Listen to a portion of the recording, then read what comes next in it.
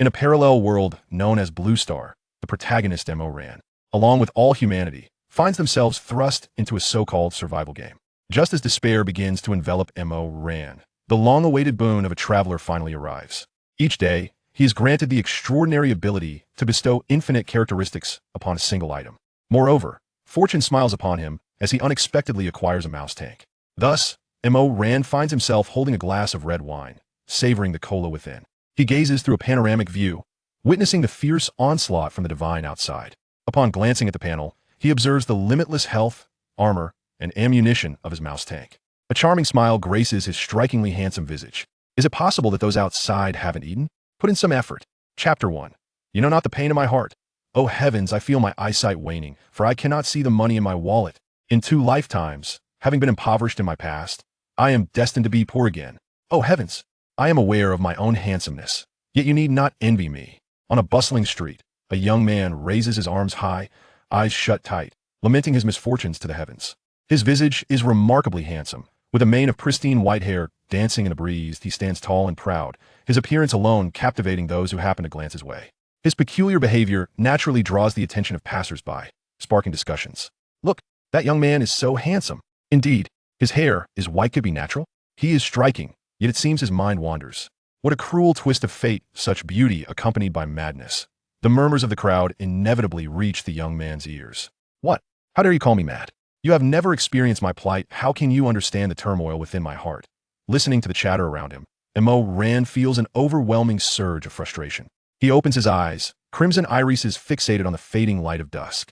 Transported by an otherworldly truck to this parallel realm, he finds himself abandoned in an orphanage. His parents vanished. Faced with such an unceremonious beginning, he felt assured that he had been endowed with the protagonist's halo, destined for greatness and acclaim. Yet here he stands at the age of 21, with nary a cent to his name. The pain is unbearable, his heart aches. Oh, how my heart aches, woe is me. In his moment of despair, he inadvertently collides with a young man approaching him. Hey, watch where you're going. Mo Ran, unable to contain his temper, turns to unleash a tirade, only to witness the young man collapse, lifeless, onto the ground. Good heavens, what do you mean by this?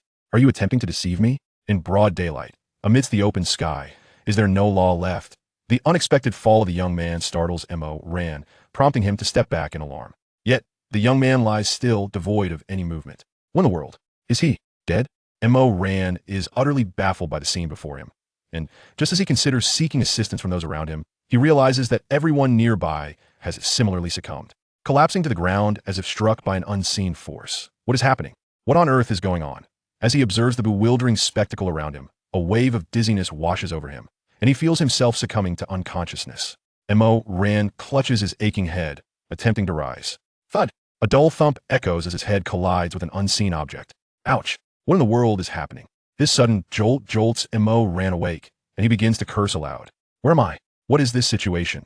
In this moment of shock, he discovers himself encased within a transparent dome, too small to stand, leaving only enough room for him to sit.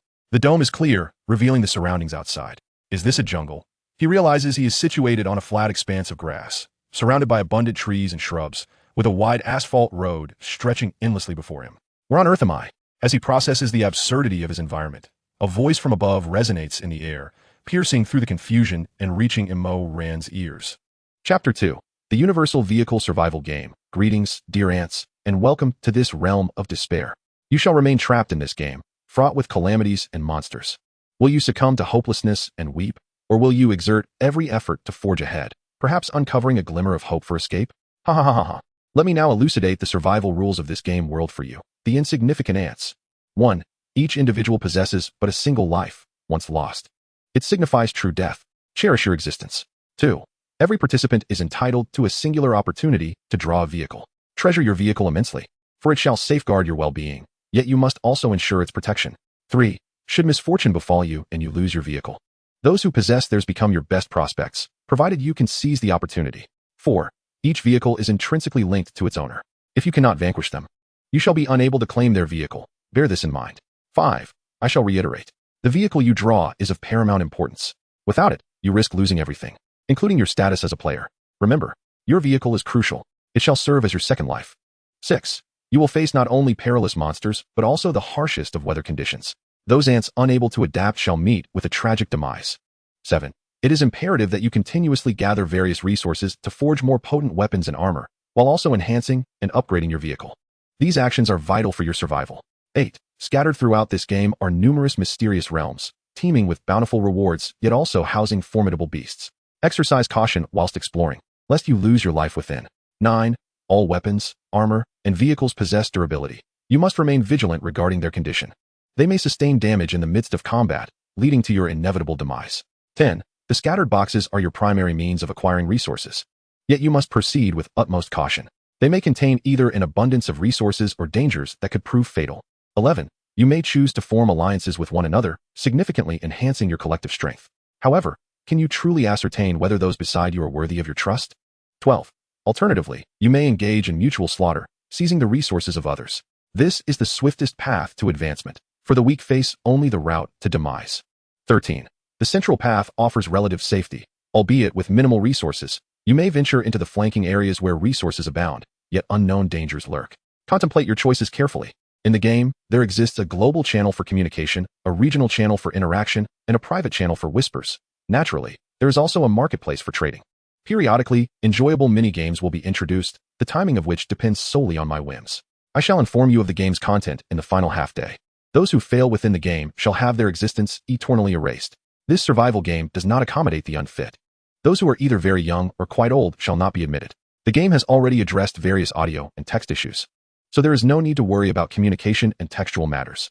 Each participant will commence with a crowbar, which shall serve as your primary tool for opening chests and as your best means of self-defense. Additionally, you will receive 3 bottles of water and 3 loaves of bread, which constitute your meager rations. Please seize the precious time to find sustenance before these supplies are depleted. Now, allow me to extend my congratulations to you, my little ants. I benevolently inform you that the first mini-game will commence in 3 days. In the final half-day, you will be apprised of the game's details, so do prepare in advance. Attention, little ants. The game shall begin in 10 seconds. Give it your all. At this moment, Mo Ran gazed at the rapidly descending countdown above. 3, 2, 1, begin. Chapter 3. Ah, young ones.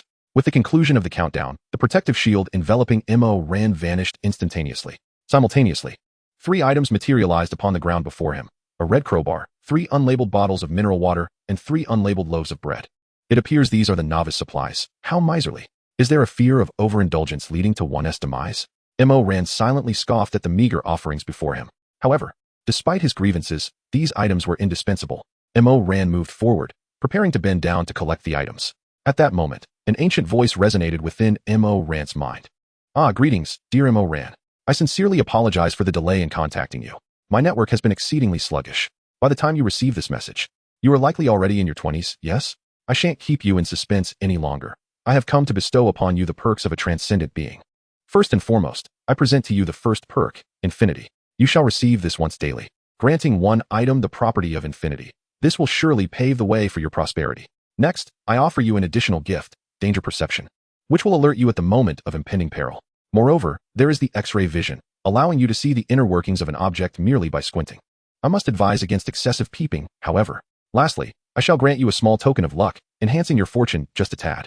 Upon comprehending the voice in his mind, Mo Ran paused momentarily, then erupted in exuberance. Ha! The perk. My perk has finally arrived. After enduring for so many years, the wait has been arduous. Moreover, I have been generously gifted with numerous enhancements. Oh heavens, I am utterly enamored. However, the subsequent words spoken by that voice left Mo Ran in a state of shock. Ha! The reason for bestowing you with such bountiful rewards is to ensure you remain unperturbed. In truth, you need not have met your demise. It was merely my employee who, while driving at night, had the audacity to indulge in beer.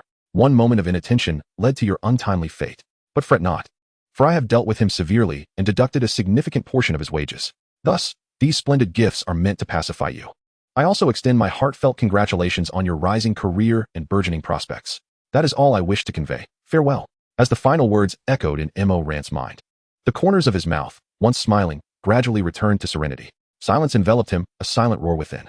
After a span of 314 seconds, Mo Ran erupted in a tempest of emotions. Ah, you scoundrel. I knew it. All these gifts were merely to silence me. Ah, you old rascal. How dare you? In those fleeting minutes, Mo Ran experienced a tumultuous roller coaster of emotions. Calm down, calm down. Anger can lead to a shorter life. Mo Ran continuously reassured himself, inhaling deeply to quell the storm brewing within. All right. The enhancements have been received, so I can begrudgingly forgive you. Humph. I am not one to hold grudges. Absolutely not. Mo Ran shook his head, casting aside his discontent. He proceeded to gather the supplies strewn about, as the trousers and jacket he wore possessed ample pockets. 3 bottles of water were tucked into his jacket, while the remaining 3 loaves of bread found refuge in his trousers. Grasping a crowbar from the ground, he weighed it in his hand. It felt remarkably substantial. Is this the legendary sword of physics? It appears to be quite impressive. Mo Ran swung the crowbar and found it surprisingly manageable. He recalled that everyone could summon vehicles for free. With that thought in mind, he made his way to the highway, eager to summon a vehicle and discover what form it might take. Chapter 4. The panel as a single thought crossed Mo Ran's mind. A transparent blue panel materialized before him. This panel was a vast rectangular transparent entity, segmented into 3 parts. Wow, how extraordinary. It feels akin to participating in an immersive virtual game. Mo Ran extended a finger and touched the blue panel, experiencing a tangible sensation as if the object truly existed before him. He glanced left and right, beginning to explore the information displayed on the panel. The central section was the largest, featuring a small projection of Mo Ran himself. It recorded his current physical data, and beside it lay a row of small boxes. This row corresponded, from top to bottom, to the items he was currently equipped with. Player, Mo Ran. Gender, male. Age, 21. Physical condition, good. Negative physical effects, none. Mood, slightly excited. Vehicle binding, not yet drawn. Armor page, head, none. Upper body, long-sleeved hoodie. Lower body, long sweatpants. Feet, ordinary sneakers. Hands, none. Overall defense assessment, extremely weak. Weapon page, current equipped weapon, a common crowbar. In the upper left corner of this blue panel, there exists a small square avatar, which currently displays Mo Ran's profile picture. Below it, several sections are delineated, including the world channel, regional channel, private channel, and market trade. However, at this moment, these sections are all grayed out. Mo Ran attempts to click on these gray areas, and an information box promptly appears. You do not possess a vehicle, and thus cannot proceed. Subsequently, Mo Ran shifts his gaze to the right, where several additional sections are similarly divided. The upper right area contains a row that records the resources Mo Ran currently possesses. Beneath it, several sections are also delineated, including weapon manufacturing, armor manufacturing, equipment upgrade and repair, vehicle information, vehicle equipment, vehicle weapons, and vehicle upgrade and repair.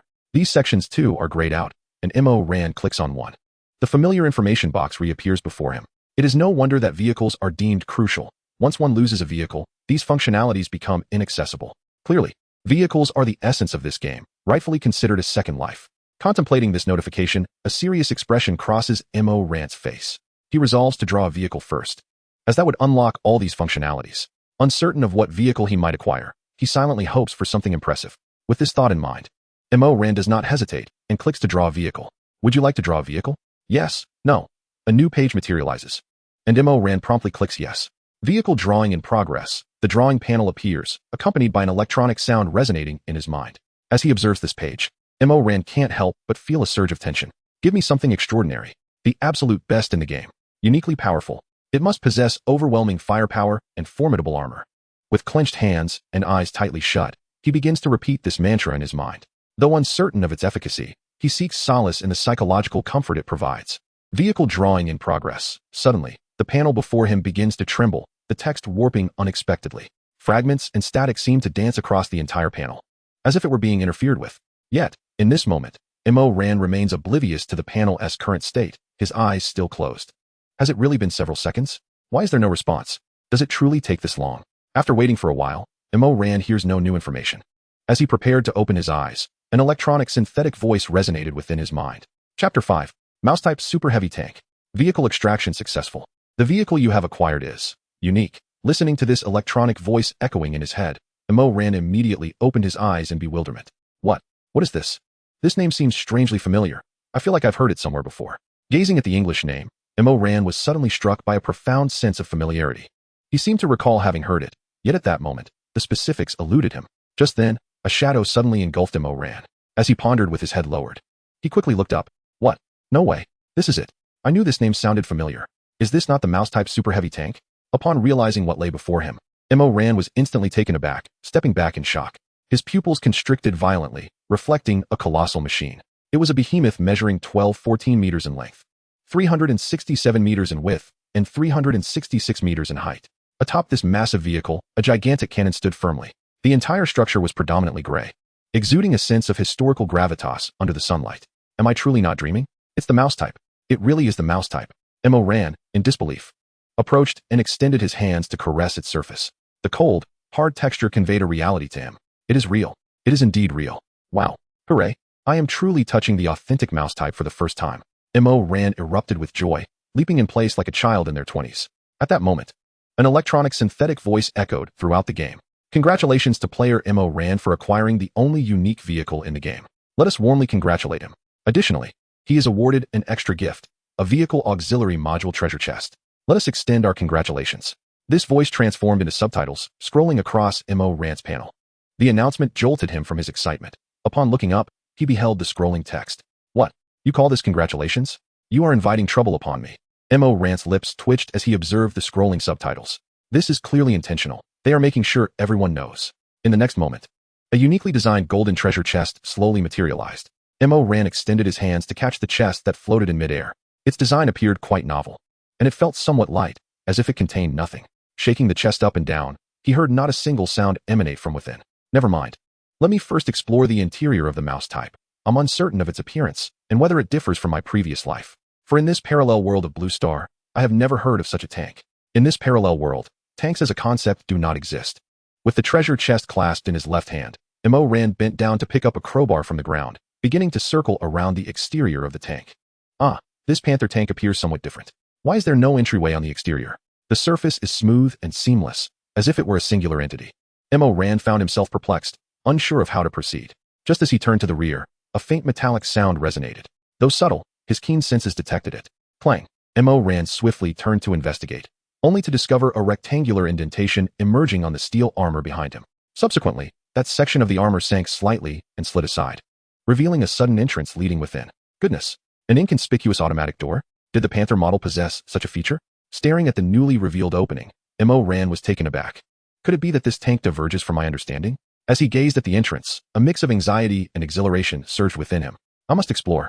With a decisive step, he plunged inside. The exterior promptly restored itself to its original form, effectively concealing the entrance from any passerby. Chapter 6. The interior remarkable.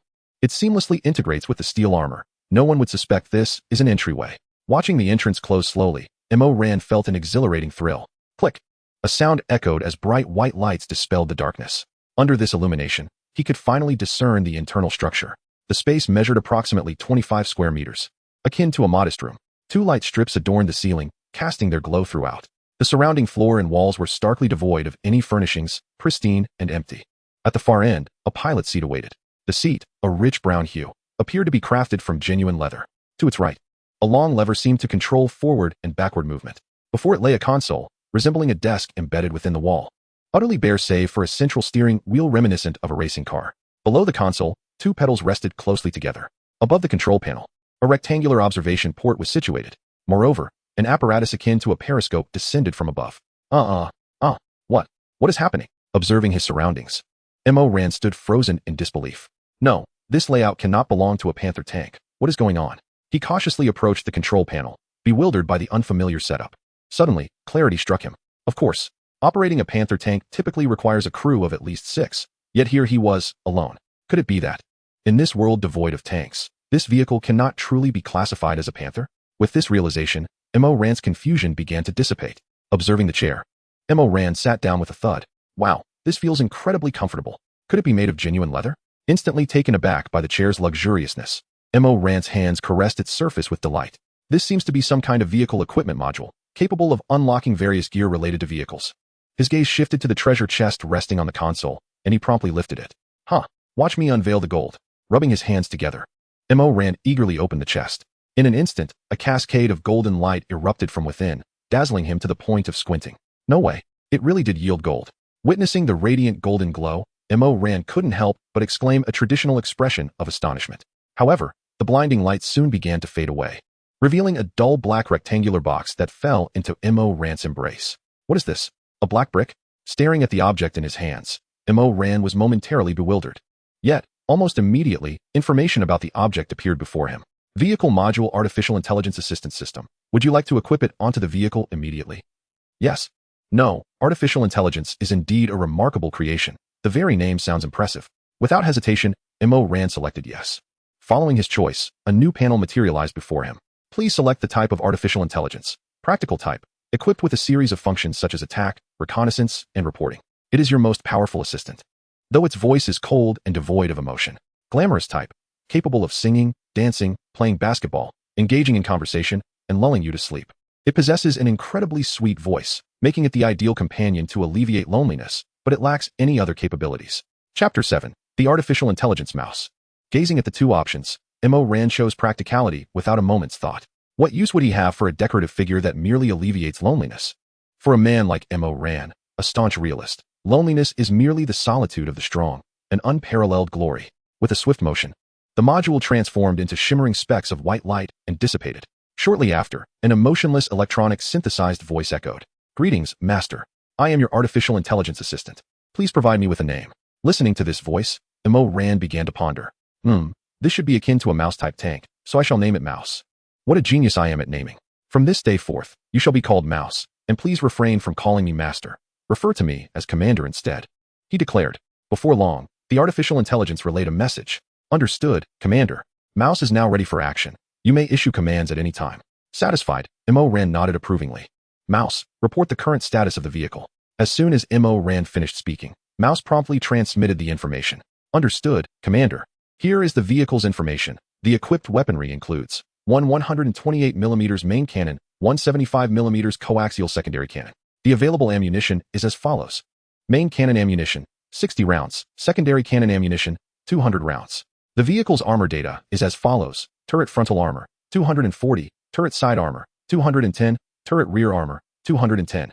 Hull frontal armor, 220. Hull side armor, 180. Hull rear armor, 160. Vehicle weight, 188 tons. The vehicle's propulsion system is as follows. 509 diesel engine, 5,000 horsepower. Maximum forward speed, 25 kilometers per hour. Total fuel reserve, 2,560 liters. The report is complete. As the report concluded, Ran's smile broadened. Although these statistics could be accessed through the panel, he preferred this method of announcement. Mouse, what abilities do you possess now? Ran inquired. Having just glanced at the panel. For the artificial intelligence to assist the vehicle, numerous component modules must work in tandem. After self-diagnosis, Mouse revealed that due to the absence of most functional modules, it could not provide absolute assistance to the vehicle. Currently, it could assist the commander in loading the turret, aiming, and steering, while the firing step would be undertaken by the commander personally. Simultaneously, it could assess the surrounding situation and maintain real-time communication with him. For now, Mouse could only manage these tasks. After hearing Mouse's report, Ran gained a clearer understanding. Well, this isn't so bad. It alleviates my anxiety regarding the turret issue. Mouse is excellent. Mouse is marvelous, powerful, and well-armored, and it seems to have a nickname. What was it again? The logistics nightmare. Just as Ran reclined in his chair, savoring the moment, he suddenly jolted awake. Mouse, what is our current fuel situation? What is the fuel consumption per 100 kilometers? Ran exclaimed, an ominous feeling washing over him. Report, Commander, fuel consumption is 2,600 liters per 100 kilometers. Mouse's emotionless voice drifted into Ran's ears. Chapter 8. Infinite Fuel. Upon hearing this report, Ran's expression visibly darkened. What the hell? 2,600 liters per 100 kilometers. This is outrageous. How can we sustain such consumption? It's an insatiable fuel beast. Infinite. Ran began to scratch his head in distress, his face contorted with discomfort. Infinite, wait. Did I not just acquire the ability of a traveler? Suddenly, Ran realized that he had forgotten the very advantage he had just obtained. Damn, my intelligence. It's all because of my handsome face, which has absorbed all the nutrients for intellect. With clarity restored, Ran glanced at his panel, where the resources in the upper right corner displayed the current ammunition and fuel within the vehicle. Change the fuel to infinite.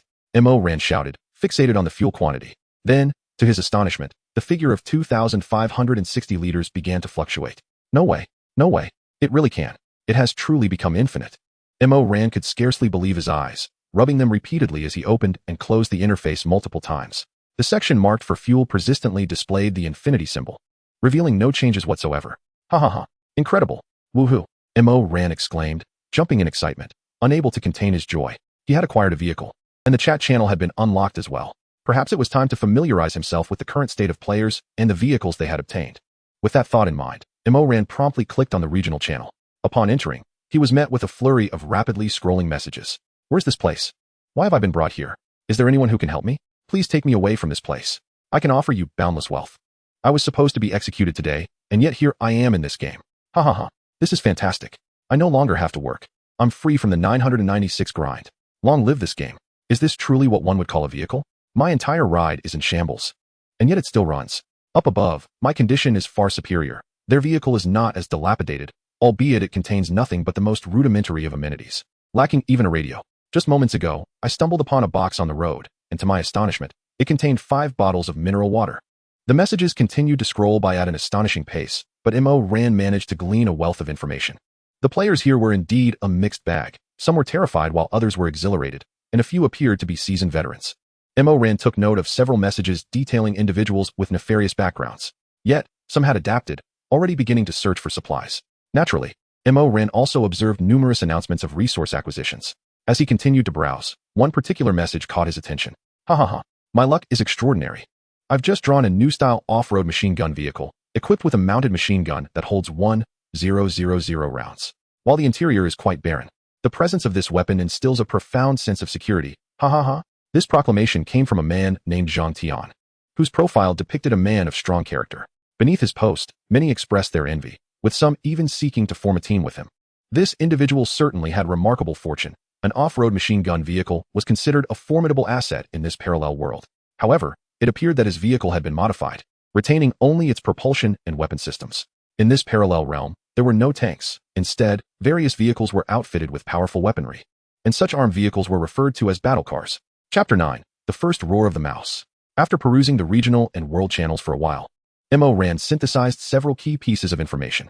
Firstly, among these players, there existed both the virtuous and the vile, making it prudent to remain vigilant around everyone. Secondly, there was a chance of finding boxes along the roadsides, which could be pried open with a crowbar, yielding random resources, though they also posed various dangers, having already claimed victims.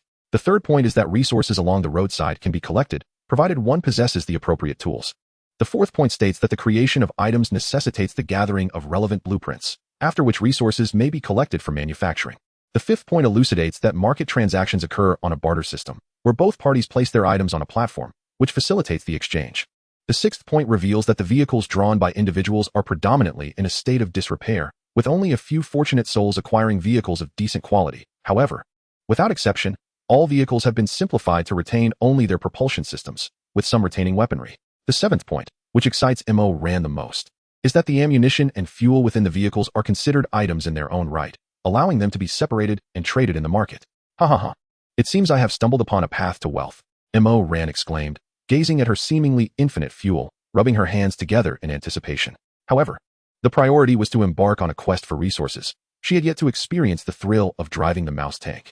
Ran pivoted her chair, directing her attention to the steering wheel with fervor. The steering wheel resembled that of a race car, with grips on either side. It boasted 4 buttons, labeled Start, Main Cannon, Coaxial Secondary Gun, and Periscope.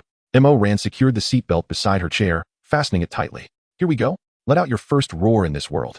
Ran grasped the steering wheel with both hands, her right thumb swiftly pressing the start button. The vehicle responded with a resonant hum that crescendoed into a thunderous roar.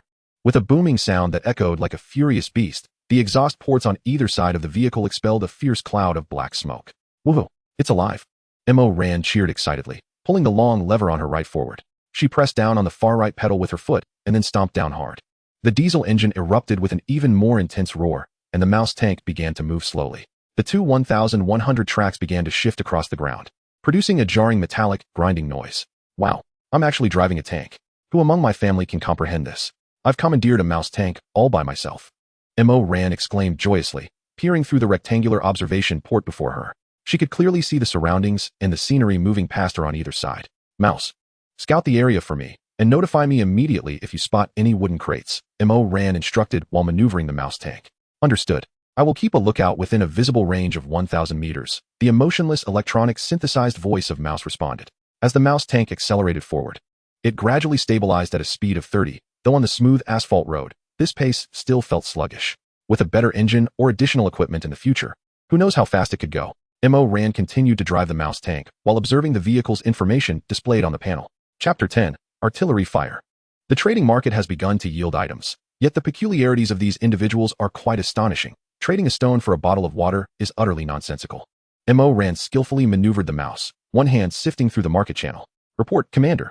1 kilometer ahead on the right, there is a river, and by the riverbank lies a wooden crate. Just then, the voice of the mouse resonated. At last, a supply crate. Let us check it out. Ran promptly halted his actions, gripping the steering wheel firmly. He then began to turn slightly to the right. The mouse adjusted its course gradually, steering away from the central asphalt road and into the depths of the dense forest on the right. Creak, crunch, crack. The mouse advanced with unstoppable momentum, crushing and breaking every tree in its path. The abundance of trees obstructed visibility significantly, observing the view obstructed by a plethora of leaves. Ran pressed the observation lens button on the steering wheel. The periscope above commenced its slow descent, reaching in front of Ran's eyes.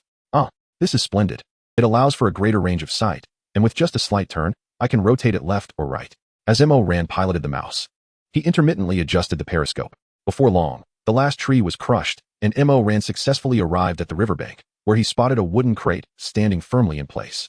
The crate was quite substantial, estimating around 3 to 4 meters in size. Through the periscope, Ran managed to observe the crate closely. Squinting for a better view, he noticed that the crate began to appear translucent. The contents within became visible, a gigantic boar with a thick black coat. Goodness, I can utilize this X-ray vision in such a manner, Ran exclaimed, utterly astonished by the sight.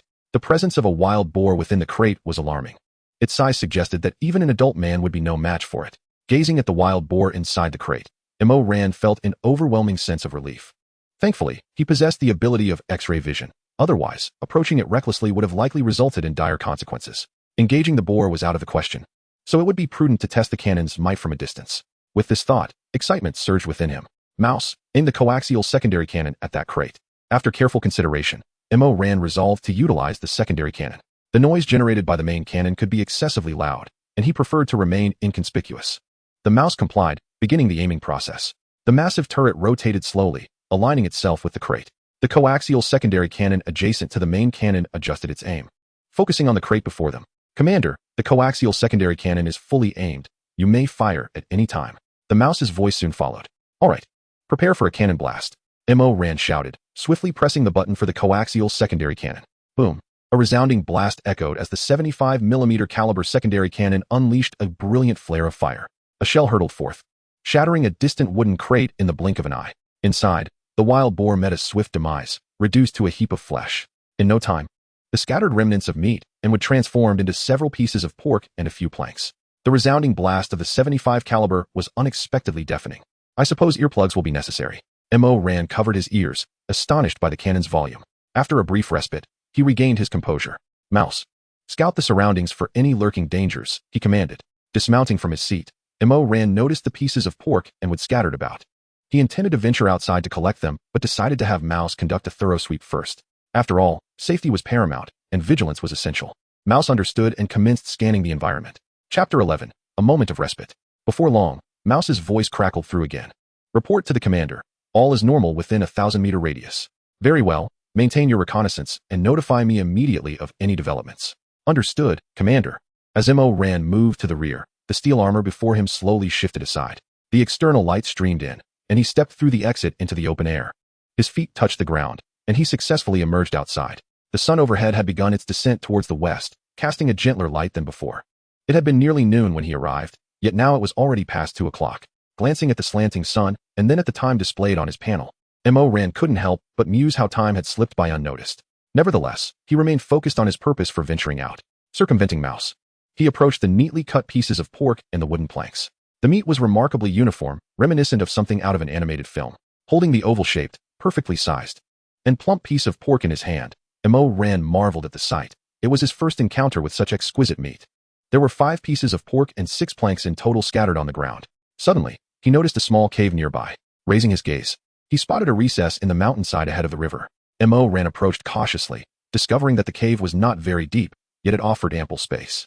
The ground was level, devoid of excessive weeds or stones. Considering the cave's proximity to the river and the setting sun overhead, he contemplated taking refuge there for the night. It was a perfect water source, and with other players already embarking on their explorations, some would surely be in need of fuel and fresh water. Resolving to settle on this idea, Ran activated Mouse and advanced toward the cave. As he neared the entrance, about 10 meters away, he executed a complete 360-degree turn. He then positioned the rear of Mouse toward the cave's mouth, leaving just enough space to pass through. The sounds of sloshing water filled the air. After consuming 2 loaves of bread and an entire bottle of water, Ran's stomach ceased its rumbling. With a 500-milliliter mineral water bottle now serving as a makeshift container, he extracted 500 milliliters of fuel from the boundless supply. Ran proceeded to list this bottle of fuel on the trading market. indicating that container items would be prioritized for trade and that one should prepare their own storage vessels. After all, with no pots or pans at his disposal, relying solely on a small water bottle would not suffice for his aspirations of wealth through fuel. While awaiting a transaction, Mo Ran resolved to take a stroll, hoping to uncover something valuable. The water appeared quite clean, so he decided to wash his face for a refreshing change. He ambled toward the river, intending to cleanse himself. Just as he was about to approach the water, an elderly yet urgent voice echoed in his mind. Retreat. There is danger in the river. A crocodile is watching you. Chapter 12. Slaying the Crocodile.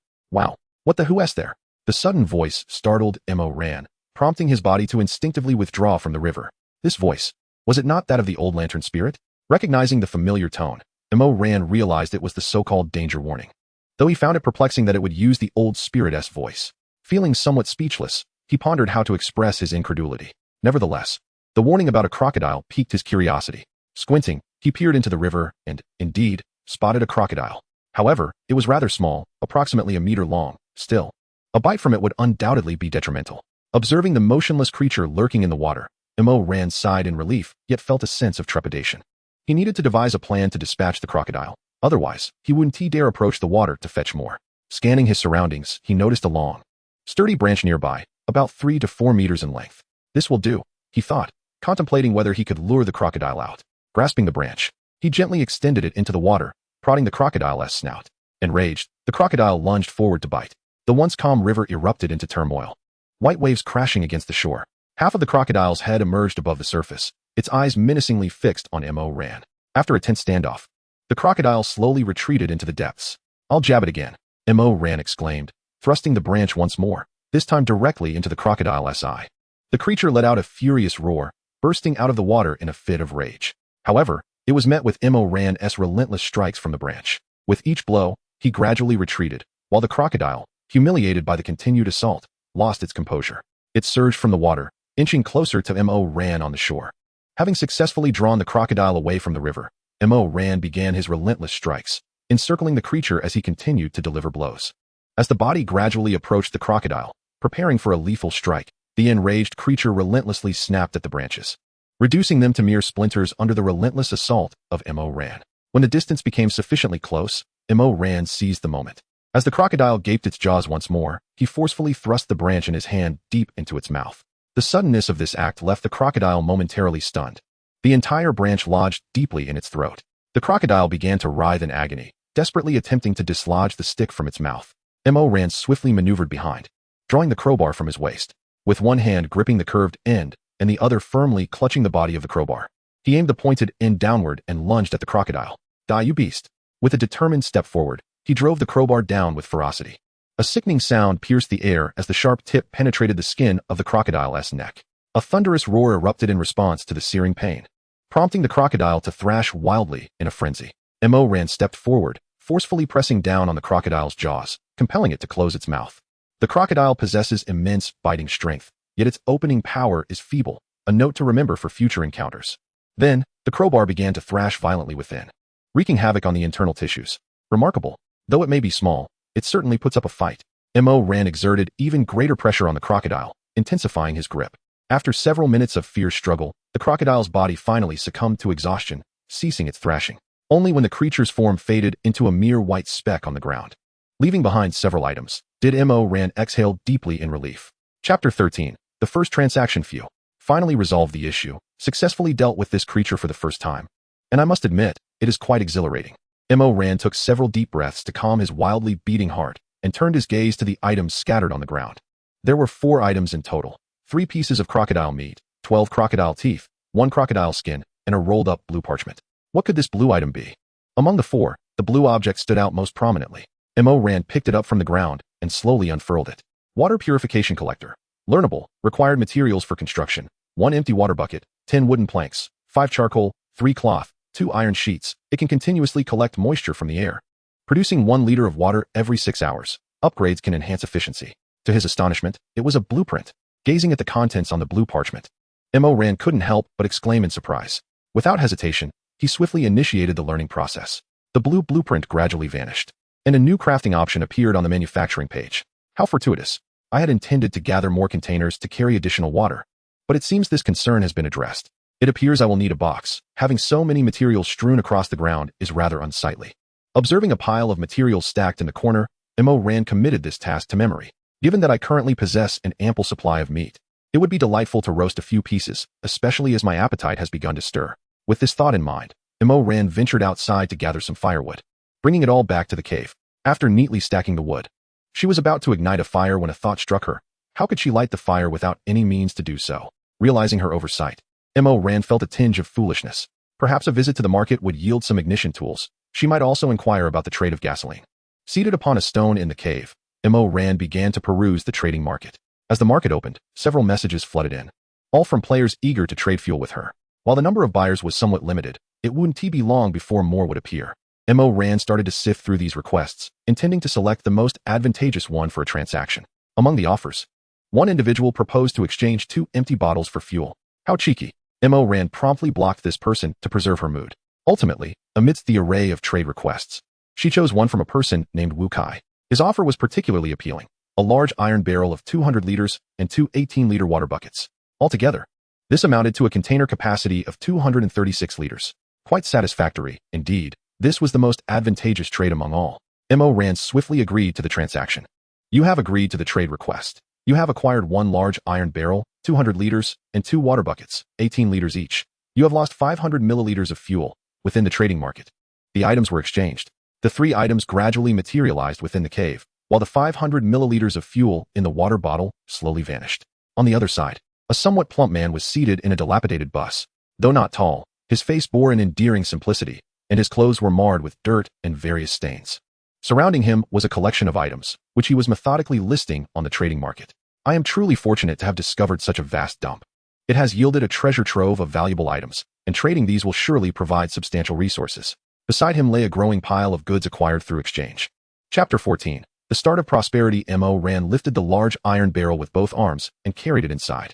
Finding a corner, she promptly filled it with 200 liters of fuel.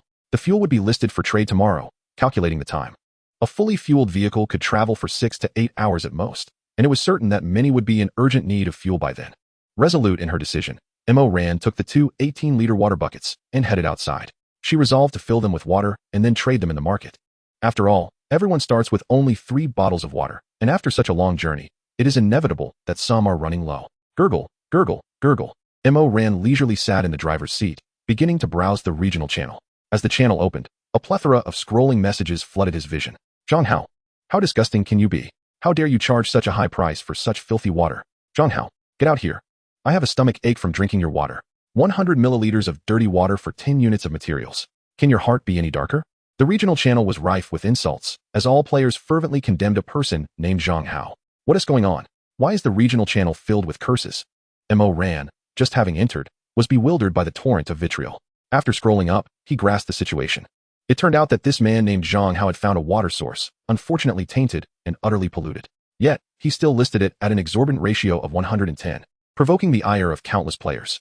To make matters worse, Zhang Hao arrogantly declared that he would sell it this way, daring anyone not to buy. Opening the trading market, Ran began to search for water-related items. Indeed, after such a prolonged trek, many were in dire need of water, and its price had soared. Observing the numerous water transactions, Ran dragged 2 18-liter water buckets into the market, labeling them as "Please bring your own containers for water." He also noted that blueprints or special items could be privately purchased. Then, he set the water-to-materials ratio at 1:5. Moreover, Ran established a limit, allowing each person to purchase a maximum of 3 liters of water. It must be said, this market transaction was quite adept, effectively preventing opportunistic resellers from profiting off freshly purchased water. Items listed for market trading must have descriptions that correspond to the items. Otherwise, they cannot be listed. After finalizing these settings, Ran promptly listed the 2 buckets of water. Next, he could comfortably wait. Lowering the driver's seat, he reclined in ease and opened the regional channel panel, deciding to place an advertisement. Selling clean river water. Material ratio only 1:5, with only 36 liters available, first come, first served. With Ran's announcement, the once bustling regional channel fell silent. After a brief pause of a few seconds, it erupted once more. What? There's clean water. No way. It's real. I saw it in the trading market. Only 36 liters. Hurry, or it will be gone. The regional channel, after a few seconds of explosive excitement, quieted once again. Meanwhile, Ran was inundated with various trading notifications, and a myriad of items began to appear nearby. He chuckled to himself. Let the fortune begin. Chapter 15, A Special Private Message. Indeed, a mere 100 milliliters of water can be exchanged for 5 units of materials. Thus, with 36,000 milliliters, I stand to acquire a remarkable 180,000 units, an impressive gain. Mo Ran reclined comfortably in his chair, crossing one leg over the other while humming a tune. Not only that, but his private messages were incessantly chiming. Countless individuals reached out, some seeking trade, while others indulged in cuteness, lamentation, or even threats, demanding unconditional water from him. Such foolishness warranted no more than a cursory glance from Mo Ran, who promptly blocked them. Yet, among the throng, there were a few sincere traders. Utilizing 2 liters of river water, he successfully exchanged it for 5 flint stones, a pot, a knife, and 2 bottles of salt. With the fire-starting tools in hand, Mo Ran hastened to the cave to ignite a fire. As the flames danced upward, he skillfully sliced a pork chop into several pieces with his knife. He then skewered them on a branch, placing them over the fire while generously sprinkling salt for flavor. While waiting for the meat to cook, Mo Ran continued to peruse his private messages. Suddenly, amidst the usual messages, one stood out, a correspondence from a woman named Sushi, containing an image. The profile depicted a woman with long black hair, her features strikingly exquisite. Initially, Mo Ran assumed it was yet another attempt by someone to garner attention through a cute image. However, the sender had added a caption below the picture. I believe this is something that would pique your interest, esteemed Mo Ran. Driven by curiosity, he clicked to view the message. Upon seeing the item she sought to trade, his pupils dilated in shock. Was that a gun? A machine gun? As he clicked to examine further, he was immediately taken aback by the ominous sight in the image. A sleek black machine gun lay quietly on the ground, complete with a magazine and 2 fully loaded belts of ammunition nearby. Mo Ran swiftly scrutinized the sender's demands, 10 liters of water. Something felt amiss. It could not possibly be right. Judging by the image, this was a Type 42 machine gun, renowned for its rapid firing rate and a 300-round belt. How could such a weapon be worth merely 10 liters of water? Either this so-called She had ulterior motives, or the gun itself was compromised. Regaining his composure, Mo Ran began to examine the image with meticulous attention. Every individual possessed a camera function on their panel, capable of switching between front and selfie modes. The photograph was somewhat dim, and the machine gun itself appeared dark.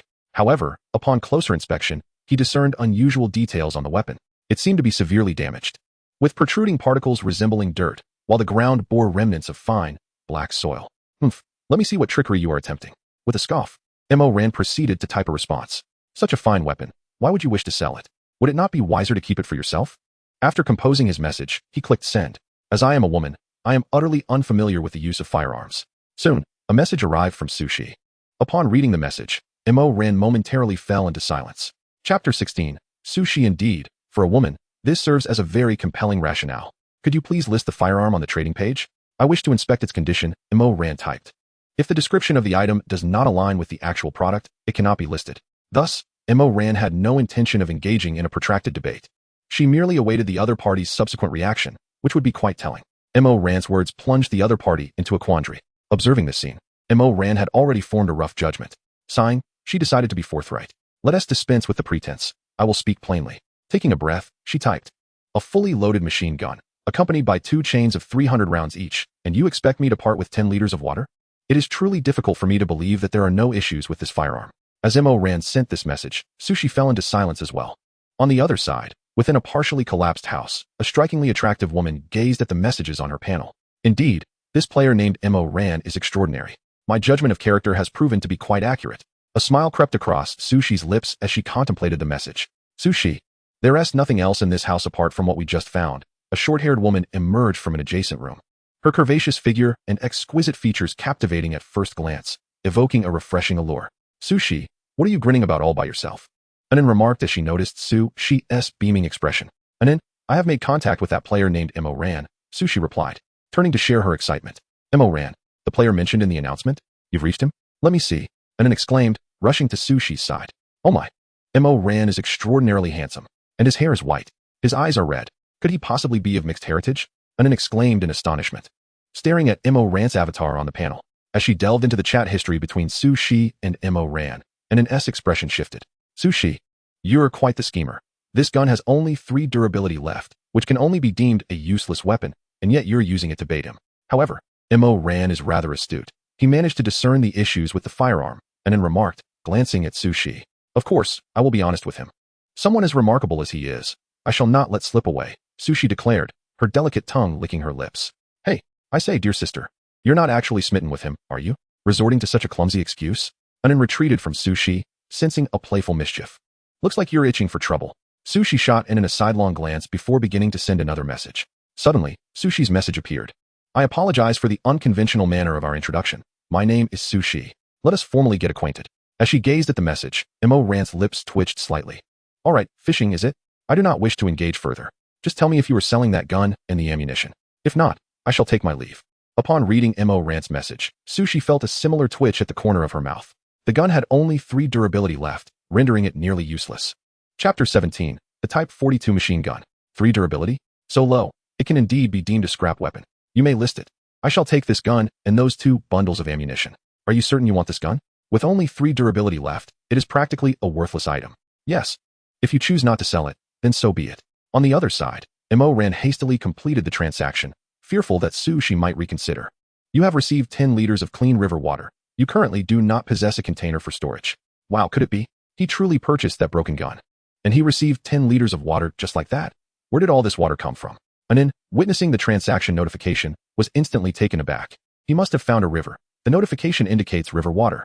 Sushi remarked upon acquiring the 10 liters of river water. His luck is extraordinary. It seems we shall not be lacking in water for the foreseeable future. Anin began searching for a suitable container to hold the water. So this is a machine gun? It is my first time handling one. The sensation is utterly unprecedented. Ran caressed the machine gun in his hands, feeling the chilling touch emanating from it. Though its durability was merely 3, once 0.1 was surpassed, its infinite capabilities would be restored, transforming this weapon into something exceptional. Ran smiled as he fondly stroked the gun once more before placing it in a corner along with the ammunition.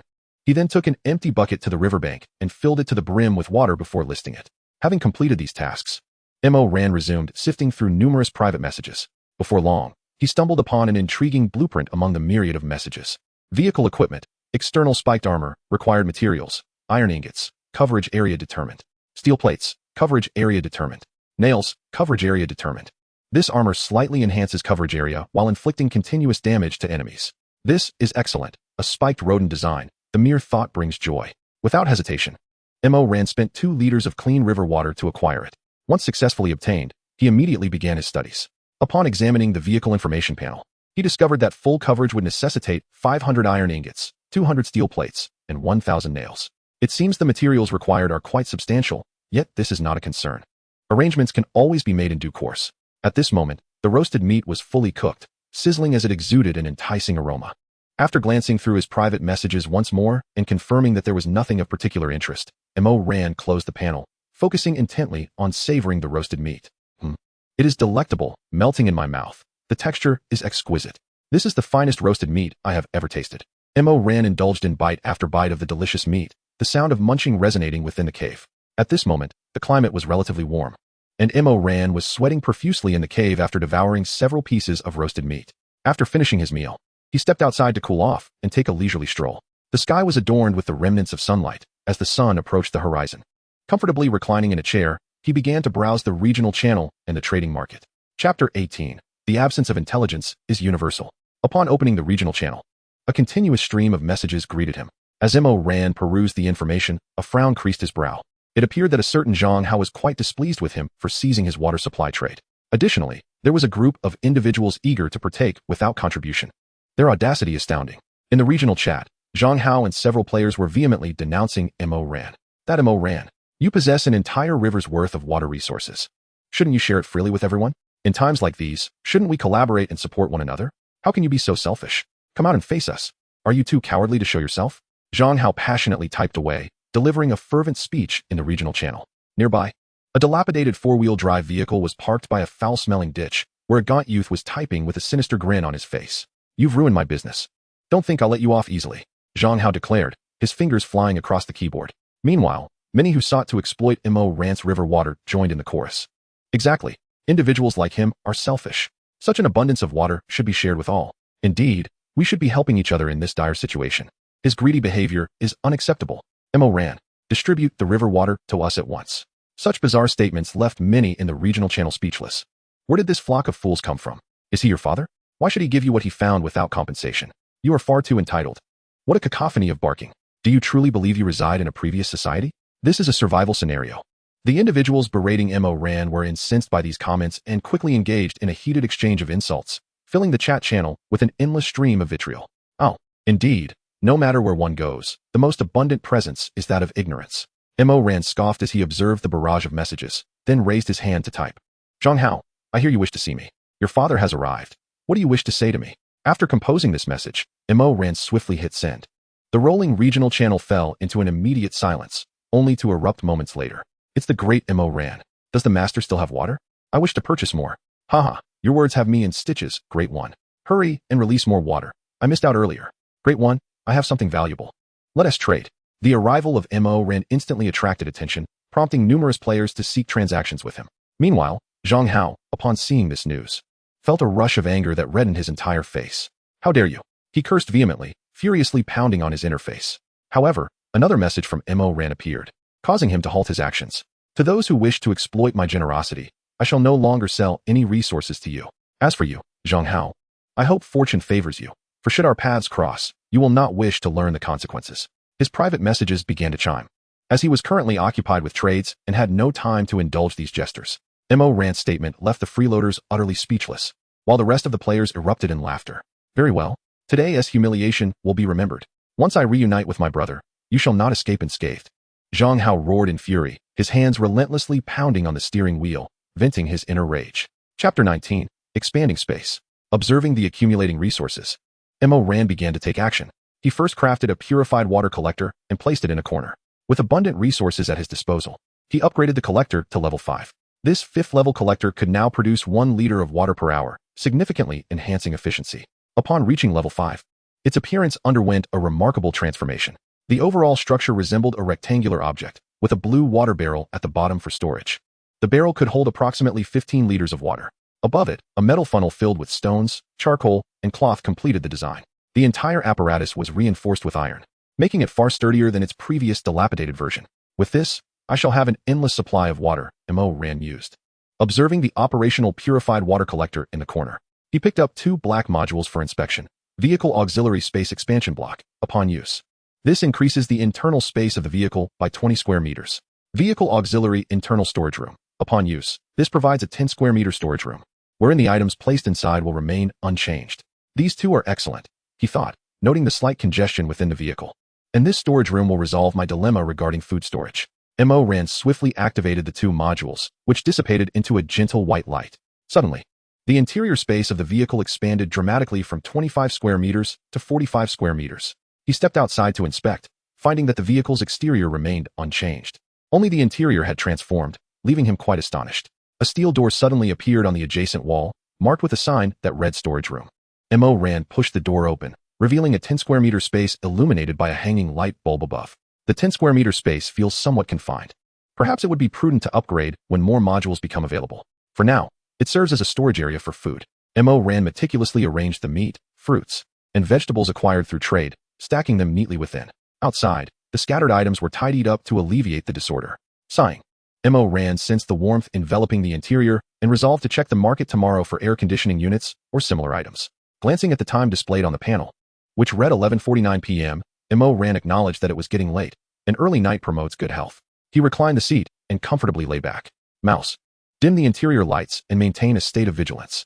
Notify me immediately if any unusual activity occurs. Understood, Captain. The cabin lights began to gradually diminish, enveloping the space in a somber gloom.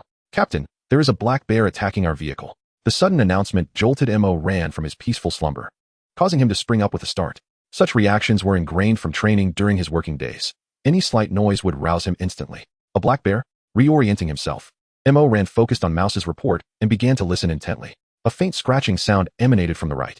Mo Ran swiftly approached the shooting port on that side, cautiously opening it just a crack to peer outside. Indeed, he spotted a robust black bear persistently clawing at the armor. Chapter 20. The Nighttime Assault of the Black Bear. Before him stood a massive black bear, relentlessly gnawing at the external armor with its claws and teeth. Observing this scene, Mo Ran silently shut the shooting port. Mouse. Provide a status report on the armor. Has it sustained any damage? Captain, the attacked area currently retains 100 durability and remains undamaged. Hearing this, Mo Ran let out a sigh of relief. You startled me. I thought it had caused some harm, yet it barely left a scratch. The encounter had entirely dispelled Mo Ran's drowsiness. He checked the panel again and noted that the time was now 4:32 a.m. The infinite attributes had refreshed. It was time to employ the machine gun. Mo Ran quickly retrieved the machine gun from the corner. Impart infinite durability to this machine gun. As he uttered the command, the weapon in his hands began to shimmer with countless sparkling motes of light. This effect lasted a few seconds before vanishing abruptly. Now, the machine gun appeared as good as new, gleaming under the lights. With a crisp sound, Mo Ran pulled the bolt back, confirming that its durability had indeed transformed into infinity. Observing the weapon now bore an infinity symbol in its status, he thought, since the gun is ready for use, let the black bear outside have a taste of its power. A slight smile graced Mo Ran's lips as he picked up a magazine from the ground. He opened the magazine and extracted the 300-round belt, cleaning both the magazine and the belt of any dirt before reassembling them. At that moment, I would truly feel invincible. With an infinite supply of ammunition, I carefully coiled the ammunition belt and secured it within the magazine, then attached it to the machine gun. Loading the bullets was a seamless motion. With a satisfying click, the bolt was chambered, and I gradually approached the firing aperture. As I opened the aperture, I extended the muzzle outward. At that instant, a black bear, engaged in clawing at the armor, seemed to sense something amiss. It lifted its head only to find a dark iron tube aimed directly at it. Before it could comprehend the situation, a series of sounds erupted forth. Rat-a-tat-a-tat. 5 bullets shot forth from the muzzle, piercing straight into the bear's head. Thud. The bewildered bear, unable to emit even a cry of anguish, collapsed heavily to the ground. As the white light slowly faded, it transformed into a pile of resources. Having toyed with my newfound power, I was thankful for my considerable strength. The sensation was quite exhilarating. I set the machine gun aside, acclimating to the tingling feeling. After closing the firing aperture, I swiftly made my way outside. On the ground lay the remnants of the black bear's bounty. I had acquired 8 pieces of bear meat, a bear paw, and even a schematic along with a cleaver. Ah, another schematic. What extraordinary luck I possess. Schematics can be obtained from chests or beasts, yet the odds are exceedingly slim. Even when one is dropped, it is often something rather trivial. Gazing at the prominent blue bundle on the ground, I approached and picked it up. As I unfurled the schematic, its contents gradually revealed themselves before me. Small vehicle repair kit, required materials, 30 wooden planks, 10 plastics, 5 iron ingots. Upon use, it can restore 20 durability to a vehicle and reassemble a vehicle that has reached 0 durability. This item indeed piques my interest. Why would a black bear suddenly attack my vehicle? Or perhaps all players are experiencing such assaults. After studying the schematic, I opened the regional chat channel. As soon as the channel activated, a cacophony of anguished messages flooded in. Chapter 21, Small Repair Kit. Observing the barrage of frantic communications, my thoughts crystallized. There's a wolf outside gnawing at my vehicle. A lion is outside my car. It has already chewed through 50 durability. I just woke up to find a tiger biting my car. It now has only 17 durability left. Quick, drive away from them, or the vehicle will be destroyed. Help! A bear has torn open my door. It's coming in. No, please, no. The regional channel erupted with chaos, as players were besieged by various beasts. Some even fell silent, and the number of participants in the channel dwindled. The original count of 4,000 players had now decreased to 3,953. Everyone, remain calm. These beasts seem quite fragile. 1 bullet is enough to eliminate them, and they drop a cleaver along with some resources, a man named Zhang Tian proclaimed in the regional channel. It is indeed true. The wolf that attacked my vehicle succumbed to my blows with a stone. Remarkably, these beasts appear to be quite fragile, as I managed to run it over without difficulty. Following Zhang Tian's remarks, several players who had successfully vanquished the beast chimed in. With these declarations, numerous players began to respond, and soon the news spread. These creatures are incredibly weak. I dispatched one with a single punch, and even received a machete as a drop. Indeed, I too acquired a machete. Are these beasts merely here to bestow equipment upon us? Their fragility is astonishing, entirely unlike what we typically encounter. As these comments proliferated, the number of participants in the regional channel stabilized at 3,925. Clearly, everyone had faced an attack, yet these monsters were exceedingly feeble and dropped weapons. What could be the significance of providing players with gear? Mo Ran, stroking his chin, pondered the implications of the discussions above. At that moment, a message appeared in the regional channel. Is there anyone who can help me? I wasn't paying attention, and my vehicle was destroyed. If I do not recover it within 24 hours, I will lose it forever and consequently forfeit my status as a player. What should I do? Can anyone assist me? As this plea emerged, the chat channel erupted into fervent discussion. What? It can't be. My vehicle's durability is down to 5. Is there a way to restore it? Mine too. The damage is severe. Does anyone have a method to repair vehicles? I'm seeking restoration methods. I'm willing to pay a high price. Observing these frantic messages, a subtle smile crept across Mo Ran's face. It seems I have another opportunity to gather resources. However, I must also consider the sentiments of these individuals to craft a flawless image. With this in mind, Mo Ran swiftly crafted 200 small repair kits. Once completed, he promptly listed them for trade, focusing on steel plates, iron nails, and iron ingots as the primary items. Due to the black bear attack that night, he decided to expedite this endeavor. After finalizing these preparations, Ran announced loudly in the regional channel, selling small repair kits. Only 200 available, first come, first served. Priority trade for steel plates, iron nails, and iron ingots. Following Ran's proclamation, the regional channel, which had momentarily quieted, erupted with excitement. Good heavens! It's the esteemed Ran again. No wonder he was the one who won the only vehicle. He even has these items. Quick, grab them. Only 200 available. If you delay, they'll be gone. Shortly after the initial fervor, the channel fell silent once more. Simultaneously, various notification sounds filled Ran's ears as trade offers poured in. Observing the increasing quantity of materials, he nodded in satisfaction. Yet, as he surveyed these items, an odd feeling began to stir within him. The players seemed to have amassed an abundance of resources, with a high probability of success. Some players who encountered ferocious beasts could easily vanquish them, as these creatures were not particularly formidable. Most of the fallen players met their demise due to carelessness during exploration or were caught off guard during the night's raid, as they slept too soundly. Such occurrences are indeed peculiar, as they starkly contrast with the initial announcement that was heard.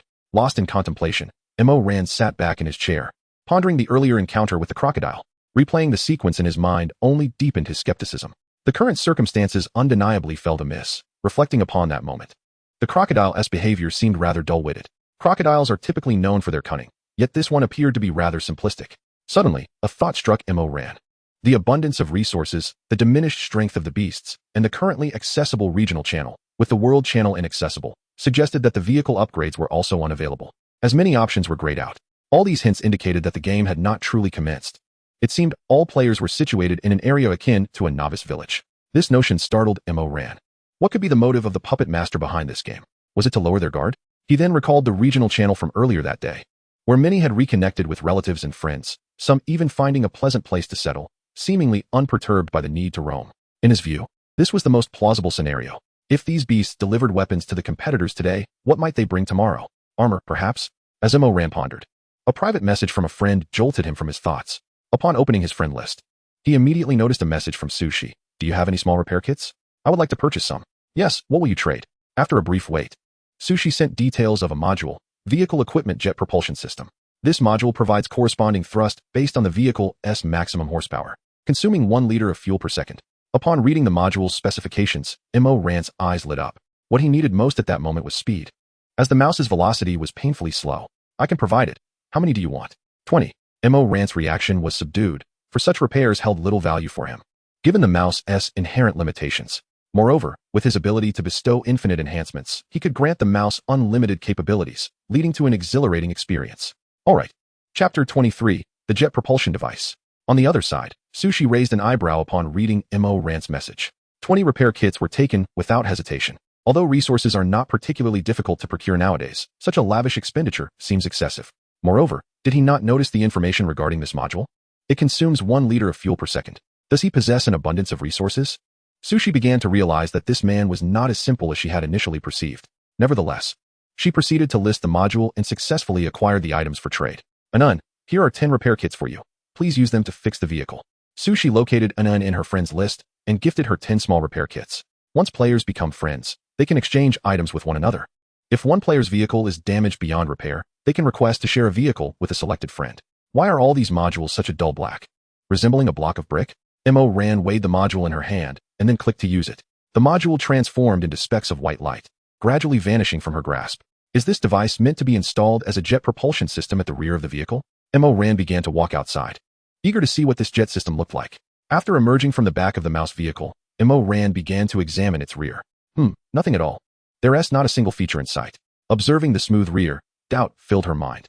Mouse, display the jet propulsion system. I wish to see its appearance. Ran commanded. Understood, Commander, came the voice of Mouse in her mind. Suddenly, the armor at the rear of the mouse vehicle began to shift. A circular opening slowly revealed itself, exposing a jet nozzle approximately 1 meter in diameter. Wow, it's concealed, but that nozzle is enormous. It takes up a third of the space. Ran gaped in astonishment, her jaw nearly dropping at the sight of the massive jet aperture. Just looking at it, one could tell its formidable power. What a remarkable item. I must find a time to test it out. For now, I'll stow it away. Or I want to be able to enter. The jet nozzle gradually closed, and the passageway to the interior reopened. Turning around, Ran stepped inside. As the entrance slowly sealed behind her, the time was now nearly 6 o'clock, and the horizon began to glow faintly. Ran continued to browse the trading market, purchasing a substantial quantity of toothpaste and toothbrushes. Incredible, such items are actually available for sale. Surprised by the variety of daily necessities, Mo collected some river water and began to brush her teeth and wash her face. After freshening up, she set about preparing breakfast. She fried 2 eggs, added a slice of ham, and topped it off with a piece of vegetable, sandwiching it all between 2 slices of bread. A delightful sandwich was completed, paired with milk for Mo's breakfast.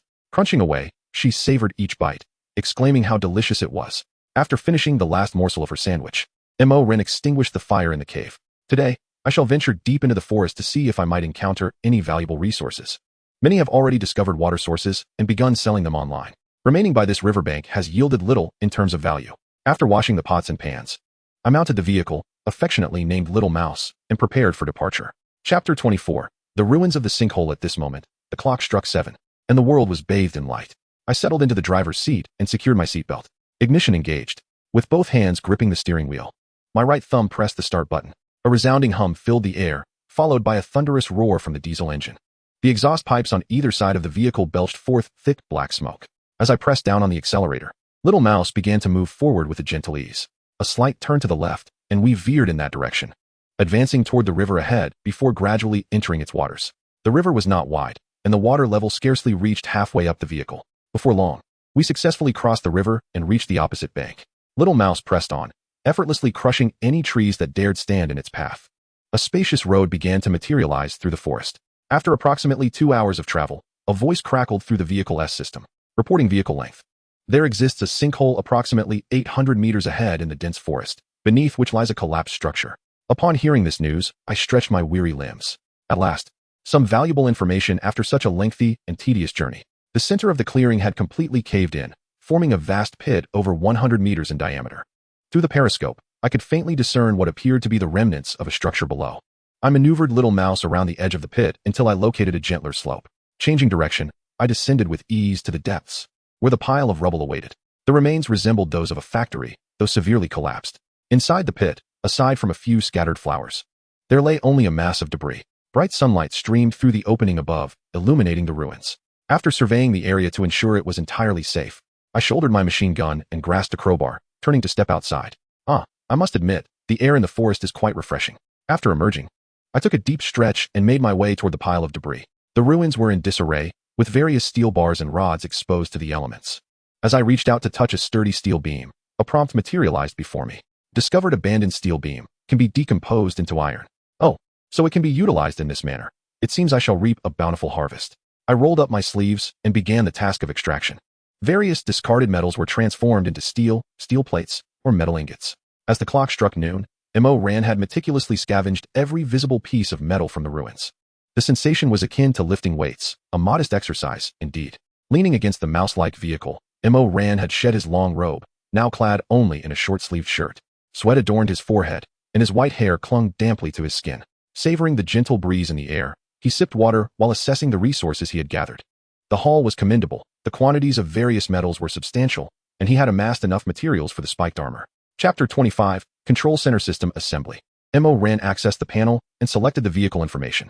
He filled the entire body of the vehicle with spiked armor and then clicked to apply a complete coverage. Let us see how unique this will become. He gazed at the mouse-like vehicle, now enveloped in a radiant white light. The glow dissipated swiftly, revealing an astonishing sight. Wow!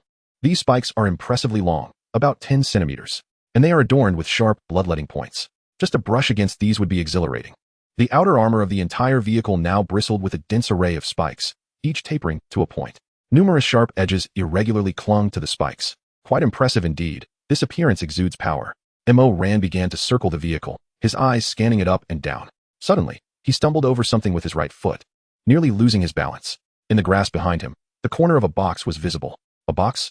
How could it be buried in the ground? He squinted and discerned that it was indeed a wooden box, and within it lay a black square object. Let us dig it out. Perhaps it's a supply box. Mo approached and began to excavate the earth with his shovel. As he dug deeper, the wooden box gradually emerged. Here we go. Feeling that he had excavated sufficiently, he pried the box free from the soil and dragged it out. What could the black square object be? Perhaps a module? However, there were no danger alerts, indicating that its contents were safe. After examining the box thoroughly, Mo picked up the crowbar from the ground and began to pry open the wooden box. With a crack, the last wooden slat gave way, and he eagerly opened the box. He reached inside and retrieved the black square object. It was somewhat heavy, but to his astonishment, It was indeed a module, and an exceptionally powerful one at that. Mo Ran gazed at the module in his hand, his eyes gleaming with delight. Vehicle Equipment Control Center System Assembly Prerequisite must possess artificial intelligence. Upon installation, the artificial intelligence assumes complete control over the entire vehicle system, encompassing driving and weaponry management, thereby maximizing its efficacy and establishing a novel command center. Within this center, one will experience enhanced operational capabilities and visual effects, alongside a substantial augmentation of the system's defenses, adeptly countering various forms of information intrusion. There exists an abundance of information regarding this technology. Yet Mo Ran selectively focused on a few pivotal aspects. Remarkable, Mo Ran exclaimed. The extensive explanations indicate that this device is indeed extraordinary. Without hesitation, Mo Ran swiftly activated the system, causing the square module to gradually transform into a radiant white light, vanishing from his grasp. At that moment, a voice emerged. Report to the vehicle commander, a new control center system has been detected. The integration process will take 5 minutes. Please wait outside. Upon receiving this update, Mo Ran stepped outside to await the completion of the installation. Chapter 26, Astonishment. A profound transformation. 5 minutes is but a fleeting moment. And soon Mo Ran received another notification. Report to the vehicle commander. The new control center system has been successfully installed. You may review it at your convenience. As the voice resonated in his mind, excitement began to swell within Mo Ran. Finally, it's ready. Let me witness the changes that have transpired. With eager anticipation, he rubbed his hands together and approached the vehicle. The armored exterior gradually opened, and Mo Ran swiftly entered. Wow, has the internal space been expanded? It must now be around 150 square meters. Upon entry, he immediately sensed the significant increase in internal volume. Wait, where has the control panel gone?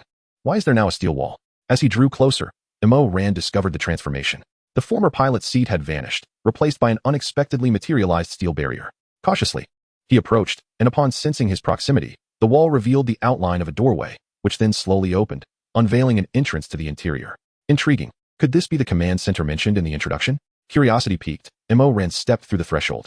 As he entered, the entrance behind him closed gently, and the interior space was instantly illuminated. Mo Ran scanned his surroundings, discovering the area was starkly empty, approximately 20 square meters in size. The walls were impeccably smooth, devoid of any light fixtures, yet the entire space radiated brightness, seemingly illuminated from an unseen source.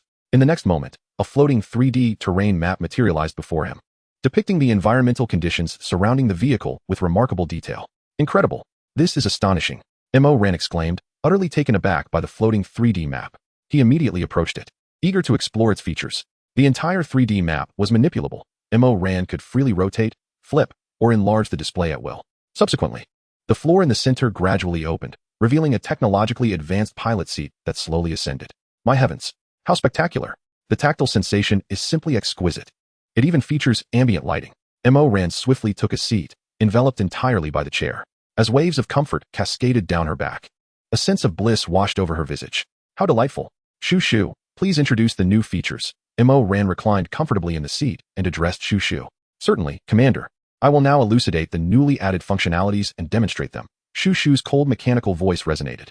Firstly, following this enhancement, the interior space has been expanded to twice its previous size. Secondly, I have established a connection with all systems within the vehicle. Henceforth, whether it involves combat or navigation, simply command me, and I will flawlessly execute your orders. Thirdly, you are currently situated in a newly designed command center, equipped with 3 holographic terrain projections, which will assist you in assessing the current battlefield and terrain. After Shu Shu finished speaking, the 3-dimensional maps displayed a splendid array. Mo Ran nodded in acknowledgement, and then Shu Shu continued. Fourthly, the battle vehicle has unlocked a panoramic mode, allowing you to observe your surroundings with a complete 360-degree view. Upon the completion of this statement, the steel walls surrounding Mo Ran suddenly became remarkably transparent. From left to right, from top to bottom, and from front to back, every angle offered a perfect view of the external environment, even the ground beneath the vehicle. Oh my goodness, Mo Ran exclaimed, instantly startled into an upright position from her chair, gazing in astonishment at her surroundings. She discovered that each area could be magnified at her will. The sensation enveloping her was akin to being encased within a realm of screens. This is utterly incredible. Mo Ran stared, wide-eyed, at the spectacle, failing to absorb the following words from Shu Shu. Fifthly, this command center is situated in an isolated zone. Regardless of the turbulence outside, the interior remains unaffected. Chapter 27. Why have you resolved to simply lie down? The grumbling of her stomach reminded Mo Ran that it was time for lunch. She rose from the command center and retrieved a steak and some seasonings from the storage room. In a nearby corner stood a square stovetop, already connected to the vehicle's power supply. Mo Ran began to sear the steak on the stovetop, various seasonings intertwining. Before long, an incredibly enticing aroma wafted through the air. She plated the cooked steak and placed it on a small table. Turning, she fetched an apple from the storage cabinet and, from the adjacent refrigerator, a bottle of cola. Pop. Gulp gulp. Ah, the chilled cola is indeed refreshing. Taking a sip, the icy sensation coursing down her throat, Mo Ran began to relish the steak on her plate. Alas, there was no rice to accompany the meat. Otherwise, the combination would surely have been delectable. In a short while, the plate was completely cleared, and the cola was drained to the last drop. After washing the kitchen utensils, Mo Ran proceeded to cleanse the apple. While gnawing on the fruit, he opened the interface. At this juncture, many players were likely facing a fuel shortage. Mo Ran accessed the regional channel, intending to promote fuel. However, upon observing the messages displayed, he momentarily halted his chewing, his expression transforming into one of perplexity, his eyes twitching involuntarily. Fuel seems exceedingly elusive. After a morning of resource gathering, I have amassed numerous materials, yet only a mere 5 liters of fuel. Indeed, there is scarcely anyone selling fuel in the market. And my vehicle's tank is nearly depleted. If I can't find more, I will surely be stranded on the road. The regional channel buzzed with discussions regarding fuel, but soon, some voices emerged. You are all foolish. Why scurry about? Isn't it better to establish a base? Exactly. My wife and I have found an excellent location. It boasts a water source and an abundance of fruit trees. Our living conditions here are splendid. Yes, aside from the lack of internet, life here is quite agreeable. And the wild beasts are rather weak, easily dispatched. Just find a place to settle. Our group has grown to over 10 individuals. Our camp is exceptionally well established. If anyone wishes to join, add me as a friend, and I'll share the location. Really? I want to go. I can no longer bear driving. This road feels endless. And I'm on the verge of nausea. Our camp is also quite good. Interested parties should add me as a friend for the location. We have cultivated a very pleasant environment. Such sentiments proliferated, with an increasing number of players opting for this lifestyle. Mo Ran was taken aback by the apparent complacency of these individuals. If no one wishes to venture out, how can I sell my fuel? Observing this scene left him at a loss for words. Nevertheless, he decided to list the fuel for sale, as not everyone shared this mindset. After voicing his thoughts, Mo Ran opened the trading market and placed his 200 liters of fuel for sale. Fuel for sale. Those in need may purchase at will. Once the listing was complete, Mo Ran shouted in the regional channel. Chapter 28, 120 kilometers per hour. His proclamation instantly invigorated the regional channel. Wow, it's the esteemed Mo Ran. No way. 200 liters. The big shot is truly fortunate. This fuel has arrived just in time. My tank is nearly empty. Mo Ran's shout proved effective. As many players hurried to the market to make purchases, it appeared that a considerable number of individuals sought to buy fuel. With the continuous chime of transaction alerts, a smile gradually appeared on Mo Ran's face. At that moment, a message arrived in his friend's channel. Upon glancing at it, he recognized it was from Zhang Tian. Esteemed Mo Ran, would you care to join the camp I've established? Our numbers have exceeded 40, and the camp's construction is remarkably well executed. Mo Ran pondered over this message, stroking his chin thoughtfully. Though this fellow possesses a robust exterior, he harbors a kind heart within. He exudes an aura of righteousness. Yet an excess of virtue can, at times, be a double-edged sword. In recent days, Mo Ran has engaged in several transactions with him. As their interactions progressed, he found the man to be quite agreeable, particularly given the quality of items he had discovered. Thus, they became friends. However, I still intend to venture outside. Very well. Mo Ran, how much fuel do you have? I wish to procure a substantial amount, as the generator in the camp and the fuel consumption for exploration are quite considerable. Upon receiving this message, Mo Ran glanced at the infinite fuel icon and replied, I have located a basement stocked with ample fuel. Feel free to state your required quantity. Would 2,000 liters suffice? I plan to stockpile some. Not a problem. What will you offer in exchange? Shortly thereafter, Zhang Tian sent 2 items. Vehicle equipment, mechanical supercharger. Once equipped, this will significantly enhance vehicle power, albeit with increased fuel consumption. Vehicle equipment, high power turbo. This will also greatly augment vehicle power, with a similar caveat regarding fuel usage. Do these meet your approval? If not, I can provide alternatives. Upon reviewing the items, Mo Ran's eyes widened with excitement. Absolutely. I'll take both. The transaction was swiftly completed, securing these 2 items along with several resources. Once the items were in his possession, Mo Ran immediately equipped them. Mouse, calculate the current power output. What is the maximum speed achievable? Though eager to test the enhancements, Mo Ran realized that the jungle terrain would yield different results. Understood, Captain. I will now commence the calculations. Based on the current engine and equipment, the vehicle's maximum speed will reach 60 kilometers per hour. If the jet propulsion system is employed, the speed will soar to 120 kilometers per hour. This data, provided by Mouse, accounts for factors such as wind resistance and friction. The emotionless, synthesized voice of Mouse resonated in Mo Ran's mind, delivering the results with precision. 111, 120, 120 kilometers per hour. Good heavens.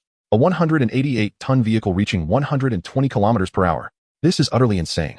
The astonishment was vividly etched across Mo Ran's handsome visage, leaving him in a state of exhilaration. At that moment, a notification from a friend broke his reverie, drawing him back from his astonishment. Ahem. As a handsome man, how can I be so easily flustered? I must remain composed. After regaining his composure, Mo Ran opened the private message. Chapter 29. Do not be deceived by the illusion of comfort. Upon glancing at the message, he recognized it was from Sushi. Mo Ran, dear brother, I have established a camp with some of my closest sisters. What do you think? Would you be interested in joining us? Following this message was an image. The woman in the picture had long hair cascading to her waist, her angelic features graced by a gentle smile. This fleeting moment seemed to captivate the viewer, leaving an indelible impression. Behind her lies a camp under construction, where several exquisitely beautiful women are busily engaged in their tasks. Observing the news and the various announcements in the regional channel that entice players to join camps, Mo Ran cannot help but let out a deep sigh, shaking her head in resignation. I hope the hints I provided resonate with you. Mo Ran slowly types on the panel and sends her message. Meanwhile, Sushi leans back in her chair, awaiting Mo Ran's reply. I doubt he will come. He didn't even attend Zhang Tian's invitation, remarks Anun. Glancing at Sushi's chat panel, I'm merely suggesting, what if he actually shows up? A notification chimes, signaling a new message from Mo Ran. Sushi's gaze shifts to the panel, and as she reads Mo Ran's words, her hands freeze, her expression turning serious. What's wrong? Why the sudden solemnity? Anun immediately inquires, noticing Sushi's change in demeanor. I'm asking you a question. What are you so engrossed in? Anun leans in closer, intrigued. Do not be lulled into the comfort of the present. It is but an illusion. The latest message from Mo Ran appears on the panel, consisting of only 2 brief sentences. What did he say? Anun reads Mo Ran's words, her face registering confusion. I understand now. Thank you for the reminder. What? What do you know? Sushi responds, observing An's bewilderment. Notify the sisters to halt the construction of the camp. Our focus for the next few days will be resource gathering. Anun is taken aback by Sushi's statement. What? Why?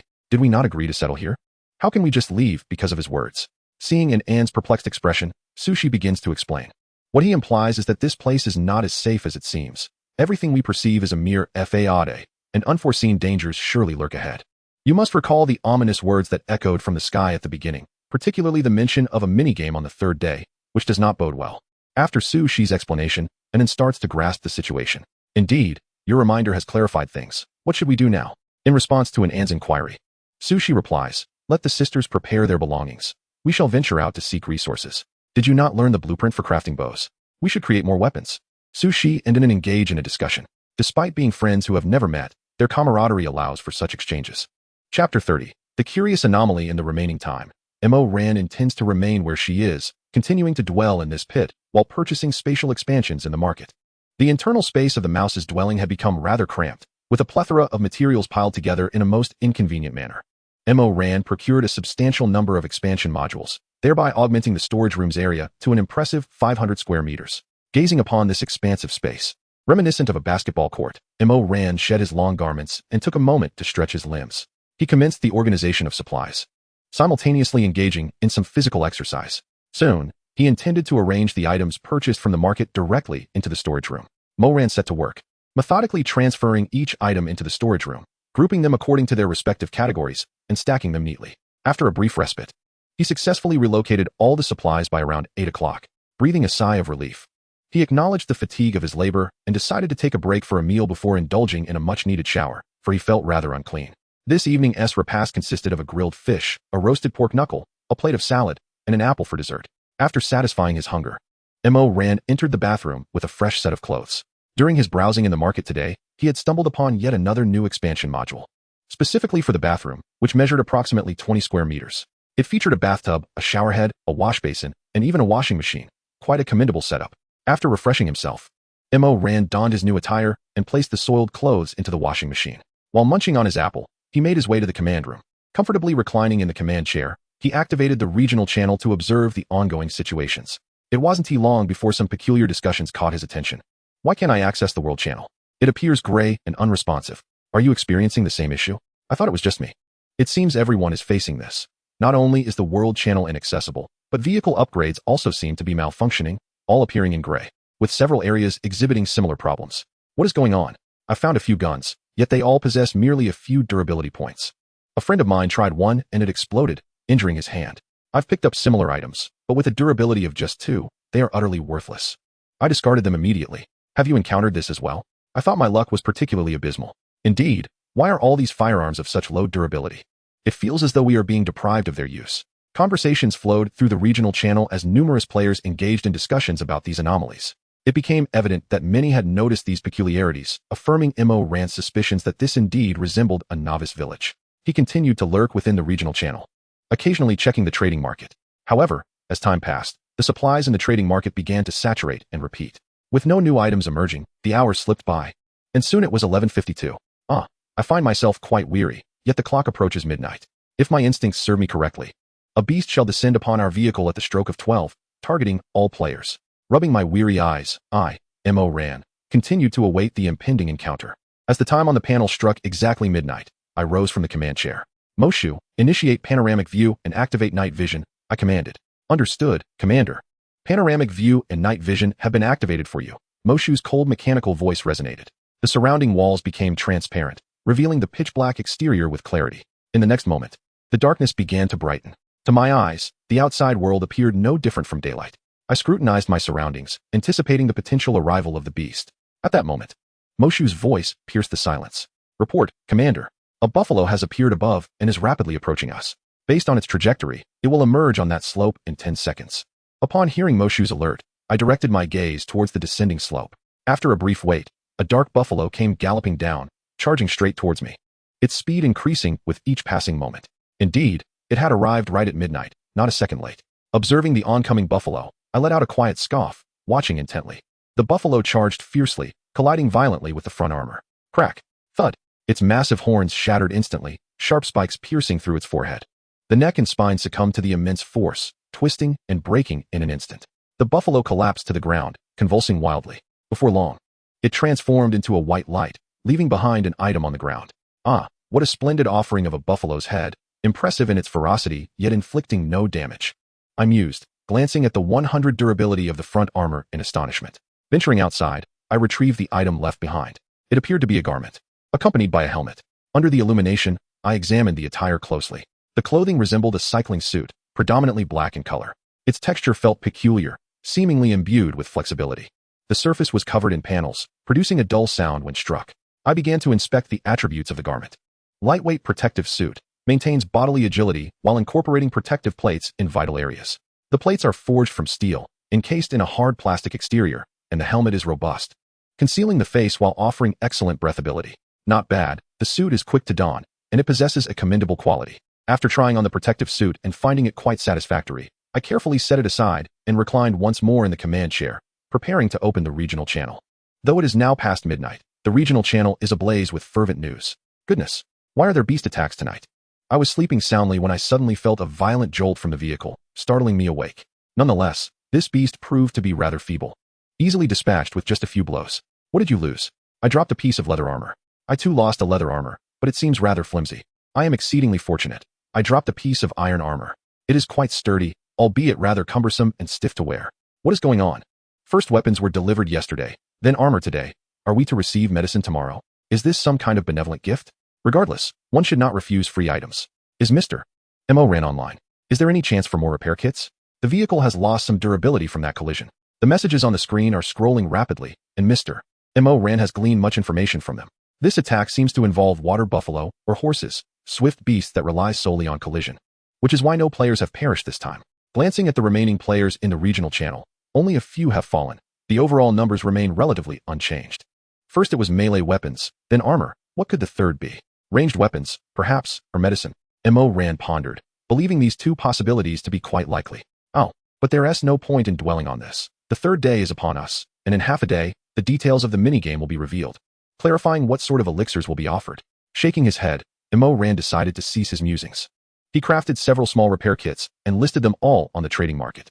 Then, comfortably reclining in his command chair, he soon drifted off into a deep slumber. Chapter 32. Your performance displeases me. How refreshing to sleep. Rand stretched luxuriously, slowly rising from his chair. Checking the time on his panel, it was around 7:30. After freshening up in the bathroom, he began preparing breakfast. The meal consisted of a sandwich made with bread, vegetables, ham, and eggs, accompanied by a warm glass of milk. Another new day dawned, and the infinite abilities had refreshed. This time, he would invest them in bullets. After breakfast, Mo Ran reclined comfortably in his command chair. Opening the panel to view the resources he possessed, he located the 762mm bullets, totaling 873 rounds. Transformed the 762mm bullets into infinite. As his words echoed, the quantity began to twist and distort, ultimately morphing into the symbol for infinity. Done. An infinite durability machine gun with infinite bullets. What a triumph. Witnessing this, Mo Ran could not help but cheer. After completing these tasks, he continued to immerse himself in the regional channel. Time passed gradually, and soon it was noon. Soon after, a voice resonated from the heavens, reaching the ears of every player. Greetings, you insignificant ants of the game. Good afternoon. We are merely half a day away from our first minigame, and I shall now elaborate on the game's content. From 6 o'clock tomorrow morning until 6 o'clock in the evening, during this 12-hour span, a ferocious beast frenzy will ensue. The sound of your vehicle's engine will irresistibly attract these creatures, unleashing relentless assaults upon you. You may choose to silence your engines and hide, or take the initiative to eradicate the beasts. For each beast you vanquish, you shall earn 1 point, which can be exchanged for prizes at the end of the game, encompassing an abundance of rewards. The distribution of these rewards will be based on your ranking, and the quantity of rewards is limited. The player at the top of the leaderboard will receive a small bonus, so be sure to act swiftly, lest the good fortune slips away. As this is our inaugural minigame, I, in my mercy, declare that even if you fail to slay a single beast, you will not face punishment. However, your performance as mere ants has left me quite displeased. At this juncture, the voice from the sky grew increasingly furious, its tone transforming into a roar. Why do you insignificant creatures merely perish so easily? Slaughter. What I demand is your bloodshed. Yet you choose to cooperate, establish camps, and plan to dwell here as if you were on a leisurely excursion. The voice then let out a scoff before continuing. With resources so readily available and the beasts being particularly feeble, it's no wonder you entertain such notions. But when did I ever state that this game had commenced? Indeed, the real game had yet to begin. Upon hearing this, Mo Ran immediately adopted a serious demeanor. Countless players were struck by profound shock upon hearing these words. In the regional channel, messages began to flood in at an alarming rate. What does he mean? What does it signify that the game has not yet started? Are we not already in the game? Who are you to treat us in such a manner? The rapid flow of discourse in the regional channel evoked a palpable sense of dread among all. The following proclamation from the voice sent chills down the spines of every player. Originally, I intended to inform you of the location of the relocation point after the minigame concluded. However, witnessing your behavior, I have decided to postpone this announcement. Let me add this. Should you fail to reach the relocation point within the stipulated time, the voice paused momentarily, then a tone of malicious glee emerged. Then you shall remain in this world forever. Along with it, prepare to gather resources within the remaining time. Otherwise, your fate will be dire. Ha ha ha ha ha ha. The sinister laughter gradually faded, as if it had never existed. Chapter 33, Panic. As the laughter gradually faded, a palpable sense of dread enveloped the hearts of all present. What does it mean? If we do not reach the transfer point, we shall be eternally trapped in this realm. Why is this so? My heavens, what is his intention? What purpose could he possibly have? Enough chatter. We must swiftly gather resources. Cannot you discern his meaning? Indeed. Hurry and collect resources. The implication is clear. Future resources will prove exceedingly difficult to acquire. The conversations in the regional channel began to vanish at an alarming rate. The transfer point, remaining in this world, destined for destruction. Mo Ran repeated these phrases, settling into the command chair to ponder. It appears this truly resembles a novice village. Thus, through the so-called transfer point, we are likely to arrive at an unknown destination. As Mo Ran contemplated, a private message from a friend chimed in. Upon inspection, he discovered messages from Su Shi and Zhang Tian, both inquiring about his thoughts. He relayed the information about hoarding resources for the time being, as future supplies would likely be scarce. After sending the message to the two, Mo Ran closed the panel. Although my current stockpile of resources is substantial, I should still venture out for a stroll. Perhaps I will uncover something else. Mo Ran surveyed his resources, noting that ordinary supplies had reached 6 figures. Most were in the 5-digit range, with the least amount still numbering in the thousands. Mouse. Commence departure from the sinkhole and explore deeper into the forest. Mo Ran commanded from his chair. Understood, Captain, came the cold, mechanical voice of Mouse. Vroom vroom. Rumble. The diesel engine roared to life, and thick black smoke billowed from the exhaust pipes on either side of the vehicle. After emerging from the sinkhole, Mouse altered course, plowing deeper into the forest. As time passed, Mouse led Mo Ran further in, encountering several supply crates along the way, yielding a bounty of food and resources. Reporting, Captain, ahead lies a rocky terrain, and within it, a wooden crate has been detected. Just as Mo Ran reclined in his chair to enjoy a massage, Mouse's voice emerged. Oh, finally, we are no longer amidst the trees. I have grown weary of this scenery. Mo Ran slowly rose from his seat, gazing at the panoramic view before him. As the last few trees toppled, A landscape of jagged stones came into view. Massive natural stone pillars stood silently, towering around him. Ah, this place is quite intriguing, albeit rather confined, Mo Ran mused. A thought beginning to form in his mind as he observed the rocky expanse. Mouse navigated expertly through the labyrinth of stones, and soon, the treasure chest appeared in a nearby corner. Mo Ran squinted, spotting a black module nestled within the chest. Ah, module. It seems fortune favors me. Such items have become rare in the market. Since the announcement had been made, resources had vanished from the marketplace almost instantaneously. No one was willing to part with their supplies, and even if they chose to sell, the prices had skyrocketed beyond comprehension, especially with the modular vehicles. Everyone has begun to regard such equipment with newfound importance. The soundproof coating significantly diminishes external noise, thereby lessening its impact on the individuals inside. This innovation is splendid. As I have been troubled by the issue of cannon fire, it arrives just in time. Without hesitation, Mo Ran activated this module. The module transformed into shimmering white light, gradually dissipating from Mo Ran's hand. Chapter 34, A Suitable Location. After completing all of this, Mo Ran approached the three-dimensional topographical map. The map currently depicted the scene of a chaotic rocky forest. Mo Ran began to examine the map meticulously, seeking a suitable spot. This area is advantageous. Not only spacious, but also featuring 3 entrances, 2 of which are notably narrow. Once the location was determined, Mo Ran marked it accordingly. Mouse, proceed towards the marked point. Ensuring not to damage these stone pillars along the way, Mo Ran commanded. Understood, Commander. The optimal route has been established. We shall depart immediately. Mouse began to turn slowly, weaving through the rocky forest. Before long, Mouse successfully reached the designated area. Along the way, Mo Ran fortuitously discovered another module within a wooden crate. The air circulation system for vehicles greatly filters harmful substances and toxins from the air, ensuring the internal personnel can breathe safely. Good fortune never seems to diminish. Mo Ran promptly employed this new acquisition. Surrounding the area were towering, robust stone pillars, besides the relatively wide entrance. The other 2 pathways were exceedingly narrow and chaotic with rocks. After parking the vehicle deep within, Mo Ran donned a lightweight protective suit. Armed with a Type 34 machine gun, he resolved to practice his shooting skills during this interval.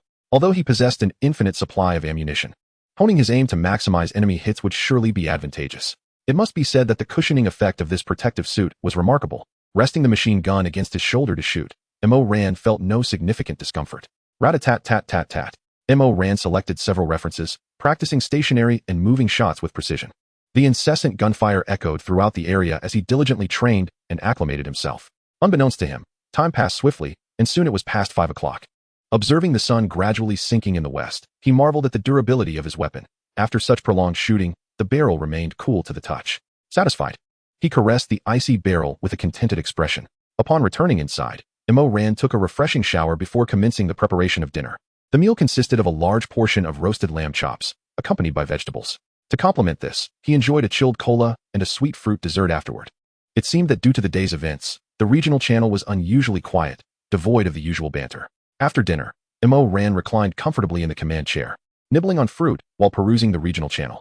The messages were scarce, and the once vibrant chatter had long since dissipated. Once it was determined that nothing of interest was worth watching, Mo Ran decided to retire early for the night. Mouse, she instructed, dim the lights.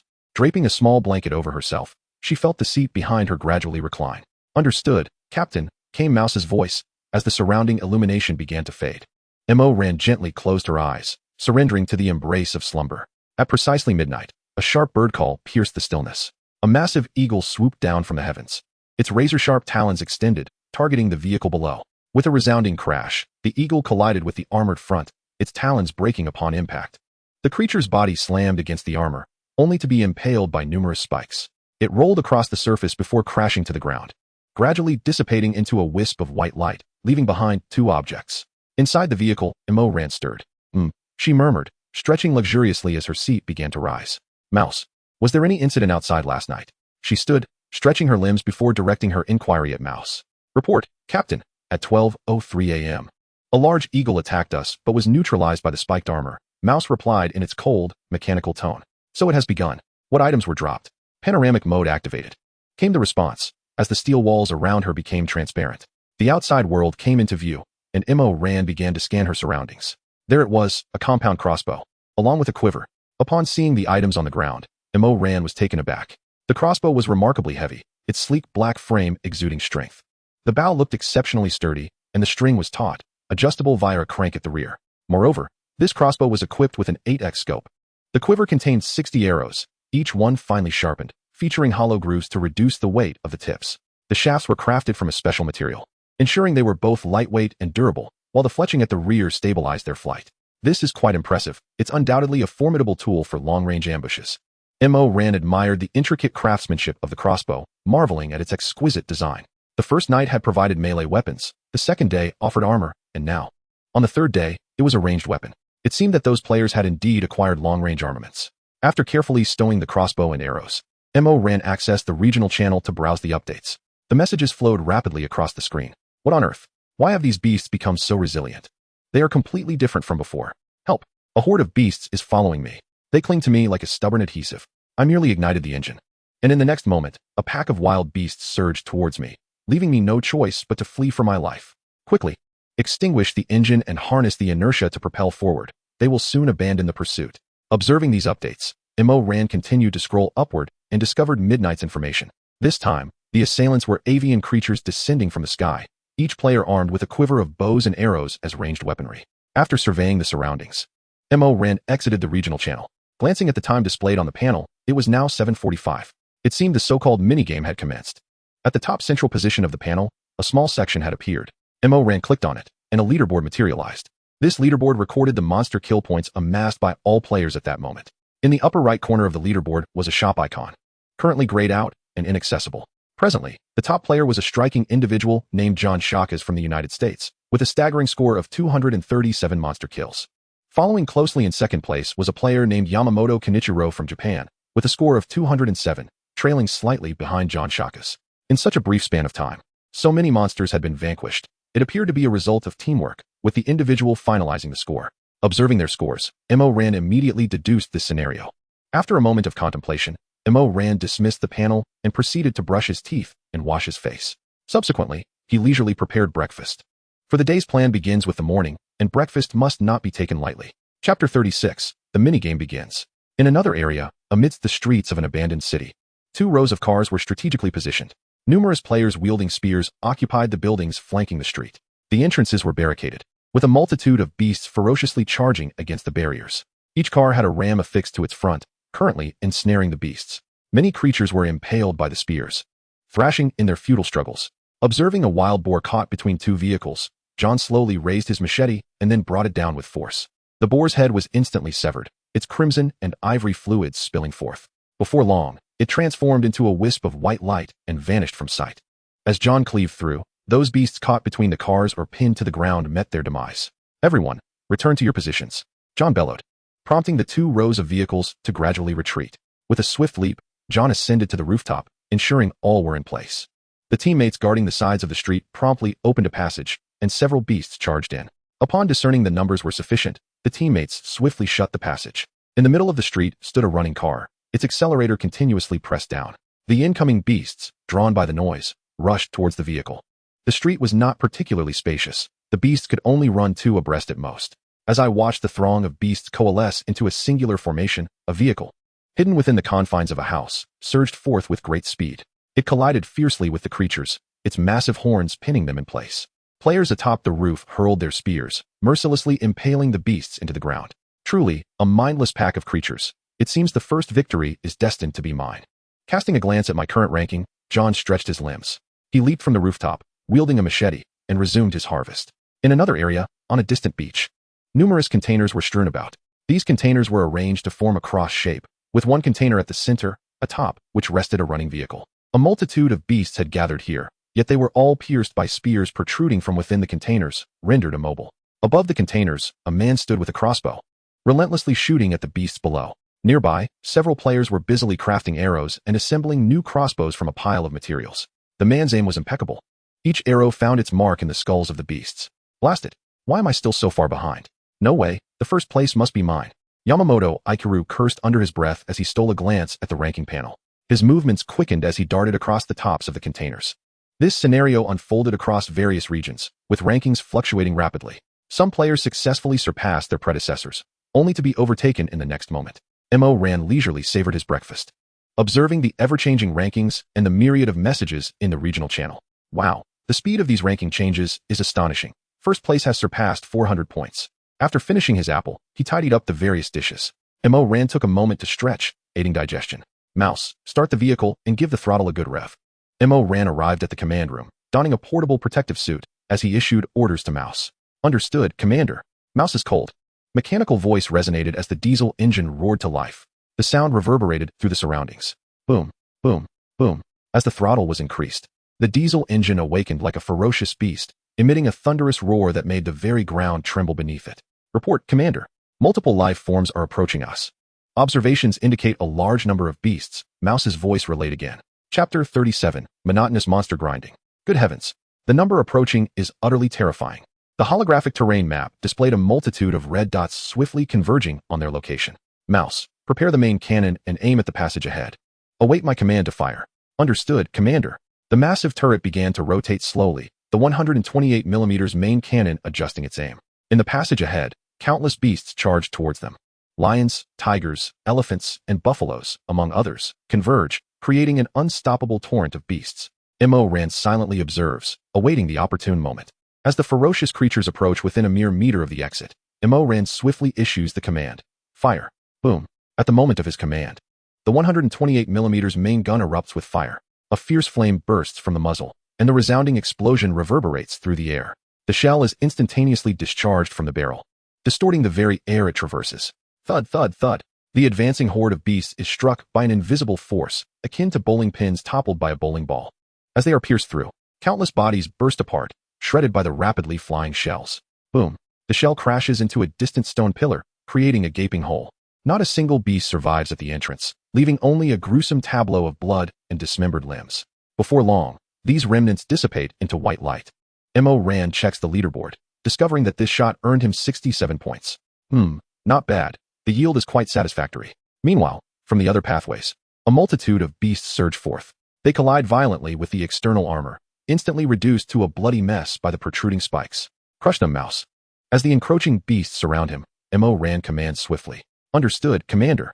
The cold, mechanical voice of Mouse responds, and the vehicle begins to move. The beasts at the forefront, unable to evade, are instantly ground into a mass of flesh. Mouse maneuvers back and forth, executing continuous 360-degree rotations. Countless beasts are ensnared beneath the treads, reduced to mere remnants under the weight of 188 tons. The roar of the engine mingles with the sounds of bones and flesh being pulverized. The entire arena transforms into a colossal grinding mill, with Mouse as its grinding wheel, and the endless beasts as the substance being crushed. Boom, boom. The 128mm main gun fires again, accompanied by the 75mm coaxial secondary gun. The horde surging through the entrance becomes a scene of dismembered remains once more.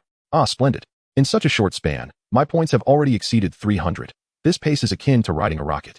Glancing at his current points, Mo Ran picks up the nearby 42 machine gun. Mouse, cease fire with the main and secondary guns. Utilize the nearby terrain in conjunction with the spiked armor for crushing. Understood, Commander. After issuing the command, Mo Ran steps out with the 42 machine gun in hand. Wow, it's quite shaky out here. Just as he exits the command room, Mo Ran nearly stumbles due to the movement. After a brief adjustment, he approaches the left shooting port, and upon his arrival, the shooting aperture opens automatically.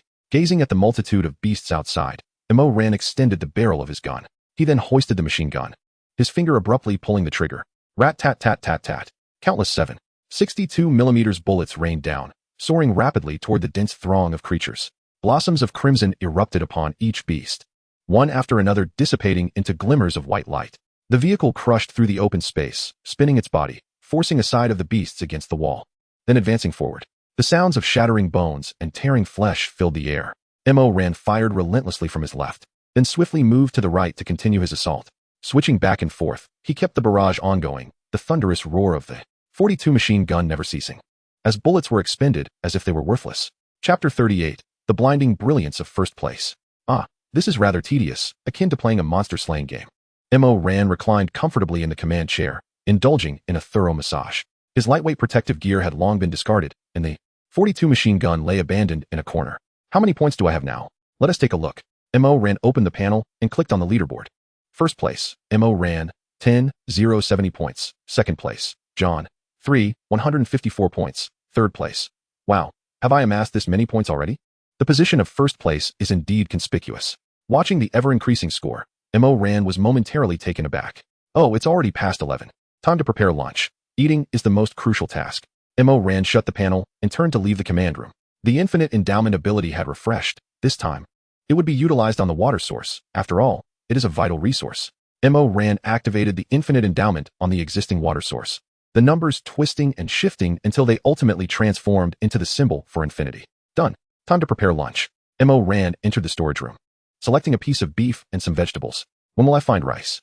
It has been so long. I yearn for that flavor.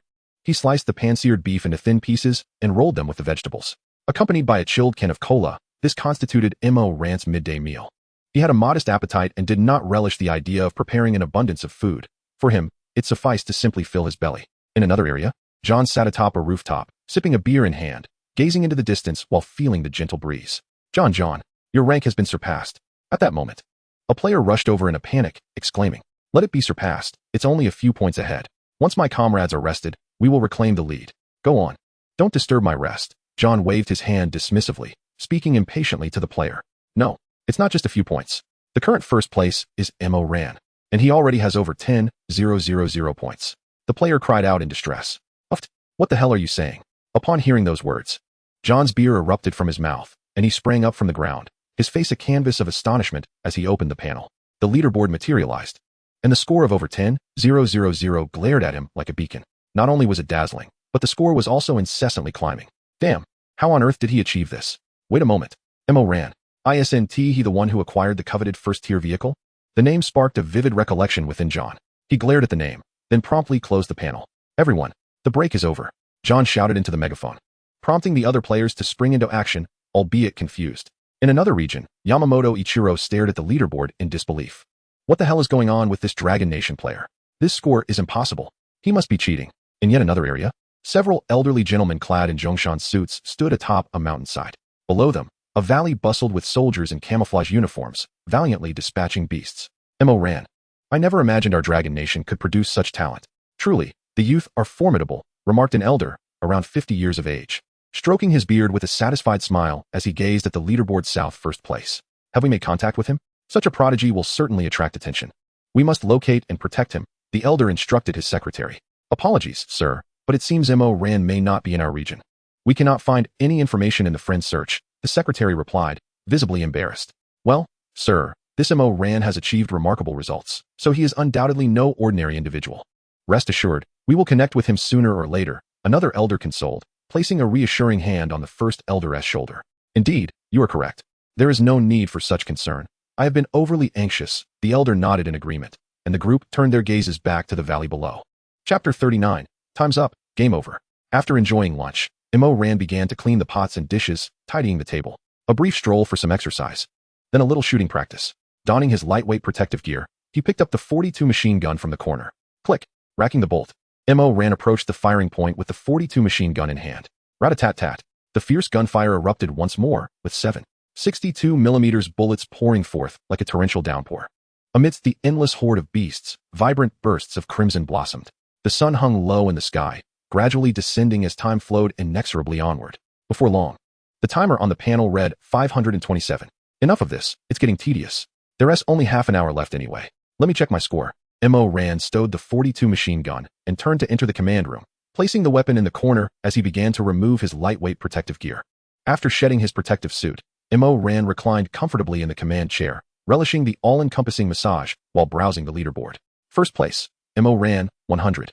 534 points. Second place, John, 943. Third place.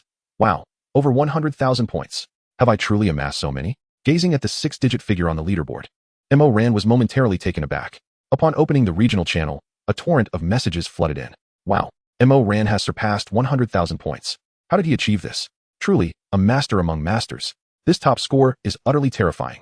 TCH, he must have employed some peculiar method to effortlessly vanquish the beasts. Indeed, that must be it. Hurry and share your techniques. You cannot be so selfish. You must reveal this strategy to everyone. The channel buzzed with a cacophony of astonished remarks, interspersed with hints of jealousy and disdain. At that moment, the region was down to merely 657 players, many of whom had lost their lives in the recent beast rampage. After a brief glance, Ran closed the regional channel and turned to his private messages, which now held a multitude of unread notifications. What on earth are these two up to? Why send me so many messages? Perusing the dozens of unread messages, Ran opened the private chat, finding that both friends expressed their astonishment at his current score. After crafting a response, he sent it to them. Although they were skeptical of his claims, they refrained from pressing further. In another region, John stared incredulously at the leaderboard. Over 100,000. How is this even possible? How did he accumulate such an astronomical score? His expression was a mix of anger and disbelief, prompting nearby players to distance themselves from him. In yet another region, Yamamoto Ichiro exclaimed, "What? 100,000 points. This MO ran from Dragon Country must be cheating. How could anyone achieve such a high score?" His demeanor was frenzied. Disbelief etched across his face as players from Sakura Country echoed his sentiments, collectively unable to fathom the numbers displayed on the leaderboard. In a different area, an elder remarked, "This young MO Ran is indeed formidable." Glancing at the leaderboard, he wiped the sweat from his brow. Could he be from some hidden family, possessing immense organizational strength? Otherwise, such a score is truly astonishing. Yet, it seems implausible. One would need to battle continuously for an entire day without sustenance to reach such a figure. Who can endure that? A group of elderly individuals engaged in animated discussion, all equally bewildered by MO Rant's score. Players and factions across various regions were equally stunned by the numbers on the leaderboard. As time quietly slipped into 6 o'clock, a voice resonated once more from the heavens. "Thumbs up. This minigame has come to a successful conclusion.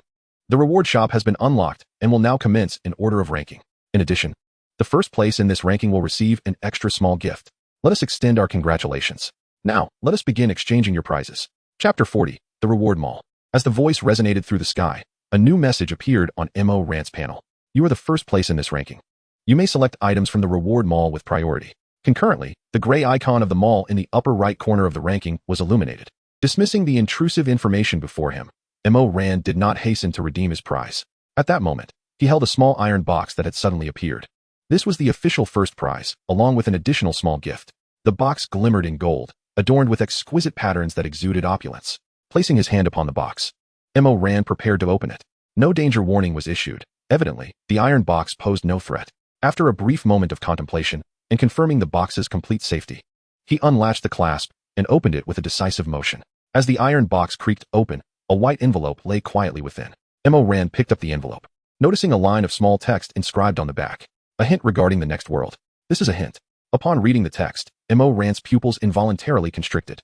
With a slight sense of trepidation, he tore open the envelope. He reached inside and pulled out a sheet of white paper. The paper bore no words, only an image of a flickering flame. Fire? Observing the pattern on the white paper, MO Rand felt a wave of confusion wash over him. Fire symbolizes light and warmth. Could the next world be an exceedingly hot environment? Contemplating the white paper in his hand, MO Rand voiced his uncertainty. It seemed to corroborate his thoughts. As the white paper, the envelope, and the iron box began to dissolve into particles, gradually vanishing before his eyes. It appears my assumption was correct. The next world will indeed be characterized by intense heat. Perhaps within the reward mall, there are items suited for the forthcoming world. With this thought in mind, MO Rand opened the store within the ranking. Upon entering, 3 rows of firearms came into view. The foremost row consisted of flintlock pistols, and as he scrolled further back, a wider array of weaponry was revealed. Various bolt-action rifles followed, leading to some antiquated automatic rifles at the rear. All these firearms were antiquities, none were modern. However, for the current players, they represented a rare find. MO Rand did not linger over these firearms, continuously scrolling backward. He was well aware that the finest treasures lay at the end. The firearms at the forefront were merely a distraction. Indeed, upon reaching the middle, he encountered a plethora of items and materials. Continuing to scroll, MO Rand's fingers danced swiftly, propelling the goods forward. Soon, he arrived at the store's end, where a separate section displayed several items. Indeed, as I had anticipated, gazing upon the information of those items, MO Rand solidified the thoughts that lingered in her mind. She directed her gaze towards the first item, the most expensive among all goods in the marketplace. Vehicle equipment, interior temperature control system. Price, 20,000 points. Remaining quantity, 1. This was a unique module among all the offerings in the shop. One that did not require a blueprint for production and could be utilized directly. Without a moment's hesitation, MO Rand promptly purchased this item. Soon, a sleek black module materialized gently in her hand. Observing the module, she chose to activate it. The item gradually transformed into shimmering white light, slowly dissipating into nothingness. Having completed this, MO Rand's attention turned to several other items nearby. Vehicle equipment, air conditioning system blueprint. Price, 2,000 points. Remaining quantity, 1. This acquisition seemed promising. It appeared she had discovered a means to prosper in the next world. With a swift gesture, MO Rand purchased the blueprint without delay. Next, her gaze settled on the final item, another module. Vehicle equipment, insulation coating. Price, 10,000 points. Remaining quantity, 1. Upon usage, this module would significantly enhance the thermal insulation of a vehicle, effectively preventing the transmission of heat. It would provide substantial protection for the internal components of the vehicle, as well as for the driver inside. Recognizing that the high temperatures of that world could indeed endanger the vehicle, Ran quickly made the purchase without a second thought. After acquiring all the items in this section, she began to scroll forward. As she navigated through the offerings, her eyes caught sight of numerous appealing goods. Chapter 41, Spending Points. Ran examined the items in the reward shop, noting that they broadly fell into 4 categories. The first category included the player's ranged and melee weapons. The second category comprised various materials, resources, fuel, and food. The third category featured vehicle modules and equipment blueprints. The fourth category contained vehicle weaponry, which she was currently perusing. Oh, what is this peculiar yellow sphere? It seems to bear a hammer-like insignia. At this moment, Ran discovered an intriguing spherical item among the vehicle weapons. With a click, its information was revealed. Vehicle Weapon Area Module. Weaponization. A single sphere can designate a section of the vehicle's surface, rendering the area weaponized. Once weaponized, any weapon can be installed on that surface at will. Changing weapons incurs no penalties for durability and requires no waiting time. Price: 1,000 points. Remaining quantity: 10. Wow. This is truly remarkable. The ability to switch weapons at any time without the burden of waiting. Ran gazed at the description in sheer astonishment, and without a moment's hesitation, she promptly purchased all available units. Excluding the areas beneath the base and the turret, she utilized all 10 remaining spaces. Upon acquiring the items, Ran immediately accessed the vehicle's information. He equipped 5 area modules on the front, rear, left, right, and above the vehicle. Next, he turned his attention to the turret, utilizing the same method for its orientation. With the activation of 10 area modules, the weapon panel of the vehicle underwent an instant transformation. From that moment forth, Ran was no longer burdened by the wait for weapon replacements. As long as there was sufficient space on the surface area, he could freely arm the vehicle with an array of weapons.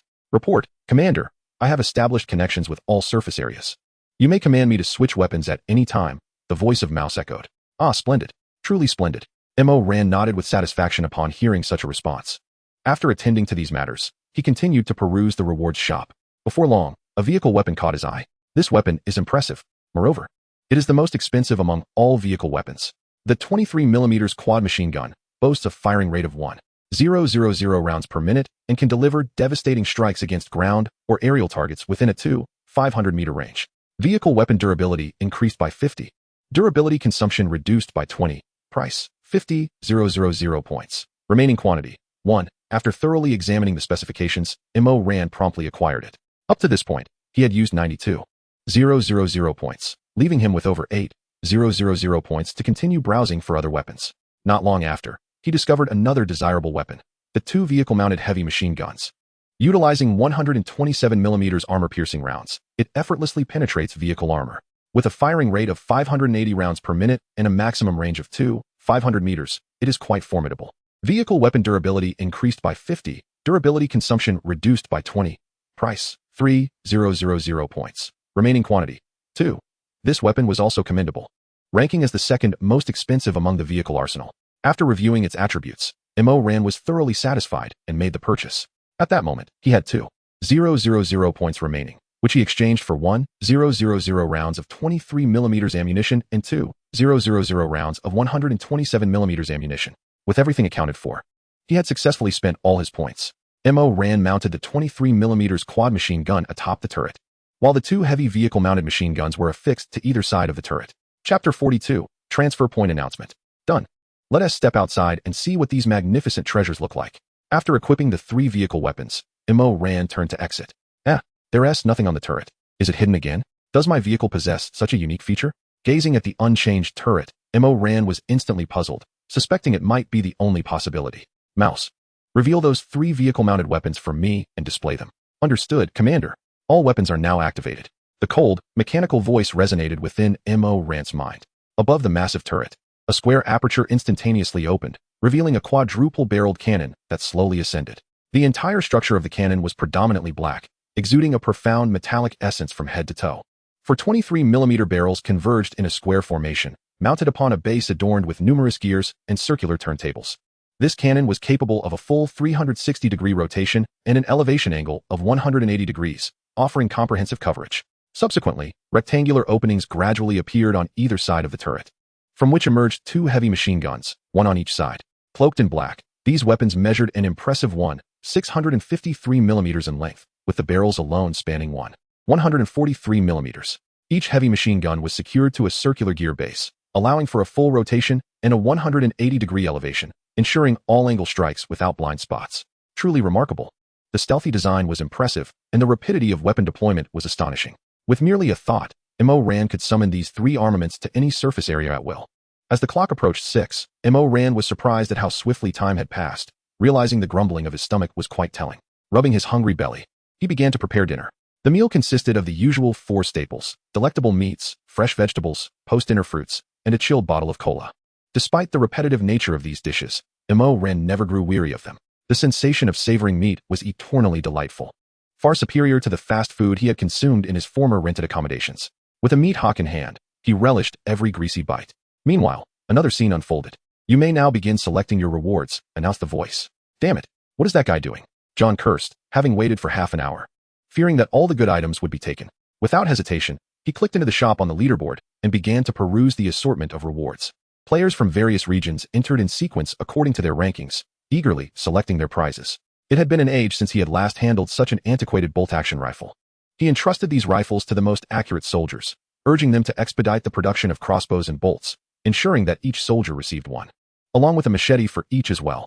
As he passed the ancient firearm, he simultaneously instructed those nearby. Time ticked away, and before long, it was precisely 8 o'clock. The familiar voice from the sky resonated once more. "Dear Ants, I trust you have rested well during this hour. I shall now reveal the location of the teleportation point, which will be indicated before you in real time.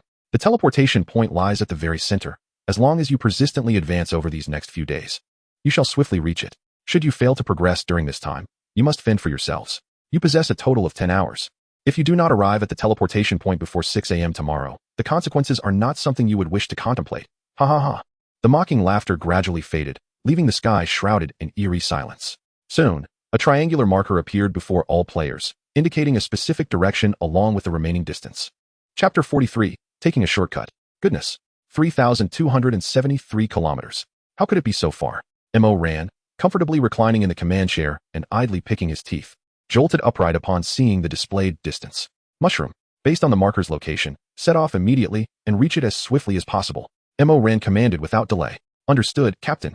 I have received the marker's coordinates and will calculate the nearest route for you," replied Mushu in its cold, mechanical voice. The diesel engine roared to life in the next instant. Virum, rumble, rumble. With a swift press of the accelerator, the diesel engine unleashed a thunderous roar.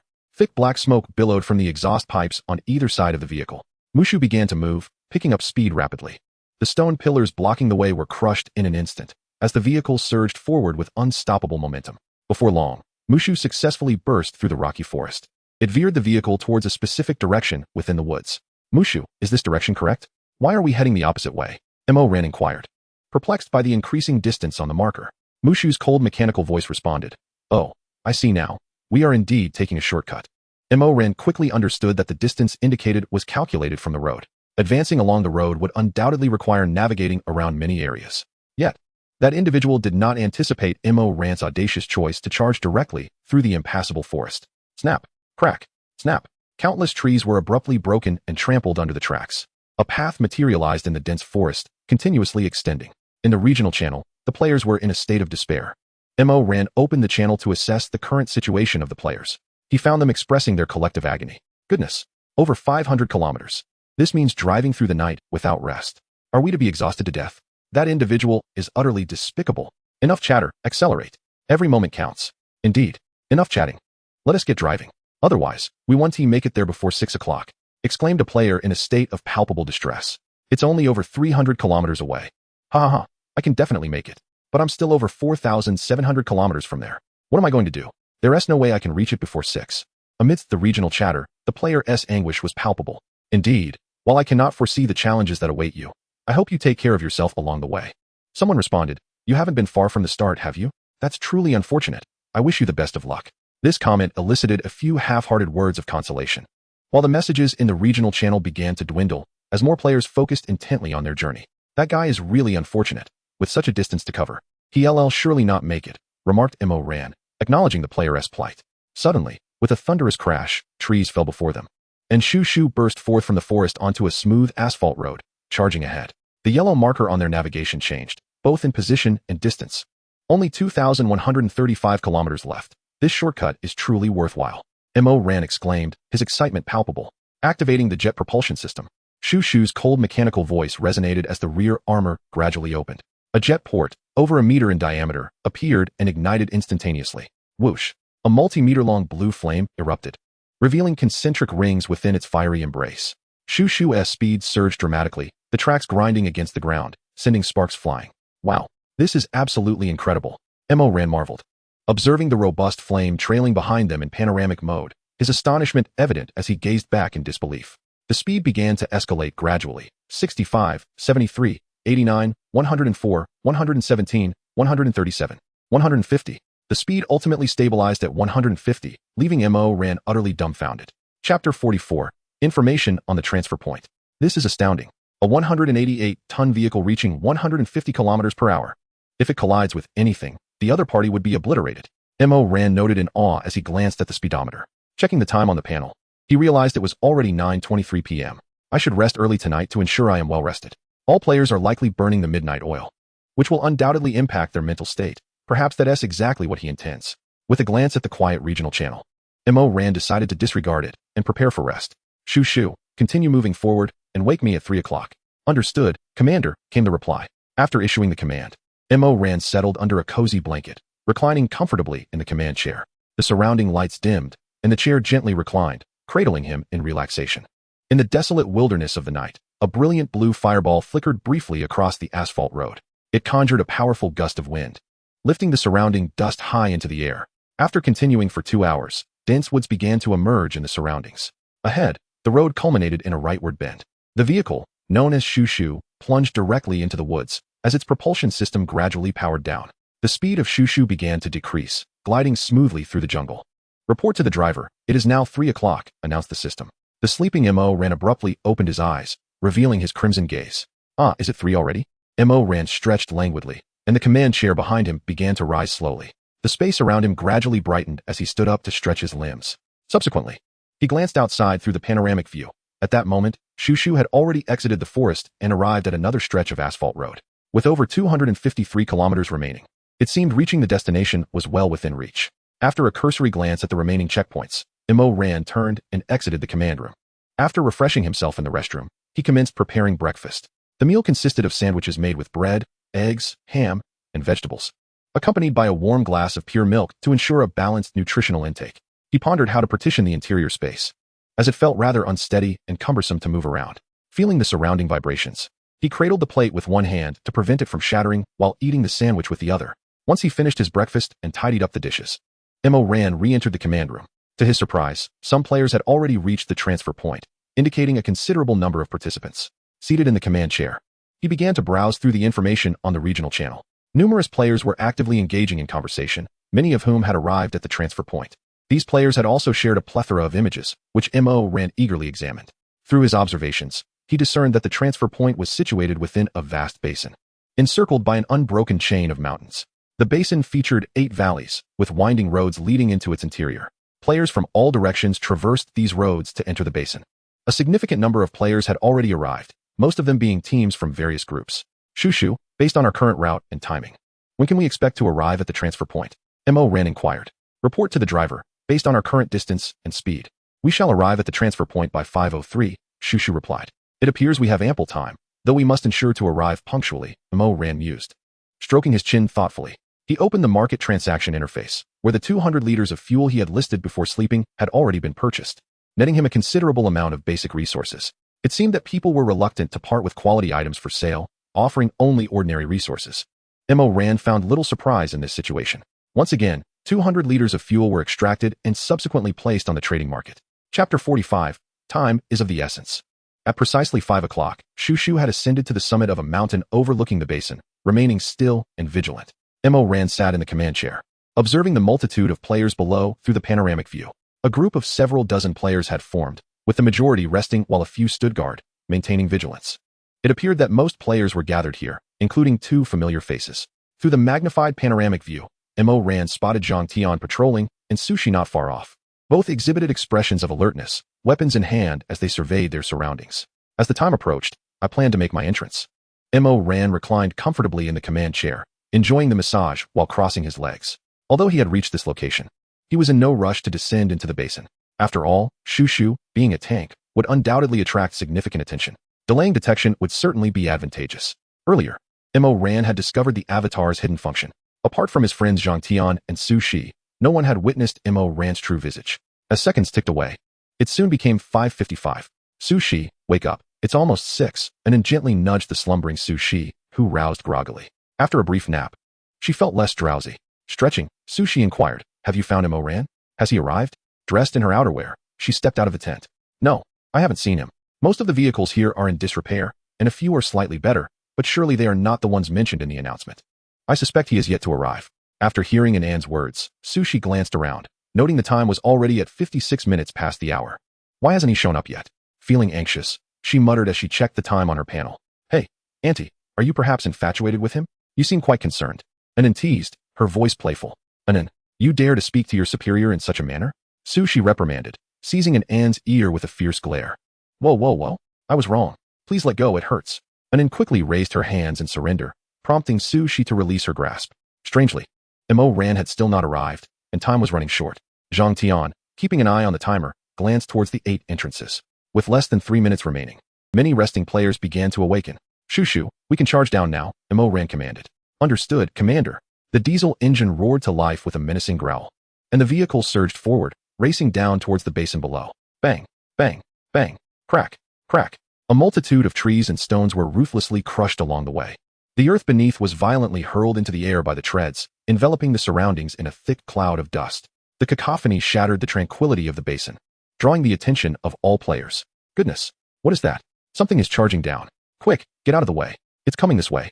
Players situated in the direction of the disturbance panicked, hastily maneuvering their vehicles to escape the area.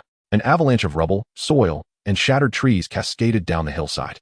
The dense dust swiftly engulfed the region, leaving everyone to hear only the ominous roar of an approaching engine. Upon entering the basin, the 4 treads came to a sudden halt, perfectly timed. Mo Ran glanced at the timer on the panel. It was now exactly 6 o'clock. Just as all players stood in astonishment, uncertain of what lay within the cloud of dust, a voice descended from the heavens. Chapter 46, The Transfer. Thumbs up. Have all you ants successfully reached the transfer point? If not, fret not, for there is no time left for concern. Ha ha ha. What follows will be a journey unlike any you have ever experienced. As they absorbed the words of this voice, the stunned players quickly came to their senses. Those outside could not perceive the situation within the glowing orbs, yet those inside could see the world beyond. Gradually, all the spheres began to ascend, carrying the vehicles and players skyward. I have arrived here, you need not worry. After editing the information, Mo Ran sent it to Zhang Tian and Su Shi. Zhang Tian, wow, that commotion just now was caused by you, wasn't it, Mo Ran? Su Shi, that uproar was definitely related to you. I was right, wasn't I? As the luminous spheres soared higher, the scenery below grew smaller. Suddenly, a thunderous rumble erupted from below, resounding with an intensity akin to countless explosions. All players in the sky were immediately drawn to the sound, leaning out of their windows to gaze down through the orbs. Upon their first glance, chills coursed through their bodies, as an overwhelming sense of dread enveloped them. The ground below began to tremble violently, rippling as if the very earth were being torn apart, revealing countless massive fissures. The cacophony of thunder shook everyone to their core. Vast expanses of mountains and terrain sank into the abyss, vanishing without a trace. The entire world began to disintegrate, bit by bit, fading into nothingness.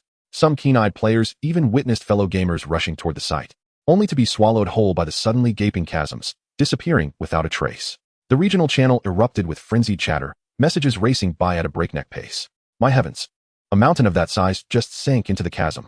It is utterly terrifying. Is this world on the brink of destruction? As I gaze at the news broadcast in the regional channel, my eyes are drawn to the catastrophic scenes unfolding below. The handsome visage of Mo Ran is marred by a somber expression. The novice village, having served its purpose, must no longer exist. I muse softly as I observe the devastation beneath. The orb continues to ascend, revealing a colossal vortex in the heavens above. All orbs are drawn into this swirling maelstrom, which gradually closes and vanishes once they have all entered.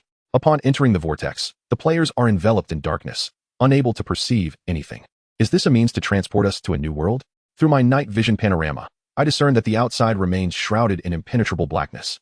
This state persists for an extended period, with only the flickering timer on the interface indicating that time continues its relentless march. After 24 hours have elapsed, a brilliant light erupts violently. As the radiance fades, I find myself standing on a desolate highway in a vast desert. Shortly thereafter, a voice from the sky resonates downwards. Chapter 47, New game content ants. Welcome to the new world. Do not fear or be anxious, for this shall not be your last encounter. Now, I shall elucidate the newly introduced game rules. 1. The world channel is now open, allowing you to communicate with a greater number of players. 2. The player capacity for each region has increased to 20,000. Should the population dwindle excessively, regions will merge. 3. Market transactions will now encompass all players, with a greater variety and abundance of goods available. 4. Vehicle upgrades have been initiated. Vehicles will be segmented into several components, which may be enhanced using materials to elevate them to a higher tier. 5. Vehicle evolution has commenced. Once all parts of a vehicle are raised to the highest level, it may undergo evolution. Vehicle evolution requires a vehicle core, which can be obtained by destroying other players' vehicles that may yield 24 core fragments. Collecting 10 fragments allows for the synthesis of a vehicle core, which can also be found through treasure hunting and exploring hidden realms.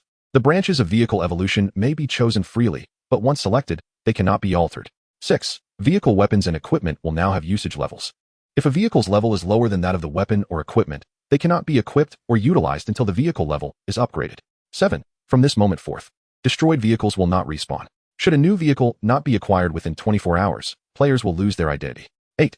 An array of additional weapons and gadgets will be introduced, enhancing the enjoyment of our game. 9. Upon forming a vehicle friendship, with mutual consent, vehicles may be merged, resulting in slight enhancements to their attributes and capacity. However, should a vehicle be destroyed, all involved players will forfeit their eligibility to play.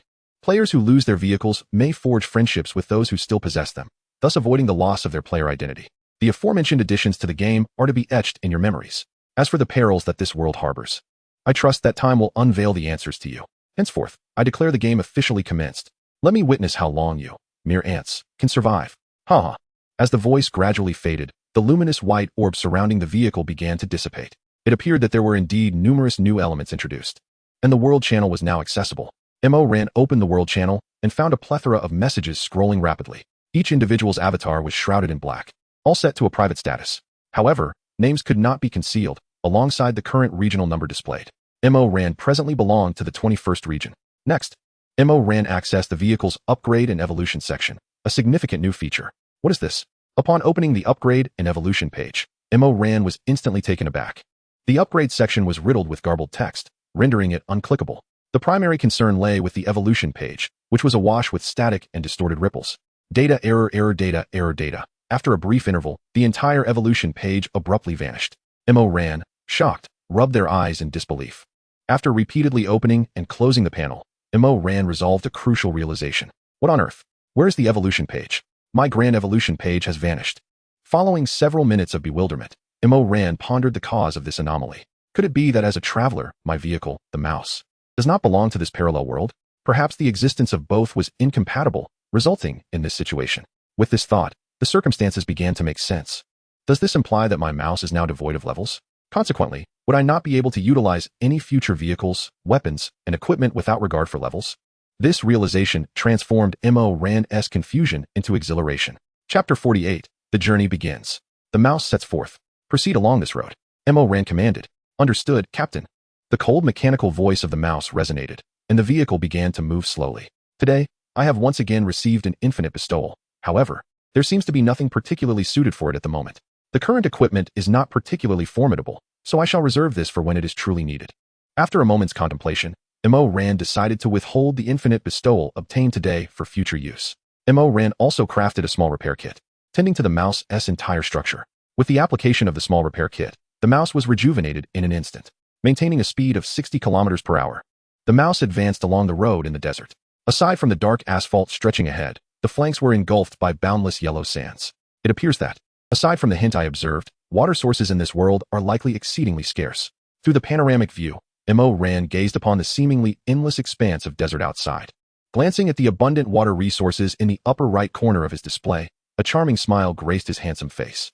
Aha! Another lucrative opportunity had presented itself. However, patience was required. He would wait until tomorrow to showcase the water source, at which point others would be inclined to trade valuable goods. The temperature was certain to rise, and that would be the moment for the vehicle's air conditioning system to make its entrance. Resolved, Ran reclined leisurely in the command chair, indulging in the meticulous massage it provided. The sun had begun its ascent, and the surrounding temperature gradually increased. Yet for Ran, who boasted a temperature-regulated system and heat-insulating coating within his vehicle, the external heat posed no threat to his interior comfort.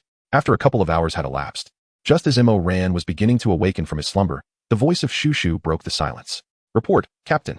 There is a damaged building 1,600 meters to the left front, suspected to contain supplies. Upon hearing Shushu's voice, Mo Ran sprang up from his command chair.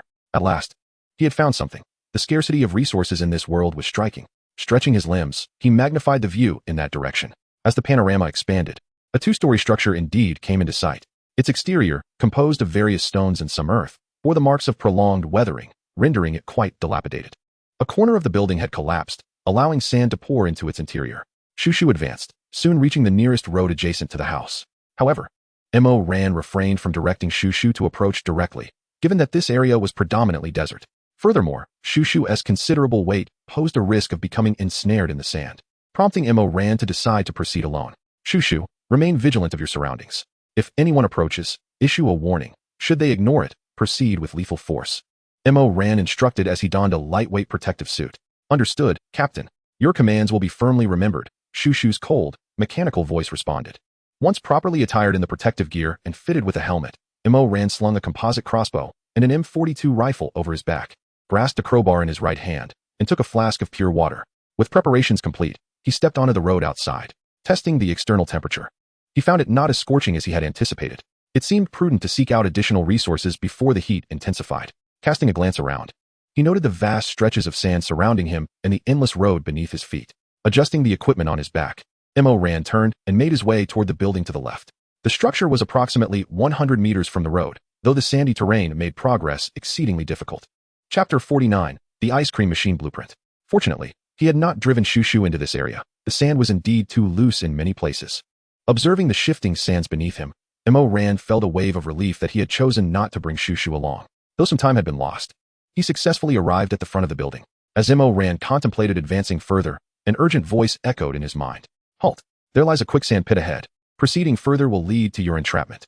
The presence of quicksand was indeed alarming. It was the most feared hazard while traversing the desert. Fortunately, I had received a warning. Observing the seemingly flat expanse of sand before him, Mo Ran swiftly retrieved his Type 42 machine gun from his back. With a decisive click, he chambered a round and aimed at the sandy terrain, subsequently pulling the trigger. Rat-tat-tat-tat-tat-tat. The 7.62mm bullets erupted from the chamber, cascading onto the sandy surface like raindrops. Countless grains of sand were instantaneously propelled into the air, and the once tranquil ground began to shift. A funnel-shaped pit rapidly formed, with sand surging wildly into its depths. Witnessing this, Mo Ran promptly ceased firing and began to retreat. The pit expanded, ultimately becoming a chasm with a diameter of 4 to 5 meters. The surrounding sand ceased its tumultuous movement, restoring a semblance of peace to the scene. After completing this task, Mo Ran stowed the Type 42 and maneuvered around to safely reach the edifice. At the entrance of the building stood 2 wooden doors, now weathered and decayed. Mo Ran extended his hand and gently pushed against one of the doors. Bang! The doors, unable to withstand the pressure, collapsed, splintering upon impact with the ground. The decay was indeed severe. Casting a glance at the fallen doors, Mo Ran stepped inside the building. The interior was devoid of furnishings, save for a dirt staircase leading to the second floor. With nothing else present, he decided to ascend and explore the upper level. Slowly, he approached the staircase, ascending step by step. After each level, he paused momentarily. The absence of auditory danger signals in his mind indicated that the staircase would not suddenly give way. Before long, he reached the second floor, which, like the first, was barren, but in the corner lay a supply crate. Mo Ran squinted at the crate, which contained a blueprint nestled within. At last, the awaited reward. He hoped for a superior blueprint. Armed with a crowbar, he began to pry open the wooden crate. As the final plank gave way, he swung the crate open and retrieved the blueprint. Ice Cream Machine Blueprint. Once constructed, it allows for the creation of ice cream, with flavors and recipes to be discovered. Different combinations in ice cream production will yield various enhancements. An ice cream machine. This blueprint is indeed promising. Gazing at the document, Mo Ran's eyes sparkled with excitement as he promptly chose to study it. A glance at the required materials revealed that he possessed everything needed. After assimilating the blueprint, he turned to descend the staircase. Just as he intended to exit, the voice of Mouse resonated in his mind. Report, Commander, an unidentified vehicle is approaching. Upon hearing this, Mo Ran halted, peering outside. Indeed, he spotted a van advancing along the distant road. Mouse, maintain vigilance and await my command. Mo Ran spoke, then turned and ascended to the second floor. Understood, Chief. Upon reaching the second floor, Mo Ran removed the composite crossbow from his back. He lifted the cover of the scope and peered through the window at the approaching vehicle. I hope you are merely passing by. Otherwise, do not blame me for my ruthlessness. Mo Ran's fingers gently rested on the trigger, his gaze icy as he focused on the van. Chapter 50, The First Encounter. Indeed. Brother, you are astute. You immediately discerned that the lad was rather portly, and you truly uncovered a treasure map to a hidden realm. A young man with yellow hair, seated in the passenger seat, turned to praise the man behind him incessantly. Stop flattering, thin guy. Encountering us three brothers is merely his misfortune. I shall claim this treasure map for myself. In the back seat lay a bald, muscular man, clutching a yellowed map in his hand. Behind the vehicle was an abundance of supplies, along with several bloodied machetes, their dried stains clinging tenaciously to the blades. Yes, indeed, brother, you are undoubtedly wise and formidable. Thin guy continued to beam as he lavished praise. What is that vehicle? The driver suddenly bellowed, followed by a sharp slam of the brakes. Screech. The jarring sound of the brakes echoed, leaving several conspicuous skid marks on the road. What the hell? Fatty, what are you doing? What the hell? Fatty, why are you acting like that? The abrupt stop caused the muscular man in the back to tumble to the ground, while thin guy slammed against the glass of the passenger side. No, brother, look ahead. There's a vehicle, thin guy exclaimed, fearing the muscular man was about to swing a fist. What vehicle could provoke such a reaction? I just slammed into something. The bald man, following Fatty's gaze, glanced forward and erupted with a curse. What the hell? What kind of vehicle is that? It's enormous, and there's a cannon on top. Thin guy, equally astonished, stared into the distance, his face a mask of shock. Go, drive closer and see what that is. The bald man swallowed hard and turned to Fatty. Brother, that thing has a cannon. Fatty stammered. Smack. The bald man delivered a sharp slap, leaving a red mark on Fatty's face. What are you afraid of? If there were people inside that vehicle, they would have blown us to bits by now. This is undoubtedly a wild vehicle. With it, we can change our own. The bald man growled, preparing to strike again. Fatty, drive. Brother is right. If there were people inside, they would have already taken us out with a cannon. Thin guy urged. Brother, don't hit me. Just drive, please. Fatty, fearing further delay, immediately started the vehicle and drove toward it. As they approached, the massive form of the vehicle became increasingly clear before them. It did not take long for them to arrive at the front of this behemoth, and the three of them quickly disembarked. What a majestic vehicle. Only this vehicle can truly complement my demeanor. Haha, I have decided on the car. The bald, muscular man gazed at the rodent before him, his face alight with excitement. Rodent, he declared, leaving no room for negotiation. Observing the three figures, Mo Ran coldly remarked, understanding their intentions. At this juncture, hesitation was not an option. Understood, vehicle commander. The rodent's icy mechanical voice delivered the death sentence for the adversaries. A breach opened on either side of the turret, revealing two heavy machine guns in an instant. This is bad. The bald man's pupils dilated sharply as his body reacted with urgency. Rat-a-tat-tat. Almost immediately, 3 gunshots rang out, and 3 127mm bullets were unleashed from the chambers. The thin man and the stout fellow before him displayed no reaction, struck directly in their skulls. Their heads burst apart like watermelons, scattering crimson and ivory across the ground. The bald man responded with remarkable swiftness, retreating the moment the machine guns emerged. Yet, his left leg was still hit, barely held together by a shred of flesh. Ow! My leg! Ah! He collapsed behind the van, clutching his severed limb in agony. Had he approached directly, this calamity could have been avoided. Through the scope, Mo Ran observed the bald man, writhing in pain. Without hesitation, he pulled the trigger, and a crossbow bolt flew forth. Thud! The bolt pierced the bald man's skull, the immense force snapping his neck. Thud! The bald man's body crumpled to the ground, devoid of any further response. Chapter 51, Dismantling the Vehicle. Gazing at the 3 lifeless bodies through the scope, Mo Ran slowly stowed away his compound crossbow. Goodness, I just eliminated 3 individuals, yet I feel no emotional turmoil. Am I a monster? He placed a hand upon his chest, where his heart continued to beat steadily. Noticing the still wet blood on the ground, Mo Ran cautiously sidestepped to avoid tainting his feet, aware that it would surely dirty the interior of the rodent. Approaching the adversary's van, he forcefully pulled open the door. Inside, he beheld a plethora of supplies filling the back seat, alongside a few bloodied machetes tucked away in a corner. It appeared these 3 were no innocent souls. They likely had their own share of blood on their hands. Mo Ran furrowed his brow at this sight. Detected unoccupied player vehicle. Would you like to dismantle it? Dismantling will yield all resources, with a chance to acquire vehicle module equipment and several vehicle core fragments. Would you like to dismantle? Yes, no at that moment. A panel appeared before Mo Ran. Such an opportunity should not be squandered. He promptly selected yes, and the van was enveloped in a radiant white light. When the light dissipated, only a handful of items remained on the ground, while the majority of the resources transferred to his storage. Is this what they call a vehicle core? It resembles a large glass marble. Mo Ran collected 3 transparent fragments from the ground and began to piece them together.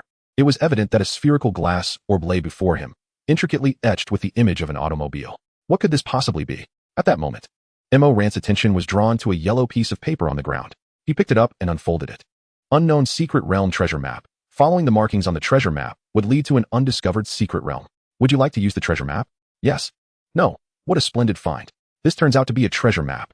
Mo Ran gazed at the map with excitement, glancing at the three individuals sprawled on the ground. Suddenly, he found them rather agreeable to the eye. Without hesitation, he chose to use the map, and a golden triangular indicator materialized before him. 1789 kilometers. It seemed quite a distance. After carefully stowing the map, Mo Ran turned to his vehicle, the mouse. Oh, how could he forget about this gadget? Vehicle equipment engine lubrication enhancement. This would enhance the engine's performance, increasing the vehicle's speed by 20 kilometers per hour. Quite impressive, indeed, another speed boosting module. Mo Ran promptly opted to use it, and the module dissolved into specks of white light that vanished from his hand. Buzzing and rumbling filled the air as the vehicle expelled thick black smoke from its sides, beginning to move. Gradually, it accelerated, whisking Mo Ran away. From an initial speed of 30 kilometers per hour, it soared to an astonishing 80 kilometers per hour, truly unimaginable. Watching the desert retreat on either side, Mo Ran felt a surge of sentiment. As the midday sun reached its zenith, he exited the command room to prepare lunch for the day. Today's meal would be braised pork knuckle. He placed the knuckle and an array of ingredients into the pot to simmer.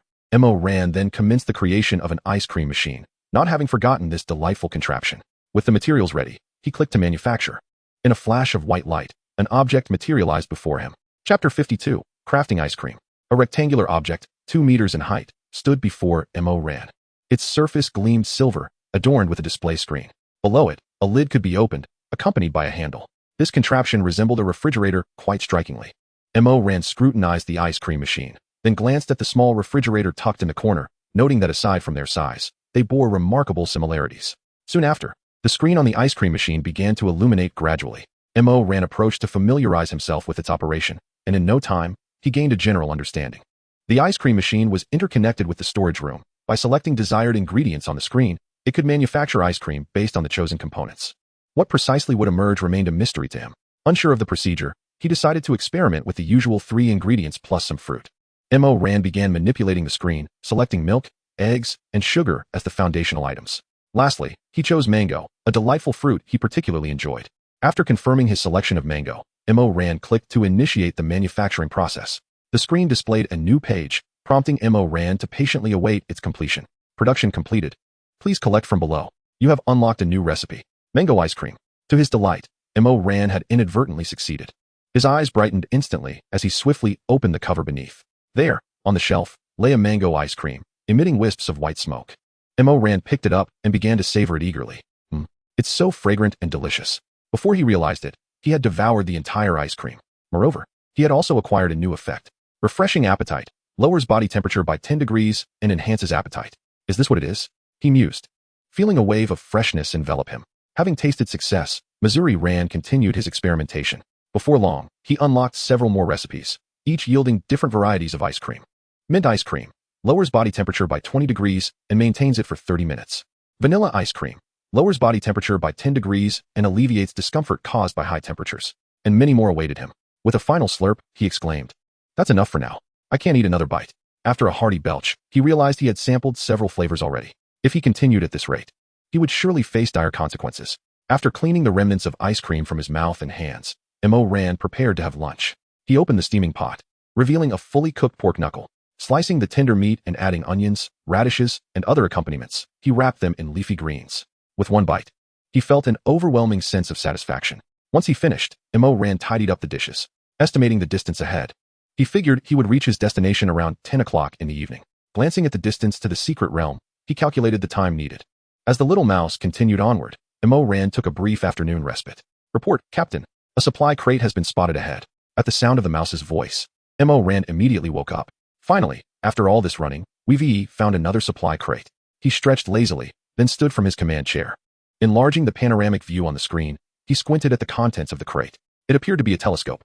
Through the perspective view, Mo Ran discerned an object nestled inside the crate. Turning, he grabbed a crowbar and approached the crate. Using the crowbar, he pried open the wooden slats surrounding it, flinging the crate open and retrieving its contents. Indeed, it was a telescope, though it looked remarkably high-tech. Unlike ordinary telescopes with 2 cylindrical tubes, this one was compact, featuring an electronic display screen within. High-tech electronic telescope offers ultra-long-range observation capabilities, equipped with infrared and night vision functions. and can be linked with the vehicle's artificial intelligence for precise long-range targeting. What a splendid find. The possibility of binding with artificial intelligence remains, and the view appears both distant and remarkably clear.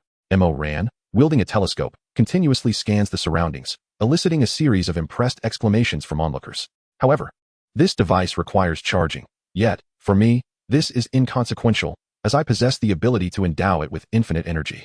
Mo Ran promptly applied the power of endless bestowal to the telescope, instantly transforming its remaining battery life into an inexhaustible resource. The expedition is once again underway, progressing towards the destination. Chapter 53, Arrival at the Secret Realm. After toying with the telescope in hand, Mo Ran began perusing the messages on both the world and regional channels. The communications were rife with complaints about the scarcity of resources, with water being particularly elusive. Mo Ran switched off the channels and checked the current water-to-supply ratio in the trading market. Astonishingly, the ratio had escalated to an astounding 100, and it was still rising. Gazing at the current price of water, Mo Ran couldn't help but marvel at the situation. Yet, this was fortuitous. Tomorrow would present an opportunity for substantial profit. A charming smile graced Mo Ran's handsome visage as he closed the trading market. As time flowed steadily onward, the sun in the sky slowly descended towards the horizon. The boundless desert surrounding him began to exhibit some transformations, with patches of barren land emerging intermittently. However, as far as the eye could see, desolation reigned supreme. After enjoying a hearty dinner, Mo Ran commenced the organization of his equipment. He resolved to explore the secret realm that very night, for treasures are best claimed by those who arrive first. Spending a modest amount of resources, he procured a tactical backpack from the trading market. He filled it with bottled water and some provisions, along with lighting equipment and several high-powered flashlights. Medical supplies were also included, as well as a few climbing ropes. Uncertain of what lay within the secret realm, he deemed it prudent to prepare extensively. Caution is the better part of valor. With his gear meticulously arranged, Mo Ran felt the need for a brief respite, aiming to cultivate a state of optimal mental alertness for the forthcoming exploration.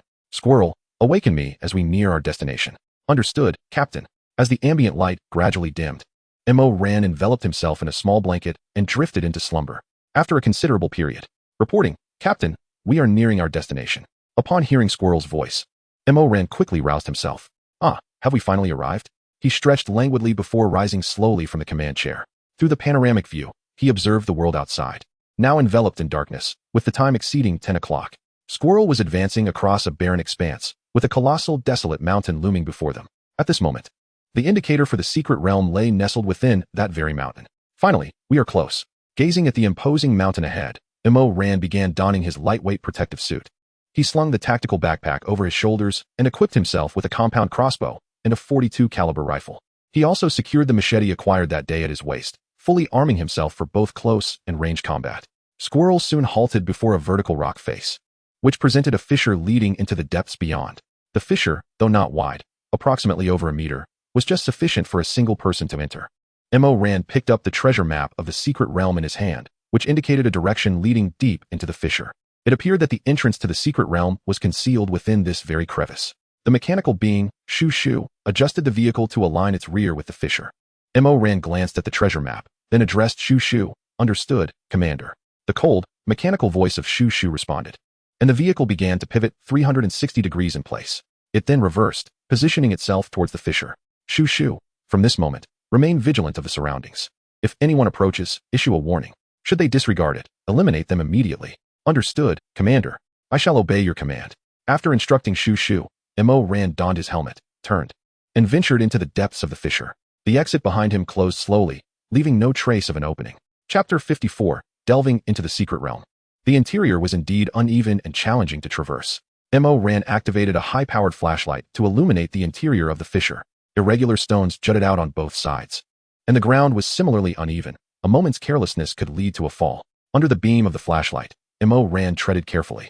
Soon, after walking for several minutes, he reached the end of the fissure, where a withered vine loomed before him. It seemed the entrance lay just beyond this vine. He would need to clear it away first. Through the gaps in the vine, he could discern a hole within. Stowing the map securely in his backpack, Mo Ran drew the machete from his waist and began to chop away at the withered vine, determined to clear it entirely. Before long, as the last vine fell, a modest opening appeared before him. With the flashlight in hand, Mo Ran bent down and stepped inside, surveying the surroundings. He noted only a few large stones tucked away in the corners, with nothing else of significance. Not far from where he stood, an irregular hole in the ground beckoned, leading downward. Mo Ran approached the edge of the hole, peering down with the light of his flashlight.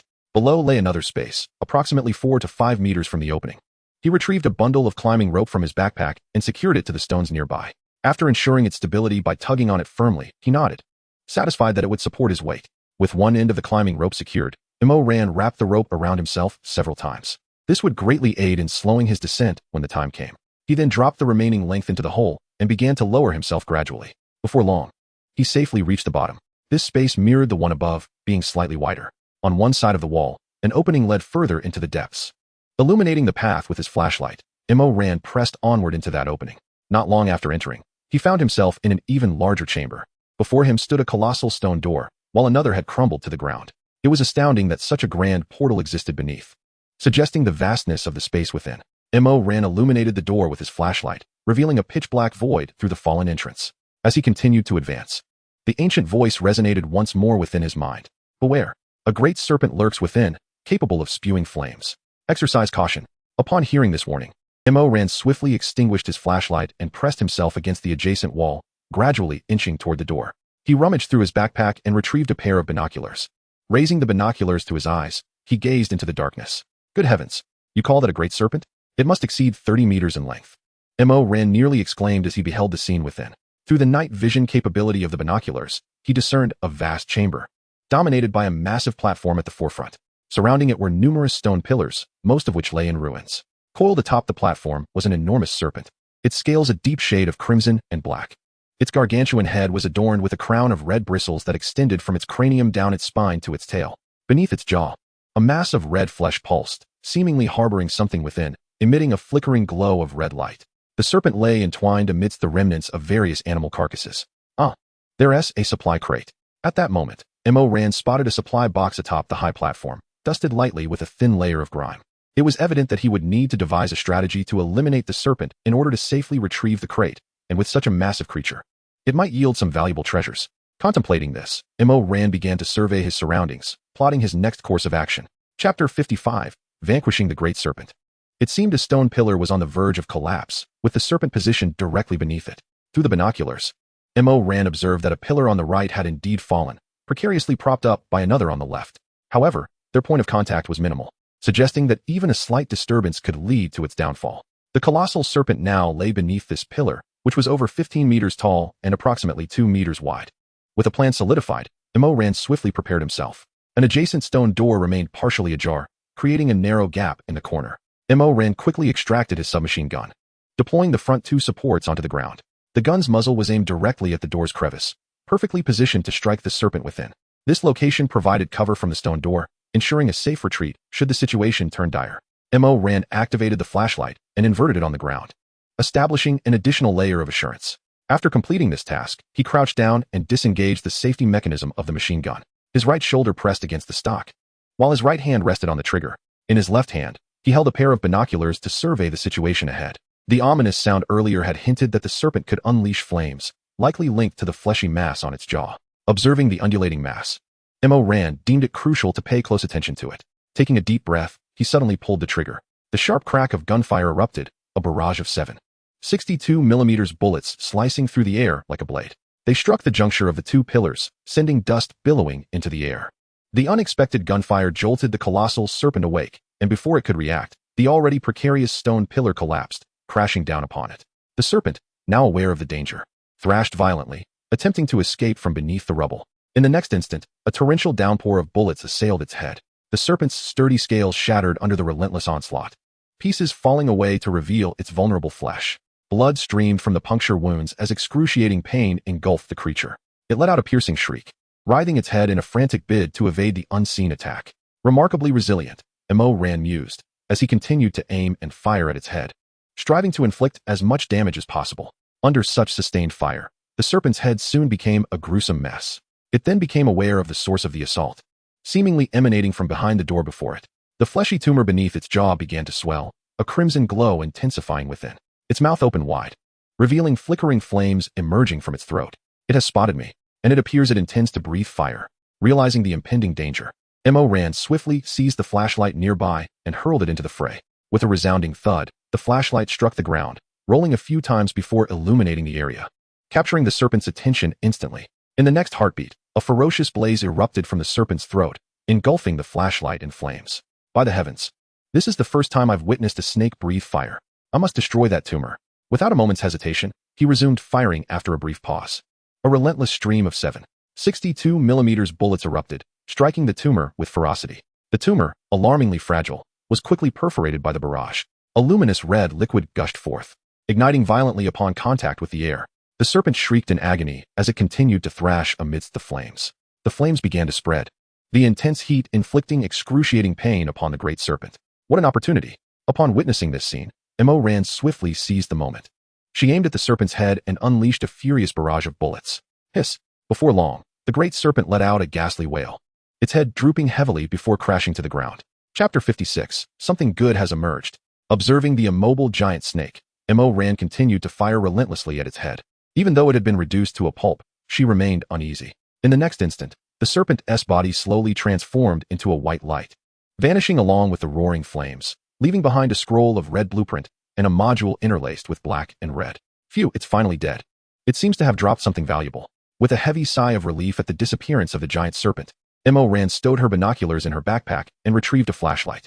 Gripping the flashlight in her left hand across her chest, she held her submachine gun in her right, the barrel resting on her left hand. Cautiously, she ventured inside, the flashlight beams sweeping across every corner, her right index finger poised on the trigger, ready to fire at the slightest hint of danger. Progressing carefully, Ran soon reached the elevated platform. After surveying the area and confirming it was safe, she began to examine the two items on the ground. The first was the roll of red blueprint, which she picked up and unfurled, revealing its contents before her. Special blueprint, vehicle-mounted flamethrower. Upon use, there is no need for manufacturing. It grants direct access to the vehicle-mounted weapon, the flamethrower. It can unleash a stream of high-temperature flames, 30 meters long and 3 meters wide, inflicting severe heat damage that ignores armor, dissolving and causing irreversible harm. This weapon is classified as special. It cannot be repaired or reloaded, and upon exhausting its durability, it will be destroyed. Incredible! This weapon is tailor-made for me. Ran felt a surge of excitement as she read the blueprint's details. After carefully rolling it back up, she placed it gently in her backpack. Next, she examined the other item on the ground, a somewhat different module. Special module, high-temperature external armor. This modifies the external armor of the vehicle, enabling it to generate intense heat, rendering it immune to high-temperature attacks. However, if the structure of the vehicle sustains damage, this effect will be lost. The capability can only be activated while the vehicle remains intact. This is splendid. It's practically custom designed for my little mouse. Ran was elated as she read the module's description. This meant that her mouse not only possessed spiked armor, but could now generate intense heat as well. This would effectively defend against any enemy attempting close-quarters combat, while also ensuring that any high-temperature attacks would not harm her mouse. As for structural damage, such a scenario was utterly inconceivable for her mouse. Unexpectedly, this colossal serpent possesses such remarkable treasures. What could be contained within that chest atop the platform? My anticipation has only heightened. Ran gazed excitedly at the chest on the elevated dais, rubbing his hands together as he began to approach it. Just as he was about to ascend the staircase, a voice echoed in his mind once more. Stop! That staircase is an illusion. Stepping on it will lead to your downfall. Astonishingly, even at the moment of reward, there lurked a trap. Who could be so devious? Ran found himself momentarily speechless. Squinting at the staircase before him, the surface appeared to consist of a thin layer of stone, concealing a deep chasm below. Had he dared to tread upon it, the staircase would have crumbled away, plunging him into the abyss beneath. Chapter 57. Another celestial reward. The staircase being a mere faade indicated that an alternative route was necessary. Ran began to survey his surroundings, ultimately fixing his gaze upon a damaged pillar nearby. After assessing its height and proximity to the platform, he noted the cracks and significant damage at its base. If he could shatter this stone pillar, perhaps he could ascend by climbing it. With determination, Ran readied his .42 machine gun and commenced firing at a specific point on the pillar, clouds of dust billowing into the air. Before long, after enduring a barrage of bullets for over 10 minutes, the base of the pillar could no longer withstand the strain and collapsed towards the platform with a thunderous crash. It landed perfectly atop the dais. Ran cautiously climbed onto this stone pillar, carefully making his way to the summit. It appeared to be a module, and notably, a square one at that.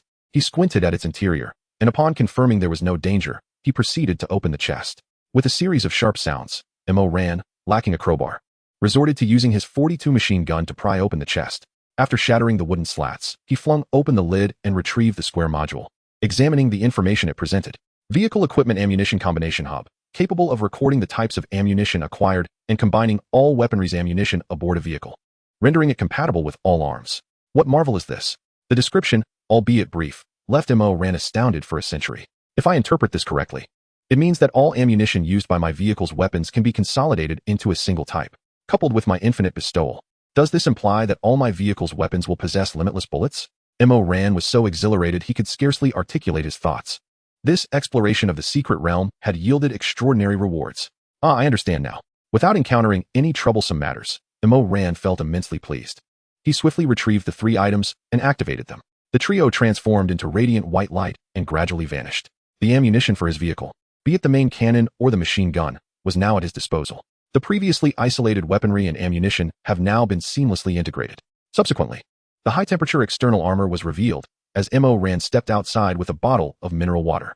Upon twisting the cap, he splashed the water directly onto the battle armor. Hiss! The moment the mineral water made contact with the armor, it evaporated instantly, generating a substantial amount of steam. This device is indeed formidable, even from such a distance. I can feel the heat emanating from it. Observing this effect, Mo Ran felt immensely satisfied. Next came the installation of the flamethrower, which he affixed to the front of the turret. The steel pipes were adorned with a myriad of intricate metal conduits, surrounded by numerous steel plates for protection. A robust pipe connected to the rear, delving deep into the vehicle's interior. Mouse, fire a test shot with the flamethrower, Mo Ran commanded, retreating to a safe distance. Understood, Commander. Mouse's cold mechanical voice resonated in Mo Ran's mind, and then the flamethrower roared to life. Whoosh! A torrent of flames erupted, resembling a roaring fire dragon. The fierce flames swiftly dispelled the surrounding darkness, illuminating everything in their vicinity. The searing heat surged forth, rapidly expanding outward. Even from afar, Mo Ran could distinctly feel the intense warmth approaching him. The flames closest to the flamethrower shimmered in blue, while those farther away burned a deep crimson. Wow! This is utterly astonishing. Alright, stop now. Witnessing such impressive results, Mo Ran quickly called for a halt to the test. The raging fire dragon gradually subsided, leaving the scorched ground still ablaze. This effect lingered for quite a while before finally dissipating. It was no wonder this weapon was categorized as special. Such usage had already diminished its durability by 5. Observing the remaining durability of the flamethrower, Mo Ran understood why this weapon was so extraordinarily powerful. Chapter 58, the first infinite durability vehicle weapon. Having just woken from a nap, Mo Ran felt invigorated. He warmed a cup of milk, relishing it alongside some cookies while perusing messages on the channel, as this was one of the few leisurely activities available to him. The late-night chatter was livelier than during the day, with many players who had spent the day scavenging for supplies now engaging in conversation, some complaining, others boasting. As the clock struck midnight, Mo Ran utilized the infinite durability feature on the flamethrower. Instantly, the flamethrower became enveloped in a multitude of garbled patterns, and upon its emergence, its status had changed. The durability displayed the symbol for infinity. Done. The first infinite durability vehicle weapon has been born. Glancing at the flamethrower's information, a faint smile graced Mo Ran's handsome face. After finishing the milk and cookies, he took a moment to rest.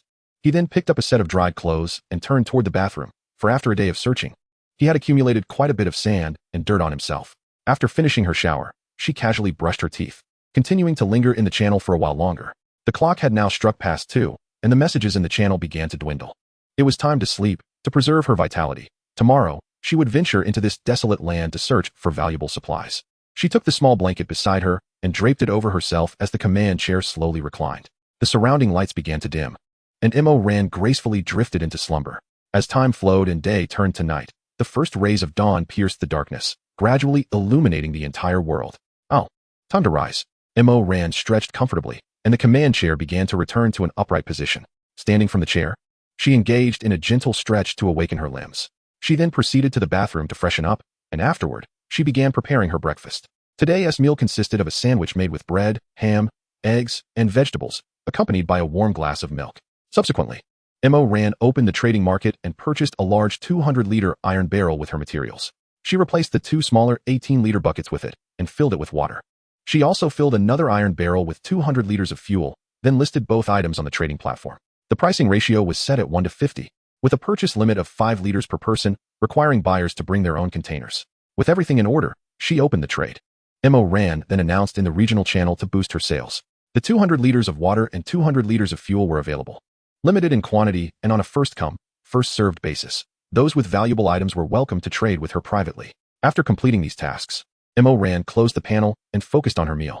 After enjoying lunch and cleaning the dishes, she turned to the command room.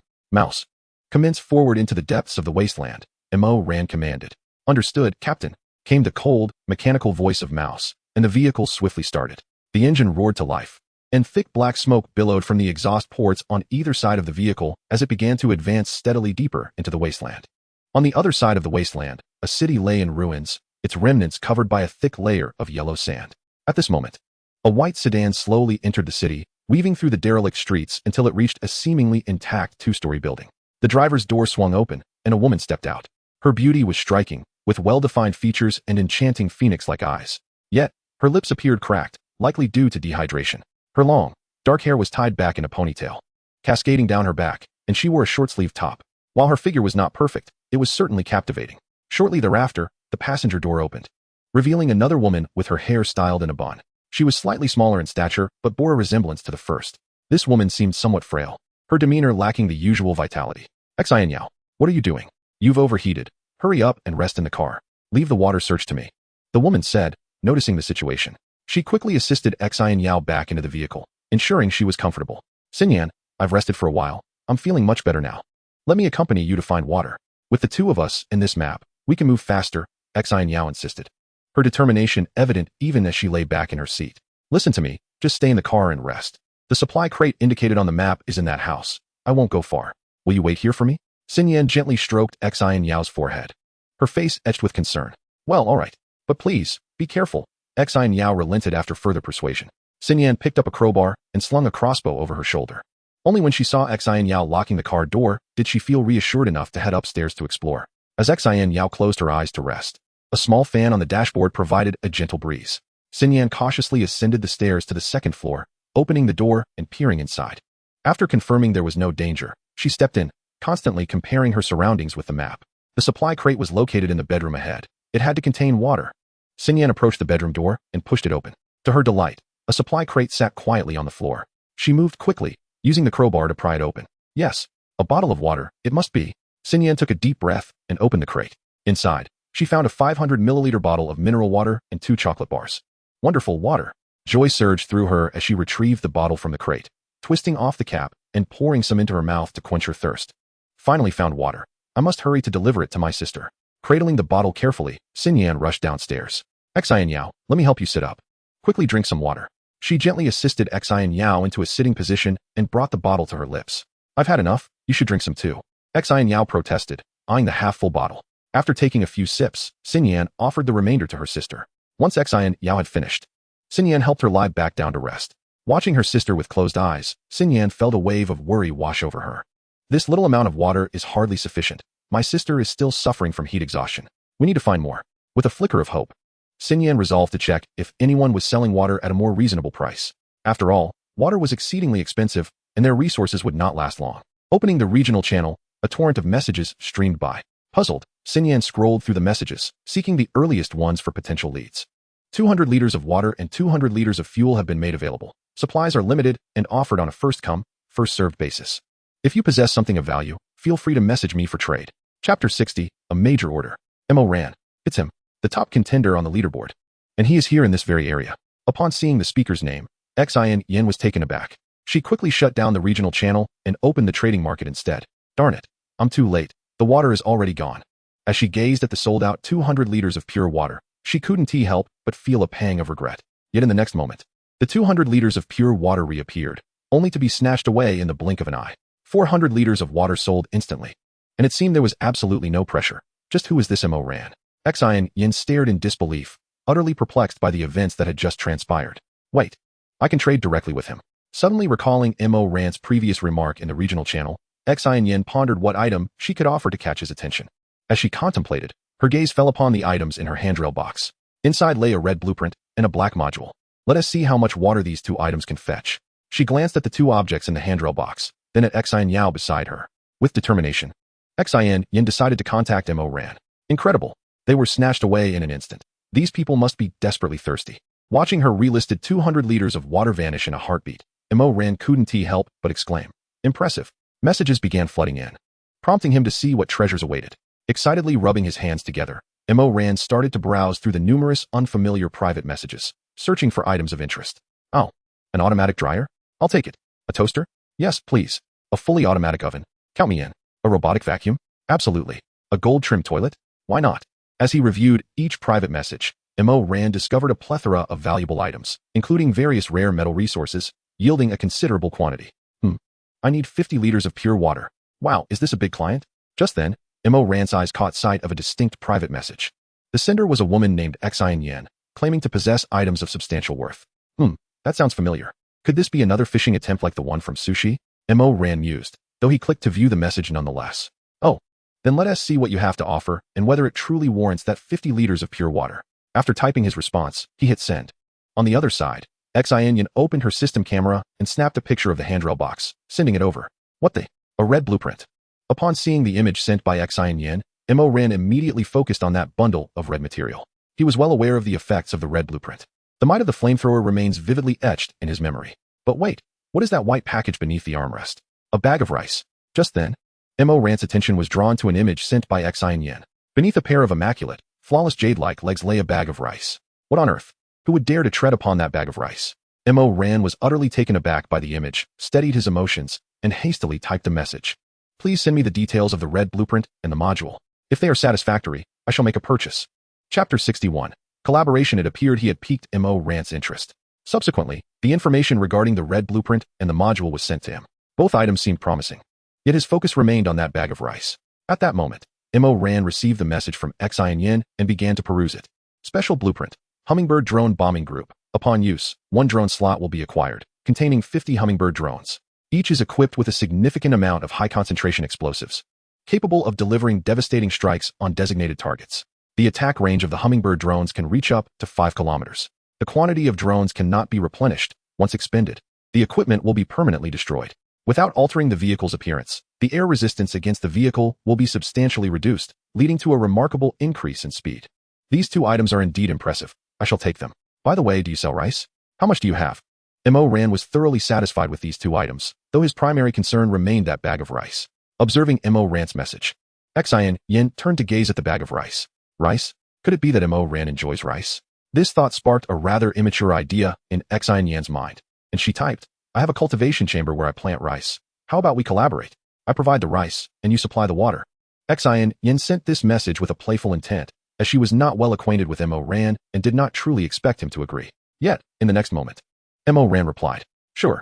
A mere 2 words sent a seismic wave through Xian's mind. No way. He actually agreed to this proposal. She exclaimed in disbelief, instantly rousing her resting sister, Xian. Sister, what happened? Xian sat up in confusion, inquiring. Nothing, just relax. Really? You're not joking? Gazing at the message that appeared on the screen, Ran smirked disdainfully. I possess an infinite water source. Why would I concern myself with such a trivial amount? Let us finalize the trade. Ran promptly provided Xian with 100 liters of purified water and successfully received the 3 items in return. Use them all, Ran declared, activating the module and the red blueprint. Mouse, deploy 1 hummingbird drone. Ran commanded, eager to witness the power of this weapon. Understood, Commander. Hummingbird drone deployed. Above the vehicle's body, a small square opening emerged. In an instant, a delicate black figure shot forth, its speed akin to that of lightning. Immediately, a distinct scene was delineated on the panoramic view before Ran, showcasing the perspective of the released hummingbird drone. Observing the imagery of that designated area, Ran experienced a brief moment of astonishment. The drone was poised to launch an attack on the expanse below. After gliding through the aerial views, Ran selected a flat patch of land as the target. Understood, Commander. The target has been locked, and the bombing strike is commencing. The hummingbird drone swiftly approached the target's airspace, then abruptly dove downwards at a 90-degree angle. The ground below expanded rapidly in the blink of an eye. Before the image abruptly vanished, Ran quickly shifted to a wide-angle view, directing attention towards that direction, where an orange fireball erupted from the ground. Expanding the panoramic perspective, Ran beheld a crater measuring 56 meters in diameter and 34 meters in depth. Goodness! If struck by such a device, one would be left in disarray. Witnessing the weapon's effectiveness, Ran was filled with both shock and satisfaction. Chapter 62. High-level officials of the Dragon Nation. Now it was time for the rice. It was conveniently midday, perfect for a meal of rice accompanied by pork knuckle. Imagining the feast made Ran's mouth water. Carrying the rice, Ran approached a door, pushing it open to reveal a 20-square-meter kitchen. This was the kitchen expansion module Ran had just acquired, relocating the external refrigerator, pots and pans from the corner, and the dining table inside. After rinsing some rice, Ran placed it into the rice cooker for steaming. Next, from the storage room, a piece of pork knuckle was retrieved, along with water and aromatic spices, which were placed in a pressure cooker for steaming. With everything prepared, the meal would be ready in about half an hour. After wiping down the scattered water droplets on the stovetop, Mo Ran exited the kitchen and entered the command room. The water had been fully stocked, and today it would be replenished one last time. Observing the sold-out 200 liters of water, Mo Ran proceeded to restock. Since the advent of the infinite water source, it seemed the pure water collector was on the verge of gathering cobwebs. Suddenly recalling another task, Mo Ran stepped outside to check, discovering that the water barrel of the collector was full, having ceased operation for an unknown duration. It would need to be moved to the storage room, as it seemed rather useless in its current location. During a moment of leisure, Mo Ran began sifting through private messages. Individuals from the upper echelons of the Dragon Nation. Remarkable that they would reach out to me. Just then, Mo Ran noticed a private message from a high-ranking official of the Dragon Nation. The sender expressed a desire to engage in dialogue with Mo Ran. They must have matters to discuss. Let us see what they wish to convey. Mo Ran clicked on the message and began typing. This is I. How may I assist you? After composing the message, Mo Ran promptly clicked send. In a secluded canyon, a makeshift camp has been established. The site is bustling with numerous vehicles and soldiers patrolling the area. At the heart of the camp stands a container truck, into which a secretary hastily entered. The interior was spacious, featuring a long table around which several soldiers busily attended to various tasks. Seated at the table were several elderly gentlemen clad in Zhongshan suits. Alongside a few burly commanders engaged in conversation. Old Gu, I have made contact with Mo Ran, the secretary announced as he approached the elder. Very well, I understand. Old Gu nodded in response. Everyone, we have just managed to establish communication with that individual, Mo Ran. Upon hearing this, the others ceased their discussions and turned their attention towards him. Finally made contact. This lad has no sense of subtlety, one remarked. Indeed. Continuously offering 600 liters of purified water is bound to attract attention, another added. Let us inquire about his location and see if we can extend our assistance. As the group buzzed with conversation, Old Gu raised a hand to quiet them. Hold on, everyone. I will first communicate with him to ascertain his current situation. The secretary promptly relayed Old Gu's information to Mo Ran, requesting him to add the elder as a friend. It seemed this individual was a senior figure from the Dragon Nation, someone worth conversing with. Upon seeing the friend request, Mo Ran accepted it without hesitation. Greetings, young brother Mo Ran. It is a pleasure to make your acquaintance. Old Gu's message arrived as soon as the connection was established. Hello. May I ask what brings you to seek me? Mo Ran replied. I reached out due to concern. Your recent actions have been rather conspicuous, and I worry that you may attract unwanted attention. I am here to inquire if you require any assistance, within my limited capacity. Reading Old Gu's message and glancing at his surroundings within the mice organization, Mo Ran felt a warmth despite the elder's apparent overconcern. You need not worry. I am quite safe at the moment. As for those with ill intentions, I can handle myself, he replied, crafting his response before hitting send. Chapter 63, A Token of Introduction. Meanwhile, Old Gu received a new message from Mo Ran. Haha, how audacious, how spirited. I like this young man, exclaimed an officer with a square face standing behind Old Wu, as he read the message on the screen. His stern demeanor instantly transformed into a smile, and he laughed heartily. This lad is intriguing. He certainly is not an ordinary person. However, he should exercise a bit more discretion. A number of elders had gathered around Old Gu, all having witnessed Mo Ran's message. Ha ha ha, this young man, Old Gu remarked, a smile gracing his face as he reflected on Mo Ran's words. I presume you are facing a water shortage.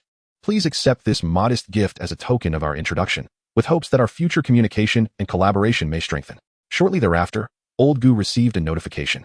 In the realm of the 21st district, a player known as Mo Ran bestowed upon you a collection of resources, a level 1 purified water collector, a level 5 purified water collector, 100,000 liters of pristine water, and 100,000 liters of fuel. Should you find this insufficient, feel free to reach out for more. Of course, in the future, remember to consider me first when you acquire something valuable. After sending the message, Mo Ran promptly closed his friend chat. Time was of the essence. It was time for a meal. Rising from the command chair, Mo Ran turned and made his way to the kitchen. Meanwhile, in another area, the astonished officer with a square jaw stared at the message panel displaying the generous gifts. 100,000 liters of water. And fuel. Goodness. Where did this fellow procure such an abundance of resources? The magnitude is truly staggering. I've always suspected he belonged to some significant family. The ease with which he dispenses such resources is astounding. What kind of family could yield such a wealth of supplies so casually? The surrounding elders exchanged incredulous glances, their expressions a mixture of shock and admiration. Truly, a young hero had emerged in Mo Ran, who was anything but ordinary. An elder wiped the sweat from his brow, his lips twitching visibly. Distribute the water among the soldiers. The temperature is rising today. We must ensure everyone remains hydrated. Additionally, the crops and livestock require timely watering. We must also upgrade these purified water collectors, ensuring we need not worry about our water supply in the future. The elder began to extract the gifts bestowed by Mo Ran, while numerous soldiers diligently transported one purified water collector after another, arranging them in a designated room for upgrades. A water tower within a container truck was quickly filled with clean, purified water, and soldiers formed a line, each with their water bottles, ready to collect the precious resource. Meanwhile, Ren opened the kitchen door, greeted by the alluring aroma of meat wafting through the air. Lifting the lid of the rice cooker revealed perfectly cooked grains. He transferred them into a bowl, then retrieved a tender piece of stewed pork knuckle from the pressure cooker, placing it atop the rice. A drizzle of savory broth followed. And with a spoonful of the broth-laden rice, he savored a generous bite of the succulent meat. The delightful fusion of flavors danced in his mouth, and with each chew, he relished the exquisite taste. Ah, this is divine. The flavor is utterly captivating. With a satisfied expression, Ren reveled in the experience. Gulping down a chilled bottle of cola, the refreshing sensation surged through his senses. Soon, he cleared the table of all remnants of his meal, washing the pots and dishes with ease. Chapter 64, The Village in the Desert. Returning to the command room, Ren reclined comfortably in the command chair. My young brother, these gifts are not without merit. I believe you should utilize this module, and I shall also send you some vegetables and fish. Ren smiled faintly at the message, graciously accepting the offerings from the elder. Vehicle Equipment Information Concealment Module. This module obscures any information about your vehicle, rendering it impossible for other players to capture images or videos of it. This feature is quite advantageous, as it prevents prying eyes from covertly photographing my companion. Observing the module's details, Chun promptly consumed it. The module transformed into specks of white light and gradually dissipated from Chun's grasp. Report, Vehicle Commander. A deserted village has appeared ahead. At that moment, the cold mechanical voice of the companion echoed. Finally, something different. We have been on the run for nearly a day. Chun, who had been reclining with eyes closed in the command chair, immediately rose upon hearing the announcement. Through the enlarged panoramic view before him, he could distinctly see the remnants of an abandoned village. The structures within the village, crafted from earth and stone, now stood as mere ruins. An endless expanse of yellow sand enveloped the area, as if attempting to bury it entirely. Chun began donning a lightweight protective suit and subsequently retrieved his tactical backpack. It was already stocked with provisions and water. He extracted several glow sticks and a flashlight, placing them inside. Strapping on the tactical backpack, he secured the .42 submachine gun and composite crossbow to either side. He tucked a machete into his left waist and grasped a crowbar that lay in the corner with his right hand. Mouse, drive the vehicle to the barn ahead. Gazing at the approaching village, Chun quickly fixed his gaze on the barn that was on the verge of collapse. Understood, Vehicle Commander. The vehicle gradually altered its course, weaving through the village. Soon, it arrived in front of the dilapidated barn and came to a gentle halt. The rear hatch opened, and Chun, clad in his lightweight protective suit, emerged. Mouse, maneuver the vehicle into the barn and destroy the internal supports to ensure complete concealment. Chun lowered the visor of his helmet and issued the command to Mouse. Understood, Vehicle Commander. The cold mechanical voice resonated in Chun's mind. The vehicle began to move slowly, plunging into the barn and targeting several internal supports, crashing into them directly. Bang!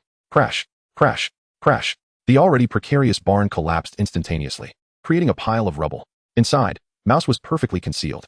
Ah, the concealment is impeccable. This will prevent anyone from discovering Mouse. The ancients were right. It is indeed better to remain discreet. After circling the ruins and confirming that Mouse was entirely out of sight, Chun commenced a search around the village. Wielding the crowbar, as he traversed, Chun observed numerous walls and doors marred by savage claw marks. These appeared to be the remnants of some beast's grasp. But what kind of creature could inflict such considerable damage? As he traced the claw marks with his fingers, a sense of perplexity filled his mind. He arrived at the nearest house and extended his hand to push against the wooden door before him. Creak, creak. The wooden door emitted an ear-piercing groan. Yet it did not yield. Something seemed to obstruct it from behind. It appeared that the door was locked, likely secured with a wooden bolt. As I gazed upon the antiquated double wooden doors, a wave of nostalgia washed over me, reminiscent of the rustic style found in rural areas.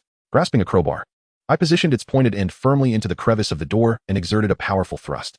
With both hands gripping the front end, I pried with considerable force in one direction. A sharp crack echoed as the wood splintered, and the door yielded effortlessly. I stepped inside, revealing an unremarkable courtyard before my eyes. Chapter 65, Searching the Village. Outside, nothing of note lingered. The sand had nearly filled the courtyard to the brim. After a thorough search of the surroundings, I found no items of worth. Gradually, I made my way towards the house, resolved to rummage through its interiors. With a resounding bang, I kicked open the two wooden doors at the entrance, which were hanging precariously on their hinges. One door even snapped from its pivot, collapsing onto the ground. Before me lay what resembled a living room. To the right was the kitchen and dining area, while the left housed a bedroom, bathroom, and a storage room filled with miscellaneous items. Bang, bang. I dispatched each wooden door with swift kicks, far outpacing the crowbar's efficiency. Why bother with a crowbar when my foot could do the job so much faster?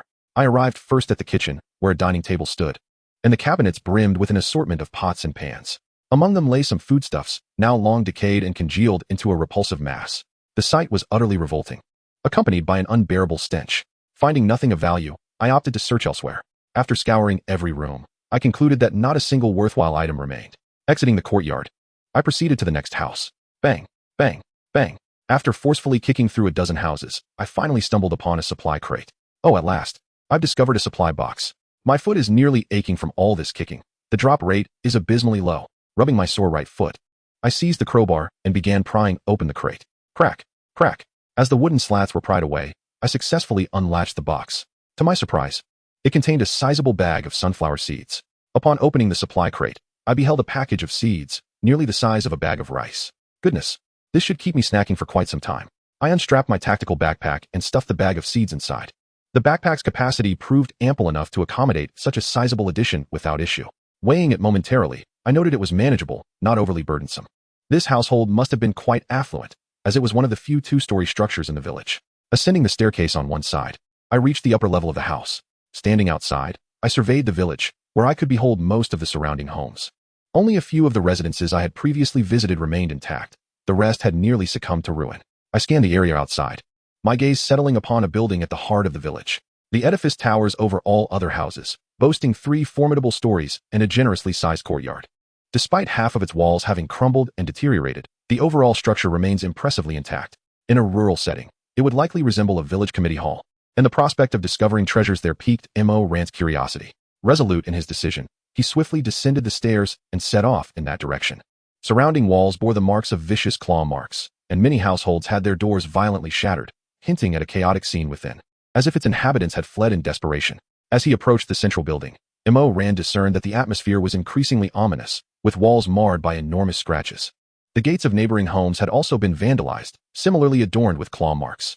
Although the identity of the creature responsible for these marks remained a mystery, Rand sensed it was no benign entity. Before long, he arrived at the entrance of the imposing structure.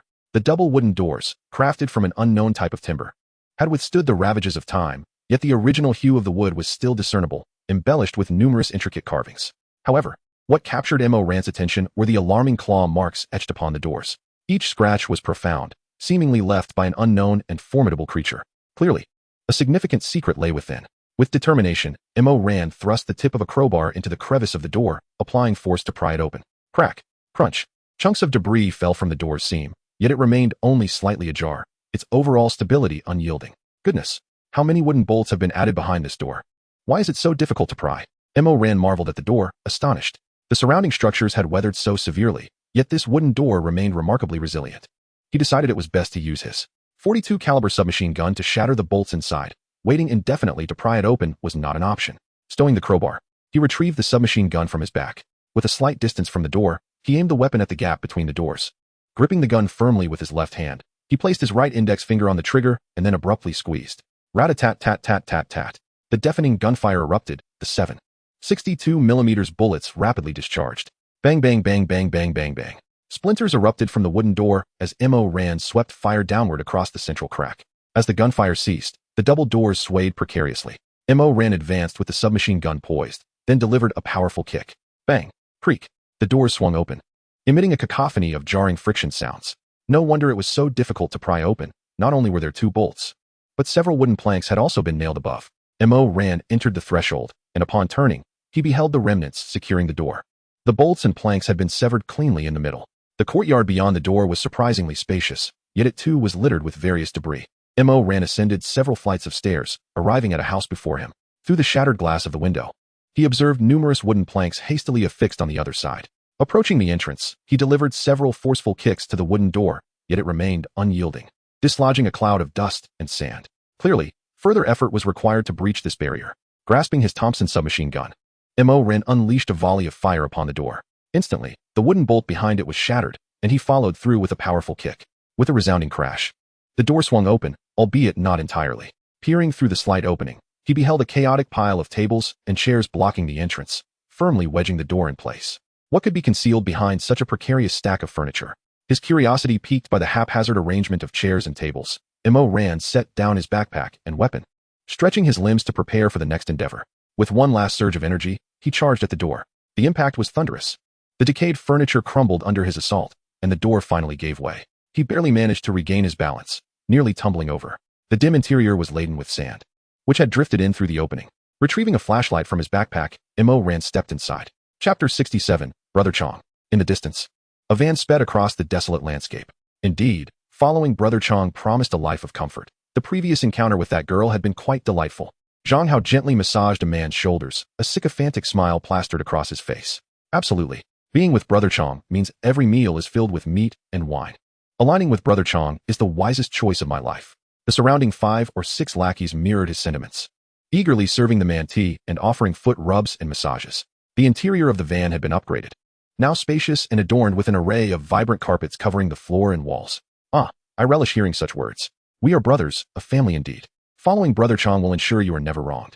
Zhang Hao, I've heard you were bullied by that fellow named Ran.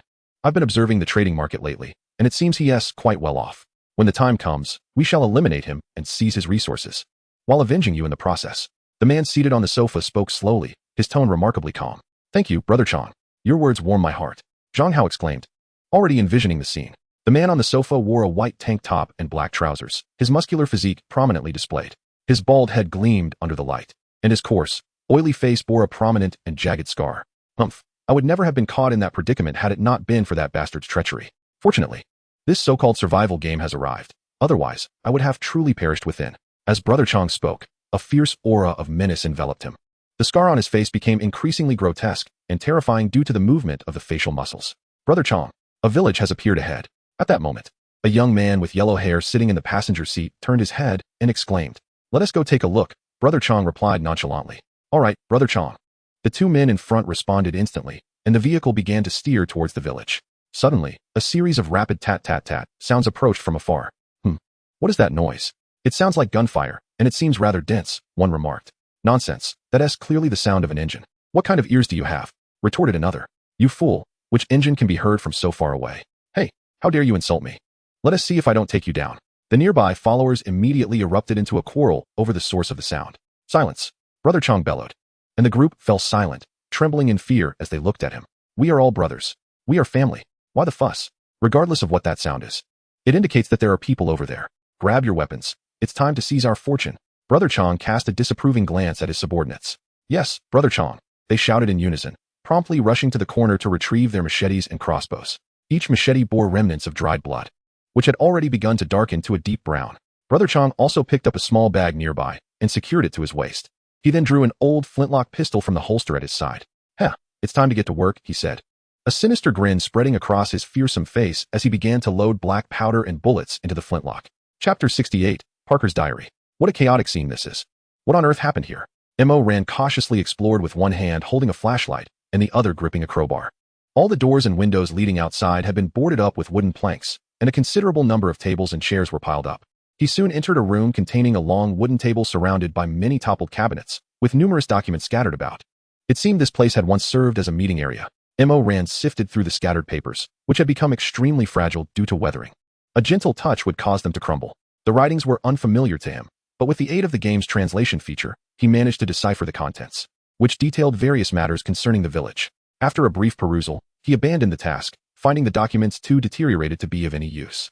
He searched through several rooms nearby, but found nothing of significant value. Continuing down a corridor, he passed a corner and encountered a large pile of tables and chairs, nearly obstructing half the passageway. Clearing away some of the chairs from the top, Ran carefully stepped onto a table to navigate past. At the end of the corridor, he discovered a wooden table with a skeleton leaning against it. As Ran cautiously approached with his flashlight, the skeletal figure became increasingly distinct. Clad in a camouflage military uniform, its bony hands were tightly clasped over the bulletproof vest on its chest. Was this world ever inhabited? Gazing at the skeleton before him, a sense of intrigue began to stir within Ran. His attention was soon drawn to the area shielded by those skeletal hands. Using a crowbar, he pried open the bony grip, revealing a hidden pocket within the bulletproof vest. Ran slowly opened the pocket and retrieved a small notebook. Nestled inside, the notebook appeared largely unscathed by the ravages of time. He carefully peeled back the cover and opened the diminutive volume. As he perused its contents, he discovered it was penned by a soldier named Parker. So, your name is Parker. Let us see what you have written. Casting a glance at the skeleton, Ran illuminated the pages with his flashlight and began to delve into the diary's entries. The initial portions chronicled Parker's experiences during his military service, documenting the daily proceedings as well as many significant moments and events. M.O. Rand skimmed through these sections, swiftly flipping towards the latter entries. He found what he sought. After perusing approximately a third of the contents, he came across a particular entry dated December 3rd. On that day, I was engaged in routine training with my comrades. As noon approached, we heard a sound. No, it would be more accurate to say all of humanity heard it, emanating from the sky. The voices seemed to be communicating, but I could not comprehend their discourse. Suddenly, an overwhelming sense of dread enveloped me. Before long, the sound dissipated, and the entire world was shrouded in a crimson glow. On December 4th, Parker wrote, "Since the emergence of that sound, nearly everyone in the world has succumbed to panic, gripped by an unfathomable fear of the unknown.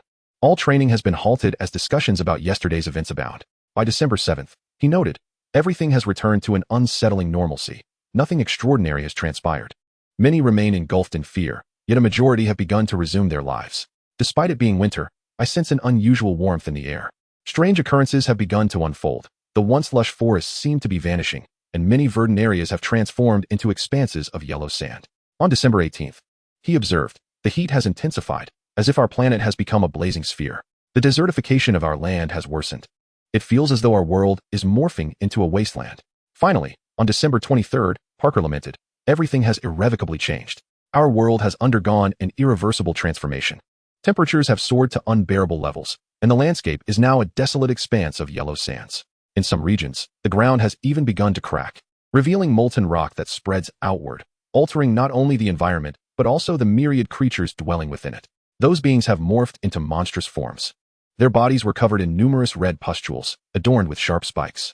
They could breathe fire, their entire forms becoming exceedingly rigid and ferocious."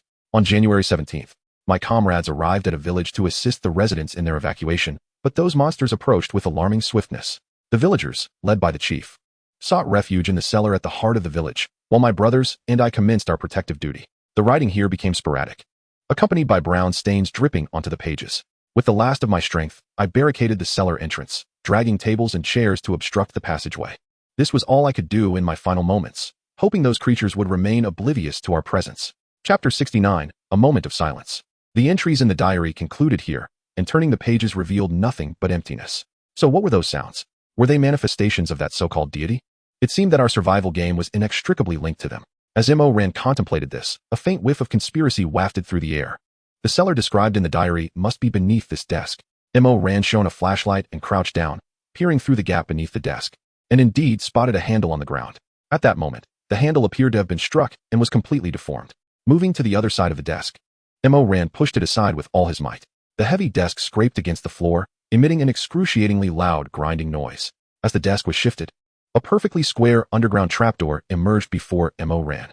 The handle of this trapdoor was also misshapen, suggesting the need for a crowbar to pry it open. M.O. Rand inserted the crowbar into the gap and levered it. The trapdoor yielded slightly, and with his left hand gripping the edge, he yanked it upward. Upon opening the trapdoor, something suddenly tumbled out and collided with M.O. Rand's left foot. Goodness! With a swift motion, he swung the crowbar, striking the object. His body instinctively recoiled, and he picked up the flashlight from the ground to illuminate the scene. In his line of sight lay a shattered skeletal hand, clawing at the edge of the trapdoor. It startled him momentarily, as he had imagined it to be something sinister.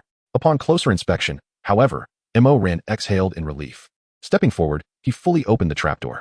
As it swung wide, a nauseating stench immediately wafted out. What on earth is that smell? Even with a helmet on. The overpowering odor was unmistakable. M.O. Rand quickly retreated, overwhelmed by the repulsive scent. After a lengthy pause, he dared to approach and inspect further. Although the foul smell lingered, it was significantly less potent than before. Slowly, he approached the trapdoor, shining his flashlight inside. A stone staircase led downward, now crowded with several skeletons, each frozen in a grim posture of their final moments. Summoning every ounce of strength, he surged forward, and the cover of the trapdoor bore an array of scratch marks. The skeletal fingers, many of which had been worn down to the nub, reveal the desperate struggle of those trapped behind the door. It is no wonder that the handle has become deformed. These individuals fought valiantly to escape. I find myself at a loss to articulate the actions you undertook, Parker. Gazing upon this scene at the entrance, M.O. Rand cast a bewildered glance at the adjacent skeleton. How unfortunate it is that while others were spared from being consumed by that so-called monster, you instead imprisoned them to perish within. Shining his flashlight deeper into the abyss, he beheld a multitude of shattered bones strewn about.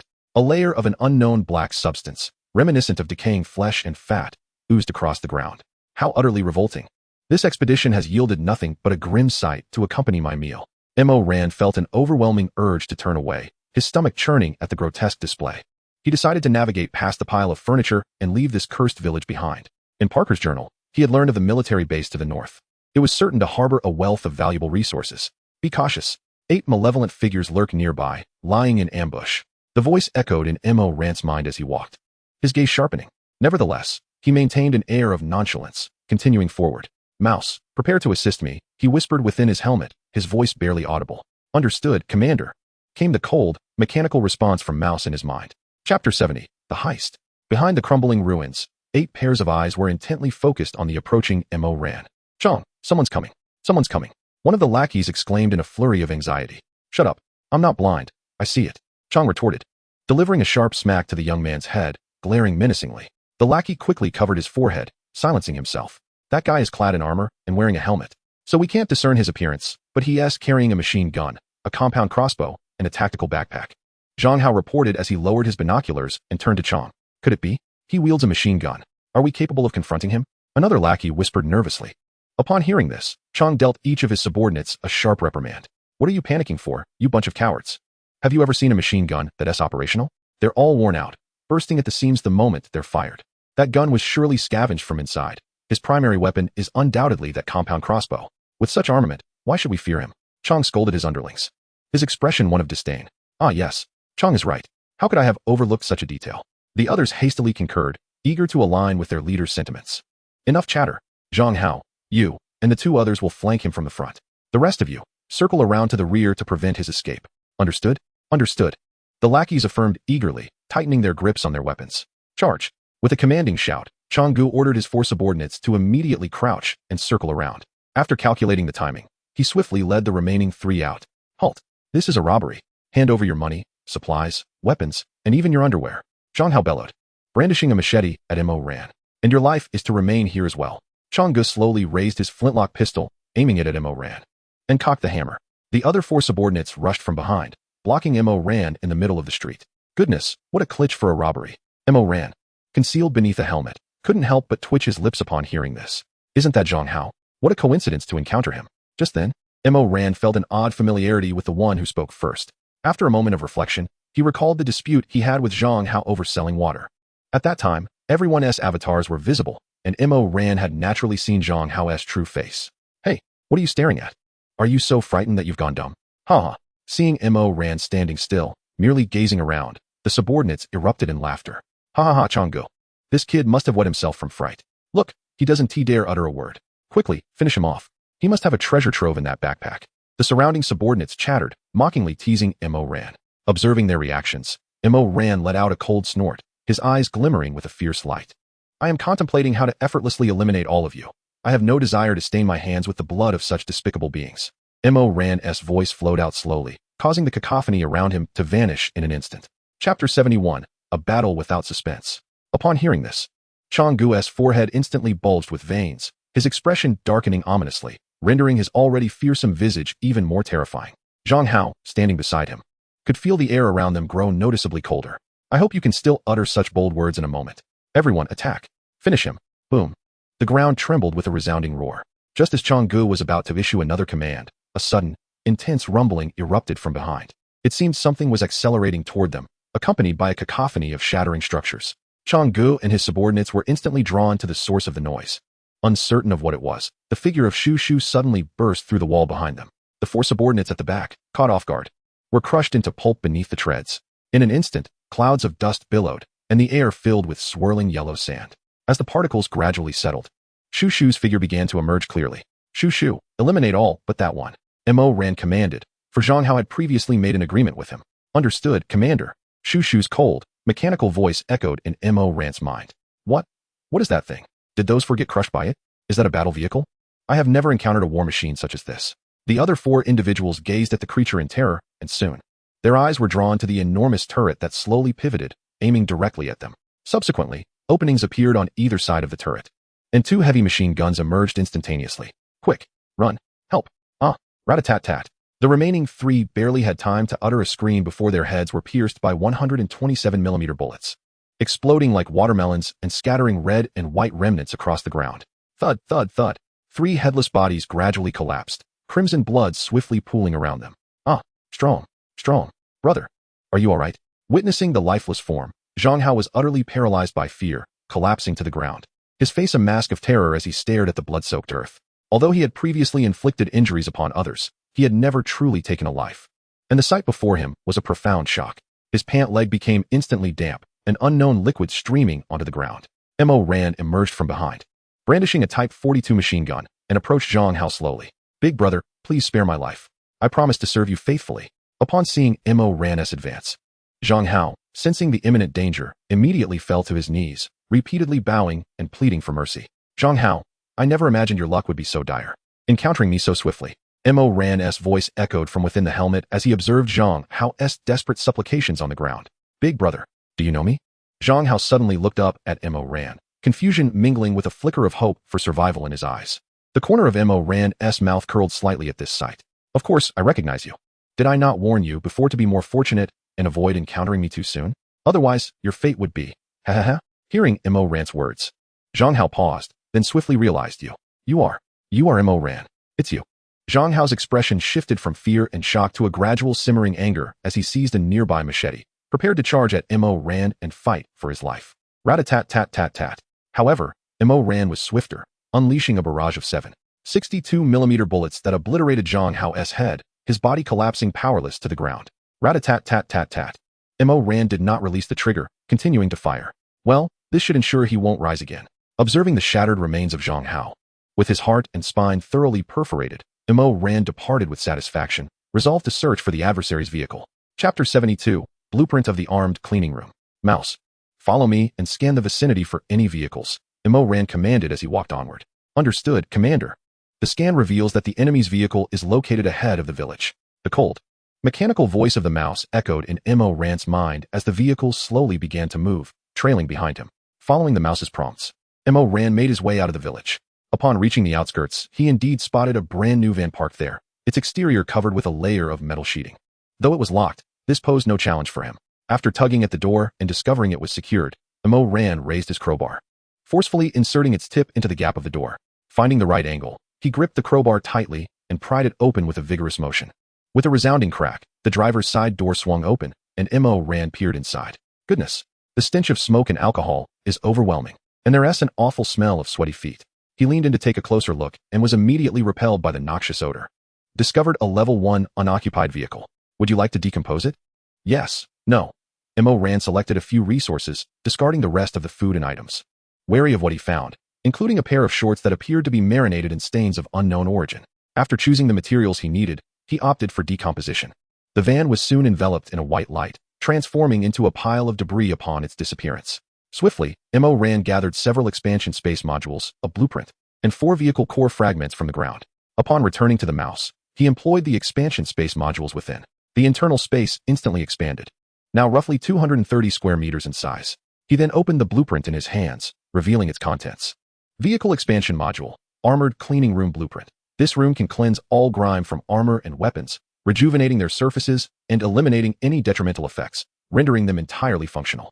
It turned out to be a cleaning station for weapons and armor, seemingly quite useful. Glancing down at his own state, he noticed his lightweight protective suit was caked in dust and sand. As for materials, he noted that while he had most of what he needed, he was lacking diodes, wires, circuit boards, and chips. Pondering the missing components, Mo Ran felt puzzled. Why would a cleaning apparatus require so many electronic elements? Nevertheless, he resolved to head to the military base next, hoping it would contain the necessary materials. Mo Ran promptly learned the blueprint, and then proceeded to the restroom to remove his gear, mindful of the sand covering him. He unstrapped his weapons and backpack, tapping away the dust with a towel. Extracting a bag of sunflower seeds from his backpack, he took it outside. After shedding his lightweight protective suit and shaking off the remaining sand, he placed the cleaned weapons and backpack outside, then donned a fresh set of clothes. After taking a shower, he tossed his soiled attire into the washing machine. Mo Ran tidied her hair before proceeding to the command room. Chapter 73. Oh, are you really that impressive? Mouse advanced towards the northern direction. Understood, Commander. The cold, mechanical voice of Mouse resonated as the vehicle began its journey northward. It was now 3:30, and the sun in the sky commenced its descent to the west. The surrounding temperature was no longer as sweltering as during noon, and the sunlight was less blinding. Mouse traveled across the wasteland at a speed of 80 kilometers per hour, stirring up a whirlwind of dust behind it. With nothing else to do, Ren opened a packet of sunflower seeds, grasped a handful, and began to crack them. It's been ages since I've enjoyed sunflower seeds. This taste is quite nostalgic. She also brought in the sweeping robot from outside, cracking a seed and discarding the shell. Wherever there were shells on the ground, the robot promptly cleaned them up. It was incredibly convenient. Ren could crack seeds in any direction she desired. The sweeping robot chimed, all right. So this is how you want to play. You truly think highly of yourself. While cracking seeds, she opened the game interface. Upon opening her private messages, a deluge of notifications flooded in. Glancing at the various resource exchange requests, Ren accepted all that were not exceedingly poor. After all, water was infinite, and she could never be at a loss. Moreover, being a seasoned gamer with a penchant for hoarding resources, she relished the act of stockpiling. Oh, but here is a particularly special private message. At that moment, she noticed a distinct message among the multitude. The sender was a player from Sakura country named Yamada Hanako, and judging by the name, she was likely female. The message was straightforward, demanding Ren to provide water unconditionally, laced with condescension and disdain, as though it were her rightful duty. All right, so this is how you wish to play? I shall make you experience the power of words. Ren decided to forego her seeds and swiftly typed. Oh, where did this mad dog come from? Did your parents forget to secure you at home this morning? If you're so impressive, why not come over and face me through the internet? As for the exquisite language, I shall refrain from revealing it here. Phew, my hands are almost sore from typing. After sending the lengthy retort, she shook her aching hands and promptly blocked the sender. With this minor interruption resolved, Ren resumed cracking her seeds.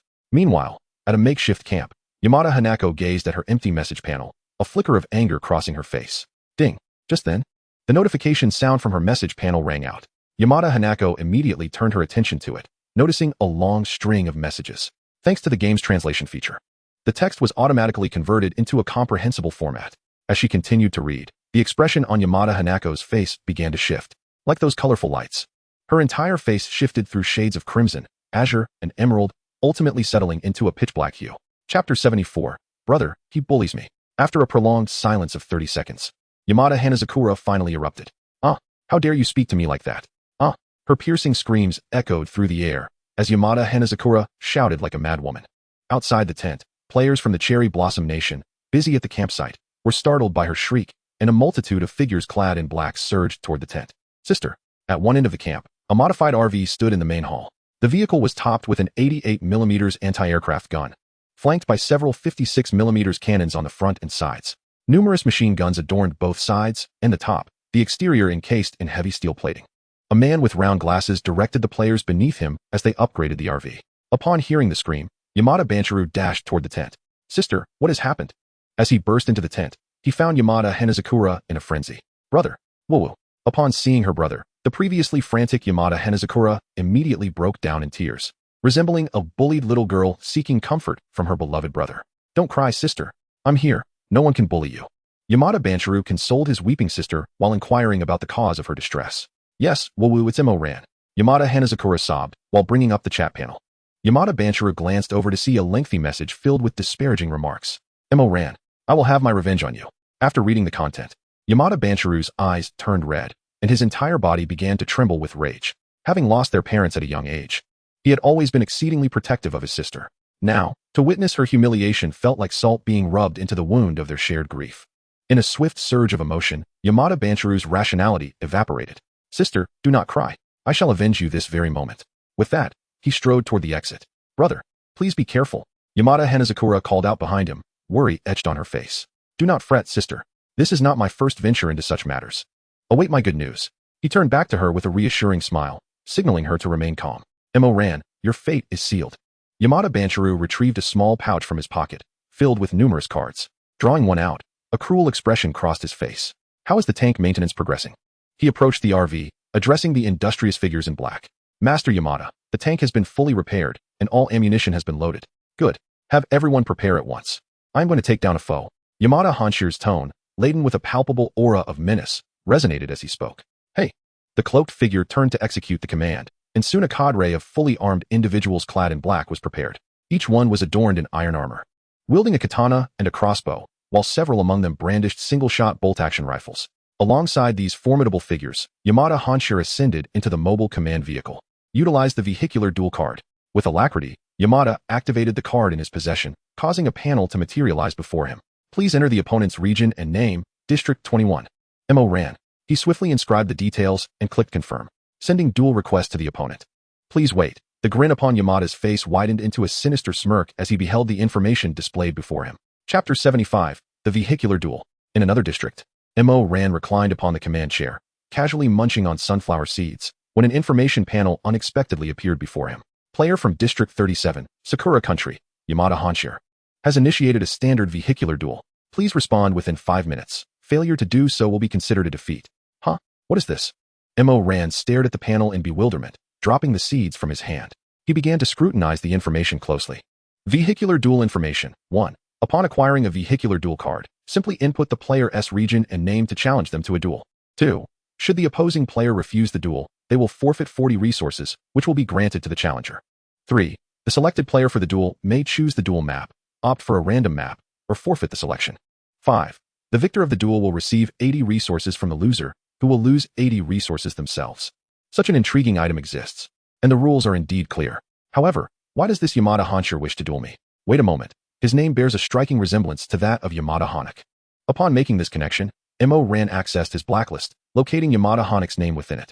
After this comparison, M.O. Ran realized that the two shared the same surname. Well. It seems I've drawn the ire of the elder in retaliation for the younger. He chuckled at the absurdity of the situation. As he contemplated the panel before him, just as he was about to click agree, a flicker of movement caught his eye. A red option lingered beside the panel. Life and Death Vehicular Duel. The very name piqued his interest. Without hesitation, M.O. Ran clicked on that option, and a distinctly different panel erupted before him. This one was drenched in vivid crimson, as if soaked in blood, with dark black text that seemed to flow downward like a stream of gore. Deathmatch of life and death vehicles. Please choose wisely. As death in this mode results in irreversible demise, the victors shall claim all resources of the vanquished, along with their utilized vehicles. The duel is time-limited to 1 hour. Should it remain unresolved after this period, a death mode will be triggered, causing the map to collapse and formidable monsters to spawn. Only by vanquishing your opponent can you escape this realm of combat. You are currently the challenged party. Upon consenting to the duel, should the challenger refuse, they shall be deemed defeated, and you will receive 90 of their resources, while forfeiting your right to select the map, which will then be chosen by your opponent. Ah, what splendid rules. Indeed, I choose the deathmatch of life and death vehicles.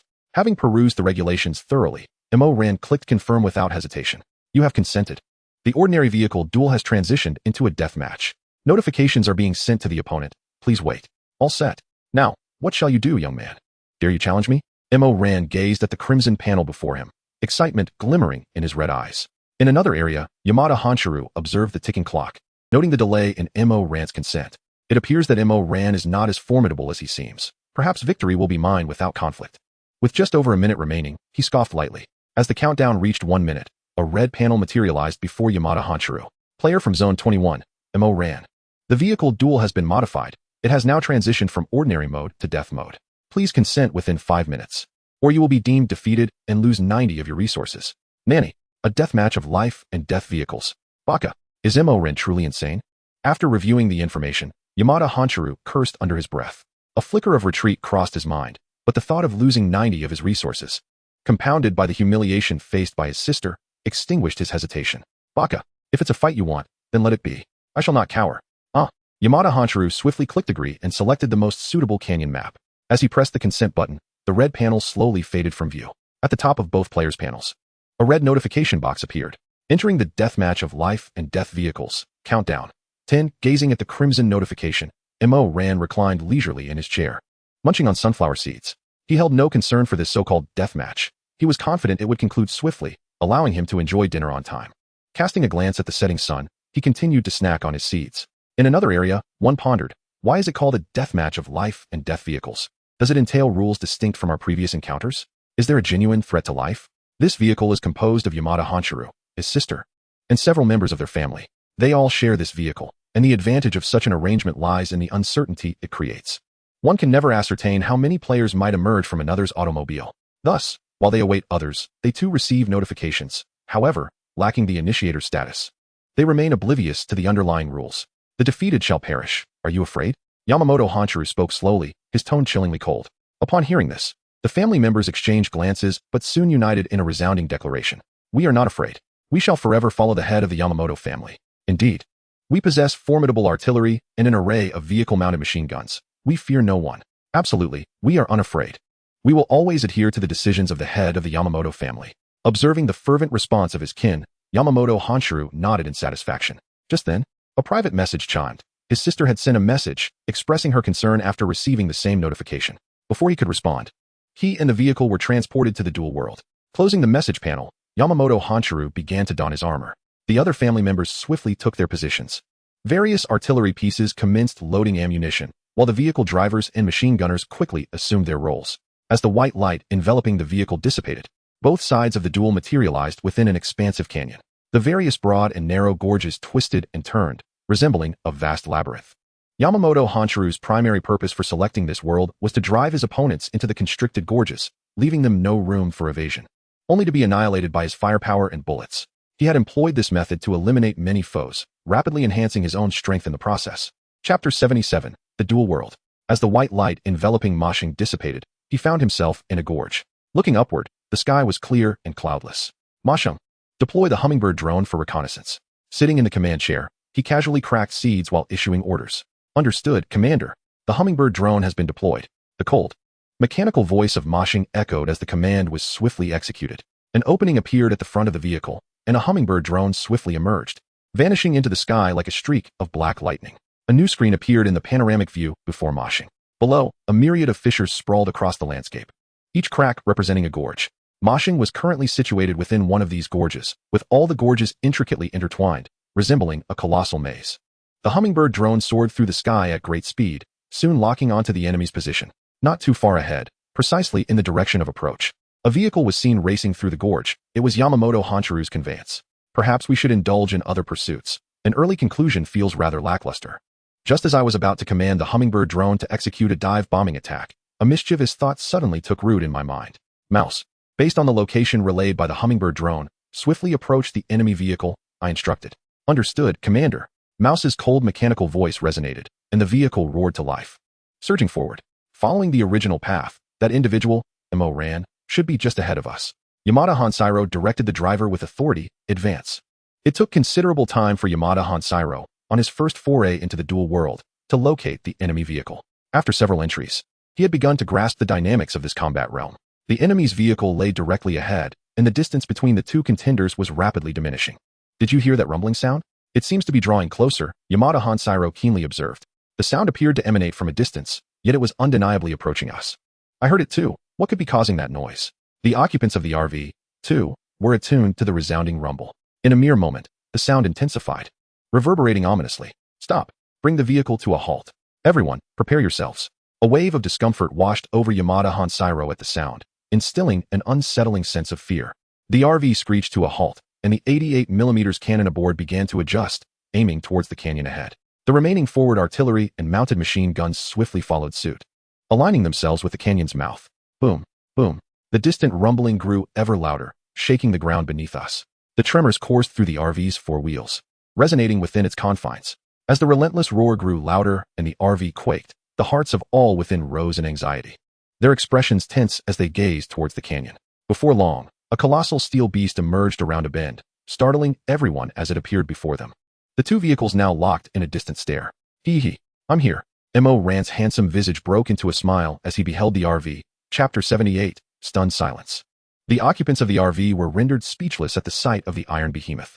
Each one stood frozen, uncertain of their next move. Hey, don't just stand there. Open fire. Quickly fire.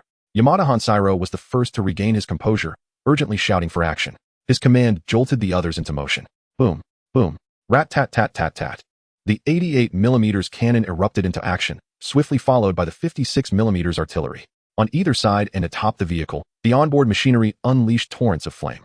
The incessant cacophony of gunfire, accompanied by the acrid smoke of burnt gunpowder, swiftly permeated the entire RV. Shells and bullets cascaded like raindrops, hurtling towards the distant target.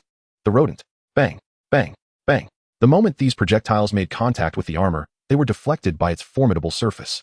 Armor not penetrated. Ricochet. A certain game's malady reared its head. Sparks erupted from the rodent's armor, leaving only faint indentations from the barrage. A mere swarm of pesky flies. Rodent, crush them. Mo ran. Seated in the command chair, observed the scene with utter boredom before issuing a direct order for the rodent to engage. Understood, Commander. The cold, mechanical voice of the rodent echoed as the vehicle sprang to life, charging toward the distant RV. Nanny, what on earth is that? Why can't the shells and bullets penetrate? Why? Yamada Hanchiru was momentarily struck dumb at the sight of the unscathed rodent. Yamada, that thing is charging at us. At that moment, the driver in front suddenly shouted. Yamada Hanchiru quickly regained his senses and saw the metal behemoth barreling toward him. Baka, retreat. Quickly retreat. Yamada Hanchiru shouted frantically as the RV began to reverse rapidly. It then executed a drift, hastily fleeing forward. Mo ran pursued leisurely behind, the chase unfolding like a dance. He fled, and he pursued, neither gaining nor losing ground. In a state of extreme fear and pressure, the RV driver twisted and turned, plunging into a narrow canyon. Upon seeing the canyon, Yamada Hanchiru's expression froze. He quickly realized. Overwhelmed by a wave of terror. Baka, get out. You've taken a wrong turn. This is where we set our ambush. Baka, how could you drive us in here? Baka, Baka. Yamada Hanchiru raged incessantly, while relentlessly pounding the driver. Sir Wanandisu. Sir Wanandisu. The driver, shielding his head from Yamada Hanchiru's blows, repeatedly apologized while deftly maneuvering the vehicle. The RV came to a rapid halt, then swiftly turned around. With a sudden burst of acceleration, it surged toward the canyon's exit. Baka, we must reach the exit before that creature. We must. Yamada Hanchiru's face tightened as he fixated on the canyon ahead, its exit looming larger before him. The distant rumble and the tremors beneath his feet made his heart race with anxiety. Yet, contrary to his hopes, just as they were approximately 30 meters from the canyon's mouth, the steel behemoth emerged from around the corner, veering directly toward them. Brake. Hit the brakes now. Yamada Hanchiru's soul nearly fled at this sight. The driver swiftly slammed on the brakes, causing the RV's speed to plummet. The harsh screech of tires echoed, leaving behind long, deep skid marks on the ground. The sudden brake caused everyone inside the RV to tumble to the ground. Damn it. Reverse.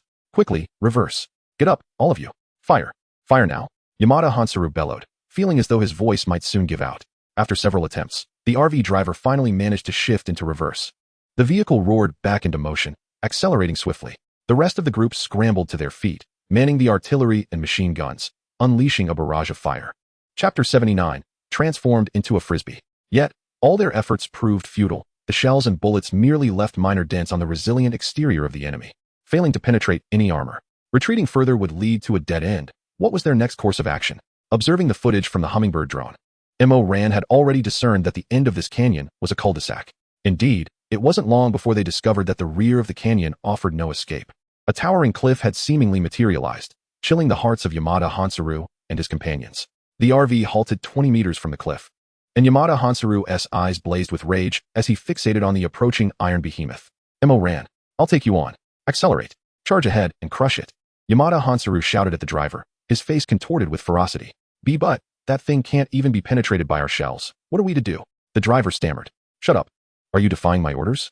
Yamada Hanchiru interrupted harshly, silencing the driver with a fierce glare.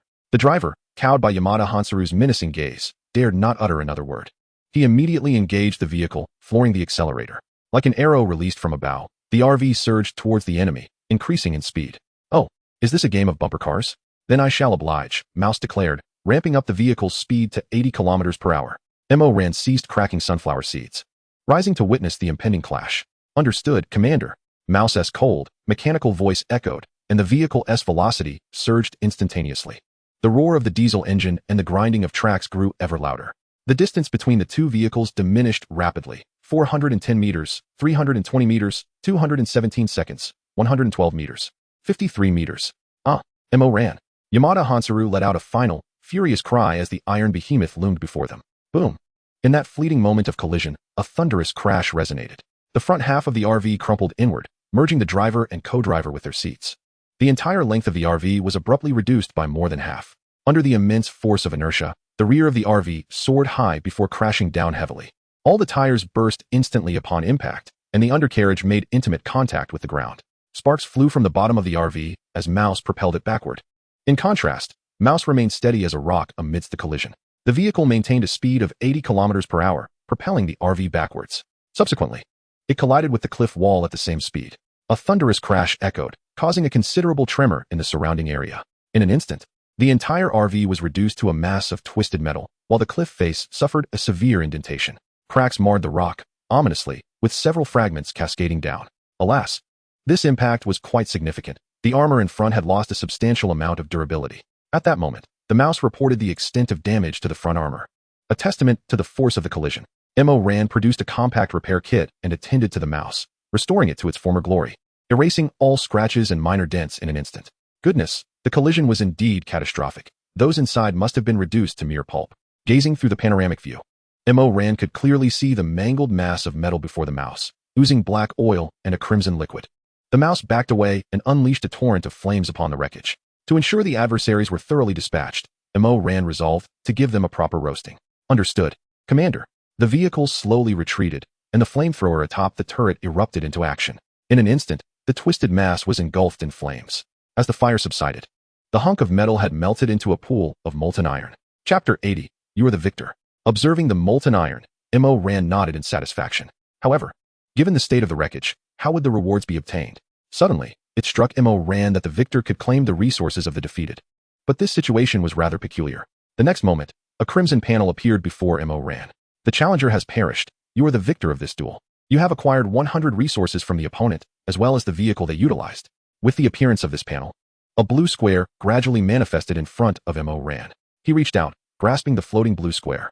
As he held it, a panel materialized above, detailing all the resources of the defeated, as well as the level 4 RV. So that is how it works. It seems there is no need to worry about excessively damaging the opponent and losing resources.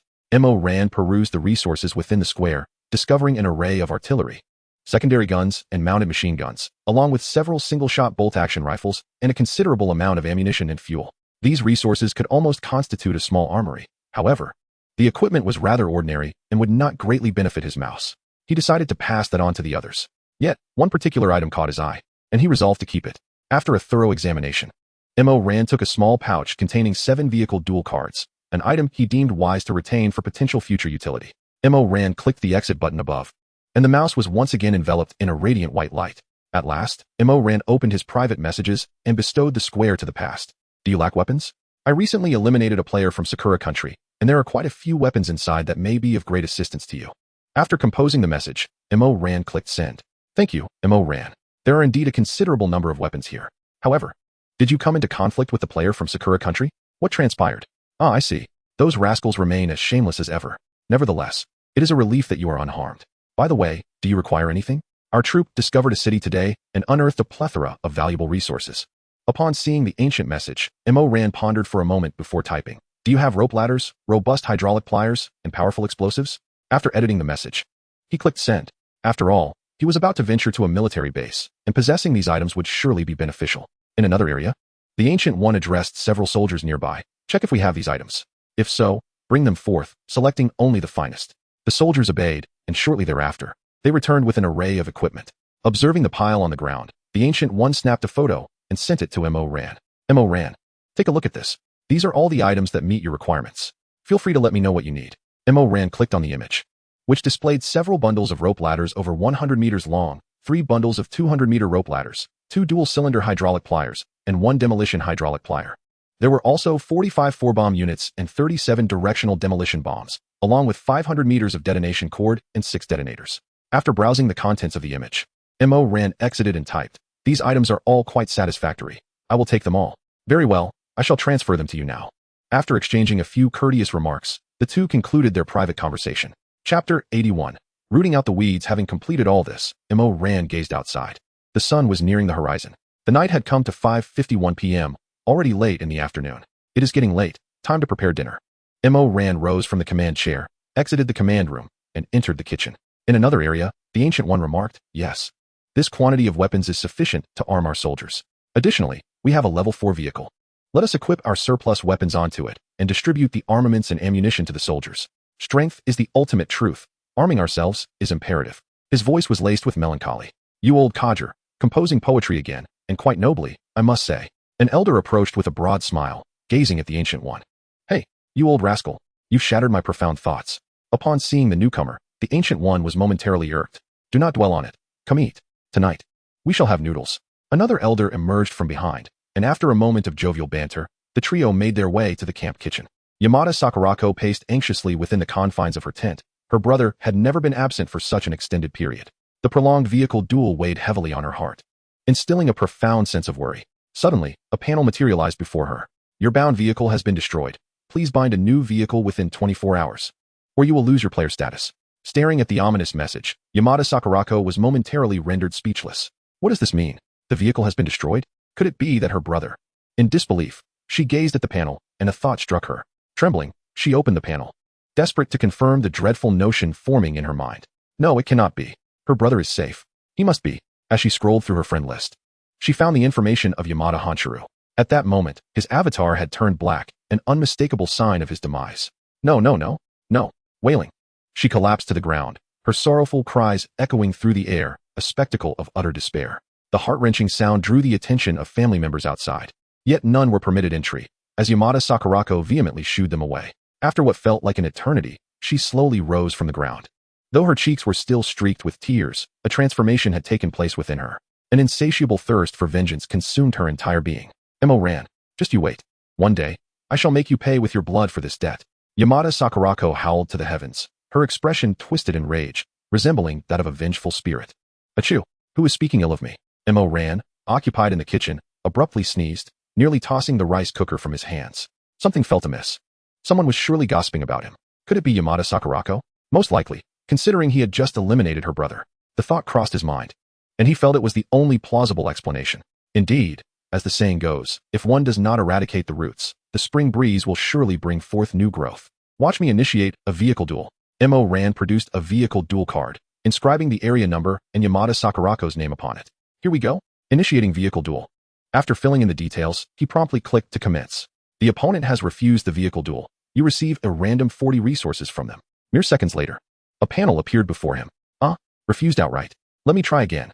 Mo Ran utilized another vehicle duel card, yet within moments, he was met with another refusal. Forget it. If she asked that cowardly, I shan't bother. It's simply not entertaining. Observing the consecutive refusals, his interest waned. The world is vast yet small. Perhaps fate would allow them to cross paths another day. In another region, Yamada Sakurako fumed. Mo Ran. I will remember this day. I shall return the favor tenfold. Staring at the 80 resources she had lost, her frustration reached a boiling point. Yet, she was powerless to seek revenge against Mo Ran at present. Chapter 82. Moving towards the ocean. Mouse, continue driving north. Understood, Captain. In an instant, Mouse activated and headed northward. The sun gradually descended below the horizon, and night once again enveloped the world. At this moment, Mo Ran had just finished preparing dinner. Serving fragrant rice accompanied by a piece of braised pork, complemented by a small dish of pickles and a bottle of chilled cola, it constituted a simple yet hearty meal. While enjoying dinner, Mo Ran opened the regional channel to observe the news. To his surprise, within just 2 days, only over 17,000 people remained in this region. It appeared that the harsh environment, coupled with scarce resources, not only intensified the struggle for survival, but also began to awaken the darker instincts within humanity. The regional channel was devoid of its former cheerfulness, now reduced to mere exchanges of supplies. Instead, it was rife with dissatisfaction, hostility, and a plethora of quarrels and insults. It seemed that such circumstances would only escalate in the future. After browsing through the channel, Mo Ran turned off the panel, focusing on his meal. Once satiated, Mo Ran washed the dishes. The desolate mountains had vanished from sight, and the terrain around him began to level off, with a slight descent, indicating a new location. Mouse. Assess the surrounding terrain. Through panoramic view, Mo Ran noticed some distinct changes in the external environment compared to before. Understood, Captain. I am currently analyzing the surrounding terrain. Please hold on. The cold, mechanical voice of Mouse echoed, and moments later, it resumed. Report, Captain, based on the surrounding terrain analysis. There is an 87% probability that this area is coastal. The voice of Mouse quickly followed. A coastal area? It seemed that the so-called military base must be situated on some island. Contemplating this, Mo Ran thoughtfully stroked his chin. Mouse, proceed to the earth mound ahead. Mo Ran expanded the panoramic view and tapped on a designated area. There lay an earth mound, marked accordingly. Understood, Captain. The cold, mechanical voice of Mouse resonated again as the vehicle turned towards the location. Before long, Mouse came to a smooth halt atop the earth mound. After waiting for a moment for the floating dust to settle, Mo Ran emerged with his electronic telescope, having just cleaned up and wishing to avoid any dirt. At this moment, the sun had long set, yet Mo Ran could still feel the pervasive heat. Approaching the right side of Mouse, the sharp armor on the vehicle and turret slowly retracted inward. Subsequently, several steel plates extended from within, reaching up to the turret's top. Witnessing this, Mo Ran couldn't help but feel a surge of emotion. Sometimes, he truly felt that Mouse was alive, always providing thoughtful assistance. Stepping onto the steel plates, Mo Ran swiftly ascended to the turret. With his electronic telescope in hand, he began to survey the distant landscape. The surrounding terrain was remarkably flat, and Mo Ran's position was elevated. Naturally, he could discern all that lay far ahead. There, on the distant horizon, was a vast area that descended into a seemingly endless hollow. It appears that this is indeed the coastline. Those depressions must be remnants of a once vibrant ocean. It seems there is a military base established upon the sea, and if my sense of direction is correct, it should soon come into view. The vehicle restarted, steadily advancing toward the horizon. Chapter 83, The New Weather. In the ensuing moments, Mo Ran inquired of the elder regarding the usage of various explosives. The elder duly provided Mo Ran with detailed instructions on the types of explosives and their appropriate applications. The methods of employing these explosives are fundamentally straightforward. If you have any further questions, feel free to ask me at any time. I will elucidate them for you in detail. No problem, I appreciate your assistance. After exchanging a few pleasantries, Mo Ran concluded the private message with the elder. Nibbling on some sunflower seeds, he perused the market channel for any intriguing items. After a brief survey, he found nothing but basic supplies being exchanged. Feeling disheartened by the lack of enticing goods, Mo Ran commenced his evening routine of washing his face and brushing his teeth, preparing for an early slumber. The command chair behind him reclined gently, and the surrounding lights gradually dimmed. Mo Ran tucked himself under a small blanket, drifting into a serene and sweet slumber. The vehicle continued its advance, a cloud of dust billowing up from behind. Soon, it arrived at the parched beach, moving steadily along the shore. It quickly entered this desiccated sea, the surroundings enveloped in endless yellow sand. Yet, numerous rocks remained exposed, prompting a reduction in speed as the vehicle navigated the undulating terrain. The friction between the tracks and the rocks sparked a flurry of embers. Although the vehicle swayed slightly, it did not disturb the slumbering Mo Ran in the control room. Time flowed, day transitioned into night, and darkness gradually receded, making way for light to illuminate the world once more. Time to rise. At around 7 in the morning, Mo Ran's biological clock awakened him automatically. He rolled up his small blanket and set it aside. Rising from the command chair, he stretched and moved his limbs to shake off any stiffness. It seems we have entered the parched ocean. I never anticipated this was the interior of the sea. It is indeed my first encounter with such a sight, and it appears quite novel. As he stretched, he gazed through the panoramic view outside. Endless yellow sand blanketed the seafloor, yet he could still faintly discern the cracked surface beneath. From Mo Ran's current perspective, he found himself within an immense abyss that seemed to stretch infinitely. Today's weather appears to be even hotter, and it seems the wind has picked up. A great deal of sand is being lifted, obstructing visibility somewhat. At this moment, many grains of sand were swirling in the air, transforming the once bright exterior into a muted yellow-gray. These airborne particles may hinder the vehicle's movement. Considering this, Mo Ran activated the panel to check for any messages in the channel. What is this? Weather?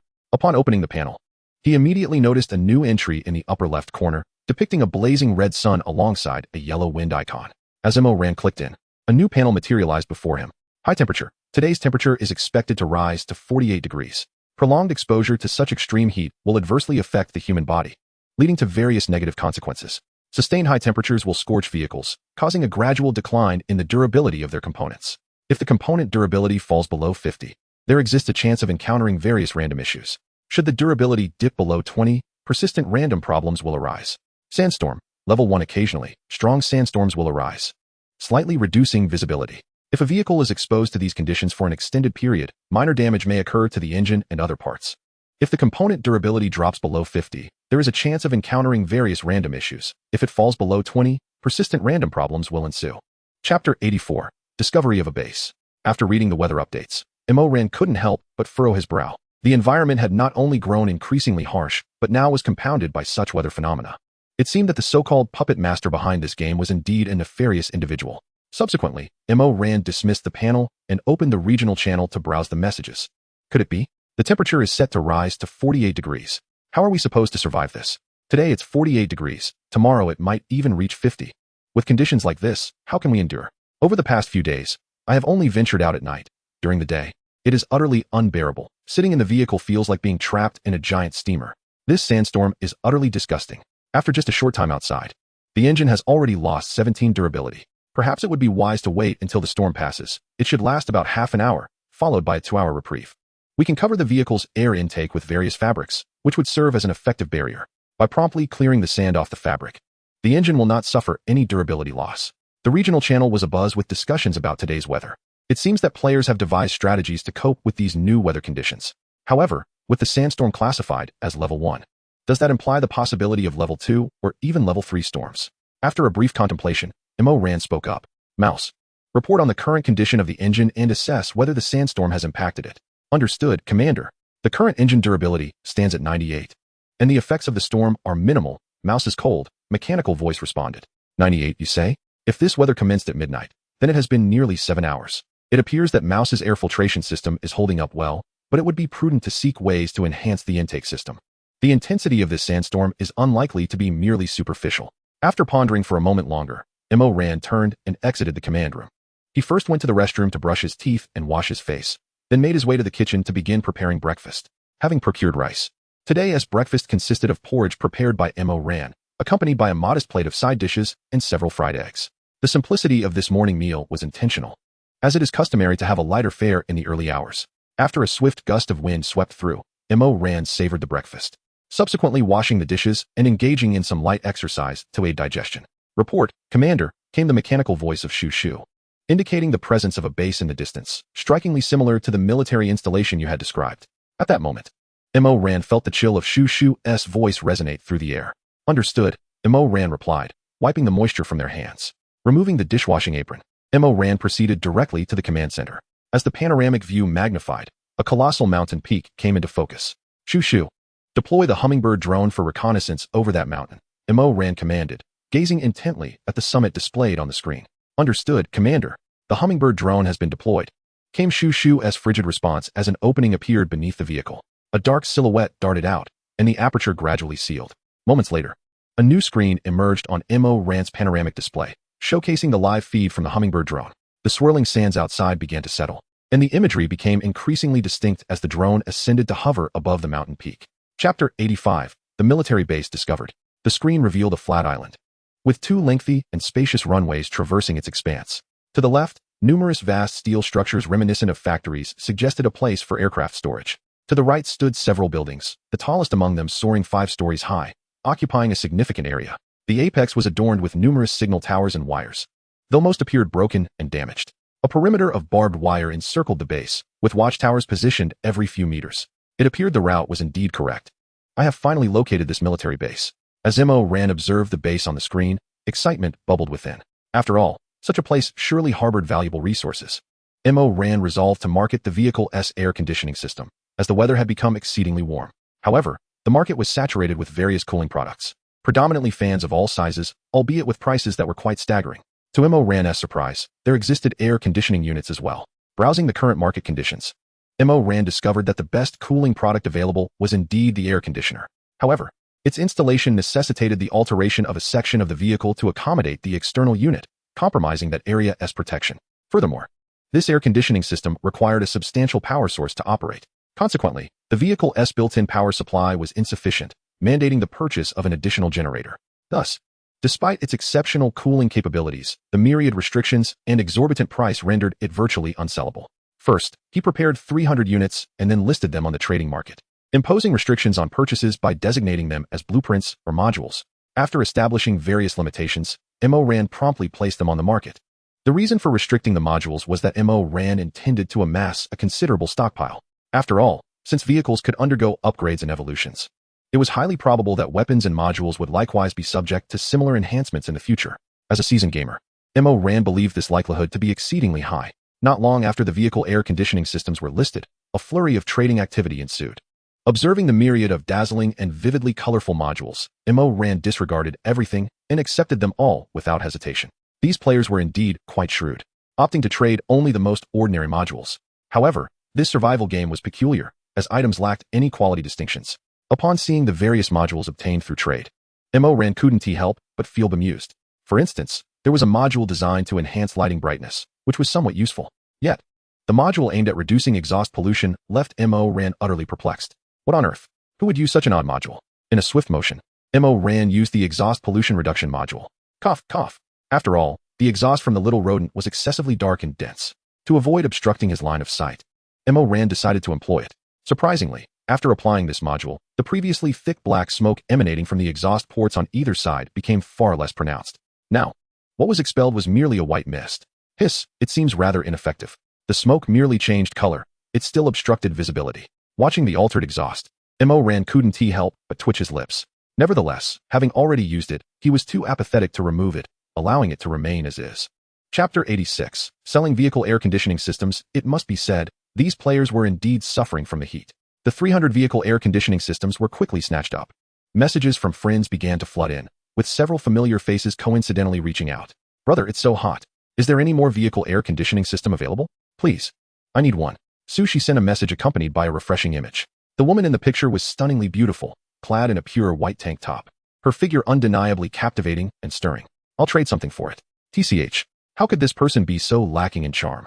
Oh dear, hurry and trade with her. We sisters are on the verge of melting. Anun, drenched in sweat, clutched a fan, wishing to bury her entire face within it. Upon hearing this, Sushi's expression instantly turned cold, and she pinched in an S little ear. Oh dear, my mistake. Observing in an S reddening ear, Sushi finally ceased her actions.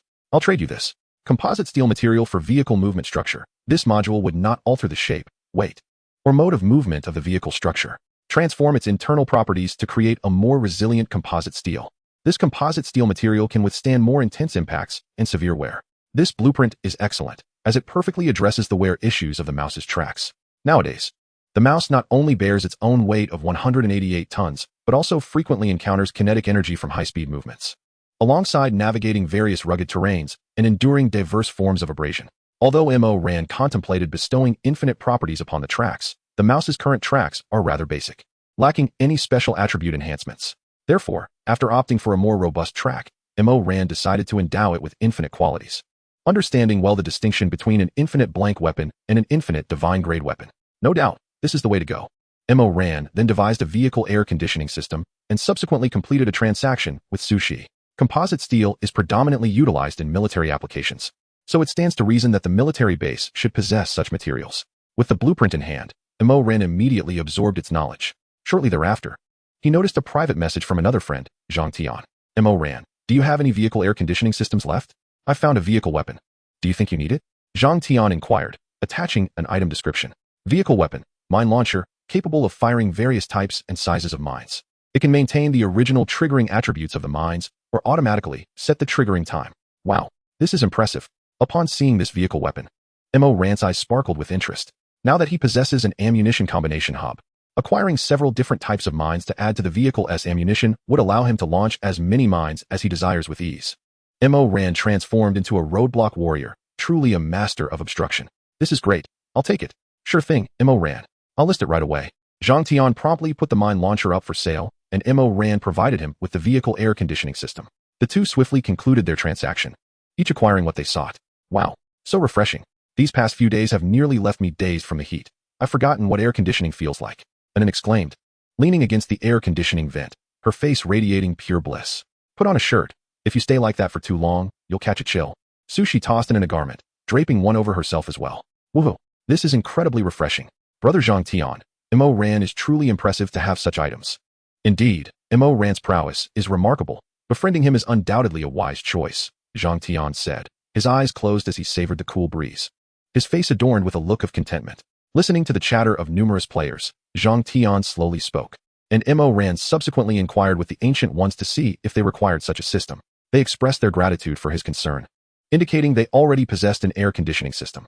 Chapter 87. Commencing the search. Upon receiving the landmine launcher, MO-RAN promptly installed it at the rear of the turret. A sizable aperture opened at the back of the turret, from which an exceptionally thick tube emerged. I must admit, this contraption possesses quite an eccentric design. To be candid, MO-RAN felt somewhat disillusioned by its appearance. The Infinite Bestowal had been refreshed today, and it was decided that this device would be utilized on the Hummingbird drone, as it proved to be remarkably effective, capable not only of assault, but also reconnaissance. After making this decision, MO-RAN employed the Infinite Bestowal on the Hummingbird drone. The attribute panel of the drone distorted momentarily, and its quantity transitioned to infinity. Having completed this task, MO-RAN began to gather equipment. At that moment, the mouse had already arrived beneath the island, commencing its ascent up the mountain. Water, rations, illumination devices, ropes, and a rope ladder, as well as explosives, detonation locks, and detonators were all meticulously stowed into the tactical backpack. Subsequently, MO-RAN donned a lightweight protective suit. The weight of the items was indeed considerable. Adding hydraulic pliers and weaponry would likely hinder mobility significantly. It was prudent to first assess the situation above before determining which items to carry. Once clad in the lightweight protective suit, MO-RAN attempted to shoulder the backpack. The weight of the items was burdensome, and with 2 weapons and hydraulic pliers, movement would be nearly impossible. Contemplating this, MO-RAN decided to unload the backpack, opting to investigate the circumstances above first. Should any obstacles arise, the necessary equipment could be retrieved for resolution. Before long, the mouse successfully emerged from the seabed, having navigated onto the island, and began making its way toward the 5-story building to the right. As it advanced, the mouse effortlessly severed a line of barbed wire. It soon halted before the 5-story structure, with Mo Ran emerging from behind. The rope ladder was removed from the backpack, and other supplies were also reduced. The remaining provisions in the backpack were now sufficiently adequate, ensuring Mo Ran's mobility remained unimpeded. A gust of wind stirred up the sand once more. Much to Mo Ran's annoyance, countless grains of sand danced in the wind, pattering against the helmet like rain. With a crowbar in hand, Mo Ran strode directly toward the entrance of the building. The door was ajar, unlatched, allowing for easy entry. Inside, Mo Ran surveyed the current state of affairs. Numerous windows had shattered, with sand infiltrating through the broken panes. A thick layer of yellow sand coated the floor and surfaces of various objects. Mo Ran began to explore the ground floor, where all rooms were in an open state. A swift scan revealed nothing but disarray and a blanket of yellow sand, devoid of any supplies. Continuing the search, Mo Ran ascended to the 2nd and 3rd floors, which similarly housed numerous rooms. This appeared to be a storage area for various documents, with papers scattered haphazardly across the floor. While on the 3rd floor, Mo Ran stumbled upon a supply crate, only to discover it harbored a venomous snake within. Mo Ran was reluctant to engage in such endeavors, as the returns were meager at best. Moreover, should he suffer even a single bite, he would undoubtedly be left incapacitated. The 4th floor was the most spacious among all levels, boasting a broad vista. Centrally located was a vast chamber adorned with numerous large screens, accompanied by an array of operation stations, which Mo Ran surmised served a command function. This place was remarkably destitute, lacking in any substantial resources. After surveying the 5th floor, he intended to proceed directly to the other side, where weapons and equipment were likely situated. As he spoke, Mo Ran ascended to the 5th level, which seemed akin to a high-level conference room. Within, a lengthy table was surrounded by various chairs. Several enormous screens were mounted on the walls, alongside numerous sand tables and topographical maps. However, chaos reigned within. There was not of value. To his surprise, one door was locked. At that moment, Mo Ran noticed a firmly shut door. He approached and turned the handle, but it resisted, evidently secured from within. He attempted to pry it open with a crowbar, but the door fit snugly against its frame. Unable to find a suitable angle to insert the crowbar, he could not force the door open. A barrage from his machine gun failed to penetrate completely. It appeared the door was crafted from special materials. It was time to resort to explosives. Mo Ran retrieved a block of shapeable explosives from his backpack and affixed it near the door handle and frame. He then inserted the detonation wire, leading it to a corner of the staircase. With bated breath, he took cover and pressed the detonator. Boom! A resounding explosion reverberated, sending shockwaves through the surrounding sand, which billowed up from the debris, enveloping the area in a cloud of dust. As the haze gradually dissipated, Mo Ran found himself before the door once more. The handle had been blown off, and a gaping hole marred the door's surface, which now creaked open slightly inward with a gentle push from him. Peering inside, he beheld a table directly facing the entrance, upon which lay a bleached skeleton. Mo Ran deduced that this individual was likely a high-ranking officer, and this was presumably his office. As he ventured closer, he discerned a handgun clutched in the right hand of the skeleton. The side of the skull bore 2 penetrating holes, suggesting a tragic end by suicide. Mo Ran picked up the handgun for inspection, only to discover its durability had long since diminished to 0. A gentle pull of the trigger caused the weapon to disintegrate into a heap of parts. How long must it have endured to reach such a state? Brushing off the dust from his hands, he commenced a thorough search. To his left was likely a conference room, its table strewn with a multitude of dusty documents. To the right lies a room brimming with books, where Mo Ran has discovered an unguarded safe. Upon attempting to turn the handle, it emits a dull thud. Subsequently, the door creaks open, revealing a collection of documents and an identification card. The card features a half-length photograph of an individual, whose attire suggests a striking resemblance to the skeleton slumped over the table outside. It becomes apparent that this person was the commanding officer of the base, and Mo Ran hopes the identification card remains functional. After securing the card, Mo Ran turns and descends. The vehicle, known as Mouse, roars to life and swiftly traverses 2 runways, arriving at the opposite side. Mouse, charge ahead, Mo Ran commands, to which the vehicle responds, understood, Commander. The mechanical voice of Mouse resonates coldly as the speed escalates. With a thunderous crash, the 2 steel doors buckle inward, snapping off their hinges and crashing heavily to the ground. Without a hint of effort, Mouse glides through the entrance, prompting Mo Ran to scrutinize the disarray within. The interior is chaotic, with various tools and equipment scattered about. The central area is notably vacant, clearly intended for aircraft parking.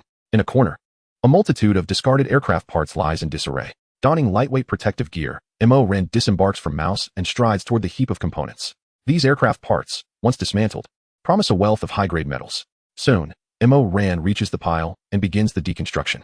An abundance of carbon fiber, aluminum blocks, wires, circuit boards, and assorted electronic components begins to accumulate on the floor.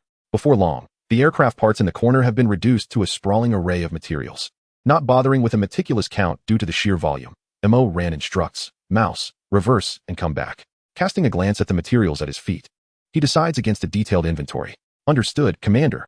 Mouse replies, initiating a full 360-degree turn. The rear entrance opens, and Mo Ran begins transferring the gathered materials into the storage room. Chapter 89, Dismantling the Jet Fighter. After approximately half an hour, Mo Ran has successfully stored all the dismantled materials. He then resumes his search, discovering numerous tools intended for aircraft maintenance. However, these tools have succumbed to the ravages of time, now rusted and rendered unusable. Nonetheless, they too can be dismantled, yielding a significant amount of steel and iron. As the work progresses, Mo Ran feels an increasing heat enveloping him. Although his helmet is equipped with a ventilation feature, the perspiration trickles down, dampening his white hair, which clings to his forehead. Despite the urge to shed the lightweight protective suit, the rising winds and sand deter him from doing so. The sensation of sand striking against the skin is quite unpleasant. Thus, Mo Ran resolutely chose to remain in his attire. Sigh, is it not sweltering today? Although I embody an icy demeanor, even my frosty disposition cannot withstand such oppressive heat. After placing the last decomposed material into the storage room, Mo Ran finally had the opportunity to remove his lightweight protective suit and take a moment to rest. Mouse, please lower the internal temperature slightly, Mo Ran instructed, yearning for a refreshing chill while ensuring he would not become overly cold. Understood, Captain, came the mechanical voice of Mouse, as the internal temperature began to decrease by several degrees. With the cooling sensation enveloping him, Mo Ran felt an exhilarating relief wash over him. Unlike the artificial chill of an air conditioner, this refreshing coolness seemed to permeate from all directions, providing a comprehensive sense of comfort. Truly, the climate control system valued at 40,000 points is remarkably effective. Mouse, proceed to the interior of the second steel shed. Understood, Captain. The vehicle roared to life once more, exiting the current shed and heading towards the adjacent one. With a resounding crash, the double doors swung open, and Mo Ran stepped into the interior of the second steel shed. At that moment, a jet fighter stood prominently in the center, surrounded by numerous wooden crates and barrels of oil. A fighter jet, indeed.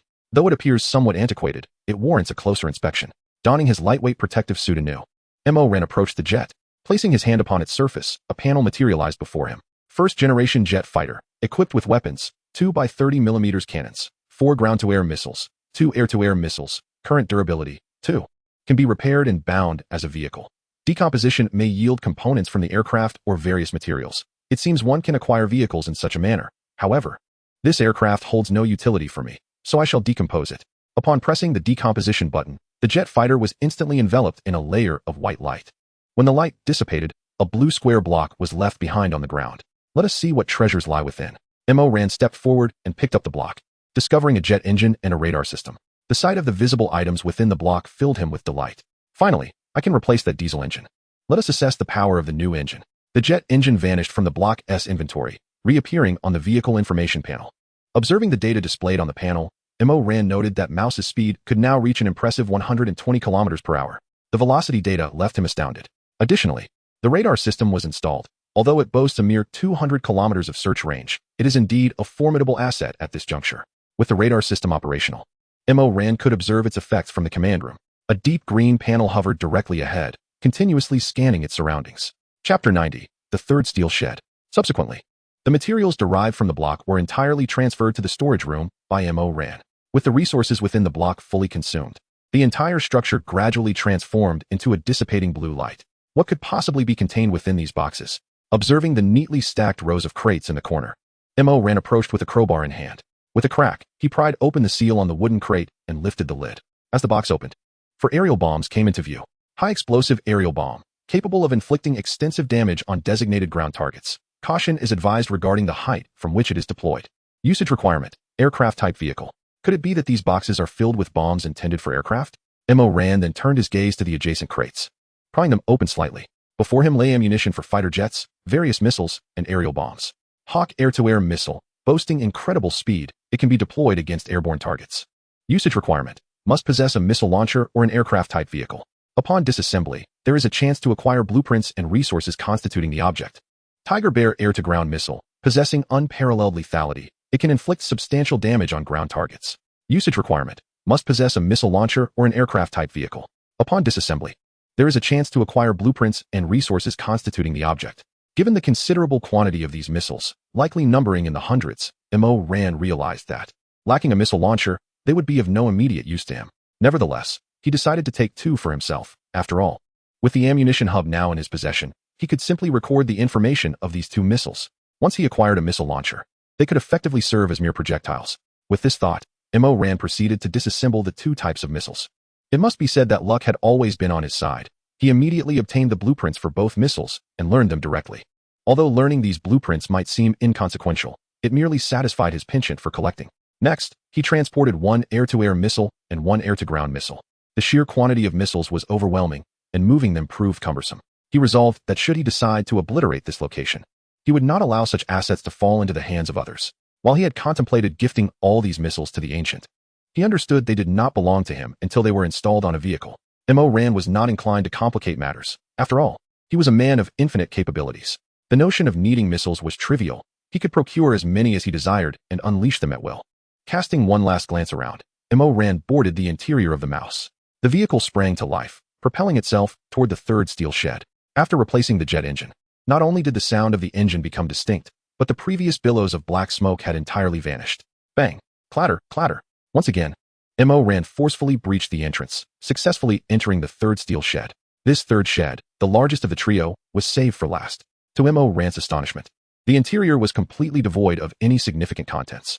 Observing the panoramic view outside, confusion enveloped him. The spacious shed contained only a scattering of empty crates. A single object covered with a waterproof tarp in one corner and a peculiar platform at the center. Was that platform an elevator? It appeared to lead downward.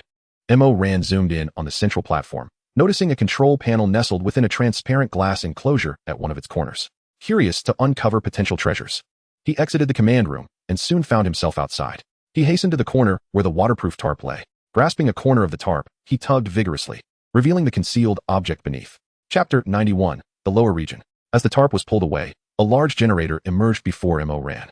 Large diesel generator, unrepaired, required materials for repair, iron blocks, a substantial quantity.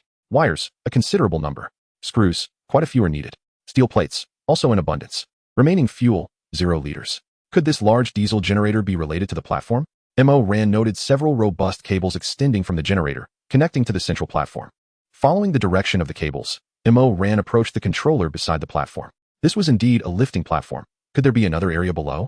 Peering through the transparent cover, he read the inscription on the controller, lifting platform. Eager to investigate, he hoped that the platform would be operational once powered. After a moment of contemplation, Ran resolved to descend via the platform. First, he would repair the large diesel generator using various materials. He filled it with fuel and then grasped a nearby starting crank. Heave, heave, heave. With both hands firmly gripping the crank, he exerted all his strength to turn it. As the revolutions increased, the generator began to emit a low hum. Buzzing, roaring. After several minutes of strenuous effort, the diesel generator roared to life with a thunderous sound. By the heavens, this contraption is exceedingly difficult to start. I nearly exhausted myself. After successfully igniting the generator, Ran collapsed onto the ground. After a few minutes of recuperation, he slowly rose to his feet.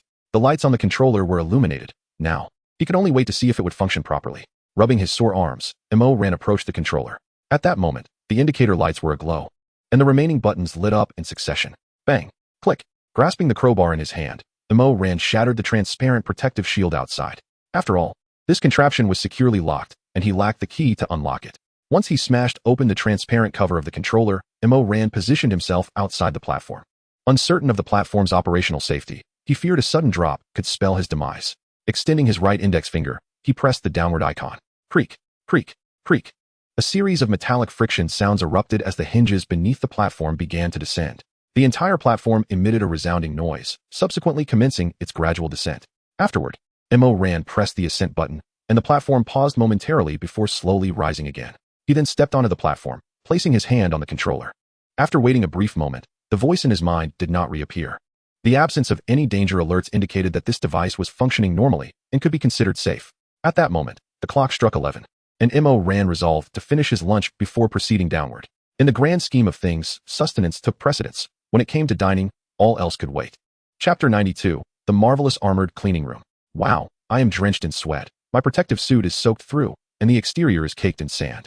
Gazing at the filthy suit in his hands, Ran felt a twinge of exasperation. But I possess that armored cleaning room, and I should have sufficient materials now. Opening the manufacturing panel, he discovered that the required resources for the cleaning room were indeed adequate. With materials in abundance, Ran promptly clicked the manufacturing button. Soon, a sleek black rectangular module began to levitate gently in his palm. He decided to place this armored cleaning room adjacent to the bathroom and click confirm. The black module in his hand gradually vanished, and a steel door began to materialize on the steel wall before him. Entering the armored cleaning room, Mo Ran was greeted by a massive glass column situated centrally in front of him. Beside it was an LCD screen, seemingly displaying conditions within the glass structure. On either side, 2 rows of black cabinets of varying lengths resembled refrigeration units. Each cabinet bore a screen atop it, documenting the information related to its respective unit. The walls were adorned with numerous lights, emanating a blue glow. Report, Commander. I have established communication with the armored cleaning room. Please hand me the armor and weapons requiring cleaning. The cold, mechanical voice resonated, followed by an opening in the ceiling. Several silver, mechanical arms extended from within, gradually approaching Mo Ran. This place appeared quite high-tech. He wondered about the effectiveness of its operation. Mo Ran offered his lightweight protective suit, and the mechanical arms deftly retrieved it from his hands. They then proceeded directly to the central transparent glass column, where the cover above began to open slowly. The mechanical arms placed the lightweight protective suit inside, and at that moment, Mo Ran realized, in the midst of the colossal glass column, a transparent liquid was mysteriously contained. The clarity of the liquid was so striking that Mo Ran could not discern its presence within the glass structure. With the assistance of mechanical arms, a lightweight protective suit gradually unfurled within the column. Shortly thereafter, an abundance of bubbles began to emerge from the bottom, enveloping the entire suit. Upon closer inspection, Mo Ran discovered numerous stains that emanated from every corner of the suit, swiftly dissolving into the transparent liquid. The cleaning process was astonishingly rapid, and the suit appeared to be impeccably pristine. Through the adjacent display screen, Mo Ran could observe the cleaning progress with clarity. The progress bar advanced at an impressive speed, soon reaching completion. The lid of the glass column slowly opened, and the mechanical arms retrieved the protective suit from within. They deftly folded it in midair before gently presenting it to Mo Ran. The nature of the liquid inside was enigmatic, as it left no trace of water spots after cleaning. All stains had vanished, rendering the suit as immaculate as if it were brand new. This was truly remarkable. Holding the suit in her hands, Mo Ran couldn't help but think that it almost didn't belong to her. She brought it to her nose, but detected no scent whatsoever. Pleased, she realized that she could now freely engage in outdoor activities without the worry of soiling her garments. After carefully storing the lightweight protective suit, Mo Ran contentedly departed from the armed cleaning chamber. She neatly arranged the suit in a corner before making her way to the kitchen to prepare a meal. She took an appropriate amount of rice for washing, then added a suitable proportion of purified water. Following this, she placed it into the rice cooker, setting the timer for half an hour. From the storage room, she retrieved several pig trotters, blanching them first. Next, she used a cleaver to chop them into smaller pieces and transferred them into a pressure cooker. She then added yellow soybeans, ginger, star anise, and an assortment of spices she favored. Afterward, she introduced an adequate amount of clean water and sealed the pressure cooker tightly. The securely fastened cooker was placed on the induction stove, which she also set for half an hour. With lunch prepared, Mo Ran picked up a fresh set of clothes and headed to the bathroom. After an extensive day of gathering, her entire body, including her undergarments, was soaked with sweat. Moreover, the perspiration had dried, leaving her feeling uncomfortably sticky. It was imperative to wash away the sweat immediately. After a thorough cleansing that lasted several minutes, Mo Ran emerged from the bathroom feeling refreshed. The clothes she had changed out of were already tossed into the washing machine. She grabbed a hairdryer from the countertop and began to dry her hair. Chapter 93, The Game Begins. How striking it was. This face was undeniably handsome from any angle. As she tousled her white hair, Mo Ran gazed contentedly at her reflection. After indulging in her vanity for a few minutes, she reluctantly left the bathroom. Upon returning to the kitchen, she checked the progress of the rice cooker and pressure cooker. With merely a few minutes remaining, it appeared that further patience was required. Stealing a glance at the dwindling time, Mo Ran turned and made his way to the command room. Just as he settled into the command chair, preparing to peruse the regional channel to pass the time, a voice resonated from the heavens above. Greetings, my little ants. How has life treated you these past few days? I trust you have been enjoying yourselves immensely. Ha ha ha. You have heard my voice, and it seems you are aware of my intentions. Indeed, I bring you yet another delightfully entertaining and joyous little game. Listening to the celestial voice, Mo Ran could not help but furrow his brow. It was now 12:30, and with a half-hour advance notice, it seemed that tomorrow would once again herald the arrival of this so-called game. Mo Ran glanced at the panel. Noting that the time had struck 12, he opened the regional channel, where an array of players' messages scrolled rapidly. A game? What sort of game was to come? I have no desire to partake in another of your games. This environment is driving me to madness. Yes, I shall not participate. During the last game, I did nothing and suffered no repercussions. Indeed, the warnings in previous announcements were merely meant to frighten us. They posed no real threat. After all, I hid from that beastly chaos for an entire day, refraining from participation, and faced no punishment whatsoever. The players in the regional channel were in a frenzy. with some expressing concern about the consequences of abstaining from the game. However, an increasing number of players emerged to counter this perspective, their dissenting voices growing louder.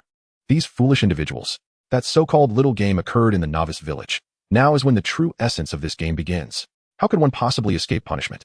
Observing the players' comments in the channel, Mo Rand felt a wave of exasperation wash over him. The voice from above continued, and the ensuing words only served to validate Mo Rand's apprehensions. This minigame emphasizes teamwork in monster slaying, with all players in a given area forming a single team. We shall now introduce the game's content, which will officially commence tomorrow at 6 o'clock. 1. In your designated area, 10 aberration points will manifest, marked by red triangles indicating their positions and distances. 2. Successfully eliminating each aberration point will diminish the strength of the final battle by 10, with a maximum reduction of 100, significantly weakening the ultimate confrontation. 3. Conversely, failing to clear an aberration point will augment the strength of the final battle by 10, up to a maximum of 100, thereby greatly enhancing the ultimate confrontation. 4. Upon entering an aberration point, the clearing operation will formally begin. Success is achieved by annihilating the central aberrant core. Should any player perish during the clearing or flee from the aberration point, the attempt will be deemed a failure, resulting in the immediate disappearance of that aberration point. 5. Each aberration point can accommodate a maximum of 2,000 players. Those who enter will be recorded, and subsequent players will be unable to enter. Players who escape will also be barred from re-entry. 6. Once all 10 aberration points are either cleared or deemed failures, the final battle will be summoned, randomly descending upon any location within the area. Players must promptly proceed to this location, which will be displayed before them, indicating its position and distance. 7. This game is a ranking competition. All players in the top 10 regions will receive rewards. The 10 players who contribute the most during the game will be granted richer rewards than the others, with the richness of the rewards increasing in accordance with their ranks. The player in first place will additionally receive a small gift. Of course, there is one last point. With rewards come penalties. The 10 regions ranked lowest will be obliterated along with their respective worlds, while players with zero contribution will face annihilation by the game. Thus, dear ants, your fate, life or death, rests in your hands. Haha. The voice in the heavens gradually faded, as if it had never existed. Chapter 94, Beneath the Lift Platform. As expected, yet another trick has been devised. However, I did not anticipate the existence of 10 regions, with nearly 200,000 lives and their worlds facing annihilation. This is indeed ruthless. Moreover, that so-called contribution value seems to imply that every player in each region must enter these aberration points, which undoubtedly will not be simple. After hearing the voice's proclamation, Mo Rand's expression turned grave. At this moment, a new area appeared at the top of his panel, displaying a countdown. By clicking on it, he could view the information conveyed by that voice. Mo Rand checked both the world and area channels, discovering that the speed of messages rolling through was unprecedented. All players found the content hard to believe, and many began to frantically purchase weapons from the market. As a result, the prices of weapons soared. But they quickly sold out. As numerous players began to form alliances, the number of individuals within various groups steadily increased. After having a meal, they would subsequently check the platform below, but paying attention to the matter here seemed futile. Mo Rand rose from the command room and turned to enter the kitchen. At this moment, the designated time had arrived. The pressure cooker and rice cooker were both releasing billows of steam. He served the rice and ladled the braised pig's trotters from the pressure cooker, drenching them evenly in sauce. Next, he grabbed a spoon to stir-fry a side dish and retrieved a chilled bottle of cola from the refrigerator, thus unfolded a humble yet satisfying lunch. And Mo Rand immediately indulged himself in the feast. After savoring the delectable meal, Mo Rand began to tidy up the pots and dishes while digesting his food. Feeling replenished and invigorated, he donned a lightweight protective suit and slung a prepared tactical backpack over his shoulders. In this backpack, he carried only water, climbing rope, various explosives, and illumination devices. He hoisted the compound crossbow and the M42 rifle onto his back, securing a machete at his waist. The pry bar was affixed to the tactical backpack, and he then picked up a double-cylinder hydraulic jack from the ground. Its weight was substantial, and he hoped its power would match its heft. Testing the weight of the double-cylinder hydraulic jack in his hands, Mo Rand took a step forward towards the ascending platform. Upon reaching the control panel of the hydraulic platform, he set down the jack and extended his right hand to press the downward button. Creak, creak. The platform emitted a series of metallic grinding sounds as the hinges at its four corners began to operate. The platform commenced its slow descent, and Mo Rand activated the powerful flashlight in his hand. As they descended, the surrounding light grew dimmer and dimmer. Mo Rand scanned the area with his flashlight, revealing rusted walls on all sides, coated in a thick layer of dust that stirred into the air due to the platform's movement. This descent was indeed slow. The rust was rather severe, wasn't it? Listening to the incessant creaking sounds, Mo Rand waited in boredom. After descending for about 10 minutes, the lift platform finally reached the bottom. With a jolt, the platform swayed slightly before coming to a gradual halt. Was it really this deep underground? It seemed to be over 100 stories in height. Ran looked up, but could only see a small square opening above. The surrounding darkness was nearly impenetrable, with the sole source of light emanating from the powerful flashlight in his hand. Chapter 95, Arrival Below. Casting a glance at the situation above, Ran shifted his gaze to the front of him. Before him lay the exit of the lift platform, though it was currently obstructed by a rusted iron barrier. The iron bars were heavily corroded and decaying. Ran looked at the control panel and discovered a button marked with a door symbol. This should be the door opening button, but given its condition, could it still function properly? Glancing at the rusted iron barrier, Ran felt that the chances of it opening normally were rather slim. Upon pressing the button, a dull mechanical hum emanated from both sides of the iron gate. The sound buzzed incessantly, accompanied by a series of sharp clicks, as if some gears were in motion. It became evident that the internal mechanisms were malfunctioning. Thus, the iron gate would require my own efforts to pry it open. With meticulous attention, Ran approached the iron gate and discerned that it opened laterally. He removed his weapon and tactical backpack, subsequently directing a powerful flashlight towards the gate. Retrieving a crowbar from his tactical pack, Ran aimed it at the narrow gap between the two sections of the gate and forcefully inserted it. The sharp end of the crowbar plunged deep into the crevice, and with a vigorous heave, he began to pry. The gate emitted a series of muffled clanks as it gradually shifted apart. After approximately 10 centimeters, however, the movement halted abruptly. No matter how hard Ran exerted himself, the iron gate remained steadfastly immovable. Cursing under his breath, he realized it had become jammed. This required a hydraulic jack. The gap appeared sufficiently spacious to accommodate the jaws of the tool. Upon comparing the width of the gap with that of the hydraulic jaws, he found them suitable for insertion. Grasping the dual-cylinder hydraulic jack from the ground, he thrust the jaws into the opening and activated the device. The hydraulic jaws began to widen slowly, and the iron gate produced a series of metallic tearing sounds. After several tense seconds, a resounding crack pierced the air, indicating that something had given way. The hydraulic jack successfully pried the iron gate open. It seemed the obstruction that had impeded the gate's movement had been broken, allowing for a clear passage. Ran set down the hydraulic jack and grasped the edges of the gate with both hands. With a sudden surge of strength, he pushed outward, and the gate gradually swung open. With a sigh of relief, he brushed the metal shavings from his hands and turned to reclaim his belongings from the ground. He contemplated leaving the hydraulic jack temporarily on the lift platform, as it was rather cumbersome to carry. Picking up the powerful flashlight, he ventured into the space beyond the gate. Inside, there was an expansive area, with corridors branching left, right, and straight ahead.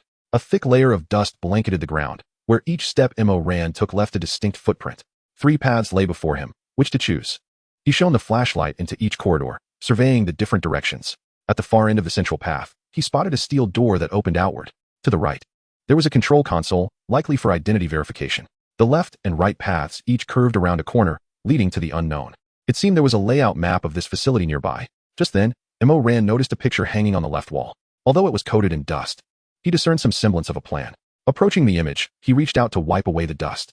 As it cleared, a schematic of the underground base revealed itself before him. Chapter 96, A Ground of Shattered Bones. Through the schematic of the base, Ran discerned the destinations of the 3 corridors. The central passage, the most expansive section of this underground facility, served as a repository for an array of equipment, housing weapons, aircraft, and other vehicles for maintenance and storage. Notably, Ran also spotted a missile launch silo at the forefront. The corridor to the left led to the command department, the archives, and various technical divisions, while the right passageway directed to the living quarters, which included a large dormitory, a cafeteria, and numerous recreational and exercise areas. It seemed prudent to first venture down the left corridor, where a power supply room awaited. If it could be restored like the large generators outside, perhaps I could reinstate the power to this underground base. Resolving to pursue this course of action, Ran set off towards the power room, taking the schematic from the wall before departing. Encased in a sealed cover, the diagram remained intact despite the passage of time.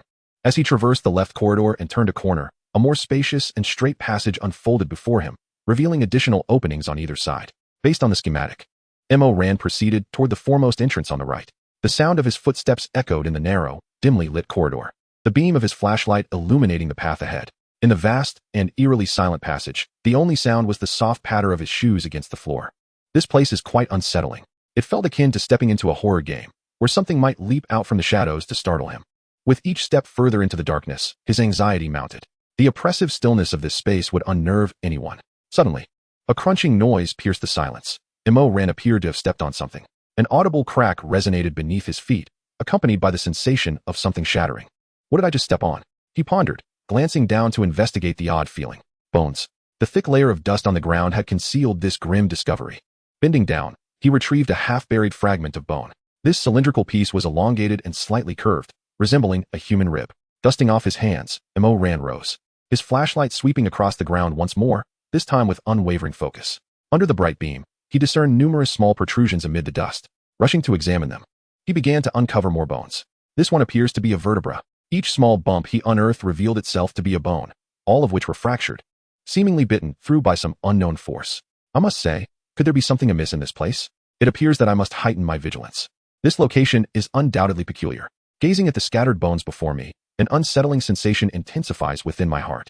Regardless of their origin, this place is certainly extraordinary. Chapter 97. Initiating Power Restoration. I could not afford to let my guard down any longer, swiftly drawing the .42 machine gun from my back.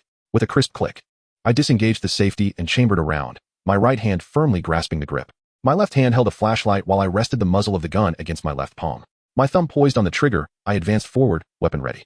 Before long, I reached the terminus of the corridor, where the power generation area of the generator room lay, adjacent to the control room. However, my attention was drawn elsewhere. Fixated on the control room beside me, the iron door bore numerous intersecting scratch marks, and the door itself appeared deformed from violent impacts, standing ajar. What on earth could have mangled this iron door so?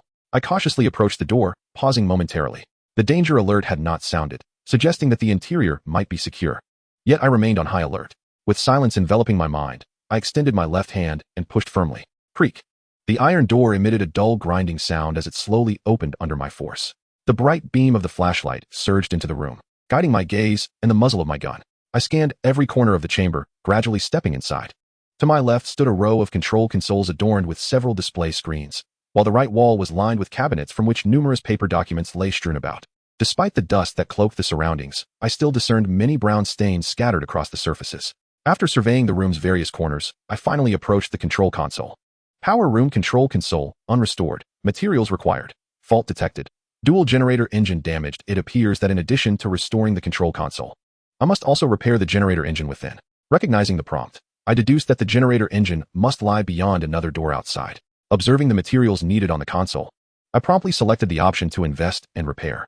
As resources diminished from my personal panel, the console was enveloped in a radiant white light. Once the luminescence faded, the once damaged console appeared rejuvenated. The dust vanished in an instant. The built-in mini-generator commenced operation, illuminating each button on the console, and the screens on the wall began to display information. It seems all is well. My next step is to restore the generator engine within the power room. Exiting the control room, I stood before the iron door of the generator engine room. The door had endured even more violent impacts, resulting in deformation of both the door frame and the door itself. However, a gap had formed at the corner of the lock, revealing a sliver of space between the door and its frame.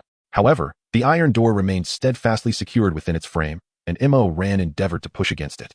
Yet it did not budge. It appeared that a dual-cylinder hydraulic clamp would be required to pry it open. The gap between the door and its frame should suffice. After assessing the width of the crevice, Ran deemed that the jaws of the hydraulic clamp could fit, inserting the jaws into the narrow opening. Ran promptly activated the hydraulic switch. Crack, crack, crack, bang. The jaws of the hydraulic clamp slowly expanded, causing the gap between the iron door and its frame to gradually widen. Finally, with a resounding bang, the internal locking mechanism shattered, lowering the hydraulic clamp. Ran extended both hands and pushed forcefully inward. Creak, creak, creak. The deformed iron door, under Ran's persistent effort, began to open incrementally. Chapter 98. Restoring Power. As the iron door swung open, the beam of a powerful flashlight illuminated the interior. There, two colossal 24 engines stood, one on the left and the other on the right. At the far end, two massive inverters were lined up, with thick cables sprawling across the walls and ceiling. Ran continued to survey the surroundings, leaving no corner unchecked. This place seemed infrequently visited, as evidenced by the pervasive dust. After ensuring safety through a thorough inspection, Ran approached one of the power generation engines. 24 power generation engine, unrestored. Required materials. Remaining fuel, 0 liters. The required materials were remarkably similar to those for the diesel engine mentioned previously, albeit in slightly greater quantities. However, to Ran, these requirements were as trivial as a light drizzle. He proceeded to input the materials into both 24 power generation engines and then clicked on the repair option. The two engines were enveloped in a white light, and when it dissipated, they appeared renewed. Next came the fuel needed for operation, which Ran filled to capacity. It seemed there were no issues. It was time to set these behemoths in motion. Opening the transparent cover atop the engine, Ran pressed the red button. Buzzing. The persistent hum emanated as the two engines began to rotate slowly. After nearly 2 minutes of warming up, The 24 engines roared to life, buzzing, rumbling. As the sound reverberated, the overhead lights began to flicker and then illuminate. The bulbs in the corridor lit up one after another, spreading brightness throughout the underground base. Although most of the bulbs flickered erratically, for Mo Ran, the mere presence of light was sufficient. These engines were indeed remarkable, despite their substantial size. Their operation was not overly loud. Observing the underground base, now aglow with light, Mo Ran knew it was time to commence his tasks. Placing the dual-cylinder hydraulic clamp onto the lift platform, he turned and proceeded towards the central corridor. He had no interest in the living quarters to the right, as his purpose here was to procure weapons and equipment. Reaching the control panel beside the steel door, Mo Ran retrieved his identification card from his backpack. He slid the card into the designated slot, and a green access prompt illuminated. Creak, bang, creak, bang. The colossal steel door began to creak open slowly, emitting an alarmingly loud and grating sound. The gears within seemed somewhat damaged, causing the door to open at a painfully sluggish pace. Every now and then, a resounding crash would reverberate through the air. How loud and disruptive this was. What must this mechanism have endured to become so rusted? Keeping a safe distance from it was imperative, lest one be overwhelmed by the cacophony. The piercing sounds echoed in all directions, leading into a shadowy abyss. Roars and hisses filled the air, and pairs of crimson eyes flickered to life in the darkness. As the jarring noises persisted, the unknown entities within the shadows began to stir restlessly. With a thunderous rumble, the steel doors finally swung open. Chapter 99, Reclaiming Infinite Bestowal. At last, they were ajar. My ears felt as though they were on the verge of callousing from the din, donning the tactical backpack that lay on the ground. Mo Ran hefted the .42 machine gun and strode forward. Crossing through the great steel door, he entered a spacious chamber. Massive square columns were strategically positioned in various corners, supporting the weight of the structure above. The area to the right was particularly expansive, filled with numerous disassembled aircraft and various types of infantry vehicles. To the left, rows of cabinets were lined up, adorned with boxes of assorted sizes. Tools for maintenance and various components were scattered about. Who among the hamster party players could resist such a bounty of resources? Excitedly rubbing his hands together, Mo Ran approached the row of cabinets on the left. He retrieved a box from the top shelf, unlatched the clasp, and opened it. To his astonishment, a fully intact 4 assault rifle emerged before him. Incredible! Such durability! He exclaimed. Was the preservation of this box truly so remarkable that the weapon had escaped the ravages of time? Upon scrutinizing the information regarding the 4 assault rifle, Mo Ran was utterly astounded. It was entirely different from what he had anticipated in terms of weapon durability, leaving him in disbelief. Mo Ran pulled another box from the cabinet and opened it, revealing a pristine Glock pistol that left him momentarily speechless. As he continued to extract box after box from the cabinet, an array of brand new weapons appeared before him. Assault rifles, sharpshooter rifles, heavy sniper rifles, light machine guns, and heavy machine guns. The sheer quantity of pristine weaponry nearly left him awestruck.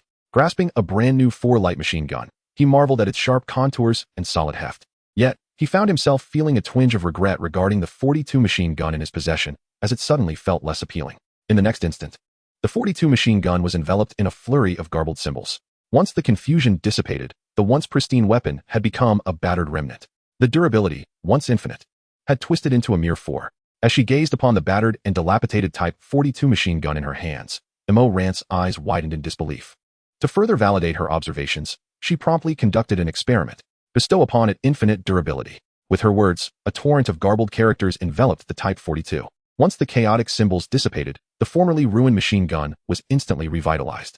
Mo Ran spoke again, and once more the garbled text encased the weapon. Examining the Type 42, she chuckled and tossed it aside. After all, this was an antiquated firearm, and her preferences undoubtedly leaned towards more modern, pristine weaponry. Type 42, when you needed me, you cherished me, but now, with a new love, you cast me aside. How despicable! Achoo! Who dares to insult me? Mo Ran suddenly sneezed, removing her helmet to rub her nose. She glanced around with a look of bewilderment before dismissing it entirely. Chapter 100, The Transport of Supplies begins. Hee, my little treasure. Let me have a look. Mo Ran exclaimed, rubbing her hands together as she retrieved the Type 4 machine gun from the box. The container not only housed the gun but was also accompanied by an 8-fold scope, an infrared laser, a tripod, and a magazine fully loaded with 5.56mm ammunition. One by one, she extracted the accessories and assembled them onto the Type 4. Testing its weight in her hands, she found it remarkably comfortable. After unloading her backpack, Mo Ran stretched her body leisurely. I intend to take everything here, leaving not a single item behind. Scanning her surroundings, she noticed a small, dust-covered trailer parked nearby. It featured a rectangular cargo bed, and she resolved to use it for transportation. After expending some resources and fuel, the trailer roared to life. Driving the trailer to the cabinet on the left, Mo Ran began loading all the firearms onto it. One by one, She pulled boxes from the shelves, tossing pristine weapons into the cargo bed. Her movements were a blur, and soon, a substantial pile of empty boxes accumulated on the floor. At that moment, the trailer's cargo bed brimmed with an impressive assortment of firearms. Done. Now to transport these weapons. Rand steered the trailer towards the lift platform, which activated and began to ascend slowly. It appeared that the power supply of the underground base had been restored, as this time the lift moved considerably faster. In no time, she was successfully delivered to the surface. As the entrance behind her opened, Rand began transferring the funnel of firearms to the storage room. I need to devise a means of assistance for transporting supplies. Otherwise, this solitary endeavor is too exhausting. Wiping the sweat from her forehead, she removed her helmet and surveyed the corner, where piles of firearms lay. Her attention shifted to the right, where numerous aircraft and armored vehicles were in the midst of disassembly and repair. Let us dismantle everything, Rand exclaimed, racing between the planes and vehicles, her hand pressing against each one. Each aircraft and vehicle was enveloped in a radiant white light, ultimately reducing them to a scattering of materials upon the ground. As the aircraft and armored vehicles vanished one after another from the scene, they were replaced by heaps of materials scattered across the ground. The planes and tanks here were in a state of disassembly, their structural integrity compromised. Consequently, only the constituent materials remained, with no blueprints in sight. To his surprise, there was a fighter jet that had not yet been dismantled. Rand swiftly made his way across the area, disassembling every aircraft and vehicle in his path. Upon reaching the far end, he spotted the unscathed fighter jet. Disassemble it. Let me see what treasures I can uncover, he mused. The fighter jet was enveloped in a brilliant white light, and when it reappeared, only a blue square remained on the ground. Rand approached and picked up the blue cube, eager to inspect its contents. Ah, a jet engine, a radar, and a missile launcher. How splendid. The items within were akin to those he had previously extracted from another jet, but this time, he had acquired an additional missile launcher. Without hesitation, he accepted the new addition while discarding the remaining items, tossing the cube aside. The cube tumbled and rolled before ultimately falling into an unshielded exhaust vent. Following the exhaust pipe downward, it eventually dropped from the ceiling, landing squarely on a control button below. The button illuminated, displaying the word open. Creak, clank, creak, clank.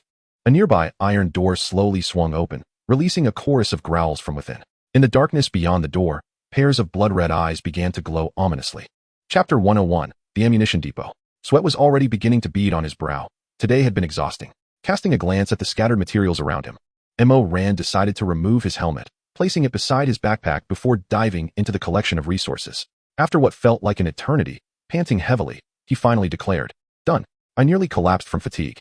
It took 3 trips to store all the disassembled materials in the storeroom. He had even taken a brief respite along the way, for otherwise, he would surely have been utterly spent. Seated on a trailer, one hand on the steering wheel and the other clutching a chilled bottle of cola, Rand steered toward the rear. On either side of him were several steel doors, with a roll-up door positioned centrally. Based on the schematic, he deduced the following.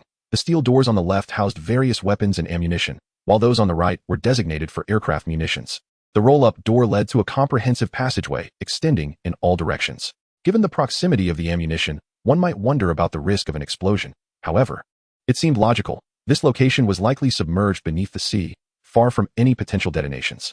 With a final gulp of the remaining cola, Rand maneuvered the trailer toward the left, where the steel doors were conveniently unlocked. He would tackle the simpler task first. Creak, creak, creak. With a determined push, he opened the first rusted steel door and stepped into the room beyond. The 4 walls of the room were lined with shelves, upon which sat an assortment of boxes, both large and small. Each box was meticulously labeled with the contents within, accompanied by detailed descriptions. Inside these boxes lay an extensive collection of ammunition designed for various firearms, seemingly encompassing every conceivable type. Rand browsed through the rows of shelves, discerning the contents corresponding to each box. It was prudent to transport several boxes of each caliber, for I possessed boundless capabilities. The acquisition of ammunition was limitless, rendering such excess unnecessary.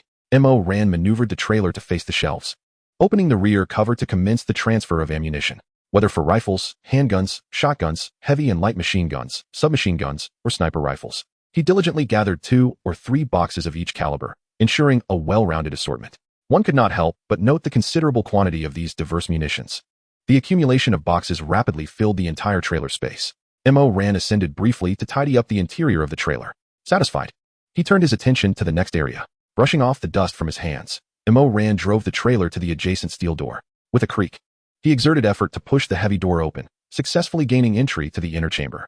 The overhead bulb flickered intermittently, yet it did not hinder his vision. This room, too, was filled with numerous shelves, laden with an array of boxes, which appeared somewhat larger than those in the previous room.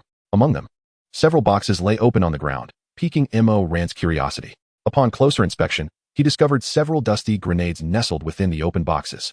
While weapons are typically susceptible to the ravages of time, these munitions seemed impervious to such decay, a peculiar phenomenon indeed. Grasping a dust-laden grenade, Mo Ran examined the information displayed.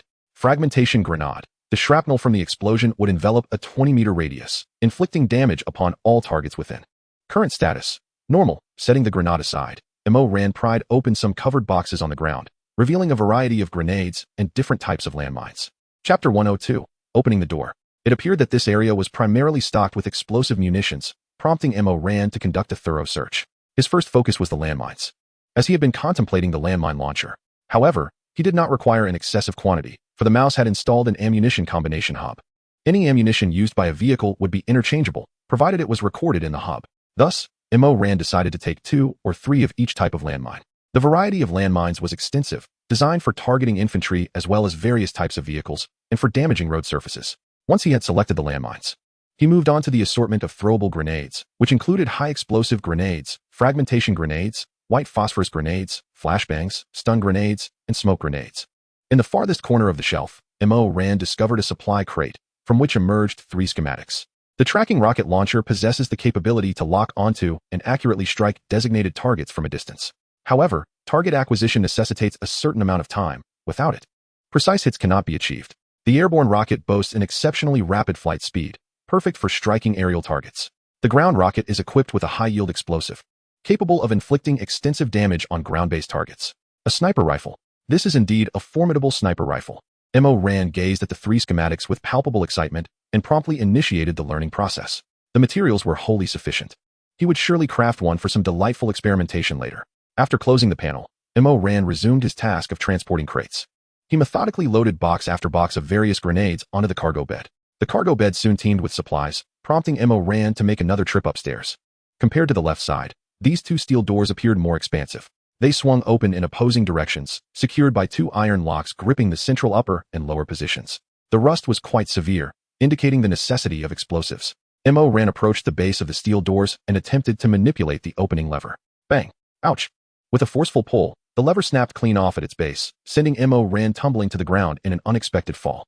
It seemed that explosives would indeed be required to breach the door, as the rust was simply too formidable. Donning his helmet, Mo Ran retrieved 4 blocks of shaped explosives from his backpack. Using the trailer as a makeshift step, he placed the explosives strategically on the upper and lower locks of both doors. He then extended 4 detonation wires, connecting them to the explosives. After linking the wires together, he led them around the corner to the central passageway. Once the detonation wires were properly connected to the detonator, Mo Ran concealed himself around the bend. With everything in place, he swiftly pressed the button on the detonator. Boom, boom, boom, boom. The 4 explosions reverberated through the space, echoing loudly. A dense cloud of smoke enveloped the steel doors, and as the haze gradually dissipated, Mo Ran raised his binoculars to inspect the scene. He noted that the locking mechanisms on the doors had been obliterated. All set. Now it was simply a matter of opening the doors. Mo Ran climbed back onto the trailer and approached the steel doors. Retrieving a bundle of climbing rope from his backpack, he began to secure it to the right half of the first door and the left half of the second door. Next, he connected the rope to the trailer's tow hook, promptly pressing down on the accelerator. Creak, creak. The climbing rope tightened abruptly, gradually pulling the 2 halves of the steel doors apart. The jarring sound of metal grinding against metal resonated, spreading into the surroundings. Chapter 103. The 203mm twin automatic naval gun. Once the doors were opened to an appropriate angle, Mo Ran maneuvered the trailer to reverse. The moment of revelation had arrived. First, he would see what lay within the first door. Rubbing his hands together in anticipation, Mo Ran turned and stepped through the first steel door. Under the illumination of internal lights, Mo Ran discerned the contents within. Surrounding corners were cluttered with numerous components, faintly recognizable as parts of various artillery. In the center lay a solitary supply box. Is this it? Just this heap of scrap? The vast emptiness of the space filled Mo Ran with a wave of disappointment. After exerting such effort, there seemed to be nothing of value here, save for a single supply box. Hopefully, it contained something worthwhile. Approaching the box, Mo Ran grasped a crowbar and began to pry off the wooden slats atop it. As the last slat was removed, he lifted the lid with a swift motion. Inside, a roll of red blueprint lay quietly within the box. This is a special blueprint. His pupils constricted in surprise at the sight of the red blueprint, for it was known that such blueprints contained extraordinary weapons, each one remarkable in its own right. Suppressing his excitement, Mo Ran carefully retrieved the blueprint and slowly unfurled it. Special Vehicle Equipment, 203mm twin-linked automatic naval gun. This weapon boasts an automatic ammunition feeding system, allowing the twin guns to fire simultaneously at targets, thereby delivering sustained suppressive fire. It is also capable of dual-barrel volley fire, significantly increasing the chamber pressure within the barrels. The projectiles fired in unison possess enhanced penetration and destructive capability. This weapon is equipped with two types of ammunition, the armor-piercing shredder round and the high-temperature shockwave round. The shredder round features an incredibly hard tip, effortlessly penetrating any heavy armor. It spins at high velocity, shattering the armor into countless metallic shards that wreak havoc upon all within the target's defenses. The alternative, the high-temperature shockwave round, has comparatively weaker penetration. However, it is laden with a substantial amount of concentrated explosives, generating intense heat upon impact. This results in the melting of all armor in the affected area, accompanied by a devastating shockwave effect, delivering irreparable damage to both armor and personnel within. These two types of ammunition can be interchanged at will within the twin barrels or exist simultaneously. This item is classified as a special weapon, requiring no construction for deployment. However, it cannot be repaired. Once its durability reaches 0, the weapon will be destroyed. Usage restrictions. The weapon's attacks and automatic loading will consume vast amounts of electrical energy. Insufficient power will render it unusable. Additionally, the mounting vehicle must not be excessively cramped, with a minimum tonnage of 80 tons. Otherwise, the weapon cannot be installed. By the heavens! After reading the extensive description, Mo Ran's hands trembled uncontrollably as he held the blueprint. This thing is unbelievably powerful. It's a naval gun. A persistent naval gun. It feels as though it was tailor-made for my needs. Calm yourself, for I am a handsome man. It would be unbecoming to lose composure. However, the introduction above necessitates a substantial amount of electrical energy. Consequently, I must transport the engine generator room, as the energy capacity of the mouse alone is insufficient to sustain such apparatus. Striving to quell my overwhelming excitement, I carefully rolled up the blueprint and stowed it within my tactical backpack. Only one more chamber remains. Let us see what treasures it holds. The exploration of this underground base is nearing its conclusion. I turned and proceeded toward the second steel door. As for the components piled in the corner, what more could one desire with such a contraption at hand? Chapter 104, Danger. Flee this place. Upon entering the second steel door, I beheld the treasures contained within. The internal space appeared more expansive than any I had previously encountered. Numerous rectangular boxes, varying in model and size, were arranged in distinct sections. Judging by the length of these boxes, they undoubtedly housed missiles. I approached the nearest cluster of boxes, employing a crowbar to pry open one of the rectangular containers. Before me lay a long, silver missile, quietly resting within its confines. The size of these missiles seemed to have been proportionally reduced, presumably to accommodate the dimensions of a vehicle. Nevertheless, even this diminished size was beyond my capacity to transport. Thus, I resolved to dismantle them into blueprints and materials for fabrication within the confines of the mouse. With the ammunition assembly hub at my disposal, I surmised that a missile meteor shower would pose no challenge. I wielded the crowbar to pry open each section of boxes, disassembling the missiles within. The materials acquired from disassembly would yield precisely 12 units requisite for crafting. Therefore, I resolved to dismantle 2 of each missile type. As for the blueprints obtained from the disassembly, with the infinitesimal boost to my luck, such matters were trivial. What do we have here? At that moment, I discovered several substantial items at the far end. Intercontinental cruise missile, equipped with a small nuclear warhead. Its explosive radius extends to 20 kilometers. Missile range, 10,000 kilometers. Usage conditions, requires vehicle-mounted missile launch silo, nuclear warheads. Such a prized possession. However, it necessitates a vehicle-mounted missile launch silo. What is this contraption?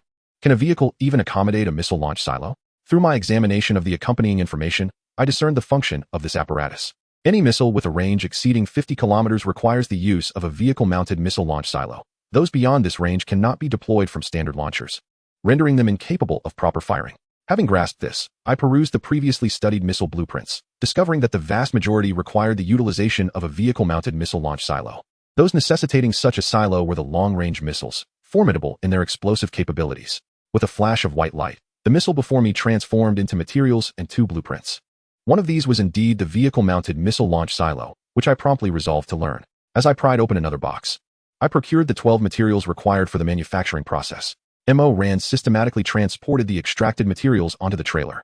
While he continued to meander about, a sudden, urgent voice echoed in his mind.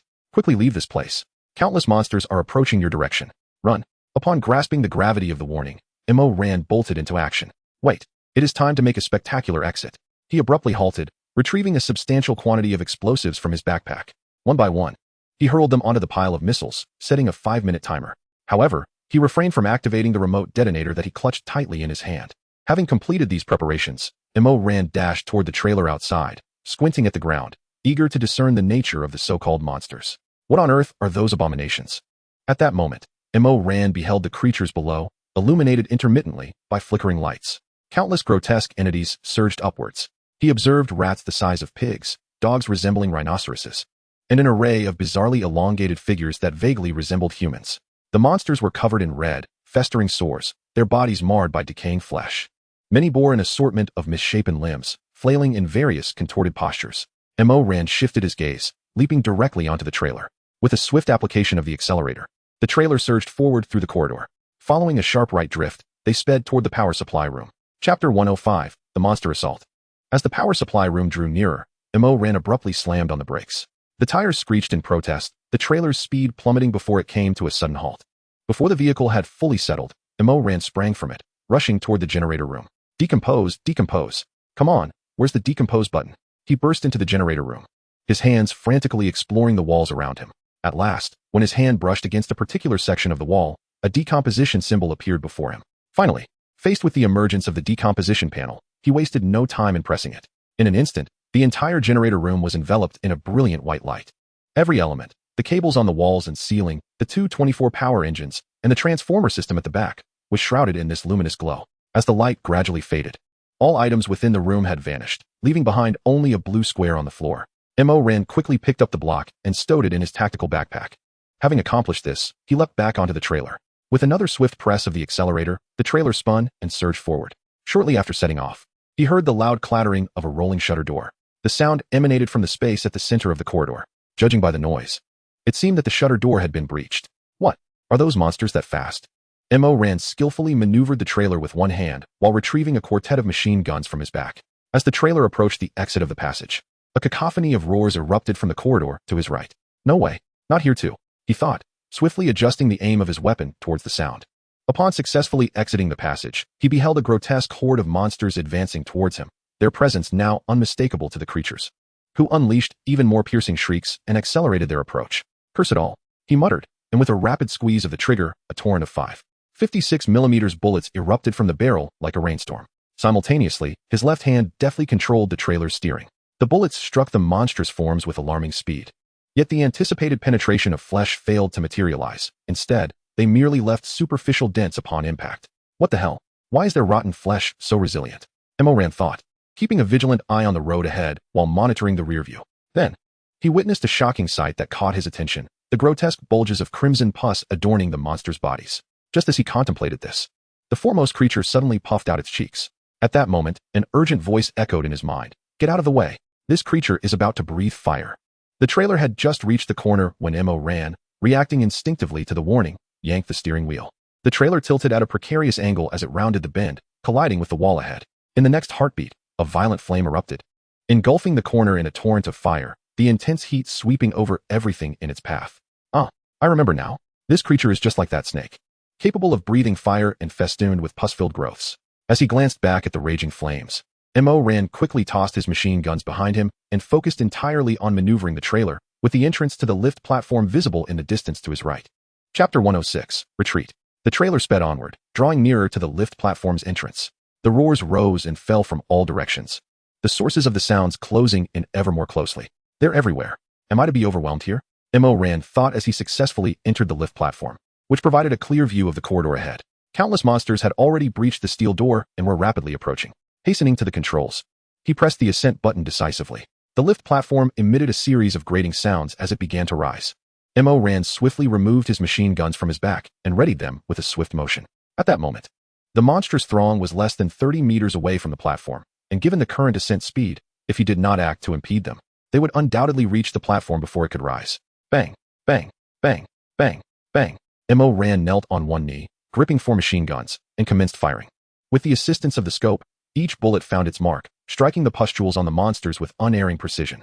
As the pustules ruptured, crimson liquid spilled forth, igniting in a rapid and violent blaze. The engulfed monsters emitted anguished shrieks, soon rendered motionless amid the flames. It appeared that while their exteriors were incredibly tough, the pustules themselves were exceedingly fragile. The red liquid within ignited fiercely upon contact with air. Those unaware of this peril, should they engage in close combat, would surely be reduced to ashes. Mo ran switched the 4 machine guns to single-shot mode, his fingers dancing over the trigger. A relentless barrage of 5.56mm bullets struck each pustule with exacting accuracy. Flames erupted in clusters, swiftly coalescing into a fierce sea of fire. As the platform ascended, the gap at the exit below gradually diminished. Just as Mo Ran breathed a sigh of relief, a monster suddenly lunged around the corner to his left. Jump! One is about to breathe fire at you. The voice echoed in his mind, and in that instant, Mo Ran performed a swift leap. With a powerful push from his legs, he propelled himself off the platform. At the moment his feet left the ground, a torrent of flame surged through the gap, sweeping into the lift platform and causing the surrounding temperature to spike alarmingly. However, the gap soon vanished as the platform continued its ascent, and the flame abruptly ceased. Mo Ran landed just as the fire dissipated, hastily retreating to the rear of the platform. That was close. Almost caught off guard. He exhaled in relief, then retrieved a detonator from his backpack. Let's see if I can't obliterate you wretches. As he held the detonator, Mo Ran flipped open the protective cover and pressed the activation button. Across the missile arsenal, the devices began to activate. The rhythmic ticking of a countdown echoed, revealing a 5-minute timer. Mice, retreat to our original position and await my signal. Understood, Commander. Mice is cold. Mechanical voice resonated in Mo Ran's mind as the vehicle sprang to life, speeding towards their previous location. Moments later, he arrived at the upper level. 2 minutes had elapsed, leaving less than half the time until the 4 detonators would explode. Mo Ran felt no hesitation as he shifted the trailer into the fastest gear. With a firm press of the accelerator, the trailer surged forward, racing towards the exit. Chapter 107, Handling Rewards. Mo Ran maneuvered the trailer onto the runway, heading back toward the direction from which he had come. In the distance, Mice was already waiting. With only 1 minute remaining until detonation, Mo Ran was now very close to Mice's position. Mice, drive the vehicle down the slope below and open the rear entrance. Mo Ran commanded, deftly controlling the trailer. Understood, Commander. The voice of Shushu echoed in Mo Ran's mind, and the vehicle swiftly descended the slope. It came to a halt several meters below, while the rear hatch swung open. As the edge drew near, Mo Ran executed a sharp drift, aligning the trailer's rear with the slope before it plunged downward. At the base of the slope, Shushu awaited eagerly. Mo Ran maneuvered the trailer with precision, positioning it directly behind Shushu. Subsequently, Mo Ran removed his backpack and weapon, tossing them inside. He then climbed out of the driver's seat and entered the trailer's cargo hold. As he pulled the latch on the rear cover, a deluge of materials surged into Shushu's interior. Once the last piece had been loaded, Mo Ran leapt inside, and the entrance swiftly sealed behind him. Shushu, accelerate away from here, Mo Ran commanded, rising from the ground. Understood, Captain. Shushu's cold mechanical voice responded, and the vehicle surged forward down the slope. Beep, beep, beep, beep, beep. 5, 4, 3, 2, 1. With the countdown's conclusion, all 4 detonated simultaneously. The explosion triggered surrounding missiles, creating a cataclysmic shockwave in the confined underground space. The intensity of the blast reached unprecedented heights, with fierce flames and powerful waves sweeping through every corner of the subterranean base. The ground above heaved violently, as if inflated like a balloon, before suddenly collapsing. In an instant, debris scattered and dust billowed, forming a massive crater with a diameter of a kilometer. Remarkable power. The munitions depot's detonation is truly extraordinary. At that moment, Shushu had already descended to the seabed. Through the hummingbird drone he had deployed, Mo Ran observed the scene above. First, he arrived at the armed cleaning room, shedding his lightweight protective suit and tactical backpack, both coated in dust and grime, the suit soaked with his sweat. After handing these items to Shushu for cleaning, Mo Ran proceeded outside. The floor was strewn with fallen missile production materials. First, we must fabricate these missiles and incorporate them into the ammunition assembly hub. Mo Ran opened the manufacturing interface, reassembling the disassembled missiles. The newly crafted missiles automatically integrated into the ammunition hub, becoming part of the vehicle's comprehensive arsenal. Next, he focused on the engine power room, essential for equipping the 203mm naval gun. Mo Ran retrieved an expansion room module, applying it next to the storage area. He then utilized another expansion module to enlarge the internal space. Once sufficiently spacious, he produced a square block containing all the components needed for the engine power room. Entering the chamber, Mo Ran immediately activated the block. The entire room was enveloped in a brilliant white light. As the luminescence dissipated, the engine power room reemerged, accompanied by the familiar voice of the little mouse. Report to the train conductor. I have established a connection with the engine power room. Our power generation has significantly increased, and you may check the status of the engine power room at any time. With the mouse's announcement, the 2 engines, labeled 24, began to hum to life. As they powered on, the transformer system in the rear emitted a low, buzzing sound of electric current. Chapter 108. May I inquire which noble lord dares to engage with me in a clash? Indeed, the power output of the little mouse had reached a remarkably formidable level. It appeared there would be no further concerns regarding energy supply. Truly, it was a device worthy of powering an entire base. Observing the power metrics displayed on the panel, Mo Ran felt an immense satisfaction. Upon exiting the engine power room and securing the door, a plaque indicating the power room had appeared on the doorframe. Next, it was time to attend to the 203mm naval cannon, an exhilarating prospect. Mo Ran opened the crimson blueprint in hand and clicked to utilize it. Please select the location to place this weapon. A small holographic image of the little mouse materialized before Mo Ran, inscribing a series of characters above. Mo Ran extended a finger and tapped on the turret atop the mouse. This location already has components. Would you like to replace them? Yes. No. A new panel emerged, and Mo Ran selected the affirmative option. As the choice was confirmed, the crimson blueprint gradually transformed into white light and faded away. Eager to inspect the new turret of the little mouse, Mo Ran noted that the weather outside was clear, devoid of sandstorms. Rubbing his hands together in excitement, he made his way to the rear exit. The turret had transformed from its original gray hue to a deep crimson, reminiscent of a surface adorned with various rusts. While the turret's dimensions remained unchanged, the original 128mm cannon had now evolved into two imposing 203mm naval cannons, closely aligned side by side. The sheer scale of the bore was awe-inspiring, immediately conveying its formidable power. The cannons also bore a deep crimson color, perfectly matching the turret's shade. It was undeniably striking. Who could gaze upon such a caliber without being entranced, especially with two naval cannons? If they were to strike an adversary, silence would surely ensue. Mo Ran, brimming with excitement, circled the little mouse, finding the massive cannons utterly captivating. Soon after, a panel popped up before Mo Ran. Area Weapon Modularization 5, for 23mm Gatling guns. 1 flamethrower, 1 mine launcher, 2 mounted heavy machine guns. These were the weapons previously installed on the turret, now to be reattached to this new turret. Mo Ran accessed the vehicle information panel and began to maneuver through the options. First, he needed to equip the 5 area modular components. This was the essential first step. This turret is a special vehicle-mounted component. If the installed components are not promptly removed, any components affixed to it will be destroyed along with the weapon once it is obliterated. Would you like to continue with the operation? The module for weaponizing the contaminated area was placed above, and a warning message promptly appeared. So it was, but for me, it was of little consequence, as I happened to have 2 unutilized instances of infinite endowment today, which were perfectly suited for this occasion. Without hesitation, I unleashed the infinite endowment, transforming the ammunition of the 203mm automatic naval gun into an infinite supply. After all, once the shells of this weapon were expended, they would automatically be destroyed. Subsequently, I applied the second infinite endowment to the ammunition combination hub. The era of infinite jelly beans was on the horizon. I wondered which noble soul would dare to engage in a bombardment with me. Gazing at the infinite shells of the 203mm automatic naval gun and the boundless ammunition for various vehicle weapons, an exuberant smile illuminated my handsome visage. I then reinstalled all the original turret weapons in their designated positions on the current turret. Chapter 109, Mutual Bestowal. The armor of this naval gun was impressively thick, achieving a remarkable 300mm from head to toe. Indeed, as a special type of weapon, it was truly extraordinary. Upon entering, I continued to examine the details of this naval gun, growing fonder with each glance. The day was waning. It was time to prepare for dinner. I switched off the panel before me and gazed out at the horizon through the panoramic view. At this moment, the sky was adorned with a blush of crimson, as the sun had already descended 23 degrees below the horizon. With the setting sun, it was time to prepare the evening meal. Rising from the command room, I turned and entered the kitchen. For tonight's dinner, I decided to make noodles, a culinary delight that I particularly enjoyed. I retrieved a beef rib from the pantry and chopped it into uniform pieces. After rinsing it with pure water, I placed it into the pressure cooker. I added a variety of seasonings and an adequate amount of pure water. With the preparations complete, I set the cooker on the stove to simmer.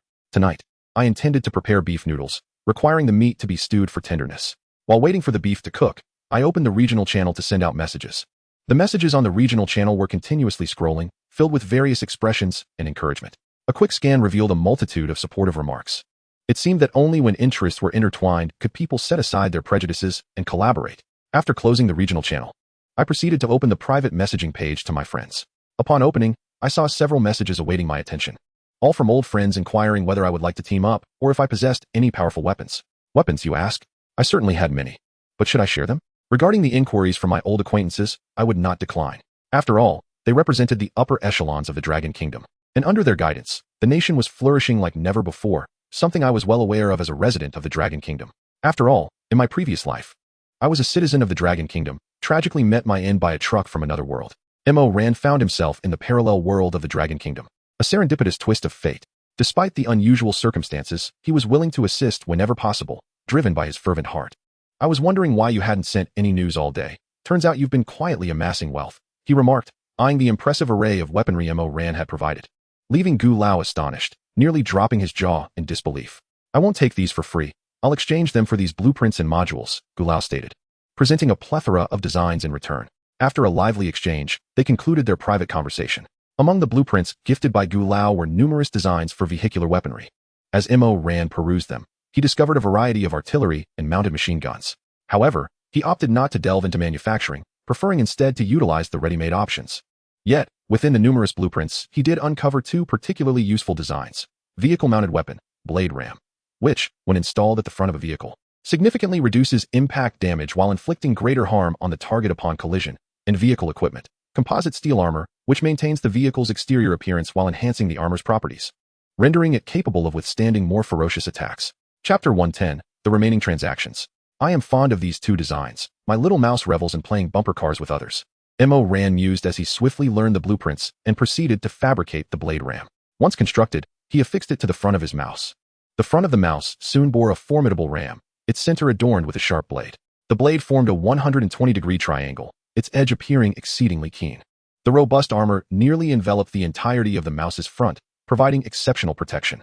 With the composite steel armor and the reinforced structural framework, it seemed his mouse was on the brink of a complete transformation. Mo Ran accessed the vehicle information panel, selecting the entire vehicle to ascertain the quantity of composite steel required for the upgrade. Although the amount needed was considerable for someone who had recently plundered an underground base, these materials were but a trivial expense. Upon pressing the manufacture button, the quantity of composite steel in the storeroom diminished slightly. Subsequently, the entire mouse was enveloped in a radiant white light, and as it dissipated, the once gray vehicle had transformed into a sleek obsidian hue.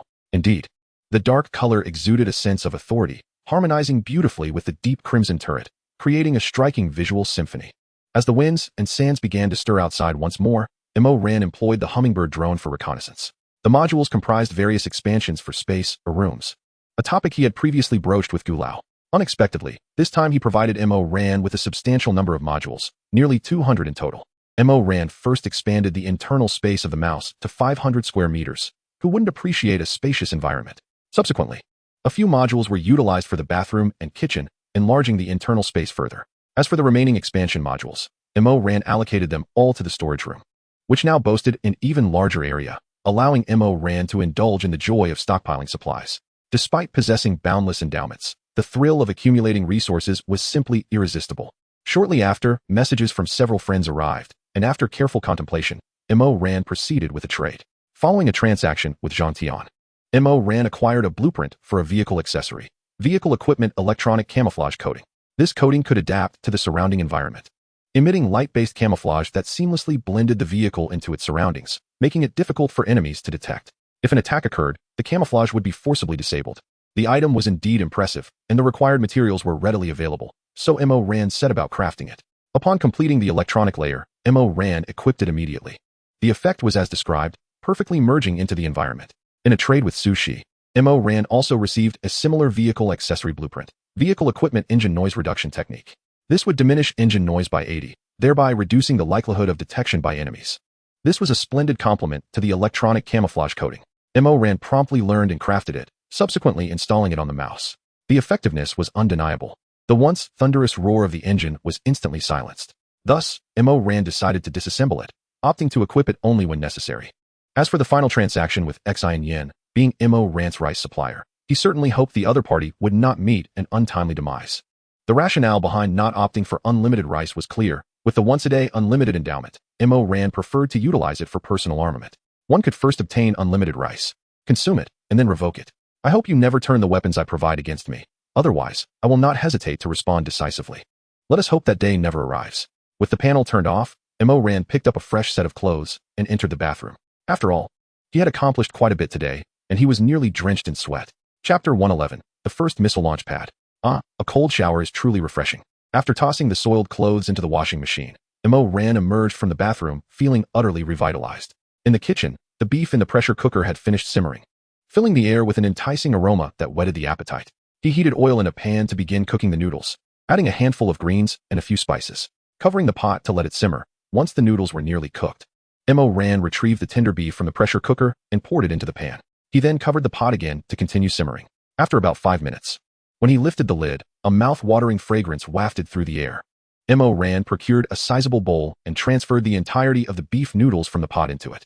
The delightful slurping sound echoed. This was indeed the essence of true beef noodles. With chopsticks in his right hand, he deftly twirled the noodles, while his left hand grasped a succulent piece of beef retrieved from the bowl. Each mouthful of meat, paired with a strand of noodles, filled his palate with sheer satisfaction. After finishing an ample bowl of beef noodles, Mo Ran let out a contented belch, feeling utterly gratified. The missile launchers and silos were also affixed. Who wouldn't adore a mouse capable of launching missiles? Mo Ran positioned the missile launcher atop the turret of the mouse, while the missile silo found its place in the spacious central area atop the vehicle. With both installations complete, it was time to experiment and savor the moment. Glancing around, Mo Ran's gaze settled on a distant underwater reef. Mouse, launch a surface-to-surface missile targeting that reef ahead. The panoramic view automatically zoomed in, and a targeting reticle locked onto the reef. Understood, Commander. The cold, mechanical voice of the mouse resonated as a rectangular opening appeared atop the turret. A missile launcher swiftly extended, bearing a sleek silver missile. The moment the launcher deployed, the missile's tail ignited with fervor. Whoosh! A silvery blur shot forth into the inky darkness, resembling a fiery meteor receding into the distance before striking the reef with precision. Boom! At the instant of impact, a blinding flash erupted, followed by a resounding explosion and a massive plume of flames ascending into the sky. As the fire gradually subsided, the lingering smoke dissipated into the air. Through the night vision panorama, the targeted reef lay utterly obliterated, while the ground beneath bore the scars of the encounter. A charred expanse evident to the eye. The power of the missile was impressive. It was undoubtedly one of the few high-yield warheads in the launcher. Observing the aftermath of the explosion, Mo Ran nodded in satisfaction, eagerly anticipating the prospect of furiously plowing the land with countless missiles in the future. As for the missile silo, he decided against testing it. Its power would surely eclipse that of the current missile. After all, time was on his side, with ample opportunities ahead for experimentation. Having washed a basin of grapes, Mo Ran reclined leisurely in the command chair. As he savored the delectable grapes, he meandered through various regional channels. The command chair behind him activated its massage feature, providing Mo Ran with a comprehensive relaxation experience. It seemed that he ought to procure some entertainment options. Although life was quite pleasant as it stood, a hint of boredom lingered. As the clock approached 10, Mo Ran began to prepare for slumber. After all, at 6 in the morning, the much-anticipated game would commence. He needed to rise early to discover what this so-called mutation point entailed. Mouse, dim the lights and wake me at 5. Understood, Commander. The command chair reclined gently, and the surrounding illumination gradually faded. Mo Ran wrapped himself in a cozy blanket, drifting blissfully into the realm of dreams. Chapter 112. The game begins. As the night deepens, time relentlessly marches on. At the stroke of midnight, a tempest of wind and sand begins to swirl in the outside world, growing increasingly fierce, sending debris flying in all directions. Countless grains of yellow sand dance wildly in the air, shrouding the entire realm in a hazy yellow veil. Inside the confines of the command room, Mo Ran sleeps peacefully, undisturbed by the external commotion. Report to the commander, it is now 5 o'clock, echoes a cold mechanical voice. The surrounding lights gradually brighten. Mo Ran opens her eyes, revealing a pair of crimson orbs. The reclining command chair behind her slowly rises, returning to its original position. Time to rise. A new day has dawned. Mo Ran stands from the chair, stretching luxuriously. She then turns and exits the command room, stepping into the bathroom. After brushing her teeth and washing her face, she proceeds to the kitchen to prepare breakfast. Today's meal consists of porridge, enhanced with sweet potatoes, accompanied by a stir-fried dish and a bowl of diced meat, topped with a few boiled eggs. Thus, a humble breakfast is served, which Mo Ran begins to enjoy with haste. While dining, she opens the communication channel to observe. Outside, the horizon is just beginning to brighten. Yet the channel is already abuzz with information. Less than 20 minutes remaining. I feel so anxious. Indeed, what exactly is this so-called aberration point? Are we meant to slay monsters? It's quite possible. Didn't you see the last part about the zones? However, the sandstorm seems to have intensified today. It's reached level 2. The wind and sand are unbearable. My vehicle is covered in a thick layer of dust. I can hardly keep my eyes open. The channel buzzes with chatter as players discuss the upcoming game and the sudden escalation of the sandstorm. Is today really a level 2 sandstorm? It seems likely tomorrow will escalate to level 3. Mo Ran closes the panel, refocusing on her meal. Just as she settles into her chair in the command room, the voice from the heavens resounds once more. Ants, time is up. The game begins. Remember, the 10 zones ranked lowest will face obliteration. From now on, commence your competition against the players from other zones. The 10 lowest ranked zones will be destroyed along with their world. Do not forget, ha ha ha. As the celestial voice fades, 10 beams of crimson light descend from the sky, randomly landing in 10 locations across the realm. Under the illumination of these towering red lights, colossal, desolate cities begin to rise slowly from the ground. In an instant, wind and sand swirl violently, as countless grains of dust fill the air. The ground trembles violently, reminiscent of a fierce earthquake.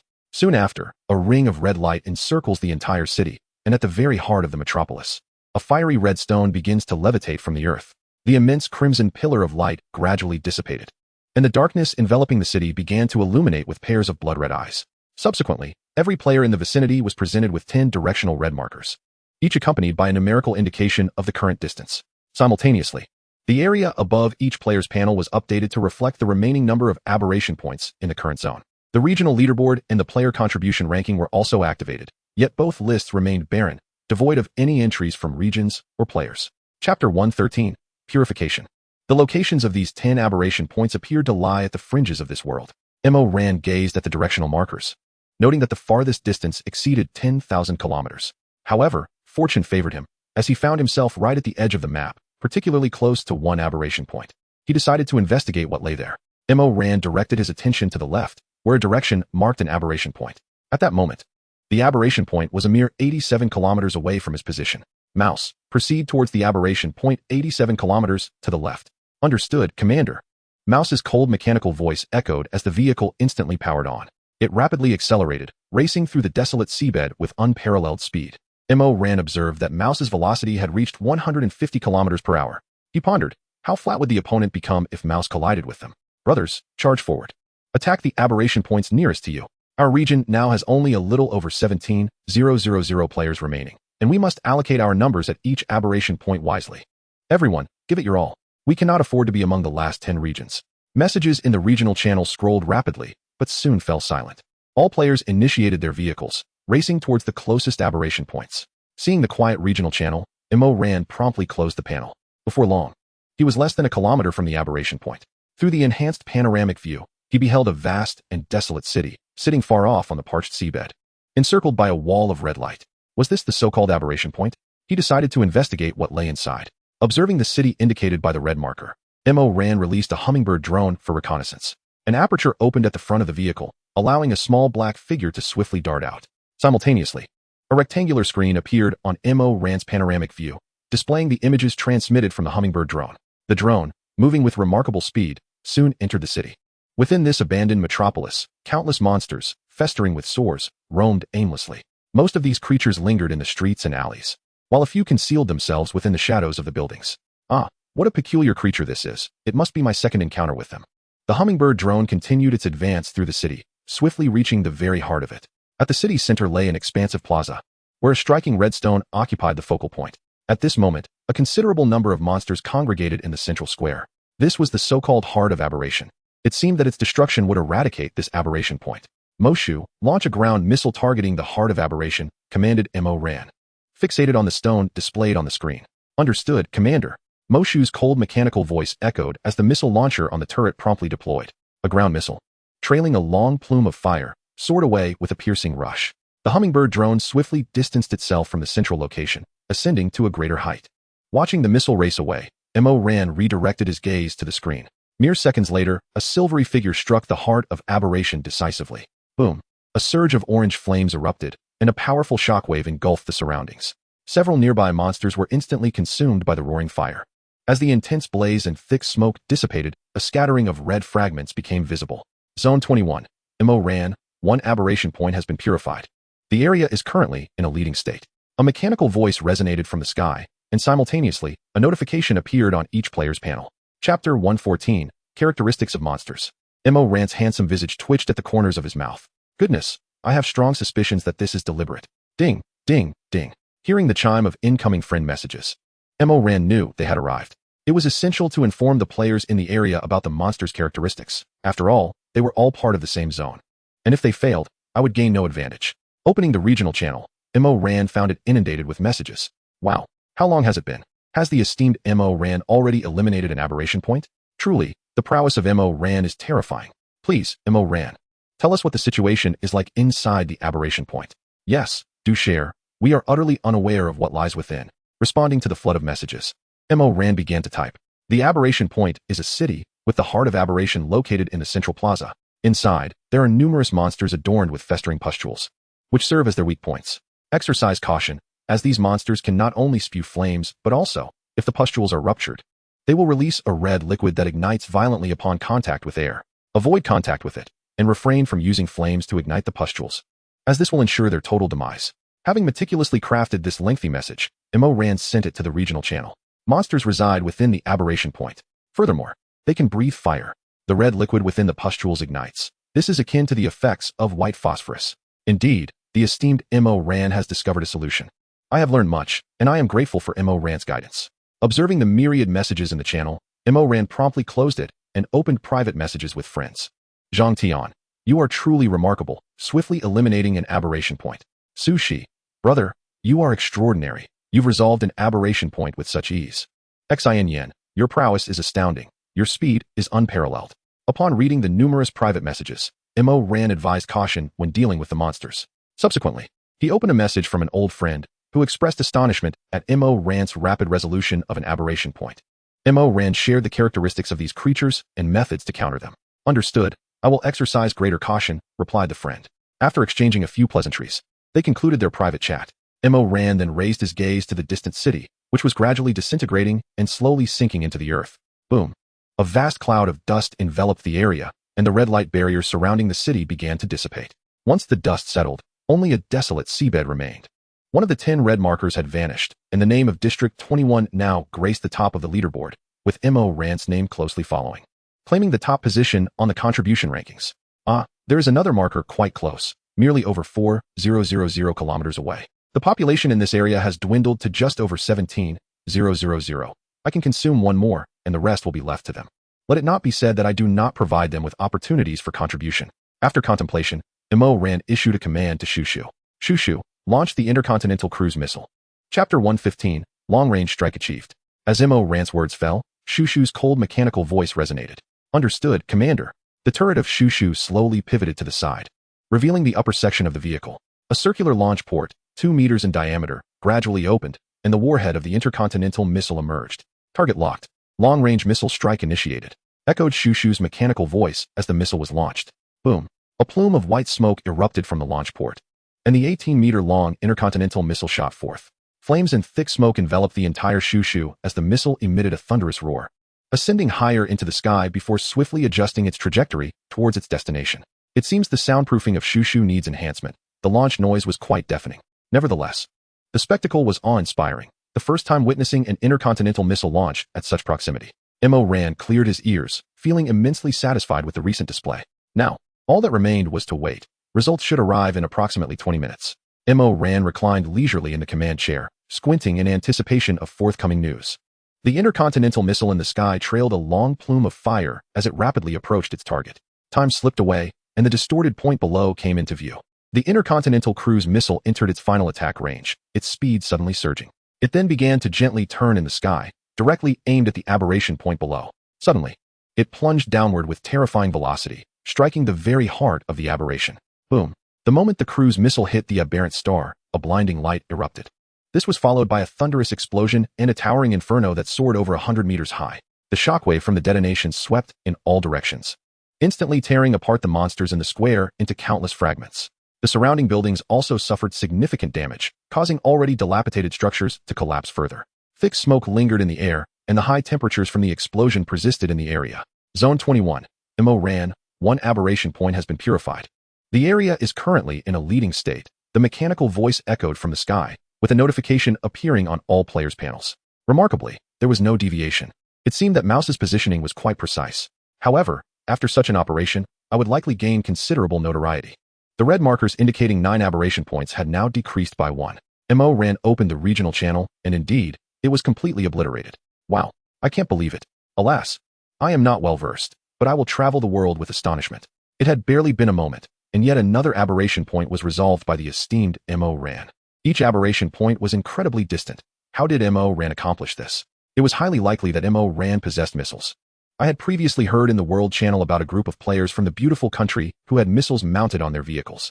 Such weaponry required a level 6 vehicle to operate, did it not? Truly, a formidable player indeed. Possessing such powerful equipment was astonishing.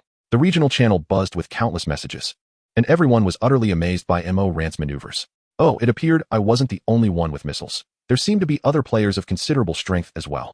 Ran naturally noticed the comments, but paid them little mind. Chapter 116, Undercurrents. On an expansive wasteland, a convoy of vehicles sped along.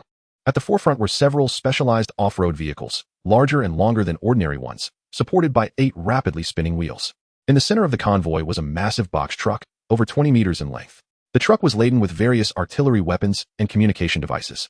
Inside the spacious interior of the box truck, numerous high-ranking officials from the Dragon Nation were gathered in discussion, listening to the mechanical voice from above. A square-jawed officer appeared utterly astonished.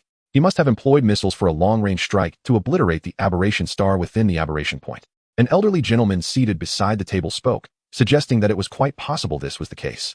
We do possess missiles, though we are unable to execute precise guided strikes.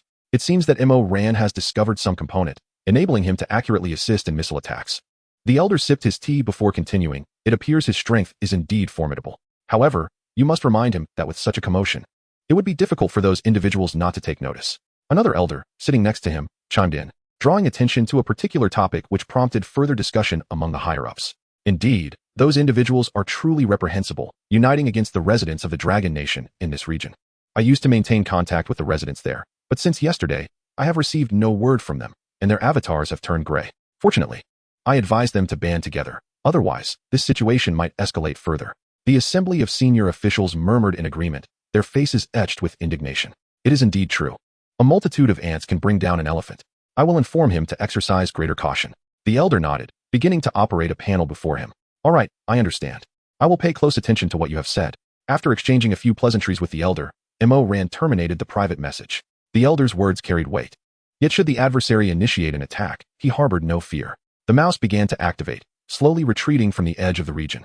The presence of these aberration points at the periphery hinted to Mo Ran of an underlying conspiracy. Inside a luxurious vehicle, a sharply dressed man reclined on an opulent sofa. He swirled a glass of red wine in his left hand while savoring a cigar with his right. Mo Ran, yet another player from the Dragon Nation. He exhaled a puff of smoke, turning to a female secretary standing beside him. What progress have you made in persuading him over the past few days?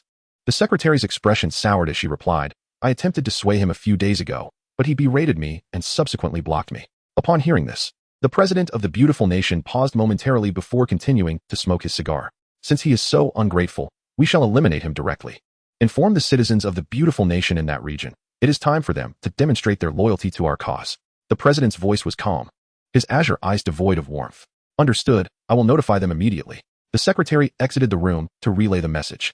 Since you refused to join our beautiful nation, then you shall meet your end, he mused, taking a deep drag from his cigar and slowly releasing the smoke, filling the room with a denser haze.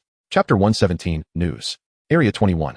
At this moment, within the convoy heading to various aberration points, several players received messages from other regions. They cautiously surveyed their surroundings, and upon ensuring no one was near, quickly skimmed through the messages. At that moment, the players who had received the news bore expressions of cold ruthlessness. Mouse activated the electronic camouflage layer and equipped the engine noise reduction technology. Mo Ran, seated in the command chair, issued orders to Mouse. Understood, Commander. Mouse's icy mechanical voice echoed as the commands were executed instantaneously. The external surface of Mouse began to turn transparent, and the entire vehicle gradually vanished from sight, leaving only the tracks it left behind, stirring up clouds of dust. However, it was currently a time of wind and sand, and the raised dust seamlessly merged with the airborne particles, rendering it nearly undetectable. The roaring sound of the jet engine diminished instantly, harmonizing with the fierce winds and sands. Such a large vehicle as Mouse simply disappeared amidst the swirling dust. After all, players were rushing towards the fringes to avoid colliding with others along the way. Thus, these two pieces of equipment were still essential, and their effectiveness was undeniably impressive. Observing Mouse's current state, Mo Ran felt a twinge of surprise. At this moment, Mo Ran opened the panel to check the status of the players through the channel. The regional channel was devoid of messages. It appeared that the players were all on the move. Consequently, Mo Ran switched to the world channel to eavesdrop. My goodness. What exactly is happening with that Mo Ran from the Dragon Kingdom? 2 aberration points eliminated in just 1 hour. I heard from the players in Zone 21 that Mo Ran seems to be using missiles. Missiles? Aren't those only usable by level 5 vehicles? Has Mo Ran attained a level 5 vehicle already? There's breaking news. Players in Zone 21 have gathered information about the aberration points, and inside, there are such monsters. However, there are methods to deal with them, making the resolution much easier. The discussions on the World Channel were swift, all revolving around Mo Ran and the aberration points. The news spread rapidly, indicating that the majority of players in the region were from the Dragon Kingdom, with a few silent foreign players, but this distribution seemed rather peculiar. Unable to make sense of it, Mo Ran opted to continue observing the World Channel's updates. Before long, new messages began to emerge in the channel, bringing Mo Ran valuable information. Our convoy has reached the aberration point. It truly is as those in Zone 21 said. There are indeed many monsters inside, and they are covered with disgusting pustules. These monsters seemingly cannot leave the city, no matter how they are attacked. They do not step beyond the light wall. Furthermore, we can stand outside and attack the monsters within, gaining contributions with each inflicted damage. However, increasing contribution points is futile without clearing the aberration points. No matter how high the contributions, they serve no purpose. Indeed, we still need to enter and clear them. It seems quite dangerous inside. At that moment, messages on the world channel began to proliferate steadily. Attacking monsters increases contribution points. Perhaps I might even consume a few more aberration points. As Mo Ran gazed at the news on the global channel, he pondered while stroking his chin. The team of rats was advancing towards the mutation point, located 700 kilometers to the north. After some contemplation, Mo Ran resolved to investigate the nearest mutation point. Understood, Captain. The cold, mechanical voice of the rats echoed, and the vehicle began to steer towards the northern mutation point. Chapter 118. Announcements sprouting like mushrooms after rain. The rankings and contribution boards were in constant flux, indicating that numerous players had reached the mutation point and commenced their assaults, displaying remarkable speed. At 9:27, an announcement rang out regarding the successful purification of another region. Shortly thereafter, another notification of purification success was heard. The mechanical voice in the sky continued to broadcast incessantly, akin to mushrooms springing up after rain. The announcement scrolling across the panel was relentless. The numbers kept increasing one after another, leaving uncertainty about the progress of players in that region.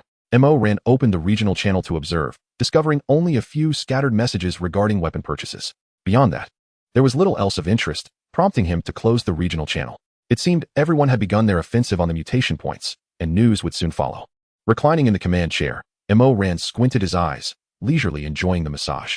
Meanwhile, a mutation point situated in the desert was coming into view. An old, dilapidated city emerged from the sands, appearing exceedingly out of place amidst the surrounding desolation. In the distance, a thick plume of smoke billowed, revealing a convoy of nearly 100 vehicles advancing with purpose towards the mutation point. Leading the charge was an imposing six-wheeled off-road vehicle, flanked on either side by two identical vehicles. These off-roaders were not only wide but also lengthy, standing in stark contrast to ordinary models. Brother Zhang Tian, we're almost there. That city ahead is the mutation point. The spacious interior of the rear section housed over 20 players. Surrounding them were numerous rooms and corridors leading deeper into the structure. Everyone, take your positions and arm yourselves. Inform the other two teams to prepare as well, commanded a burly man who pushed through the crowd to the forefront. Move, move, move. Grab your weapons. The players hustled, yet maintained an orderly approach to their designated positions. A few donned iron armor and wielded repeating crossbows, taking their places on either side, poised for the impending battle. Others ascended the nearby staircase to the upper level, where several mounted machine guns and a few mortars awaited. Numerous crates lined the area, stocked with assorted ammunition. These weapons were secured on a lifting platform, providing ample space for 4 to 5 individuals. In front of these weapons, protective panels have been erected, providing impeccable safeguarding of the area ahead. As the upper sections of these armaments were opened, a howling sandstorm rushed in. The intensity of the sandstorm was overwhelming. A significant amount of sand infiltrated, necessitating a laborious cleanup shortly thereafter. Masks and goggles were donned, for without them, one might succumb to the choking dust. Enough of the chatter, quickly elevate the weapons. Players, grouped in teams of 4 or 5, approached their respective weapon stations. They began to turn the handles above, as the vehicle-mounted weapons, accompanied by these players, slowly ascended. Below, a few players dragged over nearby crates, preparing the ammunition within, ready for immediate deployment. Chapter 119, Assault on the Anomaly Point. The convoy gradually decelerated, eventually coming to a halt about 10 meters from the luminous wall. The roar of the engines attracted the monsters lurking in the city, drawing them to the periphery of the light barrier. Blood-red eyes fixated intently on the individuals outside. It was repulsive. The grotesqueness of these creatures was staggering. A truly bizarre collection of beings that nearly turned my stomach. The players atop the off-road vehicles felt a wave of nausea as they beheld the monsters. Larger vehicles began to edge forward, positioning themselves at the forefront of the formation. Subsequently, various calibers of machine guns and artillery sprouted from the sides or tops of each vehicle. Ready. Let us first cleanse the vicinity of these monsters, came the call. Indeed, the numbers were overwhelming. A direct charge would be unwise. We must hasten to seize this anomaly point. Zhang Tian clutched a walkie-talkie, which crackled with assorted voices emanating from the adjacent vehicles, each housing a coordinated team. Commence the attack. Eliminate the external threats first. Boom, boom, rat-a-tat-tat. The surrounding vehicles initiated their assault, shells erupting from the cannons. They struck the monsters beyond the light wall, causing violent explosions that obliterated the festering blisters on their bodies.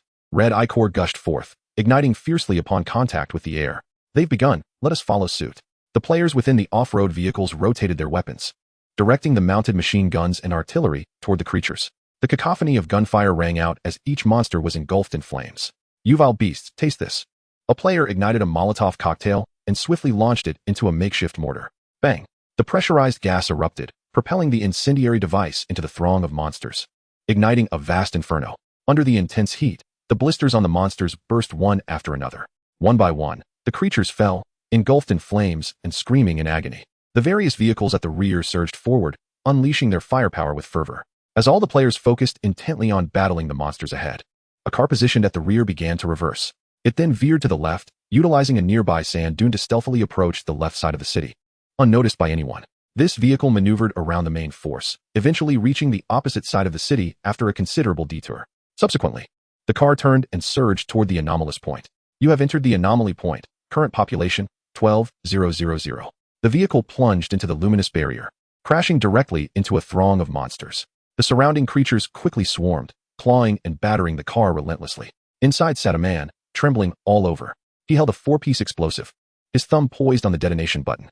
"For the glory of the great and beautiful nation." "Oh!" The man let out a furious roar, as if resolving himself to a momentous decision. Without a hint of hesitation, he pressed the button. Boom! The car erupted in a thunderous explosion, a fiery orange ball soaring into the air. The sound of the blast reverberated instantly. "Did you hear that noise?"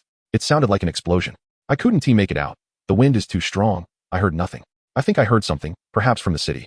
"Did someone's shell fall into the city?" Some players seemed to have heard the explosion and began to discuss it amongst themselves. Just then, an unexpected event unfolded. Chapter 120, Purification failed. While all players were still engaged in their assault, the red luminous barrier before them suddenly solidified. The various projectiles that had previously penetrated it now detonated upon impact. "What is going on? Why can't the bullets penetrate?" "I'm experiencing the same. The shell's 1T breached this wall. What is happening? Something seems off about this anomaly point." Observing the attacks splattering against the luminous barrier, all players ceased fire. Confusion etched across their faces, uncertain of the situation unfolding before them. What has transpired? This anomaly point seems different from before. Within the car, Zhang Tian gazed through the windshield at the anomaly point, which appeared altered. A sense of foreboding began to stir within him, hinting that something ominous was about to unfold. Suddenly, a thunderous rumble erupted from the anomaly point, shaking the ground violently. "What the hell? What is happening? Why is there an earthquake? This is intense. Look! The anomaly point is descending." A player abruptly shouted, drawing the attention of all. To their astonishment, the immense city before them began to sink gradually. The anomaly point. "It's disappearing. Goodness! Why is the aberration point declining?" As players watched the steadily decreasing aberration point, expressions of shock and disbelief adorned their faces. Thunderous rumbles echoed as the last building sank into the ground, and before all players appeared a message. The purification of an aberration point failed. Final match power increased by 10, current power bonus, 10. The mechanical voice resonated from the sky at that moment. Purification of an aberration point in Zone 21 failed. Power increased by 10, current total, 10. Subsequently, the 8 red markers before each player instantly diminished by 1. Gazing at the crimson information panel and the voice from above, all players, still in a state of bewilderment, began to comprehend the situation. The strategy to purify the aberration point had failed. Why had this occurred? There were no players left within the aberration point who had ventured inside. I distinctly heard an explosion just before all this transpired. Someone must have sabotaged it. Who could it be? Chaos erupted within the ranks of players. Confusion reigned as everyone sought to understand the unfolding events.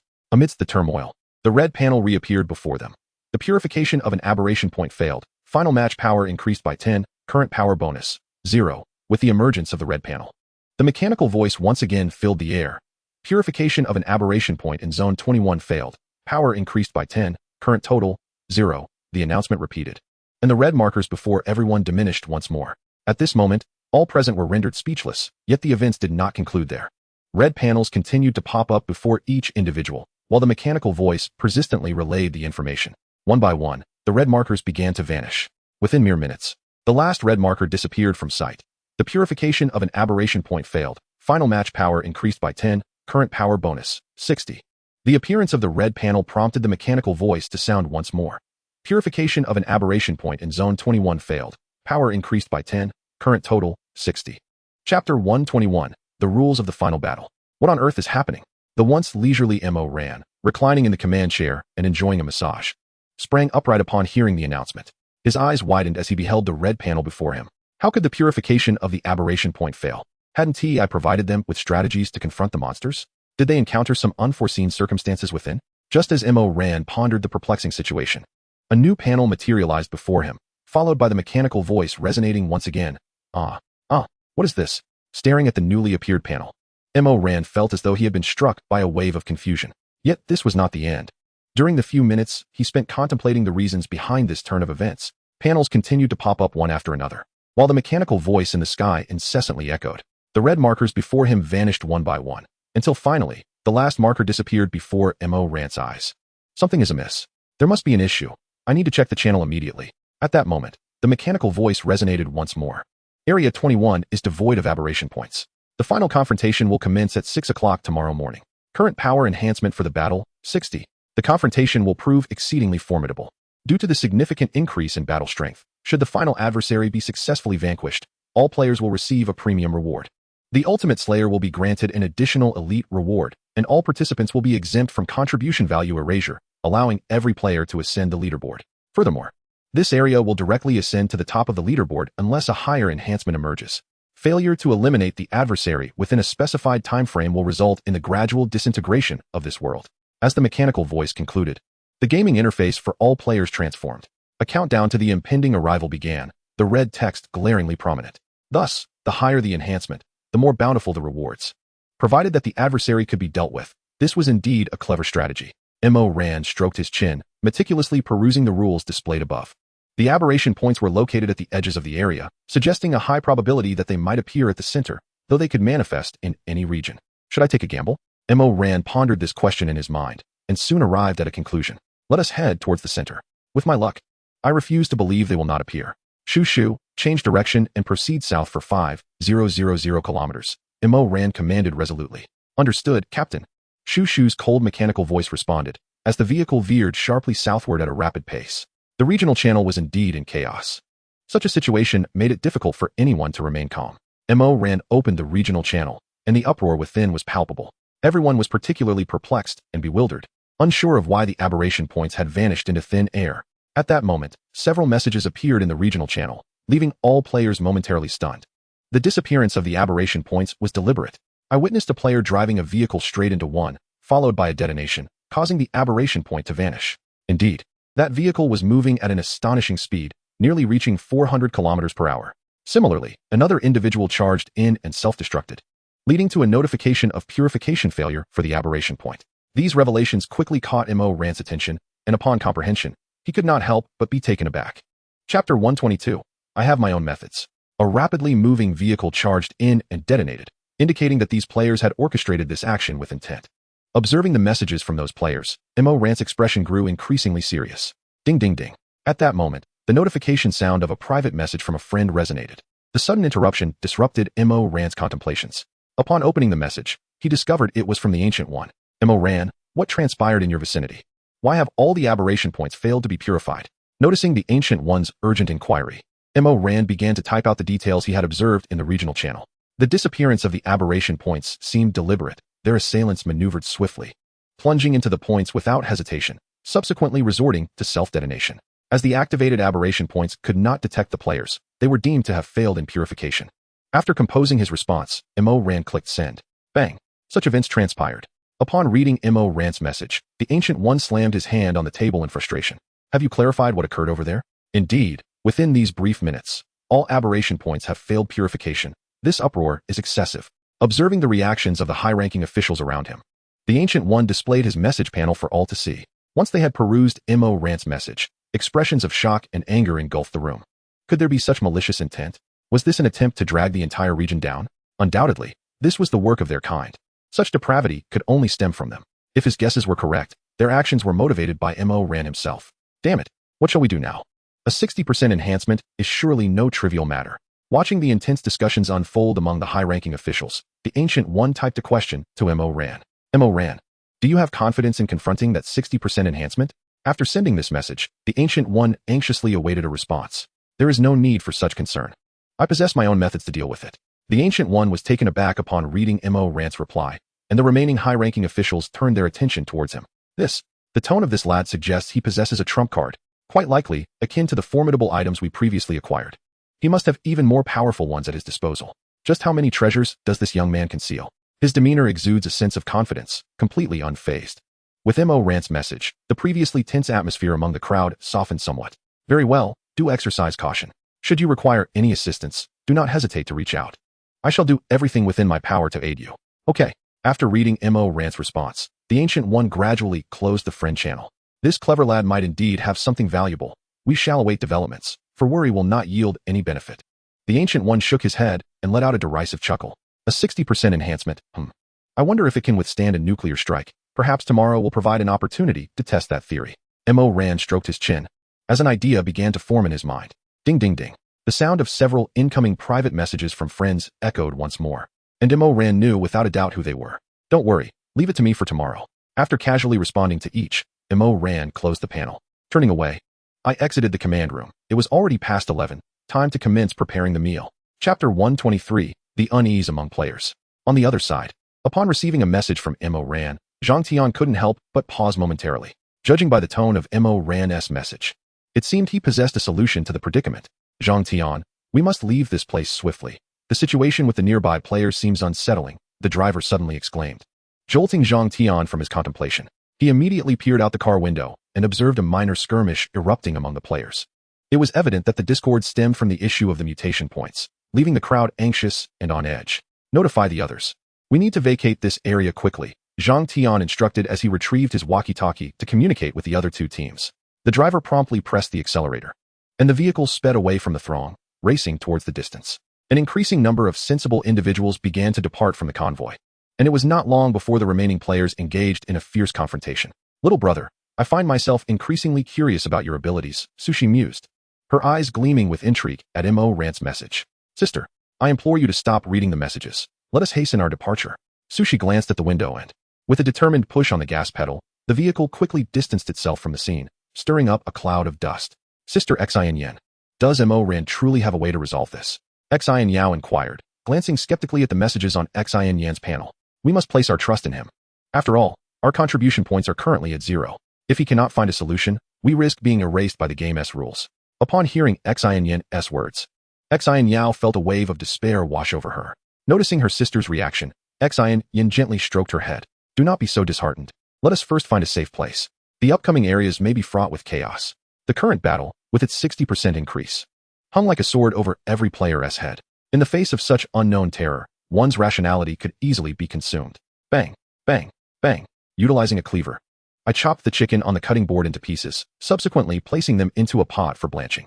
After removing the blanched chicken pieces for later use, I began preparing various seasonings. The rice cooker beside me was already filled with rice and water, currently steaming away. Once all necessary spices were ready, I heated the oil in the pan.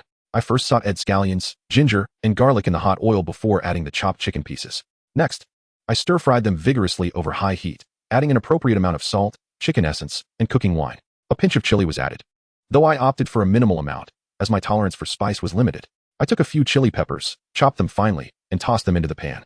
As I deftly stirred the ingredients with a spatula, a tantalizing aroma, subtly spicy and inviting, began to permeate the entire kitchen. The kitchen's air circulation system activated automatically, expelling the billowing smoke. It should be nearly done. The timing appears just right. After covering the pot and allowing it to simmer for a while, Mo Rand transferred the dish onto a plate. The chicken pieces on the plate exuded steam, each morsel appearing crystalline and plump. She prepared a stir-fry of greens and scooped out the rice that had long been cooked. Conveniently, she retrieved a bottle of cola from the refrigerator, and thus, a simple yet satisfying lunch was complete. As she lifted a piece of chicken to her mouth and began to chew, a symphony of spices and a hint of heat burst forth. With a few bites of rice, an overwhelming sense of happiness enveloped her. Chapter 124, The Last Hour and a Half. Upon entering the command room, Mo Rand reclined in the command chair. The chair's massage function activated, providing her with a comprehensive massage. The purification of the anomaly points had failed, causing a palpable sense of unease among all players. While reclining in the chair, Mo Rand opened the regional channel, where an avalanche of messages surged forth. Countless expressions of sorrow and despair flooded in, although a few individuals attempted to encourage one another. Yet, such attempts bore little fruit, as the overwhelming majority felt a sense of hopelessness. This reaction was entirely understandable, for the unknown indeed evokes fear. Closing the regional channel, Mo Rand subsequently opened the world channel for further investigation. Here, too, a multitude of messages scrolled by, all centered around Zone 21. Ha ha ha, Zone 21 is absolutely hilarious. with 8 consecutive failures at anomaly points. I heard that Ran is also in Zone 21. He is surely doomed this time. Indeed. What does it matter if he drew the unique vehicle? The 60 penalty will still lead to his demise. Our dear John from Beautiful Country has already ascended to the top of the rankings. The first place is undoubtedly ours now. Who knows where the former first place has fallen to? Ha ha ha, this is truly amusing. I anticipate hearing news of Zone 21's destruction soon. I eagerly await that moment. The messages within the World channel were rife with mockery, derision, and schadenfreude. Observing the rolling messages, Ran could not help but snort coldly, her gaze devoid of warmth. Laugh all you want. Come tomorrow, I shall render your laughter obsolete. Dismissing the World channel, she chose to ignore the messages. She idly picked at her toes before dozing off, and time swiftly passed until it was past 6 o'clock. After dinner, she continued to pick at her toes while glancing at messages, and soon it was past 9. Ran began her evening routine of washing her face and brushing her teeth, for she had an appointment with the so-called mouse the next day. Awaken me at 4:30. She instructed. Understood, Captain. The command chair began to recline slowly, and the ambient light gradually dimmed. Ran tucked herself under a small blanket, drifting into slumber. Report, Captain. It is now 4:30. The cold, mechanical voice of Mouse resonated, and the surrounding lights flickered to life. Ran opened her crimson eyes, her drowsy mind gradually clearing. The command chair began to rise, and Ran stood up from her seat. A new day dawns, and with an hour and a half remaining until the descent, anticipation begins to swell within me. Stretching languidly, Ran turned and entered the bathroom to wash his face and brush his teeth. After attending to his personal hygiene, he made his way to the kitchen to prepare breakfast. This morning, he opted not to make porridge. Instead, he quickly prepared sandwiches. He took out several slices of bread, layering them with eggs, shredded meat, ham, and vegetables. A cup of warm milk completed this simple yet satisfying meal. During the brief interlude of breakfast, Ran opened the chat channel to take a look.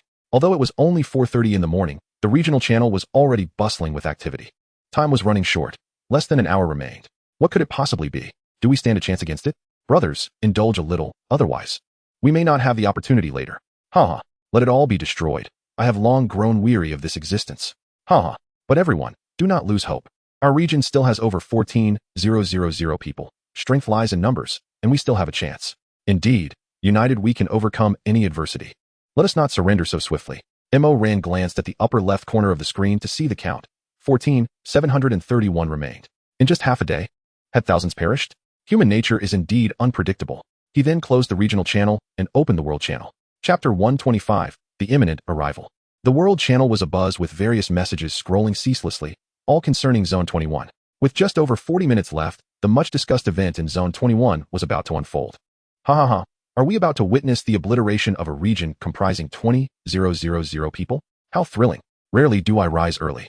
But I did so today in anticipation of the news of Zone 21's demise. You all are laughing a bit too soon. After Zone 21 falls, there are still 9 other regions left. Indeed, be cautious not to laugh too hard, lest you find yourselves among the last 10 regions standing. In such circumstances, the darker aspects of human nature are laid bare. However, I regret to inform you that disappointment awaits. With the last piece of sandwich in his mouth and the milk in his cup drained in one go, Ran began to clean the remnants from the dining table before turning towards the armory cleaning room. He retrieved his already cleaned lightweight protective suit and started putting it on. It felt impeccably clean, as if he were donning a new outfit each day. After a brief moment of self-admiration, Ran proceeded into the storage room. He walked towards the left corner, where a door was embedded in the wall. Pushing it open revealed a room measuring 50 meters in length and 20 meters in width. In one corner lay an assortment of firearms, while directly ahead stood a table. In the distance, numerous wooden boards were strewn about, riddled with bullet holes, and various calibers of ammunition littered the floor. This room was newly established by Ran for the purpose of testing various firearms and practicing shooting.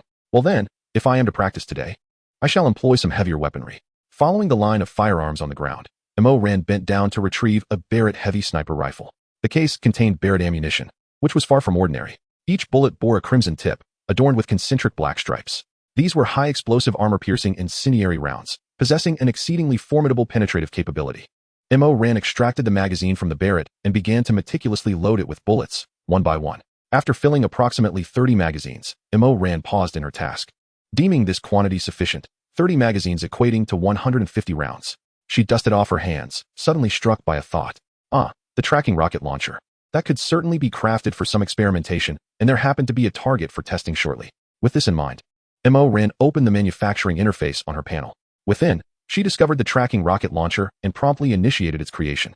As a requisite quantity of materials was allocated, the The tracking rocket launcher materialized before her, enveloped in a radiant white light. Once the light dissipated, the launcher was revealed, and Ran reached out to examine it closely. The tracking rocket launcher measured over 2 meters in length, its exterior a pale gray. Its surface was adorned with numerous diamond-shaped structures, exuding a futuristic and intricate aesthetic. The overall weight was substantial, giving it a hefty feel. Near the front, a handle was positioned, featuring the trigger for the launcher. To the left of the handle, a black box encased the barrel of the rocket launcher, with a camera-like apparatus at the front and a display screen at the rear. Ran activated it, revealing a locking function on the screen, which was equipped with night vision and infrared capabilities to assist the operator in targeting. The design was visually appealing. She decided to produce 20 rounds of ammunition to test its efficacy. Ran set the tracking rocket launcher aside and proceeded to manufacture 20 ground missiles. Excellent.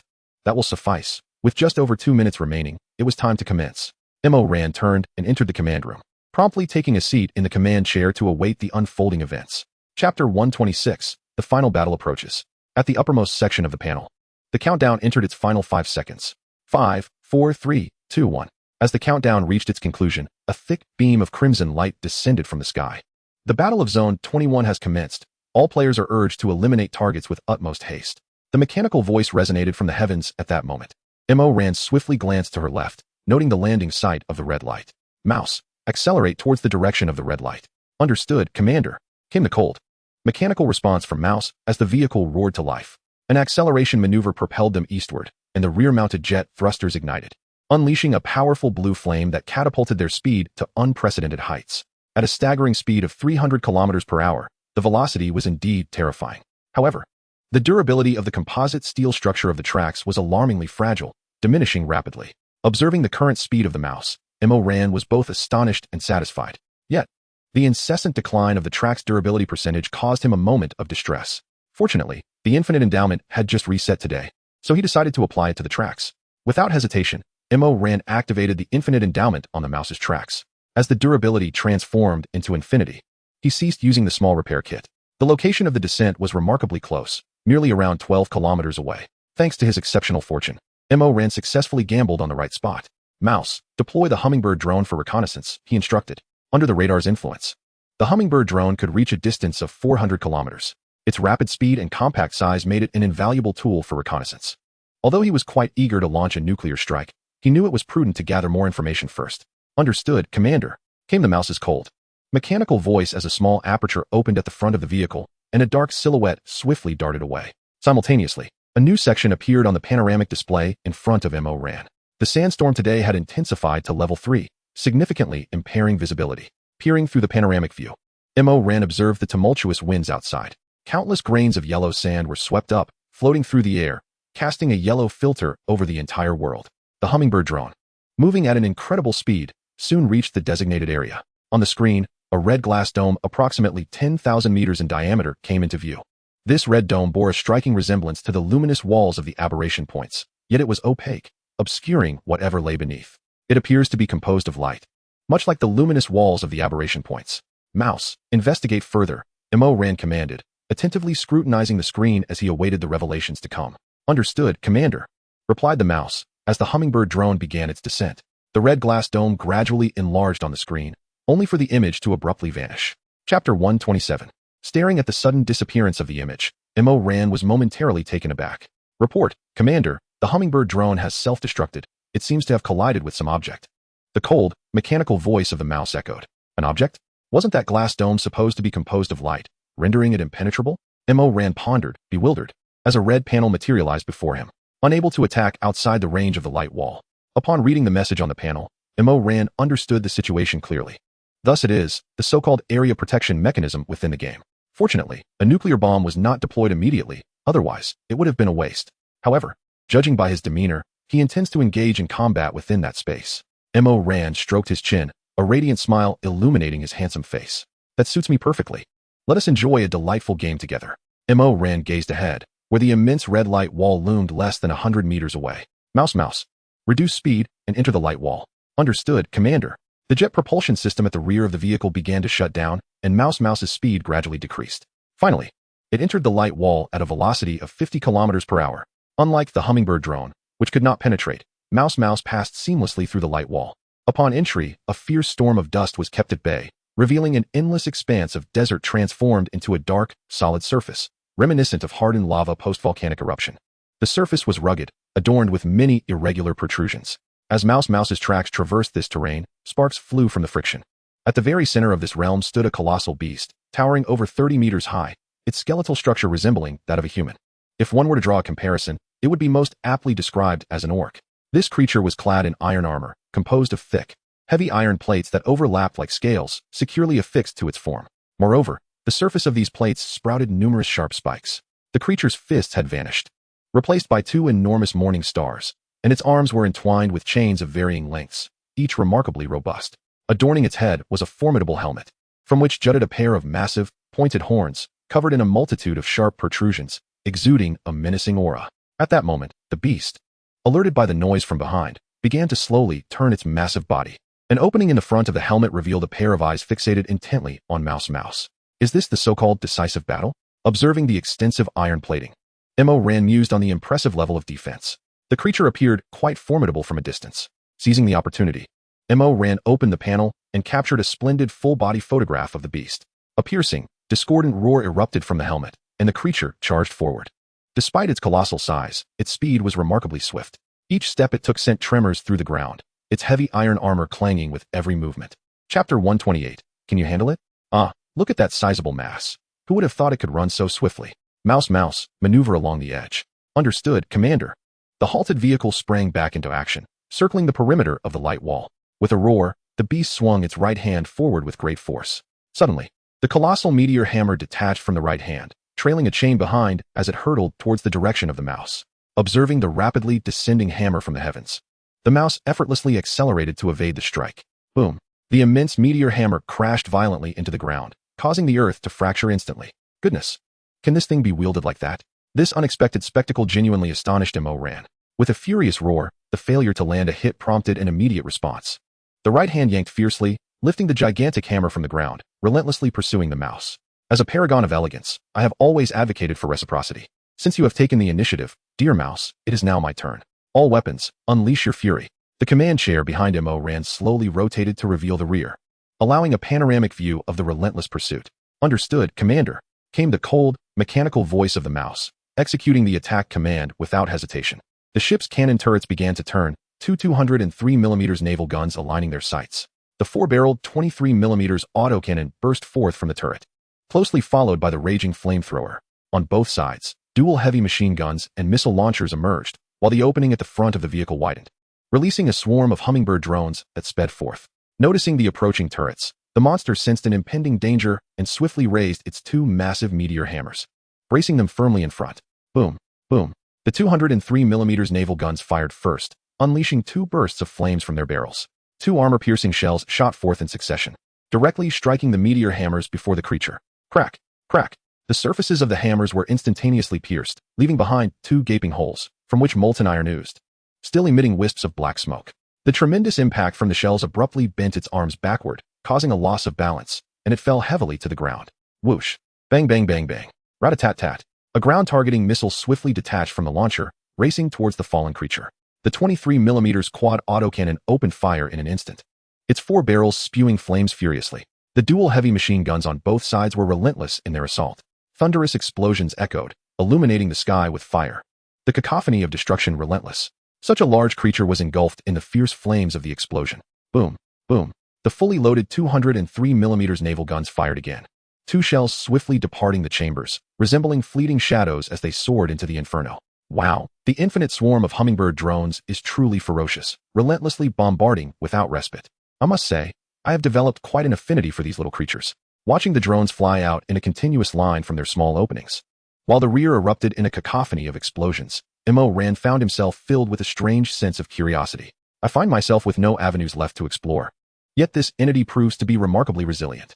The moment Ran uttered these words, the crimson barrier enveloping the area began to dissolve instantaneously. Zone 21. Ran has successfully eliminated the 60th adversary. All players in Zone 21 ascend the leaderboard and receive a high-level reward. The final slayer, Ran, additionally receives a special reward. As the barrier faded, a mechanical voice resonated from the heavens. Alas, this fellow is rather ineffectual, just as I praised its prowess. It met its demise. How disappointing. Ran could not help but scoff, signaling for his companion to cease its assault. As the flames and smoke dissipated, the ground was left with a large puddle of molten iron and a landscape marred by devastation. Chapter 129, A Resounding Mockery. With the complete disappearance of the Crimson Barrier, a fierce sandstorm engulfed the area. The black rocky ground became translucent, and countless grains of yellow sand once again blanketed the land. Before Mo-Ran appeared 2 chests, one golden and the other purple, each approximately 50 centimeters wide and square in shape. The chests emanated a peculiar luminescence of contrasting colors. Mo-Ran extended his hand to retrieve the floating chests, placing them gently on the ground. He was in no rush to open them, for more pressing matters awaited his attention. Glancing at the timer on his interface, he noted it was 6:21. Considering the time spent traversing and deliberating, he surmised that this confrontation had scarcely lasted 10 minutes. It seems I have truly made a name for myself. Mo-Ran accessed the regional channel, which was already inundated with a myriad of messages. What transpired? I heard the mechanical voice from the sky, and then a purple chest appeared before me. Mo-Ran, the illustrious one, has slain the foe. This is utterly inconceivable. How on earth did he achieve such a feat? Regardless of the method, we did nothing and yet received rewards. That adversary had a 60 boost. How did he manage to vanquish them? The messages within the regional channel surged like a tidal wave, with players expressing their astonishment and disbelief. Ah, splendid, splendid. This sensation is delightful.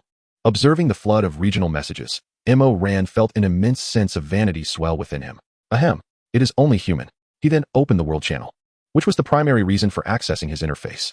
He intended to deliver a resounding slap to those who had previously ridiculed him. Unlike the chaotic messages in the regional channel, the world channel was eerily silent, devoid of any commentary. Humph, have you all fallen silent? Allow me to deliver another blow to your morale. Mo-Ran chuckled coldly as he began to type on the interface. Zone 21 has been resolved, others in different zones. Do your best. Once he completed his message, he clicked send. Mo-Ran's proclamation stood out starkly in the desolate world channel. Soon after, the mechanical voice once again echoed from the sky, delivering even graver news to the other zones. The 21st district has taken the lead, and the game is now in its final countdown. The decisive battles across all regions will commence tomorrow morning at 6 o'clock, with the intensity of these confrontations determined by the remaining anomaly points within each area. Ah, what splendid news, truly a double delight.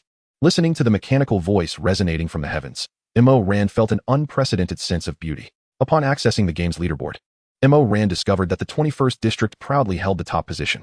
Meanwhile, in the player contribution rankings, Mo-Ran himself was in first place, with the collective players of the 21st district trailing in second. A sense of dissatisfaction crept in, as it seemed that these players had reaped rewards without exerting effort. Was this not akin to free riding? Mo-Ran's lips twitched at the thought. Yet he soon recognized that this was simply the nature of competition. It appeared that his throne as the victor was secure. The standard vehicle weapons would likely only serve to tickle opponents of such caliber, and the prospect of encountering enhancements surpassing his own seemed utterly improbable. During the recent skirmish, Mo-Ran had observed the performance of the 23mm autocannon and the 127mm heavy machine gun. Neither weapon could inflict damage, as their projectiles were deflected by the dense iron plating of the adversaries. The violent heat generated by the explosions melted the surroundings into molten iron. It seemed imperative to acquire more specialized weaponry, as conventional firearms might soon prove inadequate, unless they possessed a significantly larger caliber, which would allow for the wielding of true power. Dedicating this task to memory, Mo-Ran glanced down at the 2 chests on the ground. A mischievous grin spread across his face. It was time for the grand reveal. Rubbing his hands together, he eagerly opened the purple chest first, reserving the golden one, a treasure of worth, for last. As the purple chest opened, a radiant violet light burst forth. How delightful, a sign of auspicious fortune. It appeared quite impressive. As the purple glow dissipated, a black square object lay quietly within the chest, adorned with swirling violet lines that lent it an intriguing appearance. Certainly, some readers might wonder why not use X-ray vision. Alas, knowing the prize would diminish the thrill of anticipation. It was a module, and one could reasonably expect that the treasure from a purple chest would not be lacking in quality. Mo-Ran reached out to retrieve the module, placing it before his eyes for closer inspection. As he drew the module from the chest, the purple box slowly vanished from view. Vehicle equipment. Hacker infiltration system. You may infiltrate enemy vehicles, weapons, and even any electronic devices. Inflict damage or exert control over the targeted infiltration, while significantly enhancing the vehicle's counter-intrusion defenses. Usage requirements. Must possess artificial intelligence. This is quite an impressive item. Hacking into the enemy's internals while artillery takes care of the exterior. A splendid sandwiching strategy. Mo-Ran immediately clicked to activate it, and the black module transformed into a radiant white light that dissipated in his hands. Now, it was time for the grand prize, the golden chest. What marvels might it unveil? With eager anticipation, Mo-Ran extended his hands and flung open the golden chest. At the very moment the treasure chest was opened, a brilliant golden light erupted forth. The golden legend. Oh my, how dazzling this light is. Mo Ran instinctively squinted, and as the radiant golden glow dissipated, he peered into the chest. Within the gilded confines, he beheld a square black block, adorned with intricate golden patterns that shimmered enchanting in the light, presenting a most peculiar sight. Another module. But what could this one be?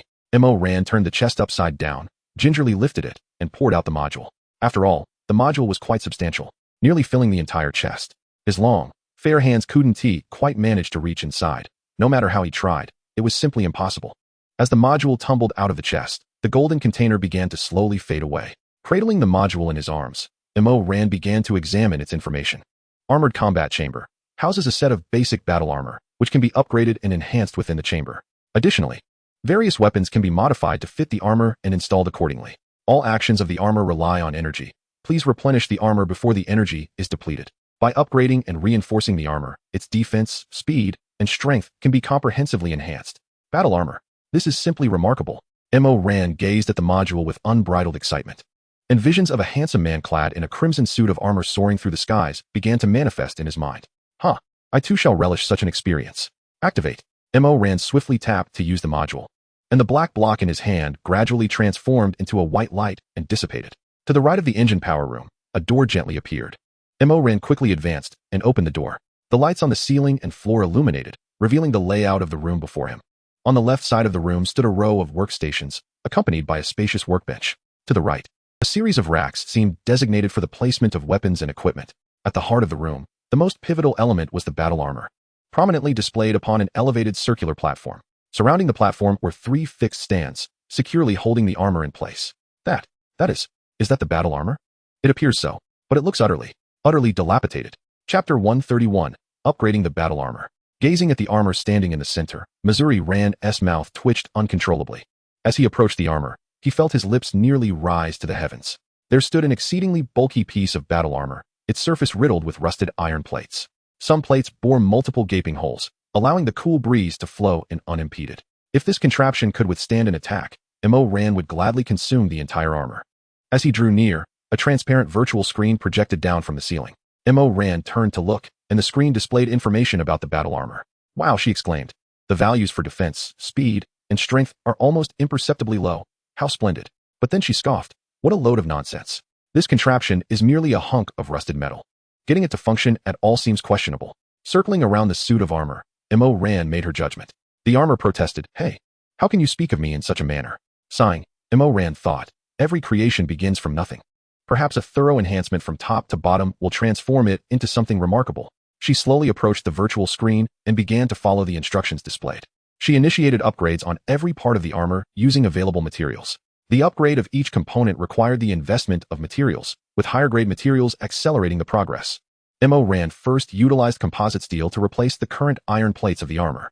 From the ceiling, several folding mechanical arms extended, beginning the disassembly of the armor resting on the platform. One by one, the iron plates were stripped away from the suit. On the left side of the room, a few robotic arms emerged, carrying a collection of composite steel. This area housed numerous machines, and the robotic arms fed the composite steel piece by piece into the machinery.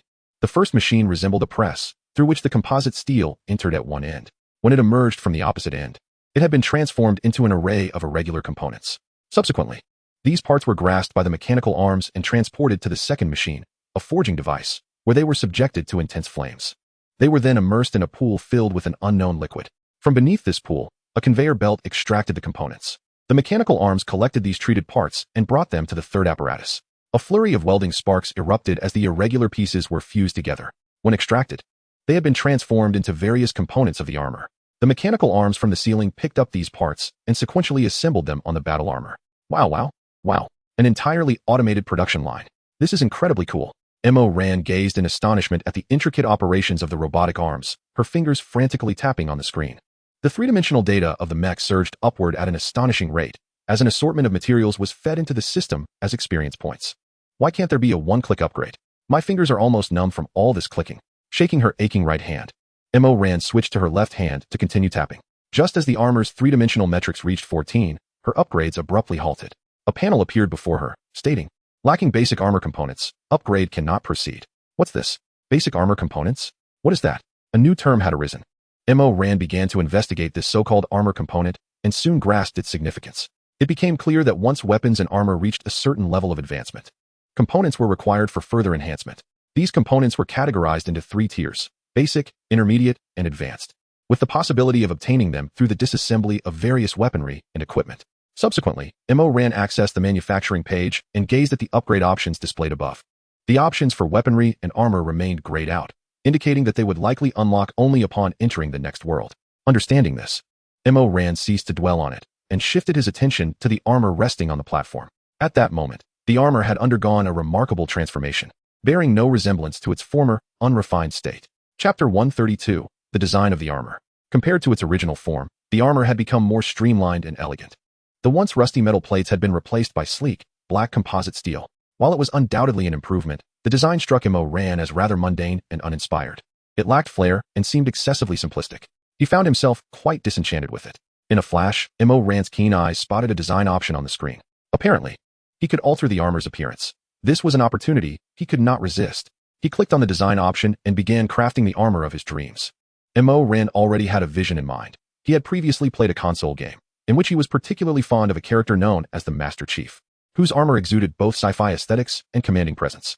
Ever since, he had harbored a desire to don such an armor. And today that dream was on the brink of realization. Drawing from the memories of his past life, Mo Ran swiftly began to design the armor on the panel. He immersed himself in the task, undeterred even by the incessant notifications from friends. After painstakingly working for several minutes, he finally completed the design of his ideal armor. Exhaling a sigh of relief, he clicked the confirmation button. With the press of the button, a folding mechanical arm descended from the ceiling once more. The armor on the platform was instantly disassembled into its constituent parts and directed towards the last machine on the left. As the components entered the machine, they emerged transformed into distinct shapes. It was happening. The armor of his dreams was finally within reach. Mo Ran could hardly contain his excitement, practically bouncing in place, his crimson eyes sparkling with anticipation. If one were to ask what a young boy could least resist, it would undoubtedly be weaponry, mechs, and the thrill of battling monsters, elements steeped in the allure of science fiction. Piece by piece, components began to assemble from feet to head in a methodical sequence, culminating with the final fitting of the helmet. The Master Chief's iconic armor materialized with a series of metallic clangs. Mo Ran found himself entranced by the dark silhouette that now stood before him. Swallowing a gulp of exhilaration, he cautiously approached the platform.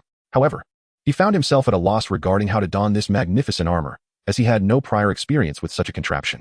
As he scrutinized the exquisite armor before him, uncertainty washed over him. Just then, 3 mechanical arms, affixed around the armor, slowly unfurled. In a stunning display, the armor executed a complete 180-degree turn, presenting its back directly toward Mo Ran. To his astonishment, the rear of the armor opened up, parting to the sides. The intricate structure unfolded before Mo Ran, leaving him momentarily stunned. Incredible.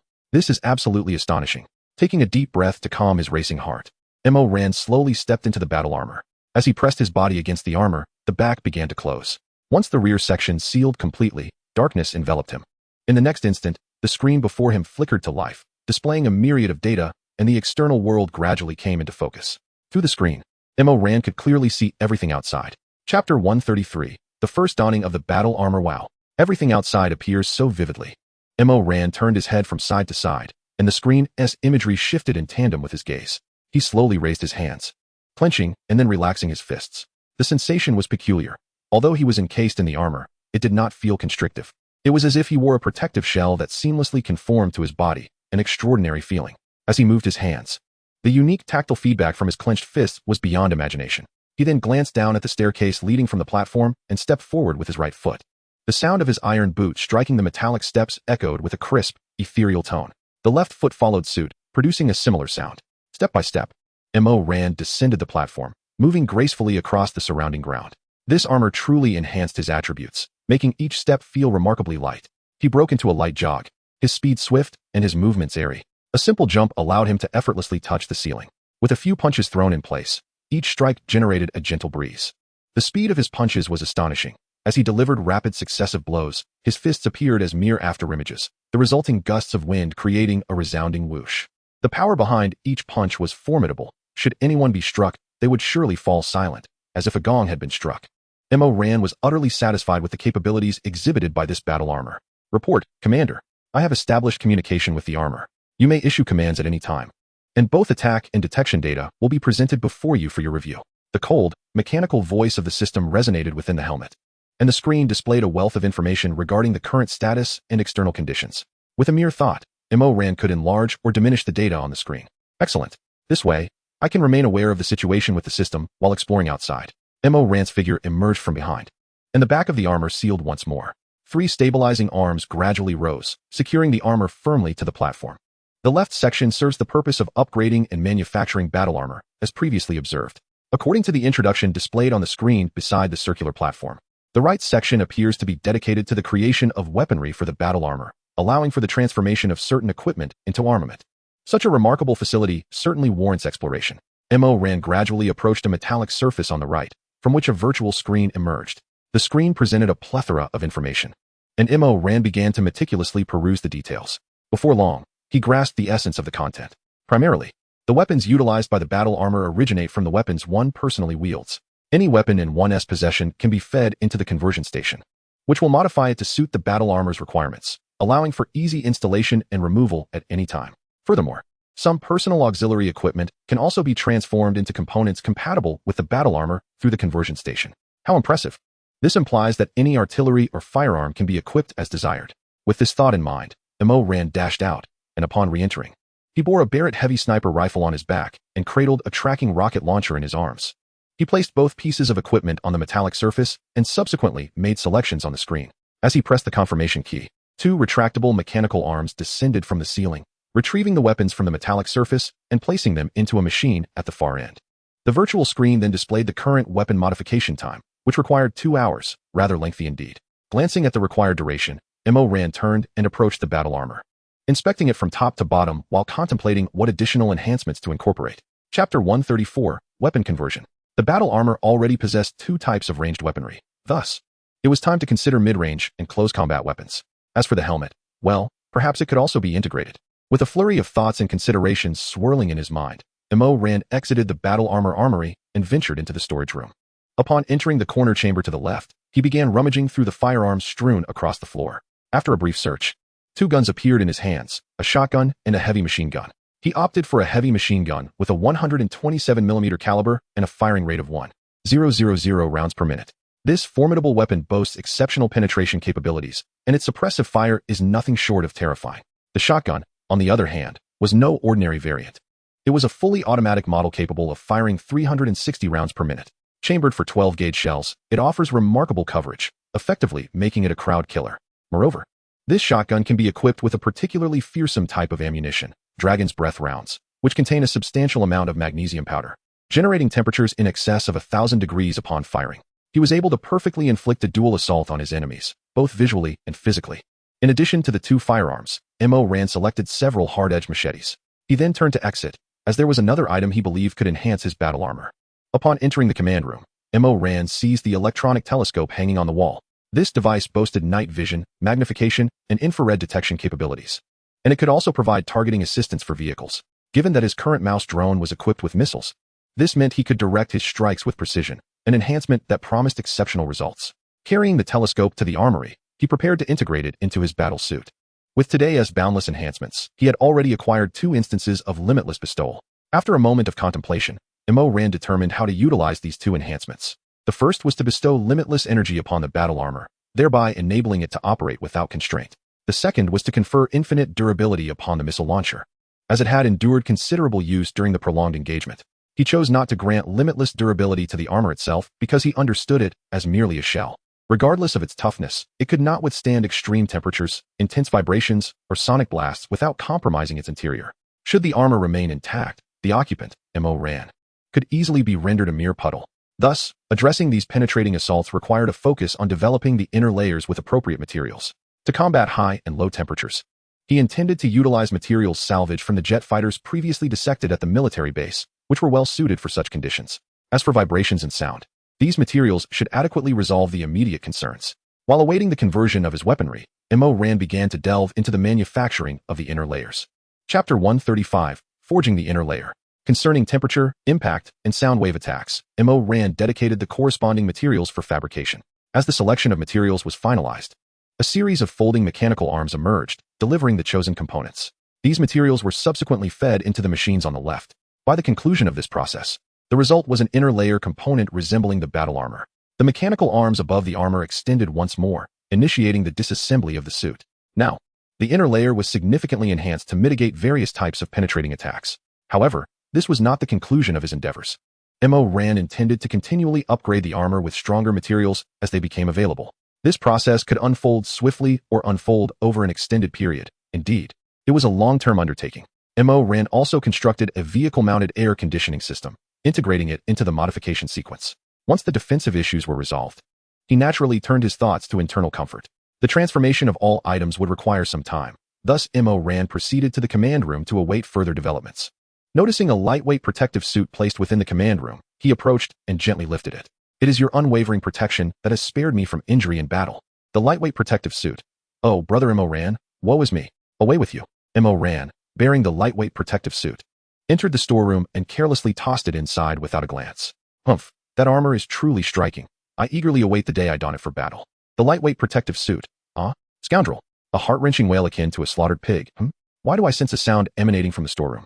Ran, puzzled, turned to glance at the storeroom door, shrugged, and proceeded into the command room. Comfortably reclining in the command chair, relishing the massage, Ran activated the panel to check the notifications. Wow, what is going on with these people? They've sent me so many messages. The private messages from friends are all from those few individuals, expressing astonishment and amazement at how Ran has accomplished such feats. Keep it low-key, keep it low-key. After briefly responding to a few, Ran shifted focus to the private message page. These individuals are quite amusing, daring to threaten from afar.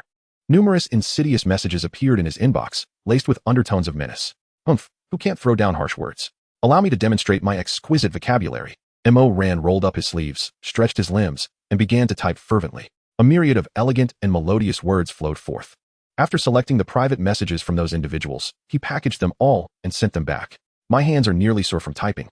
Yet I must return to admire my beloved armor. Restless, Ran rose again, continuing to revel in the beauty of the armor in the armory. Meanwhile, on the other side, the players who received the eloquent messages reacted with fury. What the heck? How dare they insult me? My mother has never spoken to me in such a manner. Woe is me. What venomous language. Such malice surpasses even that of my father's notorious tirades. I am tainted. My mind has been invaded by unsavory thoughts. Ran, you shall pay for this. Achoo. The effect is rather gratifying. Rubbing his nose, Ran resumed admiring the armor before him. Chapter 136, Modifying the Armor. After 2 hours of waiting, all the items have been successfully transformed. Each item retrieved from the converter bears no resemblance to its original form. Not only have their sizes become more compact, but the entire weapon has undergone extensive forging. Folding mechanical arms, carrying these components, approached the vicinity of the armor. The mechanical arm above the armor extended downward, commencing the disassembly of the armor. First, the helmet at the very top was detached individually. Several mechanical arms dispersed, beginning to dismantle the helmet into its components. Subsequently, the original display screen was removed and replaced with a newly modified electronic telescope screen. The helmet was then reassembled and set aside. The remaining mechanical arms continued the disassembly, breaking down the entire armor into numerous parts. The battle armor, having been disassembled countless times, now seemed to be enduring an endless cycle of reconstruction. Subsequently, a mechanical arm presented a set of components resembling blood vessels, perfectly integrating them into various sections of the armor. The rear component was replaced, and the mechanical arm affixed a new back piece to the armor. This new addition was notably thicker than its predecessor, featuring 2 diamond-shaped storage compartments on either side. Upon opening the 2 storage compartments on the back, a base for a weapon was revealed. Soon after, 2 mechanical arms delivered the modified heavy sniper rifle and the tracking rocket launcher. The overall structure of the Barrett had undergone a significant reduction, now resembling a hexagonal barrel. At the forefront was the iconic muzzle brake, while the rear sported a square connector. The tracking rocket launcher had also been considerably downsized, now appearing as a black rectangular object with a sizable opening at the front and a square connector at the back. 2 storage linkage rods extended from the compartments, and the mechanical arm proceeded to connect them with the weapons. Once the connection was completed, the 2 weapons were gently drawn back into the storage boxes. The exterior of the compartments then closed, perfectly encasing the weapons within. Constructed from composite steel, the storage boxes were designed to protect the weapons from damage. Next, 2 black objects resembling forearm guards were brought forth by the mechanical arm and positioned in front of the arms. The forearm guards were diamond-shaped, with a black opening centrally located at the front. Below this opening was a slender slit, mirrored on both sides, although the left opening was slightly larger than the right. These forearm guards were affixed to the new arms, covering a substantial portion of them. The front opening of the guards was intended as a shooting point, while the slit below was presumably for storing a blade. Observing the assembly of the mechanical arm up close, Mo Ran deduced the purpose of these modified weapons. The speed at which the mechanical arm operated was impressive, swiftly restoring the entire battle armor to its original state. Finally, it was time for Mo Ran to test the newly equipped weapons. Excitedly rubbing his hands together, he stepped onto the circular platform. The armor automatically rotated 180 degrees, and the entire back opened. Mo Ran seamlessly aligned himself with the open back, which gradually closed around him. The screen in front of him illuminated, allowing Mo Ran to clearly see the outside world once more. Unlike the first encounter with the screen, this time it boasted several new functions. Primarily, the screen had been transformed from an electronic telescope, now equipped with night vision, infrared capabilities, and magnification features. All functions of an electronic telescope could now be realized on this very screen. Incorporating the electronic telescope was indeed a brilliant choice, as the enhancement in visibility was remarkable. Mo Ran eagerly experimented with the zoom and switching functions, each adjustment leaving him in awe. Chapter 137, Testing the Weapons. The system allowed for control over the temperature within the battle armor, adjusting it to be warmer or cooler. This temperature control system was exceptional. Regardless of the external heat or cold, it would ensure remarkable comfort within. After experimenting with the two auxiliary functions, Mo Ran shifted his gaze to the left. There, positioned was a display of 3 figures, corresponding to the current armor's 3-dimensional representation. It indicated the weapons currently equipped on the armor, as well as the status of each component. At this moment, all parts were illuminated in white. Any damage would cause a change in color. The deeper the hue, the more severe the damage. Thus, he commenced testing the weaponry to assess the efficacy of the modifications made to the armor's armaments. Mo Ran raised both hands, and the blades atop promptly ejected. Whoosh, whoosh. 2 30-centimeter blades swiftly emerged from the forearm guards, glinting ominously under the light. Excellent. The stealth capability is remarkable, and the speed of deployment is commendable. He then descended from the platform and proceeded directly to the left room within the storage area. First, he aimed to test the 2 firearms integrated into the forearms, which should yield impressive results. Mo Ran raised his left hand, targeting a section of steel plating ahead. Bang, bang, bang, bang, bang, bang. A torrent of magnesium powder, heated to over 1,000 degrees, erupted from the forearm's muzzle, striking the steel plate like a downpour of fiery rain.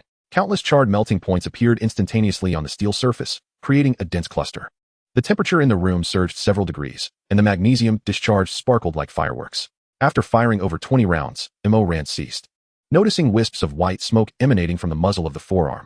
The augmentation in the armor's power was indeed impressive. He felt no recoil during the discharge. With such ferocious firepower, unleashing a barrage upon an enemy's visage would surely be a magnificent sight.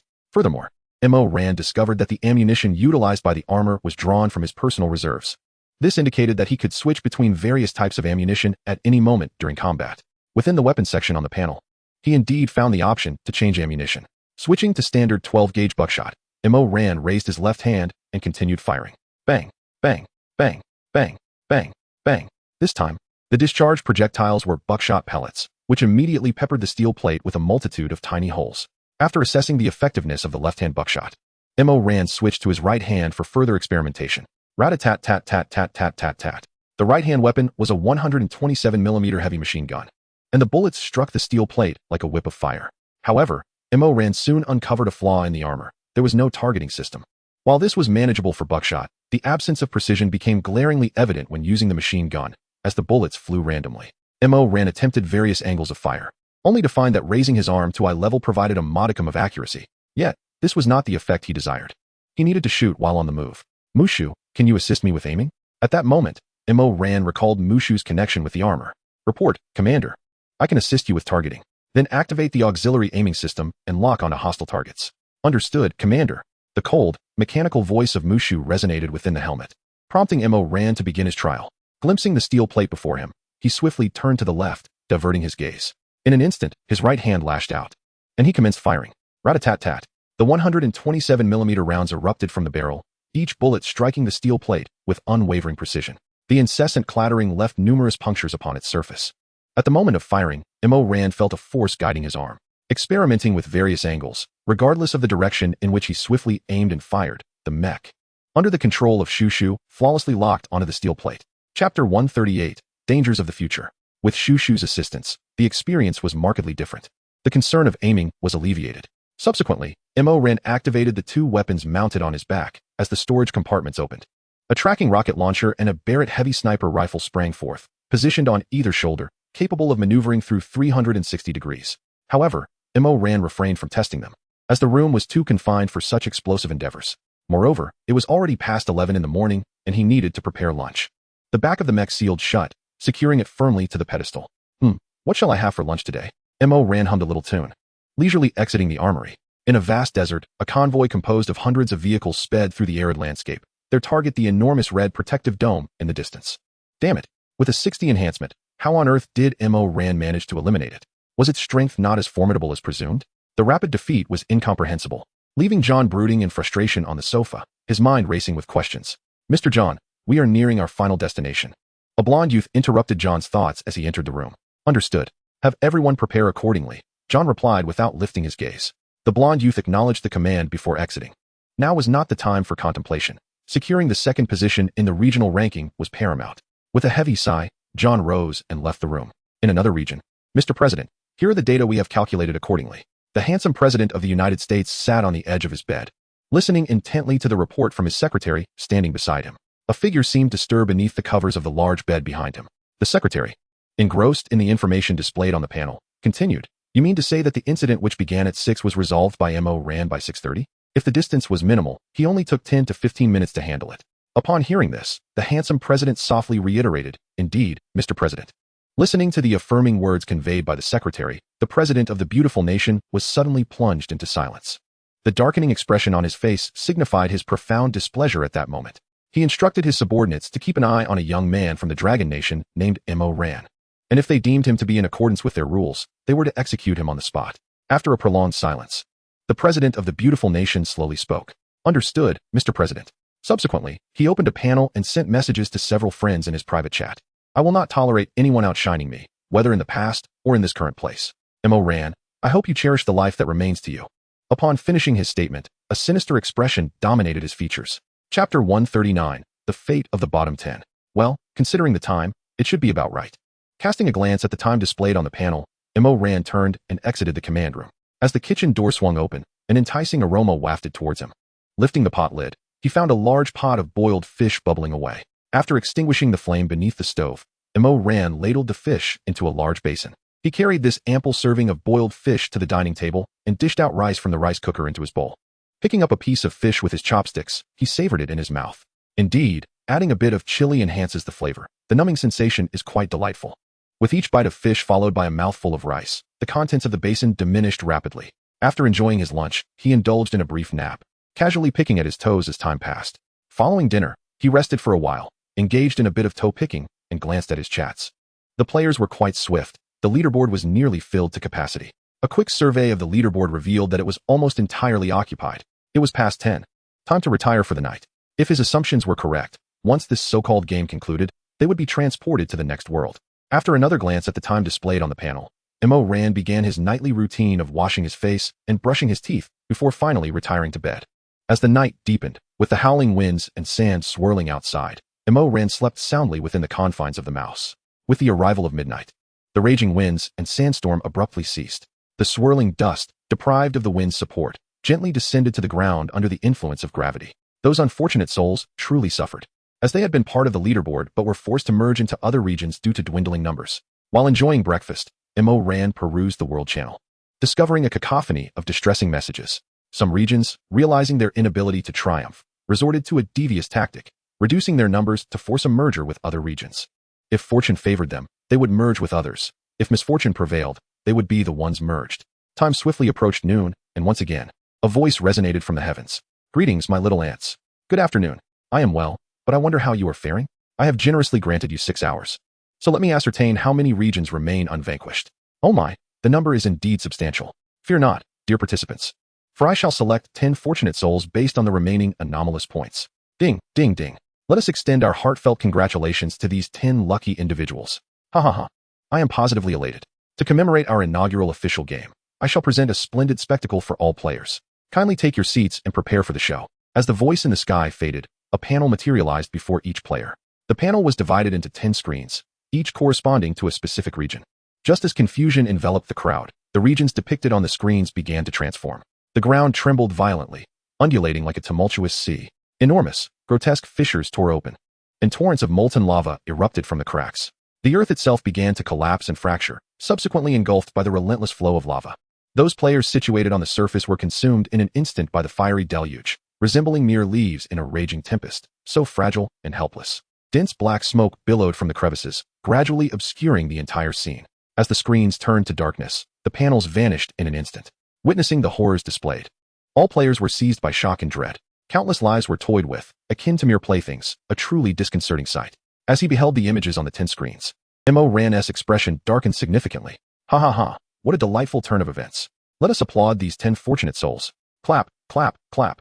A thunderous applause echoed from the heavens, and the voice continued. However, your resilience, little insects, is quite remarkable. How astonishing that so many of you still draw breath. Nevertheless, I find this world exceedingly dull, so are you ready? We shall transition to a new realm in 1 minute, so prepare yourselves. Chapter 140, The Spatial Bracelet. The voice in the sky gradually faded, followed by a mechanical tone. The game leaderboard has been established. Rewards will now be distributed according to rank. 3 chests slowly appeared before Ran, hovering silently in the air. One was purple, one was gold, and the third was a smaller box. Without inspecting the other two, Ran first seized the diminutive box. A hint for the next world. One wonders what sort of realm awaits. Carefully, Ran opened the small box to reveal a blank sheet of paper nestled within. He withdrew the paper and unfurled it. There were no words inscribed upon it, only a depiction of white snowflakes. Beneath the snowflakes, a small figure was illustrated, seemingly in the act of running. The snowflakes symbolize the chill of winter and the fury of blizzards. And does this little figure imply a desperate escape? The white paper in hand, along with the small box, gradually transforms into a radiant white light and dissipates. Has it vanished, suggesting that my conjecture was correct? Gazing at her empty palm, Ran turns her attention to the 2 boxes on the ground. She approaches the purple box first and opens it. As the purple box creaks open, a panel materializes before her. Weapon, protection, item, resource, 4 options appear on the panel. After a brief moment of contemplation, Ran selects protection. As the purple box opens, a surge of violet light erupts forth. Once the violet glow subsides, a blueprint lies quietly within the box. Ran retrieves the blueprint and unfolds it for examination. Cold resistance coating. This coating can be applied to the surface of selected objects, enhancing their adaptability to frigid environments. The materials required for the coating depend on the object's surface area, while the degree of cold resistance is contingent upon the quality of the core material.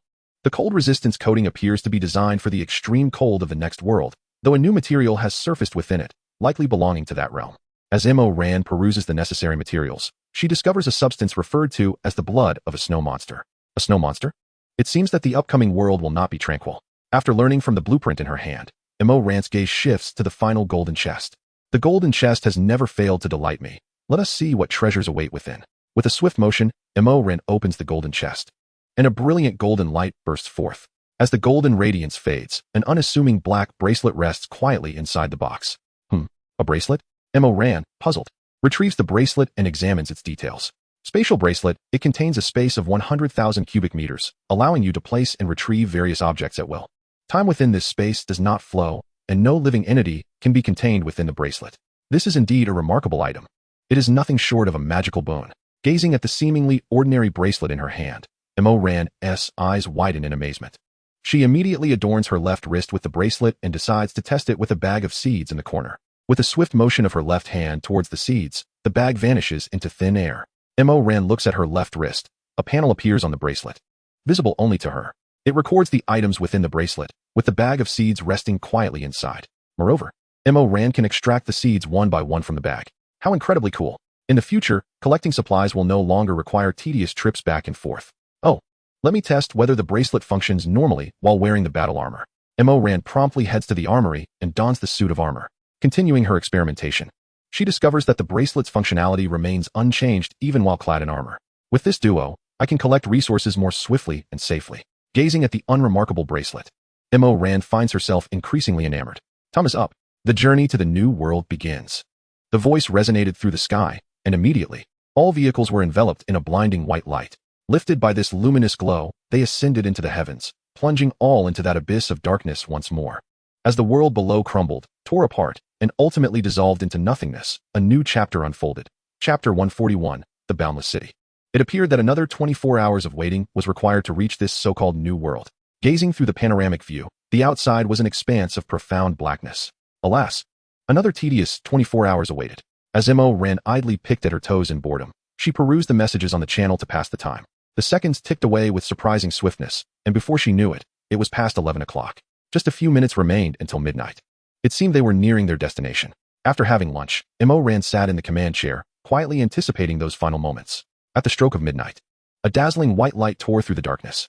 As the luminous spheres vanished, the figure of Shu materialized in an alleyway of the city. Observing her surroundings, it was evident that she had been transported to an urban environment. Through the panoramic view, Ran beheld the concrete and steel edifices flanking her. Shu, deploy the hummingbird drones for reconnaissance in multiple directions. Understood, Commander. A small hatch opened at the front of the vehicle, and 4 silhouettes shot forth with great speed. Ascending into the sky, they flew toward 4 distinct directions. 4 new screens appeared in the panoramic view, displaying the footage transmitted by the hummingbird drones. The images revealed towering skyscrapers and a plethora of concrete structures. The streets were adorned with railings, traffic lights, and trees, presenting a quintessential urban landscape. Yet, the city was enveloped in an eerie silence, devoid of any signs of life. Everywhere, buildings stood tightly shut, and the streets lay deserted, rendering the city akin to a hollow shell. As Ran scrutinized the continuously unfolding scenes across the 4 screens, her brow furrowed in concern. The vastness of this city was staggering. Shu, elevate the drones and widen the field of view. Understood, Commander. The scenery within the screens began to diminish as the perspective shifted toward the distance. A uniform stretch of gray and white buildings extended endlessly, presenting a city without discernible boundaries. Upon witnessing the unfolding images, Ran grasped the true nature of the city. Could it be that the city was infinite?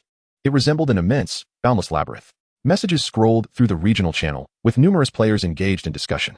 The count in the upper left corner of the regional channel had replenished to 20,000 players. This place was remarkably cool. Previously, it had been sweltering.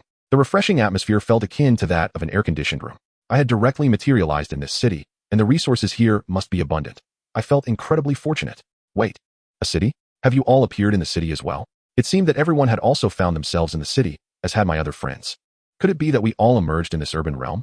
An increasing number of players have begun to realize that it seems as though everyone is ensconced within the city. Ran opened the world channel, and the messages within echoed this sentiment. Through the hummingbird drones and the chatter in the channel, it appeared that the city in which they found themselves was boundless. However, what could the little figure running across the blank paper signify? As Ran pondered this, a voice descended from the heavens once more. Greetings, my dear ants. And a good afternoon to you all. Welcome to this new world. It is now 12 noon. From this moment, you have 12 hours to gather resources. For soon you shall find yourselves bereft of time. To alleviate any feelings of loneliness, I have arranged for some companions to join you shortly. I trust you will treat them with kindness. As the voice faded into silence, the surroundings once again succumbed to an eerie stillness. Chapter 142. Gathering supplies. Upon hearing the voice from above, Ran could not suppress a scoff. Those so-called friendly companions were likely monstrous entities intent on taking their lives. However, based on prior experiences and the hints provided, the temperature in this realm would gradually decline. Thus, I must hasten to venture outside in search of supplies.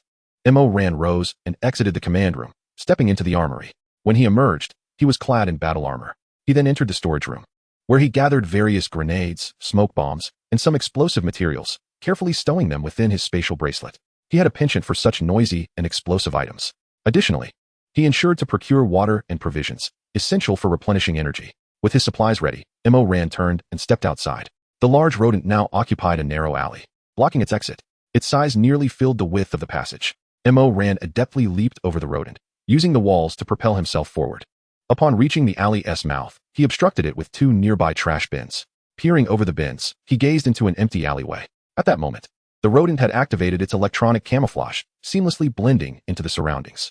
This electronic camouflage was indeed a marvel. When motionless, it became virtually undetectable. Emerging from the alley, Ran began to traverse the street, squinting as he scanned his surroundings, employing his X-ray vision to inspect the interiors of each building.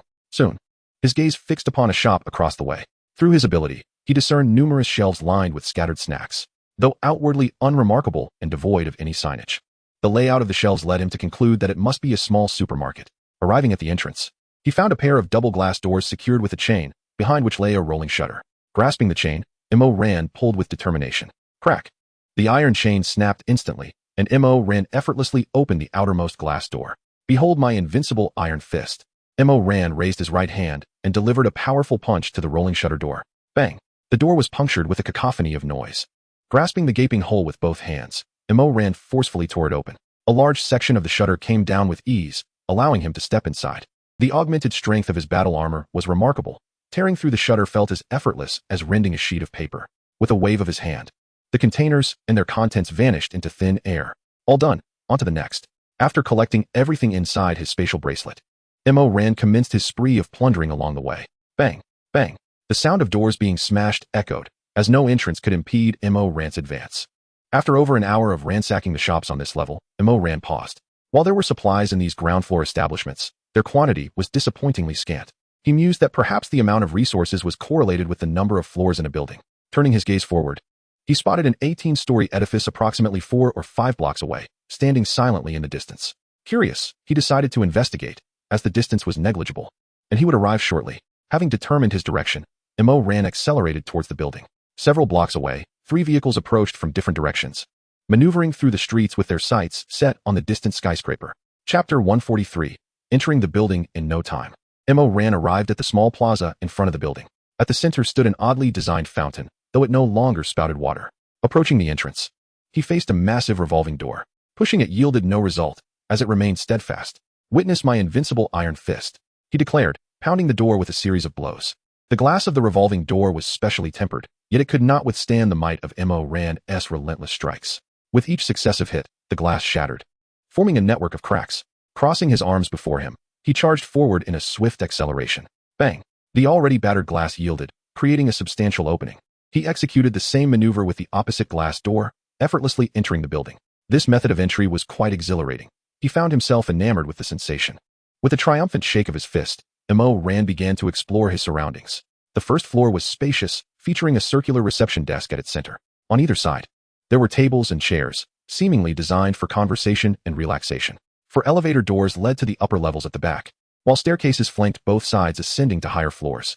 After surveying the area, Ran made his way directly to the central reception desk. Under the purview of her perceptive abilities, Ran discovered a supply box nestled within the reception area. Upon vaulting over a barrier into the foyer, she cast her gaze upon the box resting on the ground. At that moment, the box contained 5 pieces of pork. Observing the 5 cuts of meat, Ran couldn't help but raise an eyebrow. It seemed my assumptions were correct. The larger the structure, the superior the quality and quantity of its contents. With a swift motion, she clenched her fist and, with a few firm strikes, pried open the supply box.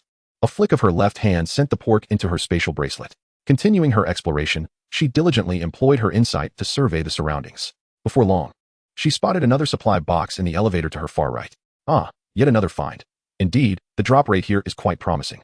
Ran approached the entrance of the elevator, her right hand forming a fist as she unleashed a powerful blow. Bang!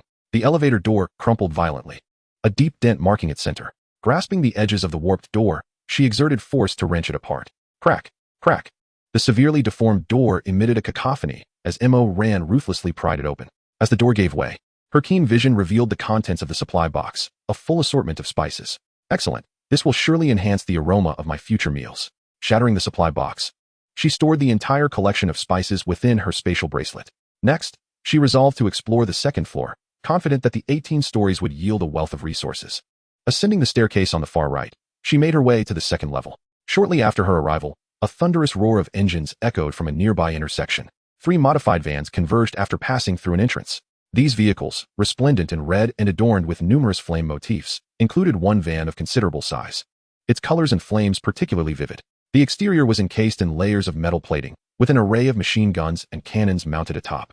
Each window was reinforced with thick wire mesh, leaving only a narrow aperture for firing. With a sudden halt, the 3 vans came to a stop in the plaza before the building.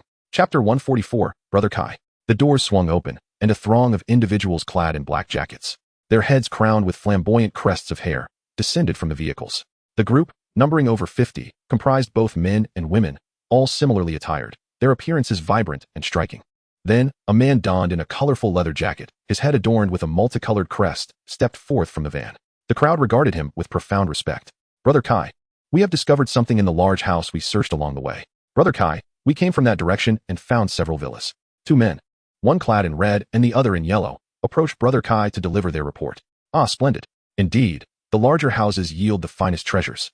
My instincts have always been remarkably accurate. Brother Kai groomed his crest as he listened attentively to the 2 men's accounts.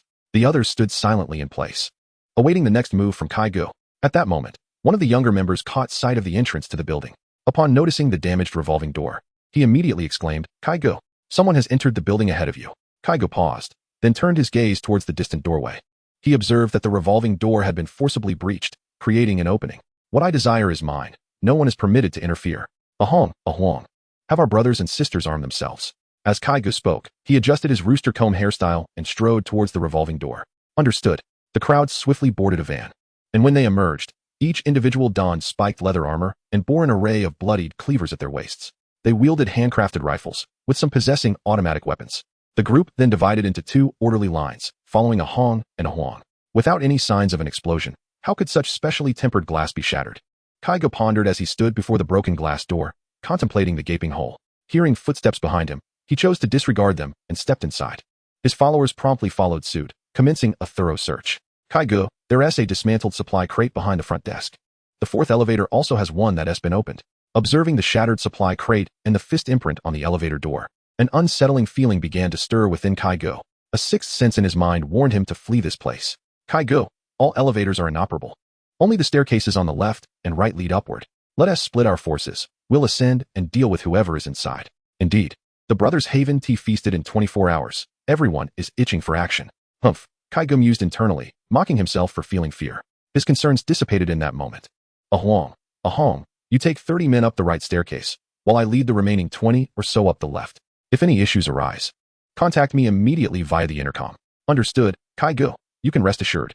We will not disappoint you, Kaigo. A huang and a hong led their 30-plus members hastily towards the right, while Kaigo guided the remaining group up the left staircase. Chapter 145, Pack It All Up. Wow, it truly was a world of wonders inside. From the exterior, the building appeared perfectly square, yet the layout within was curvilinear, with a hollowed-out center resembling a donut. Ascending to the second level via the staircase, after traversing a corridor, Mo Ran arrived at the heart of the building, which was divided into an east and west section. Mo Ran found himself in the west section, while the opposite curved area constituted the east section. Every 4 floors, a bridge led to the opposite side. Mo Ran leaned against the edge of the railing, gazing upwards at the 4 bridges spanning across to the opposite side. The architect of this peculiar structure must be quite eccentric. A perfectly good building marred by a gaping hole, split in 2, and adorned with a bridge that stretches across. What a whimsical endeavor. Mo Ran resolved to ascend through the western district, floor by floor, before traversing the bridge to the eastern district and descending in a similar fashion. Departing from the railing's edge, Mo Ran stepped into the interior of the second floor. This level resembled an office space, with transparent glass allowing a glimpse inside. Mo Ran observed numerous sections, replete with desks and computers. Approaching the nearest department, the door swung open effortlessly as it was unlocked. This place felt oddly pristine. Not a speck of dust was to be found. After surveying the surroundings, Mo Ran noted the immaculate cleanliness, even in the most obscure corners. Each computer appeared as if freshly unwrapped, which struck Mo Ran as decidedly strange. Nevertheless, such musings were inconsequential. The priority was to pack away these computers and disassemble them later. Time is money. After all, some of these machines might still be operational, and perhaps they could provide some joy through games later on. Contemplating this notion, Mo Ran felt a surge of excitement. With a focused thought, a wave of the left hand sent all the computers vanishing in an instant, leaving only the barren desks standing forlornly on the floor. This floor housed 2 departments in total. Mo Ran swiftly made their way to the next department, gathering all electronic devices before hastily proceeding to the 3rd floor. Time is indeed of the essence. As Mo Ran began their search on the 3rd level, a group of individuals ascended the staircase from the 1st floor. Ahong, did you hear something? What are you talking about? Ahong replied, turning to Ahong with a puzzled expression. I mean, did you hear any sounds? Just now, I thought I heard something. Tap, tap, tap, tap. Stop with the tapping. I think you're just talking too much. Perhaps your ears are malfunctioning. Ahong retorted, casting a sidelong glance at Ahong, who looked foolish in response. What do you mean by that? Are you insulting me? Ahong fumed, ready to retaliate. Their escalating quarrel was interrupted by Kaigo's voice emanating from the intercom. Ahong, are you two at it again? Haven't I scolded you enough? Sorry, Kaigo. Haha, we were just joking around. They both chimed in, laughter diffusing the tension, and Kaigo's voice gradually faded. Ahong shot Ahong a glare before being the first to ascend to the 2nd floor. Ahong scoffed and led the others to follow suit. Kaigo, there's nothing on the 2nd floor, not a single computer on the desks. In the 2nd layer, after a thorough search, the 2 individuals communicated with Brother Kai via the intercom. Not a single computer was in sight. Suddenly, he lifted his gaze toward the 3rd floor and faintly perceived a dark silhouette darting past. You too, be cautious. It appears there is someone on the 3rd floor. Upon hearing Brother Kai's words, the previously jovial duo immediately adopted a serious demeanor. Signaling to the surrounding subordinates, everyone swiftly raised their weapons in vigilance, disengaging the safeties as they silently advanced toward the 3rd floor. Chapter 146. Someone is coming. Let us move. Everyone follow me to the 4th floor and cross over to the Western District via the Sky Bridge. After disconnecting the intercom, Brother Kai quickly led over 20 subordinates toward the 4th floor. Upon arriving at the 3rd floor, Mo Ran was greeted by numerous makeshift rooms constructed from templates. With a resounding crash, he shattered the lock of one such door and pushed open the flimsy entryway. Inside, he discovered a computer and a camera mounted on a tripod. In one corner of the room stood a bed, and the floor was covered with a plush carpet. Coughing slightly, he remarked, "What an extraordinary room." Utilizing his ability to see through objects, Mo Ran discerned that all these rooms shared the same layout. Discreetly stowing away the computer and camera, Mo Ran proceeded to another template room.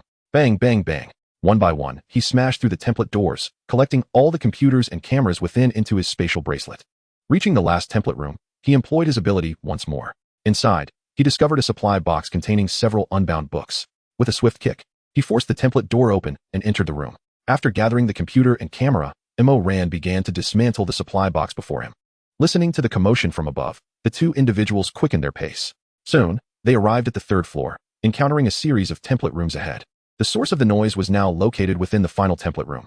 The pair exchanged signals, each leading 15 followers to advance from either side. Crack! With a swift motion, Mo Ran tore off the wooden slats securing the supply box and flung open its lid. He retrieved the books inside and began to leaf through them. To his surprise, the books were cookbooks. It seemed he might try his hand at cooking in the future. As he perused the cookbooks, Mo Ran realized they were all related to culinary arts. "Hey, you back there. Raise your hands." Just as he was engrossed in the cookbooks, a thunderous shout erupted from behind him. Someone. Mo Ran slowly turned around to find over 30 individuals brandishing firearms directed at him. Witnessing this scene, he felt an overwhelming wave of frustration surge within him. What the hell? Danger alert, old man. What are you doing? Even if I'm not in immediate peril, couldn't you at least give me a heads up? Nevertheless, this also made it clear to Mo Ran that the people present posed no real threat to him. Holding the recipe in his hands, Mo Ran slowly turned around. Upon seeing the figure before him turn, a sense of foreboding began to stir within Ahong. However, beside him, Ahong remained undeterred, continuing to shout provocatively. "Heh, you arrogant little brat, you look rather dashing. Hurry up and strip off your belongings. And hand over all your supplies. Otherwise, I cannot guarantee your life." Ahong sneered menacingly, brandishing an automatic rifle at Mo Ran. The armor adorning this individual appeared extraordinary. He could not possibly be an insignificant nobody. We are currently in Zone 21. Could this be Mo Ran? The thought surged through Ahong's mind, causing a cold sweat to break out across his body. He quickly intervened, silencing the incessantly shouting Ahong with a hushed warning. "Ahong, cease your blathering. We are in Zone 21, and this individual before us is likely the very Mo Ran."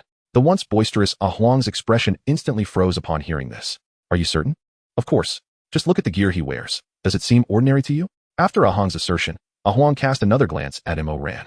This time, he sensed something amiss. "We have 32 people here. Why should we fear just one? You simpleton, this isn't about numbers. I say, are you two done chatting?" Mo Ran's voice emerged from within his armor, tinged with a mechanical resonance. Chapter 147. Everyone stay. Observing the two incessantly chattering, Mo Ran's patience began to wane. The moment they heard his voice, their conversation was abruptly halted. "Ha ha ha, my friend, we mean no harm. It was merely a jest." Ahong quickly plastered a friendly smile on his face, feigning sincerity. "Oh, a jest, is it? You choose to jest in this manner?" Mo Ran surveyed the assembled crowd, the handsome visage beneath his helmet betraying no amusement. "You lot, put your weapons away quickly." Realizing the gravity of the situation, Ahong immediately called for everyone to lower their firearms. "Ha ha ha, brother, consider today a misunderstanding. We shall take our leave, not to disturb you any further. You attend to your matters." Ahong urged the group to retreat, all the while keenly observing Mo Ran's reaction. Noticing that Mo Ran merely stood there, watching silently, he felt a wave of relief wash over him. As the crowd slowly backed away, Mo Ran had no intention of detaining them all. After all, he was the one wielding nuclear power. How could he engage in wanton slaughter of innocents? Ahong, witnessing such a cowardly display, felt a surge of indignation rise within him. He abruptly shook off Ahong's grasp and spoke up, clearly irritated. "Ahong, what are you so afraid of? Why make everyone retreat like cowards? That guy is all alone. What do we have to fear from him? If he truly is that Mo Ran, have you forgotten about the bounty notice? Regardless of whether it's him or not, let us take him down, and we shall receive a handsome reward. You truly." Before Ahong could finish his words, Ahong swiftly covered his mouth. Then, in a state of panic, he turned to Mo Ran and saw him slowly approaching. "Ah, the bounty notice. Might I trouble you gentlemen to elaborate on what that entails?" The mechanical voice emanated from the battle armor, accompanied by the rhythmic clanging of iron boots striking the ground. No, brothers, this is all, damn it," Ahong shouted. "Boys, take him down." In an instant, he grabbed the automatic rifle in his hands and squeezed the trigger towards the approaching Mo-Ran. Rat-a-tat-tat. The rest of the gang quickly raised their weapons, unleashing a torrential hail of bullets upon Mo-Ran. Bang, bang. The sound of gunfire erupted, sparks flying from the battle armor as bullets left their white imprints across its surface. What on earth are they firing at? Everyone hurry. Kai Gu and his companions had reached the 4th floor and were now making their way to the sky bridge leading across. From the bridge, he could see some of the gang members engaged in shooting, but due to the angle, he could not discern what they were targeting. Everyone began to sprint towards the opposite 4th floor. Mo-Ran, unfazed by the rain of bullets, continued to stride toward them, step by step. The deafening gunfire gradually subsided as they exhausted their ammunition. At that moment, they were gripped with terror as they realized that the man before them remained entirely unscathed. The bullets merely left faint scratches on his armor. How is he completely unharmed? What is he wearing? The bullets can't penetrate. How could this be? Our guns are ineffective against him. All were struck with fear at this sight, instinctively retreating. I had intended to let you go, but since you've chosen to attack, you may as well stay. I have some questions to pose to you. Mo-Ran's voice echoed from within the armor, sending shivers down the spines of all present.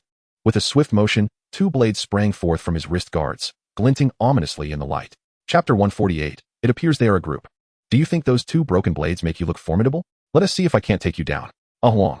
Emboldened by anger rather than fear upon realizing the ineffectiveness of their firearms against Mo-Ran, unsheathed the machete at his waist and charged forward. Huang called out from behind, but Huang was beyond hearing any words of caution. As he lunged toward Mo-Ran, the latter slowly raised his left hand.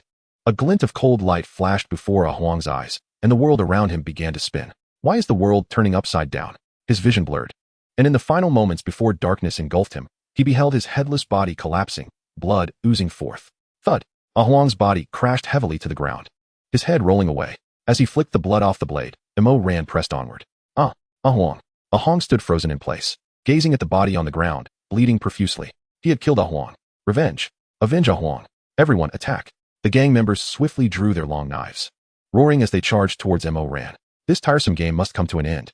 Mo-Ran raised his left hand, replacing the dragon's breath bullet with a standard 12-gauge shotgun shell. Bang. Bang, bang, bang, bang, bang. Countless pellets erupted from the muzzle, raining down upon the crowd. With the assistance of Shu's precise shooting, these pellets struck true, finding their mark in the heads of the attackers. The heads, adorned with rooster-like crests, burst open like watermelons, spraying crimson and ivory matter. One by one, bodies collapsed to the ground, the earth soon drenched in scarlet blood. Huang, utterly paralyzed by the scene before him, felt his legs weaken and crumpled to the ground. The instinct for survival compelled him to crawl away, trembling as he fumbled with the walkie-talkie. BB brother. Help, help, save me, save me. Hello, hello, Huang. Can you hear me? The mounting anxiety intensified his speed. Upon seeing someone signaling for help, Mo-Ran stepped forward with a swift kick, crushing the walkie-talkie along with the arm that held it into a heap of broken parts. My hand. Huang screamed in agony, clutching his right hand and rolling in pain. Hey, what does that bounty mean? I'm asking you a question. Why are you being so stubborn? Shut up. Observing Huang writhing on the ground, Mo-Ran delivered a powerful blow. Crack. The right side of Huang's face instantly contorted, accompanied by the sound of a bone fracturing. Soon, Huang fell silent, for he had drawn his last breath. Oh, I forgot to hold back. Didn't he expect to kill this kid outright? Gazing at the motionless Huang, Mo-Ran realized he would glean no further information. Just then, he sensed a shift in the atmosphere, abruptly lifting his gaze. At the staircase on the 3rd floor, over 20 figures emerged, led by a man with a colorful rooster crest, who stood there, his expression one of shock. Mo-Ran's vision sharpened, focusing on the walkie-talkie in the man's hand. He noted that it resembled the one used by the now lifeless Huang, both smeared with red paint, and their attire was identical. Clearly, they were part of the same group. The man had just signaled for them, adhering to the principle of eradicating roots to prevent regrowth. Mo-Ran swiftly raised his left hand, sealing their fate. Careful, Kai Gu. Someone in the crowd reacted first, shoving Kai Gu into the stairwell. Bang, bang, bang, bang.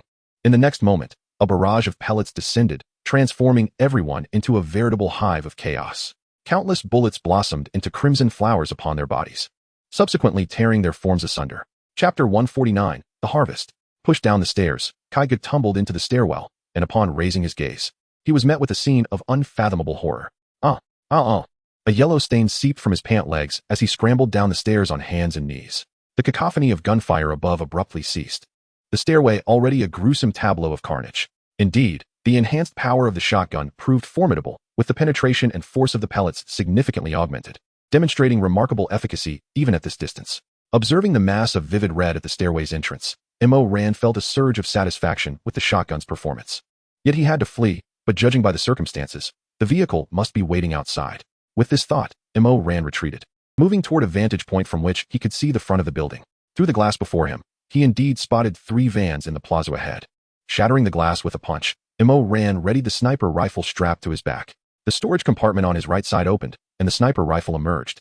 Resting upon his shoulder, Kaigo scrambled out of the building, racing frantically toward the 3 vans in the square. At that moment, the doors of the vans swung open, and 3 henchmen, who had been stationed there, swiftly descended. Kaigo, what happened? Why are you the only one who emerged? Where are our brothers and sisters? Kaigo, are you all right? What transpired inside? The 3 henchmen rushed forward to assist him, anxiously inquiring about the events. They're all gone. We must leave. We need to flee from here. Kaigo shouted in sheer terror, while the others stood in bewilderment. Kaigo, what about them? Boom. Bang. In an instant, one henchman's head exploded, showering the others with a horrific spray of red and white. Everyone froze in that moment, but before they could react further, boom. Bang. Another henchman's head burst apart, his headless body slowly collapsing to the ground. Kaigo let out an anguished scream, madly charging toward one of the vans. Boom. Bang. Another gunshot echoed as the last henchman fell, his body crumpling lifelessly to the earth. Start the engine. Hurry, start it. Witnessing the gruesome fate of his comrade outside, Kaigo frantically turned the key. Vroom vroom vroom. The van roared to life, the exhaust pipe belching thick black smoke. Kaigo pressed the accelerator, and the vehicle surged forward in an instant. I'm fine. I can escape. I will definitely get away. I want to be left here. Boom. Bang. A bullet pierced through the roof, striking Kaigo squarely in the head. The dashboard and windshield were instantly splattered with a gruesome mixture of red and white. The uncontrollable vehicle veered wildly, crashing into the fountain at the center of the plaza. Mission accomplished. Time to collect the spoils. The sniper rifle returned to its compartment, and Mo Ran began his advance toward the exit. Bang, bang, bang, bang. To prevent the corpses from rising again, Mo Ran thoughtfully took an extra shot at each of them. Each pellet penetrated their chests, exposing the tissues within, establishing the habit of ensuring they were truly dispatched. Mo Ran felt secure after delivering a bullet to each body before leaving the scene. Upon reaching the stairwell, he continued his thoroughness by addressing the bodies there as well. Only after ensuring that every corpse had been dealt with did he descend the stairs with peace of mind. Once outside, he meticulously dismantled the vehicles, discarding any superfluous components. In Chapter 150, the narrative shifts to a 3-story villa several streets away from the skyscraper. A woman, camera in hand, stood by the window, equipped with a long-range lens aimed directly at the distant building. Upon witnessing Mo Ran re-enter the structure, she pressed the pause button on her camera. The video displayed on the screen elicited a sinister grin from Yamada Hanako. With such superb equipment, it was clear it must be you, Mo Ran. I cannot believe my fortune in being allocated to Zone 21. Stowing her camera, Yamada Hanako retrieved a photograph from her pocket. Gazing at the man in the picture, her face radiated determination. Brother, I will avenge you. I swear it. Upon entering the skyscraper, Mo Ran proceeded to the 4th floor in search of supplies. This level housed the staff cafeteria, where he discovered several large refrigerators brimming with food. Astonishingly, even without power, the food remained perfectly fresh. Mo Ran was at a loss for words in light of the pristine provisions. Continuing his search, he swiftly ascended to the 16th floor. The resources he gathered were consistent, primarily from various office departments. Every 4 floors featured a cafeteria stocked with ample food supplies. Upon reaching the 17th floor, he entered the area designated for high-level meetings. The 18th floor housed the company's servers, which were not divided into sections. Mo Ran collected all the servers into his spatial bracelet, then descended to the Eastern Zone's 17th floor via the other staircase. He continued his downward search, discovering resources identical to those in the Western Zone. Remarkably, he managed to open 78 supply crates, in addition to acquiring numerous electronic devices and food items. As he made his way towards the building's exit, he counted the supplies within his bracelet. A glance at the time displayed on his panel revealed it was already past 3 o'clock. Time was passing swiftly, and he needed to act promptly. Exiting the skyscraper, Mo Ran dashed towards a northern area. Earlier, from the top floor of the building, he had spotted a large shopping mall in the distance. An instinctive feeling informed him that it housed a wealth of supplies. As he sprinted, he utilized his ability to survey the surrounding structures, searching for worthwhile resources within. However, he found only minor treasures. Such scant resources, in Mo Ran's estimation, hardly warranted an exploration. It appears that this shopping mall attracts more than just myself. The number of players is indeed considerable. Upon turning into a narrow alley, the mall comes into view.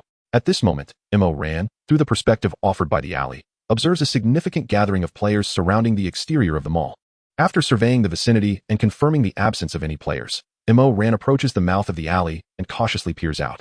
The screen before him begins to magnify. allowing him to clearly discern a group of players stationed at the entrance of the mall. These players wield various crowbars and iron rods, relentlessly assaulting the mall's entrance. The entrance is secured by a roll-up door, which is further fortified by a layer of steel mesh from the outside. The players are fervently attempting to dismantle the steel mesh, but their efforts yield minimal results due to its formidable strength. Some players have ventured to the side doors of the mall, only to find that all are similarly secured with steel mesh. The crowd is overwhelming. It seems I must seek an alternative route. Mo-ran squints as he scans the surroundings and indeed discovers a pathway leading inside. A sewer line extends from the mall, branching into numerous tributaries. One of these branches aligns perfectly with the alley Mo-ran currently occupies. Glancing back, he spots a manhole cover on the ground not far away. "Ah, my dear friends, do take your time prying at the door. I shall take my leave now," he muses. With a swift motion, Mo-ran removes the manhole cover and leaps inside. Utilizing the night vision capability of his screen, he observes the interior of the sewer. After repositioning the manhole cover above him, he begins to progress toward the mall's direction. Chapter 151, The Pillaging of the Mall. Following the tributary, Mo-ran soon arrives at the main flow of the sewer. At the juncture where it meets the main flow, a layer of iron bars obstructs his path. Mo-ran approaches and grasps the railing, exerting force to pull it apart. Crack! The iron bars emit a sound of distress under the strain. As Mo-ran gradually pries them open. "Oh dear, this will break," they seem to lament. Once satisfied with the size of the opening, Mo-ran swiftly turns and slips through. Bang! Clang! With a punch, he sends the manhole cover above him flying and finds himself in the underground parking lot of the mall. He chooses a location far from the entrance of the parking lot, ensuring that the players still attempting to pry the door will not hear him. Noticing a lack of stairs leading upward, he concludes that he must ascend through the elevator shaft. After a brief inspection, he finds no stairs leading up. Confirming the direction above, Mo-ran stands before an elevator door. Boom! He forces a gap in the elevator door, then grips the opening and pulls with all his strength. Crack! The elevator door is forcibly yanked open, allowing Mo-ran to step inside. After prying open the cover above, he ascends to the top of the elevator. Grasping the railing beside the elevator shaft, he begins to climb upward. Mo-ran is currently on the second underground level, and after ascending 2 levels, he manages to pry open the elevator door, successfully entering the first floor of the mall. The interior of the mall is shrouded in darkness. Yet this poses no hindrance to Mo-ran. As my gaze swept across the surroundings, I beheld an array of splendid merchandise within the store, all in pristine condition. Oh, woohoo, a moment of abundant harvest. The first floor of the mall was dominated by various cosmetic shops, items of which were of no use to me. Thus I descended directly to the second level. The second floor was dedicated to clothing, shoes, and an assortment of fashionable attire. Although all the storefronts were secured with iron chains, this did not deter me. With a mere tug, the chains were effortlessly severed. The clothing and footwear were quite appealing, perfectly suited for acquiring several stylish outfits. I selected the most expensive and striking garments, fulfilling desires from my past life that had remained unquenched until now. I also procured a few undergarments and sleepwear, for one must always attend to personal hygiene. Having gathered a sufficient quantity of apparel, I ascended to the third floor. This level was replete with supermarkets and stores selling various fruits. It was here that my primary objective lay, collecting all that I could carry. I swiftly plundered the supermarkets and shops, leaving the entire floor barren. The quantity was indeed substantial. My visit to this place was undoubtedly worthwhile. Casting a glance at the supplies within my spatial bracelet, I hummed a cheerful tune as I proceeded to the 4th floor. This level housed numerous restaurants, and I made my way to the first eatery I encountered. Indeed, the kitchen and storage rooms were overflowing with a variety of ingredients. Leaving little doubt, everything must be thoroughly scavenged. One after another, the doors swung open as I rapidly looted the kitchens of each restaurant. I also discovered several tea shops, their backrooms stocked with abundant supplies for bubble tea. Upon attempting to disassemble a bubble tea machine, I was delighted to uncover a blueprint. Ah, bubble tea, how delightful. Next was the 5th floor, filled with various gaming zones and model shops. I rummaged through several model stores, which would serve as toys to pass the time. Finally, I reached the 6th floor, the pinnacle of the mall, home to numerous cinemas. I acquired a projector, a large projection screen, and a memory card filled with films. What a splendid treasure. This venture had proven exceptionally fruitful, a bountiful haul indeed. Gazing at the items within my spatial bracelet, a smile adorned my handsome face. It seemed I should take my leave. The players would soon arrive. Hearing the clattering of the rolling shutter, I understood it was time to depart. Swiftly descending to the 1st floor, I swiftly slipped into the elevator shaft. Chapter 152, The Exchange. Sister, it seems we have arrived too late. Numerous players have already entered, Xinyao remarked as she peered from the alleyway towards the expansive mall in the distance. Let us find another location. With this city sewer distribution map, I am not concerned about locating an alternative, Xinyan replied, unfolding a map before her and diligently scanning its details. Ah, must we really venture into the sewers? Don't you find it filthy down there, and so dark? Xinyao protested, her face contorted with reluctance upon hearing this. Cease your frivolities. It is not as if you have not traversed these paths before. This city possesses an oddity. The sewers are devoid of both water and refuse, as if they have never been utilized. Let us proceed swiftly to our next destination, lest we be outpaced by others. Very well. The two individuals ventured deeper, navigating through the alley toward the other side. Just as they approached the manhole cover, it unexpectedly shifted, revealing something ominous beneath. What on earth? The sudden emergence of this entity startled Xinyao, causing her to swing the crowbar violently downward. Clang! The crowbar struck a hard object, and the immense recoil sent it flying from her grasp. The force reverberated through her hand, eliciting a wince of pain. Ouch! That hurts. What could be so solid? Despite wearing gloves, she found herself shaking her hand in discomfort. Xinyao, retreat. Take cover behind me. Xinyan swiftly pulled Xinyao to safety, raising her automatic rifle toward the opening of the manhole. Is someone there? Hearing the commotion behind him, Mo Ran turned to investigate. He spotted two women behind him, one aiming a weapon at him, while the other waved her hands in agitation. To encounter anyone in this alley is unexpected. However, given the circumstances, are they preparing to engage? Mo Ran placed his left hand on the manhole cover, his right hand discreetly releasing the blade from its wrist sheath. Should they dare to fire, he would spring forth with lethal intent. The weapon in her possession resembles those I have sold. At that moment, Mo Ran noticed the firearm in the woman's grip, recognizing the insignia that marked each weapon he had traded from the base. It dawned on him that this was indeed one of those very firearms. I only sell to acquaintances. These two are women, ruling out Zhang Tian. I have seen Su Shi's face, yet this individual bears no resemblance to her. Thus, only Xinyan remains, though I cannot guarantee this is indeed her. As Mo Ran lingered in silence, Xinyan felt a twinge of anxiety.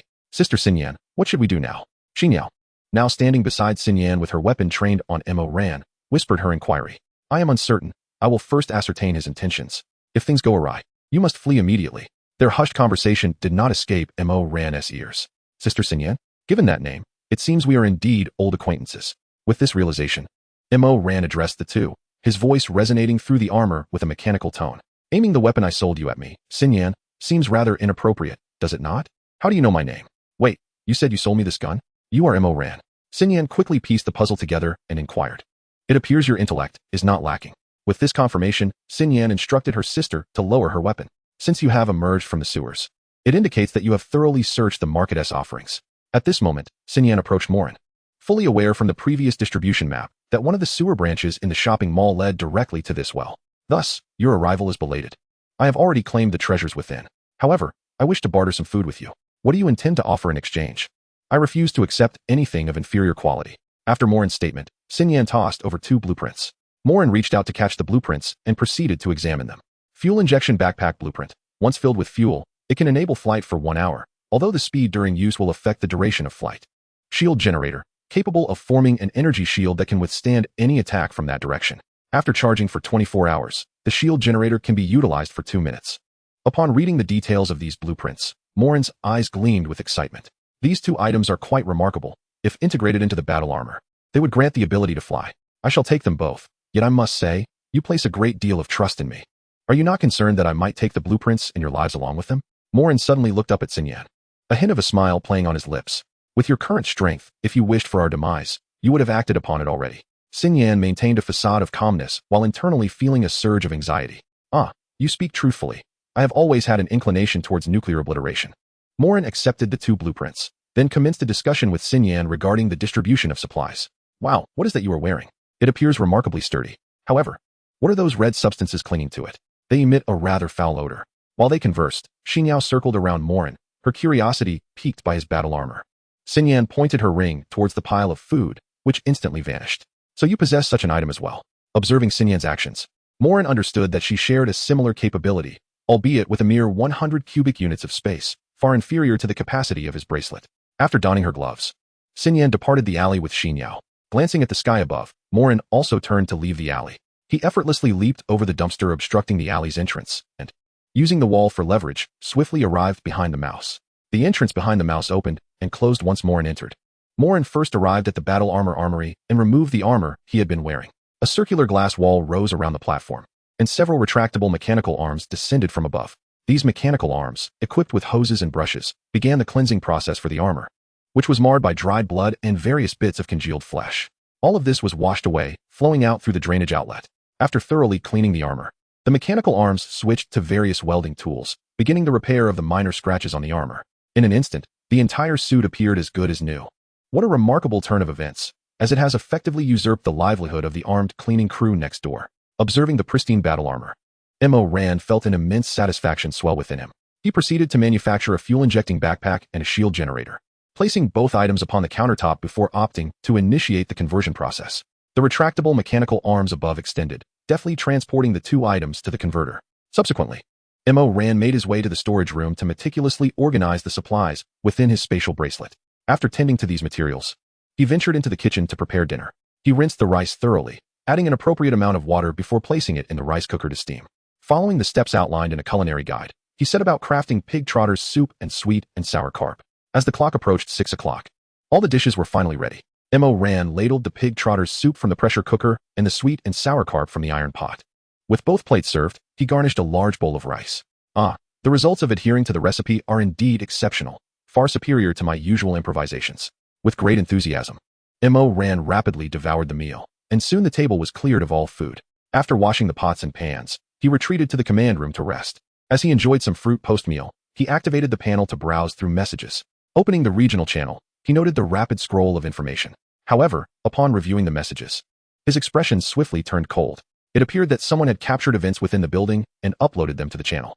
It seemed certain troublesome individuals were poised to stir the pot once again. Chapter 154. Randomly pick one to give a good beating. The regional channel was rife with messages, most of which were closely related to Mo Ran.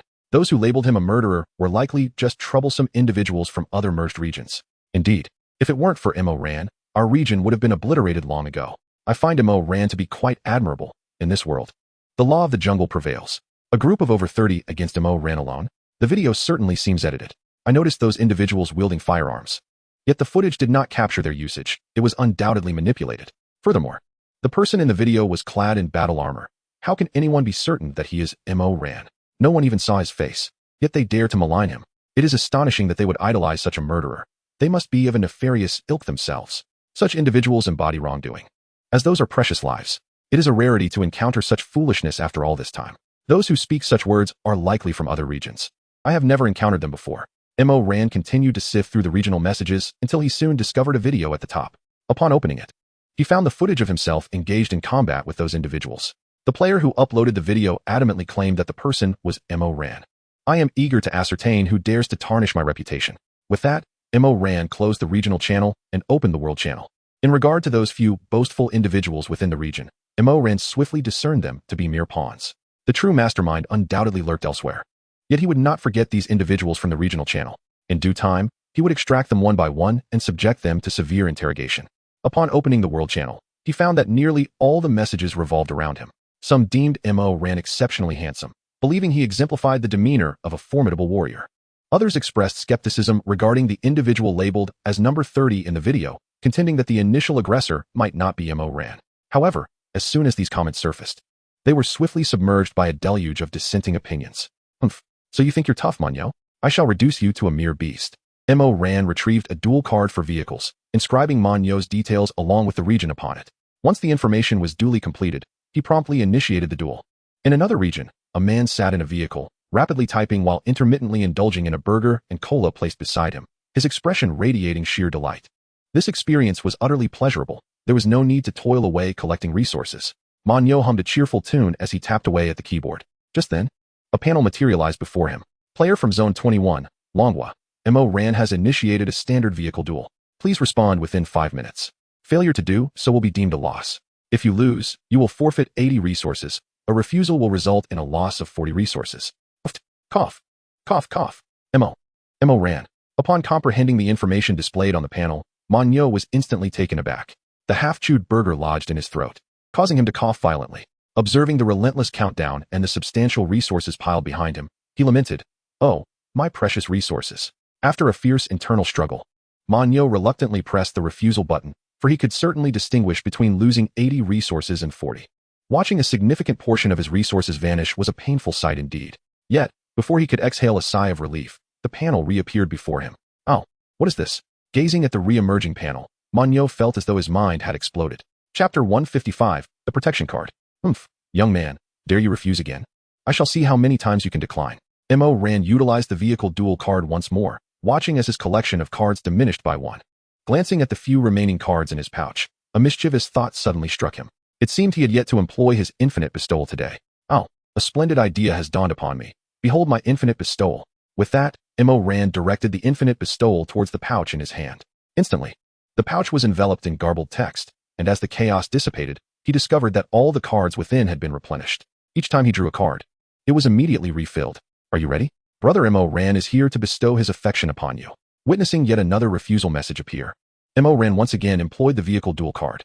After 3 encounters, Rand received a private message. Manyo Buhu. Rand, please stop. My resources are almost depleted. I beg for mercy. Humph. Let's see if you dare to boast again. Now, it's time for the hunt. Rand closed the private message panel and began her rampage in the world channel. Anyone who dared to boast was met with a swift duel card thrown their way. The boastful messages in the world channel began to dwindle at a visible rate. Meanwhile, Rand's private messages were inundated with frantic pleas. Among these messages, she discerned who had orchestrated this chaos. I thought it might be someone else. Turns out it's you, Yamada Hanako. Humph, how annoying. Duel card go? The opponent has used a protection card. You cannot initiate a duel during the protection period. Such an item exists? Very well. You better have plenty of those cards, or you'll face the consequences. Upon realizing she could not initiate a duel, Rand decided to cease her pursuit of the little cuties. Rising from the command room, she prepared to organize the materials she had gathered today. Milk, tea, and movies. Here I come. The protection card has prevented the opponent from initiating a vehicle duel. Remaining time, 23 hours. Phew, what a lunatic. Yamada Hanako wiped the cold sweat from her forehead, glancing nervously at the card in her hand. Just moments ago, she had sensed something ominous brewing as Rand recklessly sought out challengers in the world channel. Fearing the worst, she had preemptively used a protection card. As it turned out, Rand had indeed set her sights on her, and thankfully, she had prepared in advance. That fellow's duel cards were obtained from her brother. Judging by how recklessly he used them today, he had likely exhausted his supply. Unless he found new duel cards, he would struggle to pose a threat to me. Humph. Once I grow stronger, your demise will be inevitable, Rand. Yamada Hanako declared fiercely, her face etched with fury. Using the expansion module, Rand transformed a new room into a cinema. She set up a projector, hung a screen, and arranged a sofa. Subsequently, she crafted a milk tea machine and placed it in the corner of the room, allowing her to enjoy a fine cup of milk tea while watching movies. This sofa is rather uncomfortable. It seems I've grown accustomed to the commander's chair, leaving me a bit too particular. After adjusting to the new sofa for a while, Rand declared the adaptation a failure.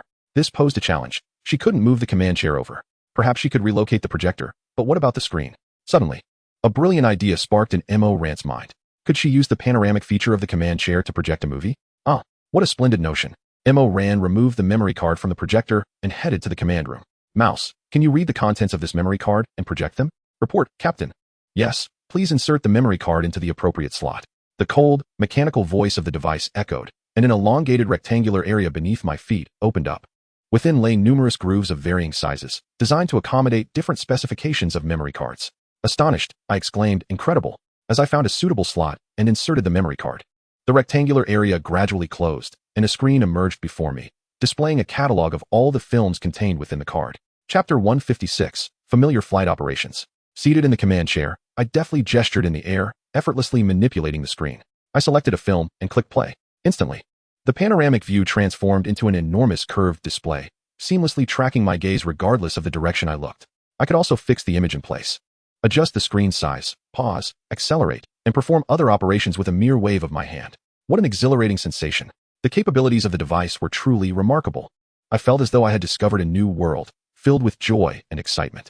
After a moment, I decided to turn off the screen. I needed to venture out once more. Rising from the command room, I entered the armor armory. The fuel injection backpack and shield generator had been successfully modified, and it was time to install them onto the armor. Upon seeing the 2 completed components, I proceeded with the installation. After approximately 3 minutes, both parts were successfully integrated into the armor. Noticing no significant changes, I decided to don the armor to test its functionality. I circled around it, observing that the modifications had not drastically altered its appearance. The revamped fuel injection backpack resembled a series of connected scales, now affixed to the spine of the armor. The shield generator was installed on the wrist areas of both arms, where a hexagonal pattern emerged on the surface of the gauntlets. As the armor on the pedestal rotated 180 degrees, the entire back opened up. I stepped onto the pedestal, pressing my body into the interior. The back slowly closed, and the screen before me illuminated. First, I would test the shield generator to assess its enhanced capabilities. Activating the generator, 2 light blue shields instantly materialized on my gauntlets. The shields appeared rectangular, standing 1 meter tall and 60 centimeters wide. Presented in a rectangular form, I could freely adjust the shape and angle of the shields. By crossing my hands to release the shields, I could create a larger shield area. Kneeling on one knee and crossing my hands would yield a massive shield enveloping a 2-meter radius around me. These were the 3 distinct forms of the shield, allowing me to choose based on the situation at hand. Impressive. Furthermore, the shields now utilized the armor's energy source. After testing the shield's effectiveness, I began to evaluate the flight capabilities. With the activation of flight mode, the row of scales on my back unfurled, and a soft blue flame erupted from within, providing a buoyant lift beneath me. The buoyancy lifted his body, and his feet began to gradually detach from the circular platform. Wow, I'm flying. I'm actually flying. As he found himself suspended above the platform, Ran was instantly overwhelmed with excitement. This sensation was utterly unprecedented. He was soaring all on his own. Ran began to attempt a forward motion, but then, bang, clang, clang, bang. Oh no, stop, quickly stop, stop please. Ran careened wildly around the entire armory, flailing in the air like a whimsical dancer. Shoo shoo, catch me, help me stabilize the armor. Ran realized that the more he tried to control the situation, the worse it became, and he hastily called out to Shoo shoo. Understood, Captain. The folding mechanical arm in the ceiling swiftly extended, seizing Ran firmly in midair at just the right moment. The blue flames emanating from the back of the armor began to dissipate, and the row of scales gradually closed. Goodness, I nearly fell and knocked myself silly. Ran found himself caught by the machinery, hanging upside down in midair. It seemed he needed to practice diligently and enlist Shoo shoo's assistance. The folding mechanical arm gently lowered him to the ground, and for the time that followed, Ran engaged in flight, training with the help of the mechanical arm. Gradually, he became more adept at maneuvering through the air. This sensation was akin to riding a bicycle for the first time. No matter how one pedaled, one would inevitably fall. Yet once familiar with the feeling, one could navigate with ease. Woohoo, I'm flying. I'm really flying, he exclaimed. All right, let us venture out and explore. Chapter 157, Thoughts. Upon stepping outside, Ran leaped into the night sky. The midday temperature had been 20 degrees, but it had now plummeted to 12 degrees, evidently continuing to drop. Something significant was bound to happen tonight. Through the temperature data relayed by Shoo shoo, Ran was acutely aware of the current climatic conditions. As he soared through the inky blackness of the night sky, he continuously surveyed the buildings below with his enhanced vision. The sky was utterly dark, devoid of both moon and stars. The flames and sound waves emitted from his back scales were minimal, rendering him a ghostly figure concealed within the night. It seemed that even after sundown, many players were scavenging for resources in the dark. Through the scattered lights below, Ran could clearly discern the positions of each player. While flying amidst the sky, he suddenly noticed a commotion in an alleyway below. 2 burly men were restraining 2 young women, while 2 other robust men were assaulting a man on the ground. Nearby, a rotund figure stood jeering at the scene. Ah, the law of the jungle. I am no hero to save the day. After a fleeting glance below, Ran decided to look away. However, he suddenly recognized the rotund figure as somewhat familiar. He paused briefly, magnifying the face of the hefty man. Isn't that the gluttonous fellow? The one being beaten on the ground. Could it possibly be? Ran turned his gaze towards the man who had been beaten, just as the man lifted his head. Although his face was somewhat swollen, Ran immediately recognized him. Ah, little soft bun. No, he must now be big soft bun. Observing that familiar visage, Ran's thoughts suddenly expanded. Behold my flowing mane of white hair, and these ruby-like eyes. Witness my extraordinary appearance, which proclaims that I am the chosen one. So follow me. I shall lead you to the pinnacle of this world. Ran stood atop a small hillock, gazing down at a group of little ones with the demeanor of a sovereign. For 365 days a year, I have rambled on to you. Although this daily endeavor is exhausting, the thought of having a loyal following in the future makes every drop of sweat worthwhile. My grand ambitions in this alternate realm are about to unfold. Looking at the dazed expressions of the children below, Ran felt a profound sense of satisfaction. However, the expressions of the little ones soon changed, and in the next moment, wow. Big brother Ran looks so pitiful. His hair is all white. Boo-hoo. I heard from others that those with white hair won't last long. Wow. Big brother Ran is going to kick the bucket. The children began to wail one after another, their voices resembling an air raid siren. Hey, don't cry. I'm perfectly fine. I was just joking with you. Ran, startled, rushed down to soothe the little ones. If he didn't calm them down quickly, something serious would ensue. Ran. A thunderous roar echoed, causing Ran's face to pale. Suddenly, a fierce-looking ant, wielding a ladle and wearing an apron, charged forth with the momentum of 1,000 galloping horses, swiftly arriving at Ran's side. In an instant, he found himself pinned to her thigh, her palm raining down upon his backside like a tempest. Ah, how dare you strike me? I am the chosen one. You cannot hit me. Ran let out a piercing scream, yet his defiance remained unyielding. Chosen one, I see you are the one who gets beaten daily. If I don't give you a thrashing today, you 1T settle down, will you? The ant's hand flew like lightning, and Ran felt as if his backside were ablaze. Watching the ant lead the group of little ones away, he clutched his rear, gritting his teeth in frustration. How dare this woman bring such disgrace upon me, the chosen one? When I achieve greatness, I shall make her see. Tears shimmered in Ran's eyes. Yet his resolve remained steadfast. Ha ha, Ran, you've been beaten by the ant again. Tell me, is there a day you aren't beaten? An elderly man, leaning on a cane and limping along, approached. The cane struck the ground, producing a rhythmic tapping sound. Ahem, I was merely yielding to her. I am the chosen one. Why would I stoop to her level? Upon seeing the elder, Ran instantly adopted a posture of superiority. Though that searing pain in his backside rendered his expression somewhat unsettled, the old man approached with a fond smile, affectionately ruffling Ran's hair. It was a tempestuous day, with rain pouring down in torrents. As I passed through a dense forest, an exceptionally thick bolt of lightning struck down from the heavens, cleaving through the trees. Immediately following, a radiant pillar of multicolored light descended from the sky. Unable to suppress my curiosity, I ventured into the forest towards that extraordinary sight. There, I discovered a vast expanse of charred earth, marred by numerous crimson markings that intertwined like a mystical array. Within this formation, not a single drop of rain fell from the sky. The vibrant light shone at its center, where you lay enveloped in its glow.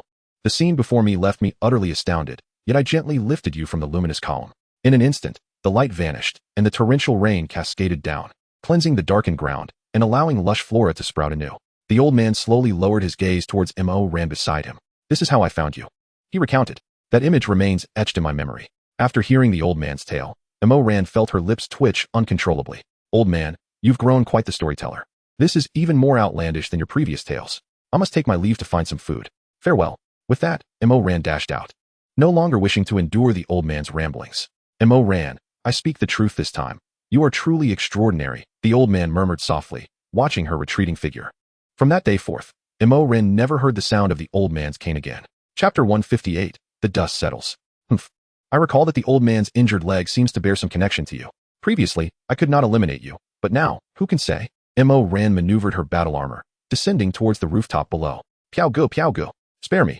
I have no more resources to offer you.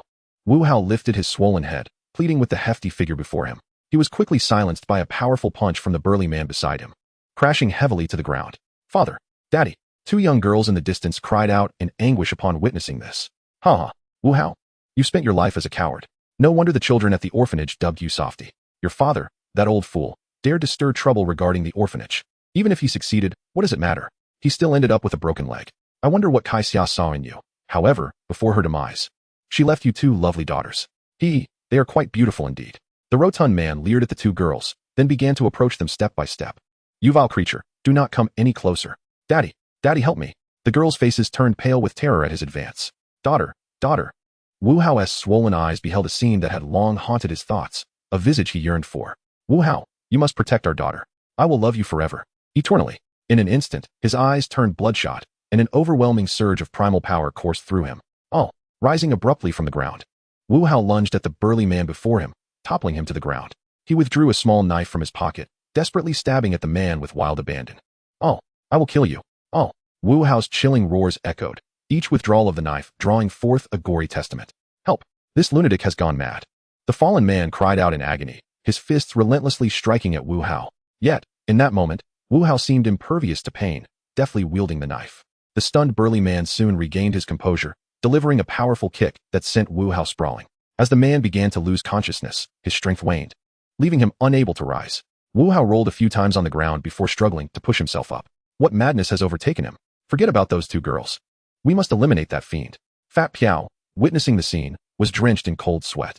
The two burly men swiftly released the girl, drawing their long knives and charging forward. Father, Dad, be careful. Terror filled the eyes of the two girls as they watched the approaching men. Suddenly, three soft sounds of flesh piercing the air resonated. And without warning, the three burly men crumpled to the ground. My neck. I can't move. Why is this happening? They cried in torment. Wu Hao slowly rose from the ground, his gaze fixated ominously on Fat Piao. Fat Piao, paralyzed with fear, dropped his flashlight, collapsing to the ground, a yellow stain seeping from his pants. I will kill you. Wu Hao charged at Fat Piao, the flashlight's beam illuminating the scene as blood splattered against the walls and floor, mingling with Fat Piao's fading screams. After a while, only 5 lifeless bodies, riddled with knife wounds, remained on the ground. Wu Hao clasped his two daughters tightly, who wept bitterly in his embrace. I swear, I will never let anyone harm you again. Never. His eyes radiated unwavering resolve, banishing the weakness that once plagued him. Observing the dust settling below, Ran set down a shard of metal, which he had pried from the wall, fashioned into several small darts. With a gentle flick, he provided a swift end to the 3 men below. Old man, your little softy isn't as feeble as you imagined, he mused, before taking flight and vanishing into the inky sky. Chapter 159, Changes After Midnight. In the ensuing hours, Ran scoured various locations such as department stores, large shopping centers, and logistics warehouses in search of supplies. Her spatial bracelet, capable of holding a staggering 100,000 cubic meters, had been filled multiple times, prompting several trips back to her base. With a flick of her wrist, an extensive array of fruits and vegetables vanished in an instant. It was already past 11, and the quantity of supplies acquired today was nothing short of terrifying. Observing her bracelet once again brimming with items, Ran activated her battle armor and departed from the expansive supermarket. The temperature had plummeted once more, now resting at a mere 5 degrees. With just over 40 minutes remaining until midnight, it appeared that as the clock struck 12, an icy chill would descend upon the land. After shedding her battle armor, Ran proceeded to the storage room to organize the contents of her bracelet. Finally finished, she exclaimed, "Movie and milk tea. Here I come." She approached the milk tea machine nearby and began selecting her desired toppings. Since movies had become available for panoramic viewing, she had dismantled the constructed movie room, transferring everything out, including this milk tea machine. Coconut jelly, taro balls, and a touch of grass jelly. Yes, just these 3, she decided. After making her selections, she pressed the button to commence the preparation. The milk tea machine emitted a soft hum, and soon a cup of milk tea was dispensed. Ran inserted a straw into the cup and took a deep sip. Ah, the first sip is always the most delightful. This flavor is simply exquisite. Savoring the delicious milk tea, she leisurely made her way to the command room. Reclining comfortably in the command chair, she selected a film to play. Oh, this is pure bliss. Life couldn't be more indulgent. With a massaging command chair supporting her back, a freshly made milk tea in hand, and a film playing before her, time passed gradually, drawing closer to midnight. As the clock struck 12, the once tranquil city erupted into a cacophony. A howling cold wind swept through, and the ambient temperature plummeted abruptly. Flakes of snow began to cascade from the sky, settling in every nook and cranny of the city. Almost instantaneously, all supplies housed within the buildings vanished without a trace. In an instant, the temperature plunged to a chilling -10 degrees, truly a terrifying drop. Ran switched off the film and gazed through the panoramic view at the scene unfolding outside. Snowflakes fell gently, landing on the surface of her vehicle, only to be evaporated by the heat of her armor, transforming into wisps of white smoke. This sudden drop in temperature would likely claim numerous lives. Opening the regional channel, she noted the unusual activity, even at this late hour. What the heck? Why has it suddenly turned so cold? I was frozen awake. Someone exclaimed. I sensed something was amiss during the night. The temperature seemed to be continuously declining. Another voice chimed in. I noticed the drop as well.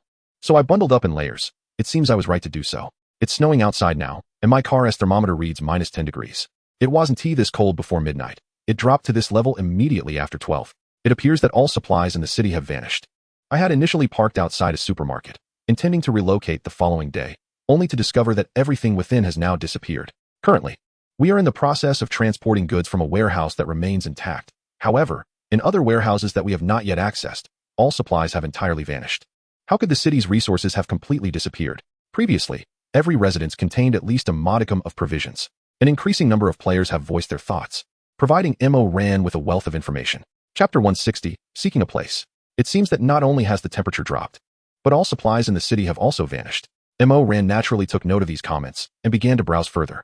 As he perused multiple statements, he discerned the pattern behind the disappearance of resources. If a location containing supplies is devoid of players, then the supplies therein will vanish. Conversely, if even a single player remains within, the resources will not disappear. This configuration suggests there may be a sinister motive at play. Ran stroked his chin, sensing a hint of conspiracy within this change. It is getting late. Time to rest. He let out a great yawn before entering the bathroom to freshen up. The cold wind howled relentlessly outside, and the snowfall intensified. The ground began to accumulate a substantial layer of snow, cloaking the entire city in white. As time passed, a sliver of light appeared on the horizon. The sun began to rise slowly from the edge of the earth, though its rays offered no warmth. At 8 in the morning, Ran awoke promptly from his slumber. Yes, it's time to rise.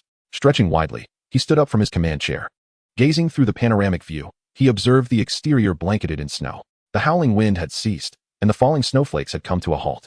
After freshening up, Ran enjoyed breakfast while browsing messages in the regional channel. Fortunately, he had retained a few coats while gathering supplies. Otherwise, he would truly suffer from the cold. After enduring such sweltering heat, this sudden drop in temperature has caught me completely off guard. With the entire city's resources depleted, I have searched all morning and have yet to find any supplies in that building. Is anyone interested in joining my camp? The location we have chosen is quite splendid. Come join my camp. We have excellent provisions for warmth. The messages in the channel revolve around discussions of temperature, cold protection, and the disappearance of resources. Simultaneously, many have discovered suitable locations and begun establishing cold-resistant camps. Finding a good spot to set up camp might be prudent. After all, leaving my little companion exposed to the icy elements seems rather inappropriate. With this thought settled, Ran made it his task for the day. After finishing breakfast and cleaning the dishes, he took a short break before donning his armor and heading out. As it was now daytime, he minimized the use of flight with his armor. The mere speed of the battle armor was sufficient for exploration. Based on the player activity zones obtained last night, Ran ventured to a location with the fewest people. Upon arriving in this area, Ran diligently searched and discovered an underground parking lot. With a resounding crash, he tore open a large hole in the roll-up door at the entrance and slipped through the gap. The parking lot was not particularly vast, but it was just right for him. Utilizing his X-ray vision, Ran effortlessly discerned the internal layout. He turned the handle above and opened the blast-proof door. Inside was shrouded in darkness, but after a brief search, he found the distribution room. Within it stood a generator, which he inspected and deemed operational. After filling it with fuel, Ran started the generator. With a thunderous roar, the lights of the entire underground parking lot flickered to life. At that moment, two individuals arrived at the alley where the mouse dwelled, their intentions unclear.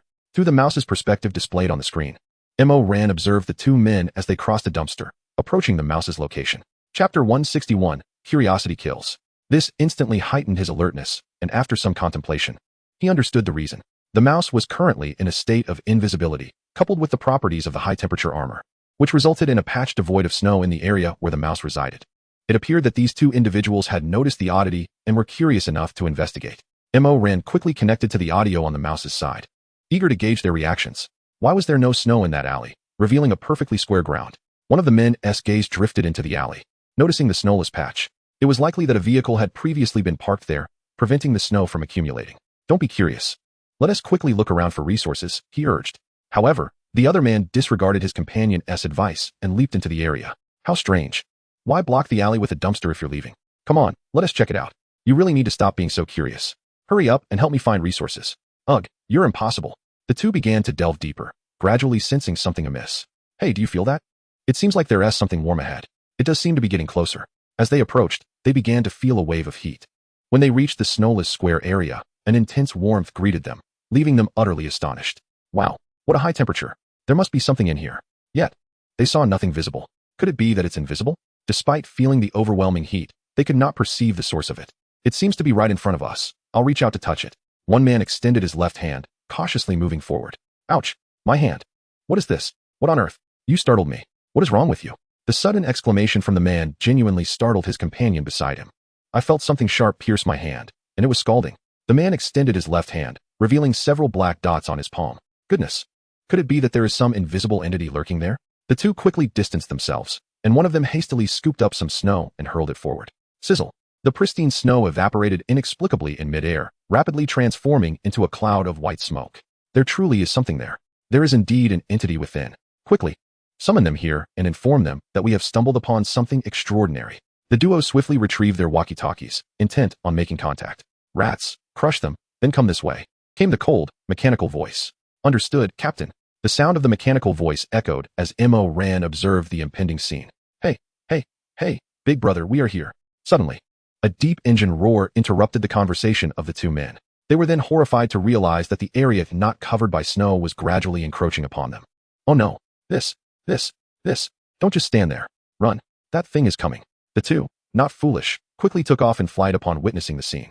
Yet, the pace of the rat was swifter, easily overtaking them in an instant. Crack, splat, crack, splat. In a heartbeat, the two figures vanished, leaving nothing but two pools of crimson pulp on the ground. The rat surged out of the alley, advancing towards Ran's location. Wherever it passed, the ice and snow on the ground instantaneously evaporated into mist. Hey, why are you two using the walkie-talkie to call me? Hey, what are you doing? Cursing under his breath, the man switched off the walkie-talkie in his hand. Had he not been so curious, perhaps he and his companion could have seen the sun rise tomorrow. With the footage of the rat turned off, Ran arrived at the parking lot entrance and awaited. Chapter 162, New Developments. Before long, Ran observed the current distance of the rat on the screen. He opened the blast-proof door to its maximum, standing by the side in anticipation. Crackle, crackle, whoosh. The rat, upon arriving at the underground entrance, began to decelerate and then proceeded to crush the rolling shutter door before it. The composite steel tracks squeaked against the ground, producing a cacophony of sounds. As the rat rolled over the threshold of the blast-proof door, the immense weight caused the threshold to deform. Once the rat had completely entered, Ran casually closed the blast-proof door. There was a gap, but it should not pose much of an issue, let it be. The deformed lower door frame had created a slight opening, yet as long as the blast-proof door could close, Ran chose to disregard it. Positioning the rat appropriately, Ran turned and entered the interior. He removed his battle armor and made his way to the command room to indulge in a film. After all, the resources at his disposal were virtually boundless, rendering any need to venture outside unnecessary. He was now, of course, in a state of anticipation, waiting to see what new tricks that entity might have in store. Today, the infinite endowment has been refreshed, and Ran has decided to enhance the durability of the 203mm naval gun. Heh. With infinite ammunition coupled with boundless durability, my artillery is utterly invincible. Gazing upon the 203mm naval gun, Ran could not help but smile faintly. As time inexorably flowed by, 6 o'clock in the evening swiftly approached. The biting cold wind, which had ceased for a day, once again howled, and the snowflakes resumed their relentless descent. Before long, the clock struck 10, and a voice resonated from the sky. Hello, my little ants, good evening. Since we are all old acquaintances, I shall not squander your time, and will get straight to the point. What is it this time? Ran switched off the movie and began to listen intently to the voice. 1. In the coming days, the weather will deteriorate progressively. Your bodies, weapons, and vehicles will be affected, so please remain vigilant. 2. Companions will begin to appear after midnight, and as each day passes, not only will the types and numbers of these companions increase, but they will also undergo subtle transformations. Defeating them will yield random supplies, provided you can manage it. 3. Weapons and armor upgrades are now available. You can enhance your dilapidated gear into something more formidable. Disassembling weapons and armor will yield parts, which can be used to upgrade special items and restore durability. Module upgrades will unlock enhancements for vehicle components, making your equipment and vehicles more powerful, essential for fending off the enthusiastic companions. 4. Supply crates will be intermittently dropped, with a maximum of 5 appearing at once. Their locations will manifest before you, so be swift in your search before others seize them. Inside, you will find supplies, weapons, and some particularly wondrous gadgets. 5. Henceforth, the reduction in the number of players in a region will not trigger a merger. If 10 regions reach a population of 0, the true sun will guide you away from this place. Do not let the hospitable companions impede your escape. Remember, as time progresses, the situation will worsen. So do not delay in securing the 10 regions, and perhaps the supply crates will offer a solution. Either escape alive or be forever entombed here. Choose wisely. Ha ha ha. The voice in the sky faded once more, leaving only the ever-present chilling wind to howl. Chapter 163, Upgrade. Having absorbed the content of the announcement, Ran understood the implications. He opened the regional channel, where messages from other players were already flooding in. What does he mean by this? What does it signify that the number of players in 10 regions must reach 0? The implication is clear. We must eliminate all players in 10 regions before the rest of us can escape this world. What of those so-called companions? Is something ominous about to surface? Surely, it must be a tool devised to contend with us. Oh heavens! We must brace ourselves not only against the biting cold, but also against the unknown. Who, pray tell, is the puppeteer orchestrating this game? It is as if our very lives are mere playthings to them. The chatter within the regional channel has descended into chaos, with countless players engaging in fervent discussions. Companions, it seems, should refer to the likes of snow beasts or some other hostile entities. Tomorrow, perhaps, I shall venture out to investigate, but for now, I must upgrade my battle armor and enhance all modules installed on my vehicle. Ran deactivated the panel and rose to enter the armory. Upon opening the manufacturing interface, Ran discovered that both weapons and armor could be dismantled. After a flurry of understanding, he grasped the underlying principles. Dismantling weapons and armor yields parts categorized as basic, intermediate, and advanced. The quantity of parts obtained is also subject to randomness. The level and number of parts are probabilistic. Those lacking luck may find themselves bereft of both weapons and rewards. Furthermore, parts from weapons and armor can be exchanged with one another, though such operations require double the parts. Indeed, for someone like me, who possesses a modicum of fortune, this feels akin to play. Ran swiftly selected a plethora of undesirable weapons and opted for dismantling. The results were remarkable, as he converted half of the weapon parts into armor components. Subsequently, Ran approached the information screen of the battle armor, fervently tapping the display. The three-dimensional data of the armor surged upward at an astonishing rate, his fingers moving with the swiftness of fleeting shadows. After what felt like an eternity, with one final tap, the last data point of the armor reached its maximum level. At last, it was complete. Mo Ran's hands trembled with exhilaration. It felt as though they no longer belonged to him.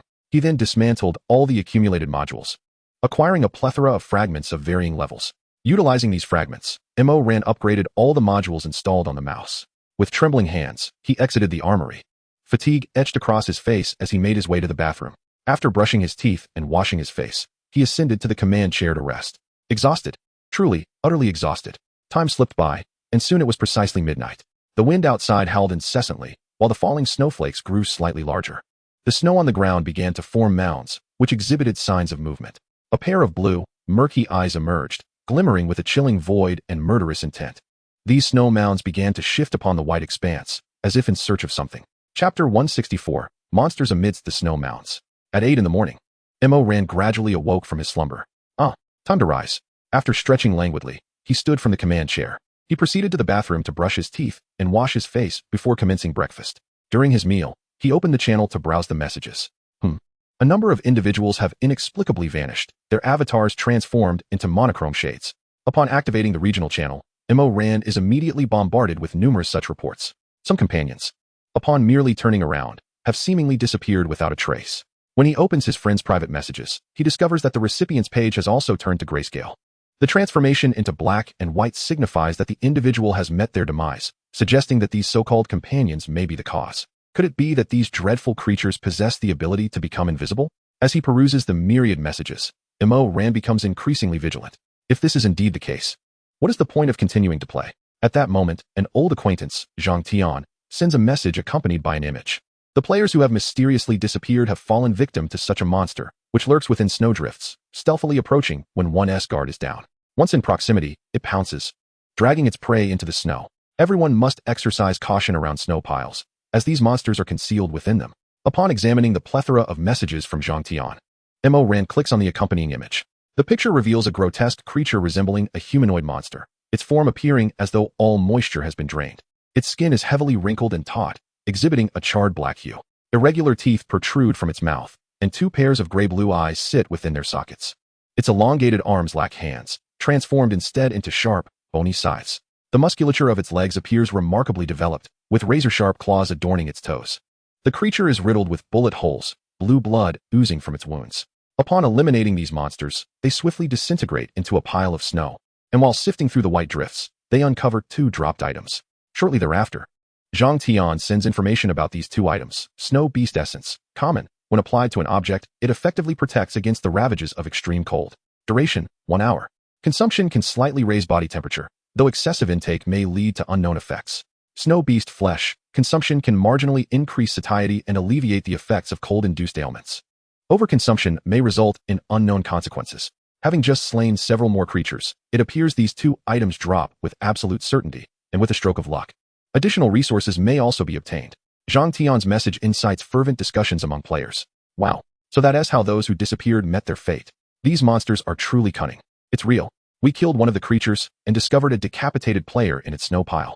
I witnessed a person being dragged indirectly. By the time we rushed in to save him, he had already been torn to pieces. These monsters may strike swiftly from the snow, yet their subsequent speed is akin to that of a feeble old woman, allowing them to be easily dispatched. Moreover, their intelligence seems rather low. Simply tossing a stone can lure them out with ease. An increasing number of players are sharing their strategies for confronting these monsters in the channel. Chapter 165, The Attack Patterns of Monsters. Monsters, it seems I too must venture outside to take a look. Mo Ran finished clearing the breakfast from the table and proceeded to wash the various pots and dishes. After completing these tasks, he took a brief respite before turning to the armored combat room. Donning his battle armor, Mo Ran exited the vehicle and approached the blast-proof door. A significant amount of snow seeped in through the gaps below. Crack, crack, crack. Mo Ran turned the handle above, which had long since frozen, emitting a series of sounds. It felt remarkably easy to turn, a testament to the fact that the armor had reached its maximum level. Unfortunately, due to the current material constraints, the full potential of the armor could not be unleashed. Mo Ran did not feel disheartened by this reality. After all, without the components to withstand such formidable power, that strength was rendered ineffective. He forcefully pulled open the blast-proof door, revealing a wall blanketed in thick, white snow. The snowfall was indeed heavy, completely obstructing the entrance. Mouse, activate the flamethrower to incinerate this snow, Mo Ran commanded, having no intention of digging himself out. Understood, Captain, replied Mouse in a cold, mechanical tone, as the vehicle began to slowly advance towards the door. The turret's flamethrower deployed, aimed directly at the entrance. Whoosh, whoosh, whoosh. Torrents of flames erupted forth, instantly vaporizing the snow into countless wisps of white smoke. Within mere seconds, the snow blocking the underground parking entrance vanished entirely. Mouse. Prop the blast-proof door once I step outside. Understood, Captain. Mo Ran exited, promptly closing the blast-proof door behind him. Mouse immediately moved forward to brace the door. Now I need not worry about anyone entering while I am outside. Mo Ran pushed against the blast-proof door. It did not budge. He then turned to ascend, quickly reaching the bustling street above. The ground was covered in approximately 30 centimeters of snow, with numerous snowdrifts visible at a glance. Indeed, the snowdrifts concealed monsters, quite the horde of them. Mo Ran's gaze swept around, and with the aid of his enhanced perception, he could distinctly see the monsters curled up within each snowdrift. The creatures swiftly sensed Mo Ran's presence and began to move towards him. In a mere moment, the distance between the snowdrifts and Mo Ran had significantly diminished. Their squatting, shuffling gait was somewhat amusing, yet it was remarkable how, despite their movements, the snow covering them remained intact. If one were not particularly observant, it would be all too easy to be ambushed. Mo Ran took a step towards the nearest snowdrift, and as he approached within half a meter, the snowdrift suddenly erupted. The monster within lunged at Mo Ran, two bony sides swiftly ensnaring him and yanking him forcefully inward. However, the anticipated scenario did not unfold. No matter how fiercely the creature exerted itself, it could not budge Mo Ran even an inch. It was at this moment that Mo Ran discerned the monster's method of attack. The snow piles were not snow at all, but rather a part of the creature itself. Two elongated, clawed toes were firmly gripping the ground, ensuring its stability to enhance its hunting prowess. A successful ambush would swiftly drag its prey into concealment, followed by silent slaughter, unnoticed by anyone. Chapter 166. No protection card left the creature relentlessly strained, its slender arms beginning to tremble slightly. The bony sides scraped incessantly against Mo Ran's back, producing a series of crackling sounds. Its gray-blue eyes now revealed a profound confusion. The young man must have found himself quite bewildered. It seemed that his bare little head was not functioning well. Mo Ran raised his right hand and placed it upon the creature's cranium, then applied pressure with his fingers. Crack, splurt, crack. The monster's skull was instantaneously crushed by Mo Ran, a dark, unknown substance mixed with blue blood gushing forth from its forehead, splattering onto Mo Ran. Thud. The creature's arms fell limp, and upon releasing his grip, it collapsed straight to the ground. Subsequently, the entire monster began to turn white, and in the next moment, it shattered into countless flakes of snow. Mo Ran bent down and rummaged through the remnants, discovering two items dropped by the creature, along with a resource. This was material for crafting cold-resistant coatings. Although of ordinary quality, it seemed that higher-level monsters would soon emerge, and he could hunt and gather then. Discarding the two drops, Mo Ran resolved to test his battle armor. Activating the flight mechanism on his back, he soared skyward, ascending ever higher. Do not ascend further. You may faint from oxygen deprivation. A warning echoed in his mind, prompting Mo Ran to halt his ascent. Oxygen deprivation. After a moment of contemplation, Mo Ran understood. Indeed, high altitudes lead to oxygen deficiency, and his armor lacked a pressurization system, which could result in such a predicament. In acquiring the ability to fly, he had astonishingly forgotten this crucial issue. Removing his armor, Mo Ran entered the storage room. After rummaging through, he unearthed a set of diving gear. Perhaps modifying the diving suit could resolve this problem. Mo Ran carried the diving suit to the armor armory and placed it upon the workbench. He then selected the option for modification. While awaiting the transformation, Mo Ran strolled into the command room to watch a film, as he found himself quite leisurely at the moment. You have initiated a duel. If the opponent does not consent within 5 minutes, it will be deemed a failure. And as the victor, you will receive 80 of the opponent's resources. Oh dear, I have no protection cards left. Mo Ran, who had been reclining in the command chair watching the film, instantly sat upright. He had deliberately waited an entire day yesterday, and to his surprise, today he had indeed caught a break. My second duel card is ready. Should he dare to refuse, I shall promptly draw another. Mo Ran extracted a duel card, fully focused on the task at hand. The opponent has changed the ordinary vehicle duel to a life and death vehicle duel. Oh, how brave you are. This decision is quite commendable, as it will serve as a fitting gift to reunite you with your brother. Observing the newly appeared interface, Mo Ran revealed a charming smile and proceeded to click confirm. You have agreed to the life and death vehicle duel. The opponent has chosen the map, Duel Arena. Entering the map in 10 seconds. A splendid spectacle is about to unfold. First, a cup of milk tea to elevate the mood. Mo Ran rose and exited the command room to select a delightful milk tea. Meanwhile, on the other side, Mo Ran. Today happens to be my brother's birthday. Your life shall be the gift I present to him. I was pondering how to locate you, and here you are, conveniently delivering yourself to me. Yamada Hanako lifted her gaze towards the vehicle ahead, a bus armed to the teeth. Its exterior was clad in heavy steel plates, adorned with countless cannons and machine guns. On the roof, A missile launcher was currently being loaded with a missile. As the countdown neared its end, Yamada Hanako stepped onto the vehicle. Chapter 167. 2 iron discs. With the conclusion of the countdown, the mouse was enveloped by a blinding white light. When the light dissipated, the mouse's figure vanished from the underground parking lot. Mo ran, sipping her milk tea and reclining comfortably, awaited the fading of the white light before her. As the encompassing light gradually faded, Mo ran and the mouse found themselves in a vast duel arena. Surrounding them were dilapidated stands and walls, with golden sand covering the ground. Above, a scorching sun hung in the sky. Glancing at the surrounding environment, Mo ran directed her gaze towards the distant vehicle, contemplating the means by which she might bring it to ruin. On the opposite side, where's that rascal? Mo ran. I see nothing. Yamada Hanako looked across, only to discover the absence of Mo ran's vehicle. Why the lack of response? Oh, right, the mouse's electronic camouflage is still active. Realizing that Yamada Hanako had yet to make a move, Mo ran finally understood the oversight. Mouse, deactivate the electronic camouflage. Understood, Commander.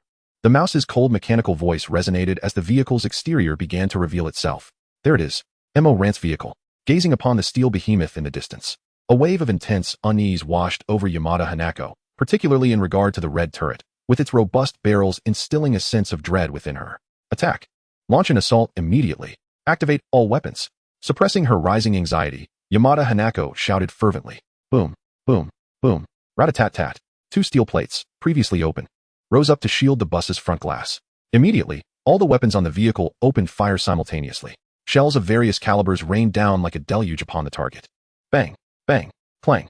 As the projectiles struck the armored surface, they bizarrely ricocheted away. Would they truly harm the mouse? Aiming at the vulnerable underbelly could work, though regrettably, I have already replaced it with a new one. Observing the sparks flying from the armor, Mo ran couldn't help but click her tongue in astonishment. Mouse, charge forward and crush that vehicle. Mo ran had conceived a method to dismantle the adversary, envisioning a fate akin to that of her brother. The mere thought exhilarated her. Understood, Commander. The cold, mechanical voice of Mouse resonated as the vehicle began to advance. Damn it, what kind of vehicle is that? Why can't it be penetrated by our shells? Why? Yamada Hanako was filled with disbelief as she gazed at the unscathed steel behemoth. In the next moment, she saw that steel giant charging towards her. Retreat. Quickly retreat. Missiles, yes. Launch the missiles. Yamada Hanako shouted. As several subordinates swiftly climbed atop the vehicle to operate the missiles. A manually aimed missile can't hit me.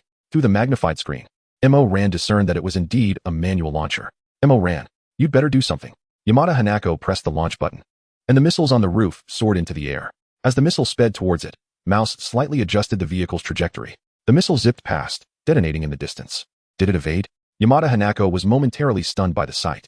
While she remained bewildered, Mouse had already positioned itself right in front of her. Dodge. Quickly dodge. Bang. Boom. Mouse collided violently with the bus, forcing it against the wall behind. The entire bus was instantaneously transformed into a wreck, cleaved in two by the vehicle's bladed horn. So now it was reduced to 2 pieces of scrap metal. Phew. It's melted down to molten iron. There's no way it can rise again. Mo ran gazed at the pool of glowing iron and felt relieved. To eradicate the root, one must also till the ground, ensuring that spring winds do not breathe life anew. Chapter 168, Supply Drop. The challenger has perished. You are the victor of this duel. You have acquired 100 resources from the adversary, along with the vehicle they used. A panel appeared before Mo ran, alongside a square block suspended in the air. She discarded the unnecessary items, placing the remaining resources into her storage. Done. Finished. Now, back to the movie. Mo ran sipped her milk tea, propping her legs up as she resumed watching the film she had yet to complete. After a while, she rose and made her way to the armor modification chamber. The diving suit had now been fully upgraded, and Mo ran integrated the modified suit into her armor. The armor had transformed into a sealed unit, capable of maintaining pressure to ensure her normal operation in any environment. Simultaneously, it is essential to periodically replenish the gas to ensure that the internal pressure remains stable. However, for Mo ran, this is merely a trivial matter. Infinite endowment directly resolves the issue. With a hissing sound, the moment the armor's back opened, a substantial amount of white gas surged forth. Mo ran stepped forward, pressing his entire body into the armor, as the back compartment gradually closed. Some white gas emanated from around the armor, quickly vanishing from sight. Feeling no significant change, he decided to venture outside for a survey. Mo ran exited the underground parking garage and immediately soared into the sky. Below, the scenery shrank into insignificance, yet he felt no discomfort. On the contrary, he felt remarkably invigorated, a stark contrast to his previous experience while donned in armor. As he flew through the air, he reveled in the newfound sensations. Just then, the previously clear sky began to darken with ominous clouds. The sunlight was gradually obscured, and the city below transformed into a murky gray, as if rain were imminent. Oh, the weather is changing. It seems something is about to unfold. Ran ceased his flight, hovering high above, surveying the landscape below. Shortly thereafter, a mechanical voice resonated from the heavens. The supply crates will be dropped in 1 minute. The drop locations will be displayed immediately. The crates will vanish in 3 hours. Please retrieve them before they disappear. Once the announcement concluded, the voice faded into silence. So, it is a supply drop. However, the day appears to be growing increasingly dim. As the clouds continued to gather, the light below diminished, as if nightfall were approaching. Time's up. The supply crates have been deployed. Remaining quantity, 5. 5 faint blue beams of light descended from the sky, appearing in 5 distant directions. Ran gazed downward, noticing numerous vehicle lights illuminating the city. This metropolis resembled an enormous labyrinth, with all players dropped at its very heart. The locations of the 5 supply crates lay outside the range where all players had been deployed. It seems these 5 crates are not as easily attainable as one might hope. The streets below began to teem with monsters, and many players were already embroiled in clashes with them. Selecting the nearest supply crate, Ran accelerated towards it. After a flight of several minutes, he arrived at the location of the crate. It was a small park, with the supply crates situated at its center. There, a raised platform housed a blue box. Indeed, this crate was not easy to acquire. The surrounding area was swarming with monsters, and a new type had emerged. Suspended above the park, Ran utilized his X-ray vision to peer down.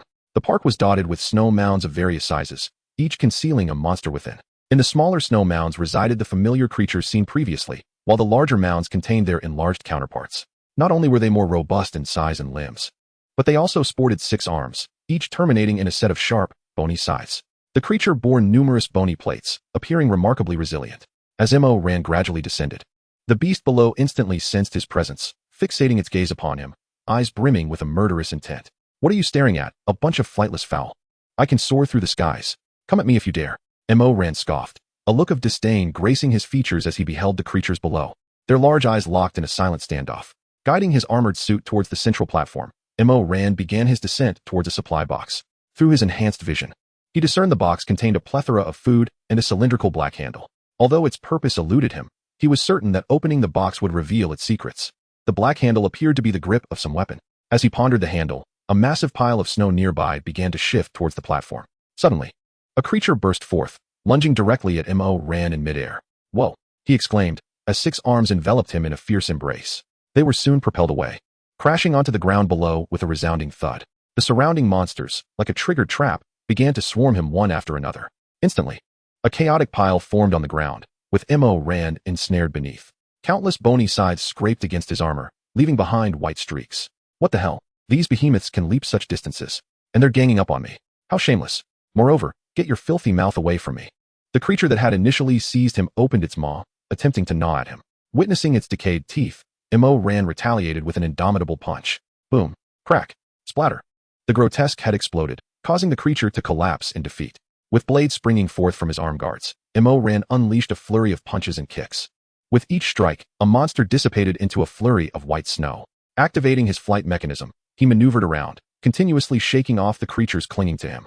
While ascending towards the platform, seizing the supply box, he hurled it skyward with great force. As he extended his hands behind him, he swiftly yanked the head off the last creature that had latched onto him. He then soared through the air, securely grasping the supply box. Is this what it feels like to be mobbed? Quite an exhilarating experience. As he gazed down at the clawing monsters, his irritation only grew. Here's a little gift for you, and then you can meet your end. With a swift motion of his left hand, dozens of high-explosive grenades plummeted from the sky. The explosions echoed continuously, sending the monster's limbs flying in all directions. Clutching the supply box to his chest, Ran ascended to a nearby high-rise. He unlatched the lock on the box and opened it with a flourish. Chapter 170, Polymer Laser Blade, Invisibility Badge. As the supply box was opened, it revealed an abundance of food within. Collecting all these provisions into her spatial bracelet, Ran grasped the black handle situated at the very bottom. The polymeric laser blade, crafted from energy, possessed an extraordinary destructive power. The strength of the light blade was contingent upon the energy supply. The more energy provided, the greater the force. Attached nearby was a charging cable, a thoughtful addition indeed. Ran pressed the switch atop the blade, and an arc of blue laser materialized instantaneously. This laser blade, determined by energy limits, was a perfect match for my battle armor. Ran wielded it a few times, finding it remarkably easy to handle and strikingly cool. After stowing the laser blade in her spatial bracelet, she ascended towards the next supply box. Over 20 minutes later, Mo Ran arrived at another supply box. Before her stood a colossal structure, and with her enhanced vision, she quickly located the supply box nestled within. It too was filled to the brim with food. Descending from the sky, Missouri Ran approached the grand entrance of the building. With a powerful kick, she forced the door open and stepped inside. Bang, bang, bang. As she crossed the threshold, Mo Ran unleashed a torrent of firepower. The interior was teeming with monsters, and she was determined to cleanse the area thoroughly. While systematically eliminating the creatures, she advanced swiftly towards the supply box's location. In no time, she reached the room housing the supply box. Peering through her enhanced vision, she saw at least 50 monsters awaiting her. Bang! The community was here to deliver warmth. With a swift kick, she burst through the door, simultaneously waving her left hand inside. Dozens of ring pole grenades soared through the air as she swiftly concealed herself behind the wall. Boom, boom, boom. The room erupted in a cacophony of explosions, accompanied by a surge of flames and billowing smoke. Once the dust settled, Mo Ran activated her enhanced vision to survey the aftermath. The scene was one of utter devastation, with all the monsters reduced to mere remnants scattered across the ground. The efficiency of this extermination was remarkable. Carrying a few explosive devices had proven invaluable. Turning to enter the room, Mo Ran approached the supply box. She unlatched the clasp and flung open the box. The item within granted an invisibility effect, lasting 5 minutes. During this period, emitted heat, scent, and sound could not be detected. Engaging in or receiving attacks would not disrupt the invisibility.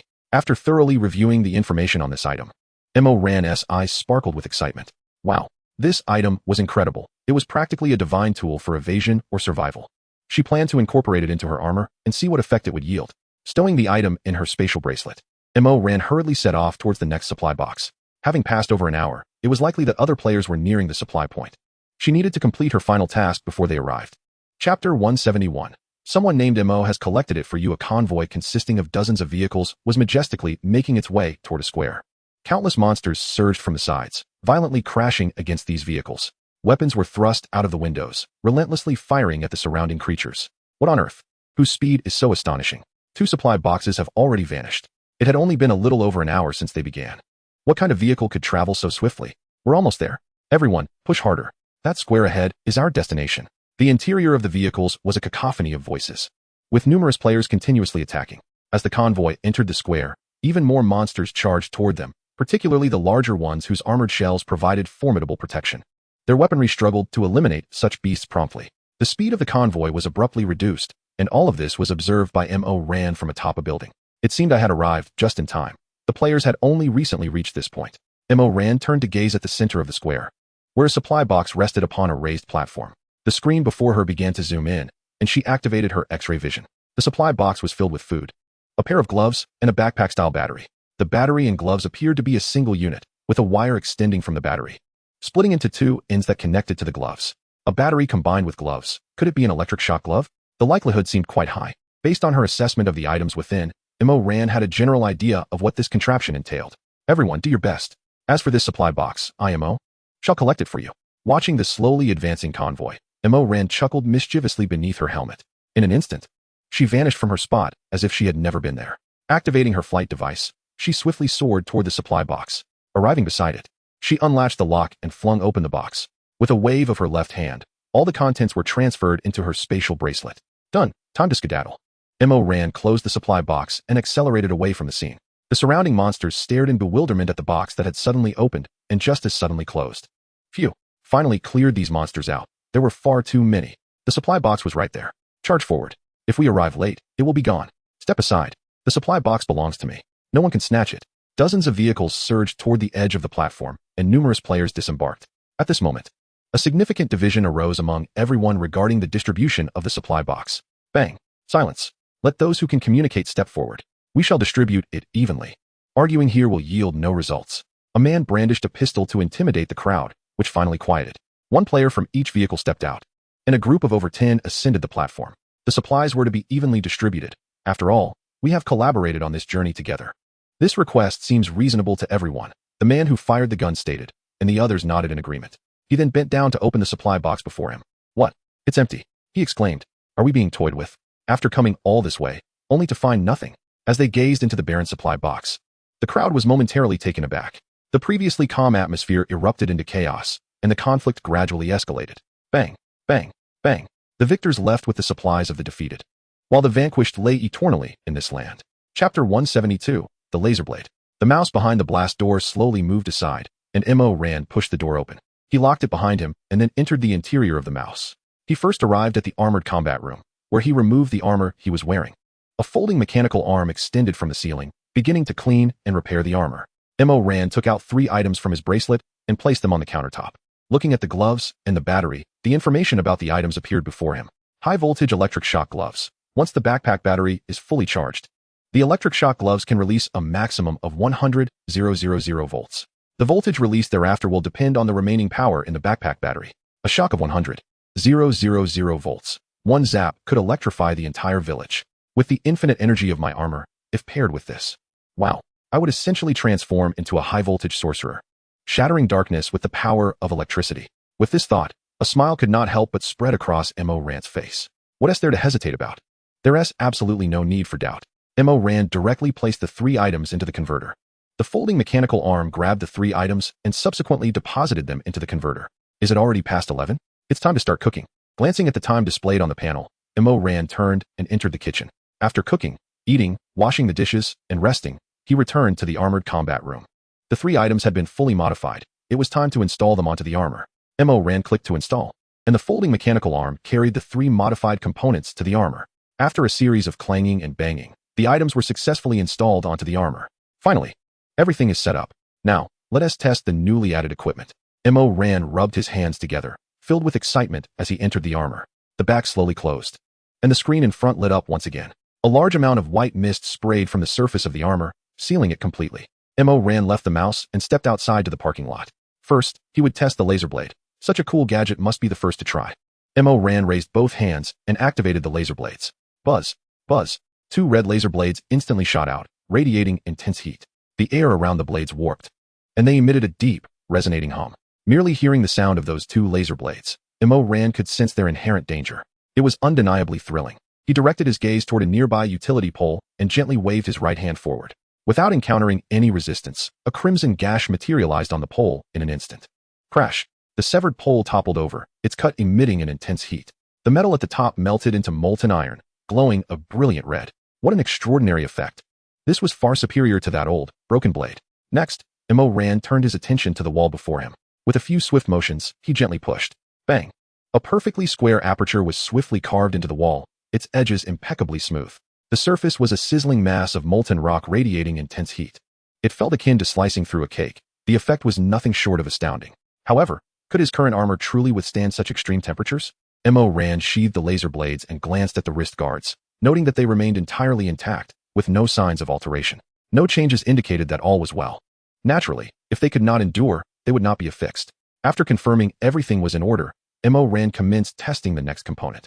Chapter 173, A Wake-Up Call. He activated the cloaking feature, causing his armor to vanish from sight. Some approaching monsters, observing this spectacle, appeared perplexed, scanning their surroundings. Even at such close proximity, they failed to detect him. Mo Ran approached a mound of snow, waving his hands and performing various gestures. Yet, the monsters remained oblivious, as if blinded. Smack! Mo Ran raised his right hand and delivered a powerful blow. The monster was sent flying, its face grotesquely contorted. It looked around in utter bewilderment, unable to comprehend what had transpired. As Mo Ran brandished the laser blade, the bewildered creature lunged at him. Whoosh! The red beam flashed, and the assailant was effortlessly cleaved in 2. Thick, acrid smoke billowed from the severed edges, accompanied by a sizzling sound. Ah, the invisibility had been lifted. Was it not permissible to wield weapons? Observing the monster's reaction, Mo Ran realized that his cloaking was indeed undone. He immediately set about testing, quickly arriving at a conclusion regarding the invisibility mechanism. When cloaked, the surface of the armor functioned as a cohesive whole. Deploying any weapon would compromise this integrity.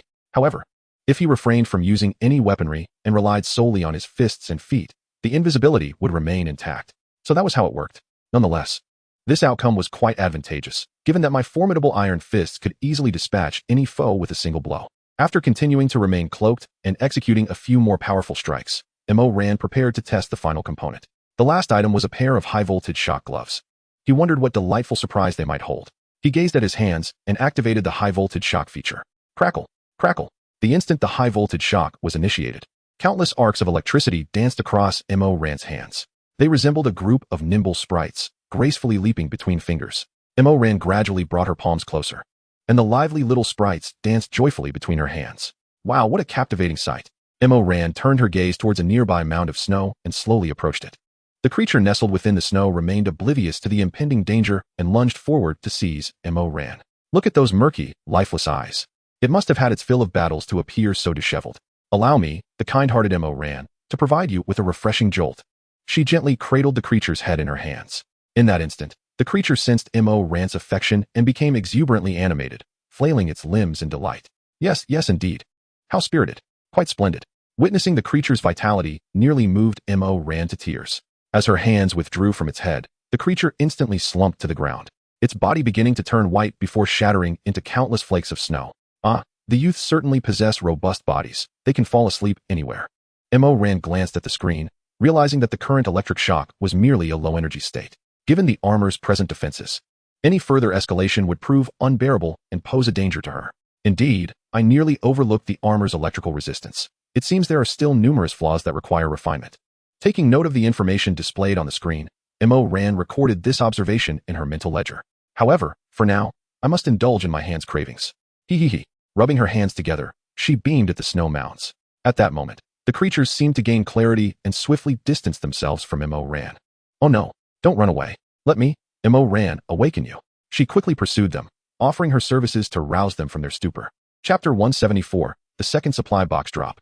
All supply boxes have been collected, concluding this drop. Just then, a mechanical voice resonated from the sky.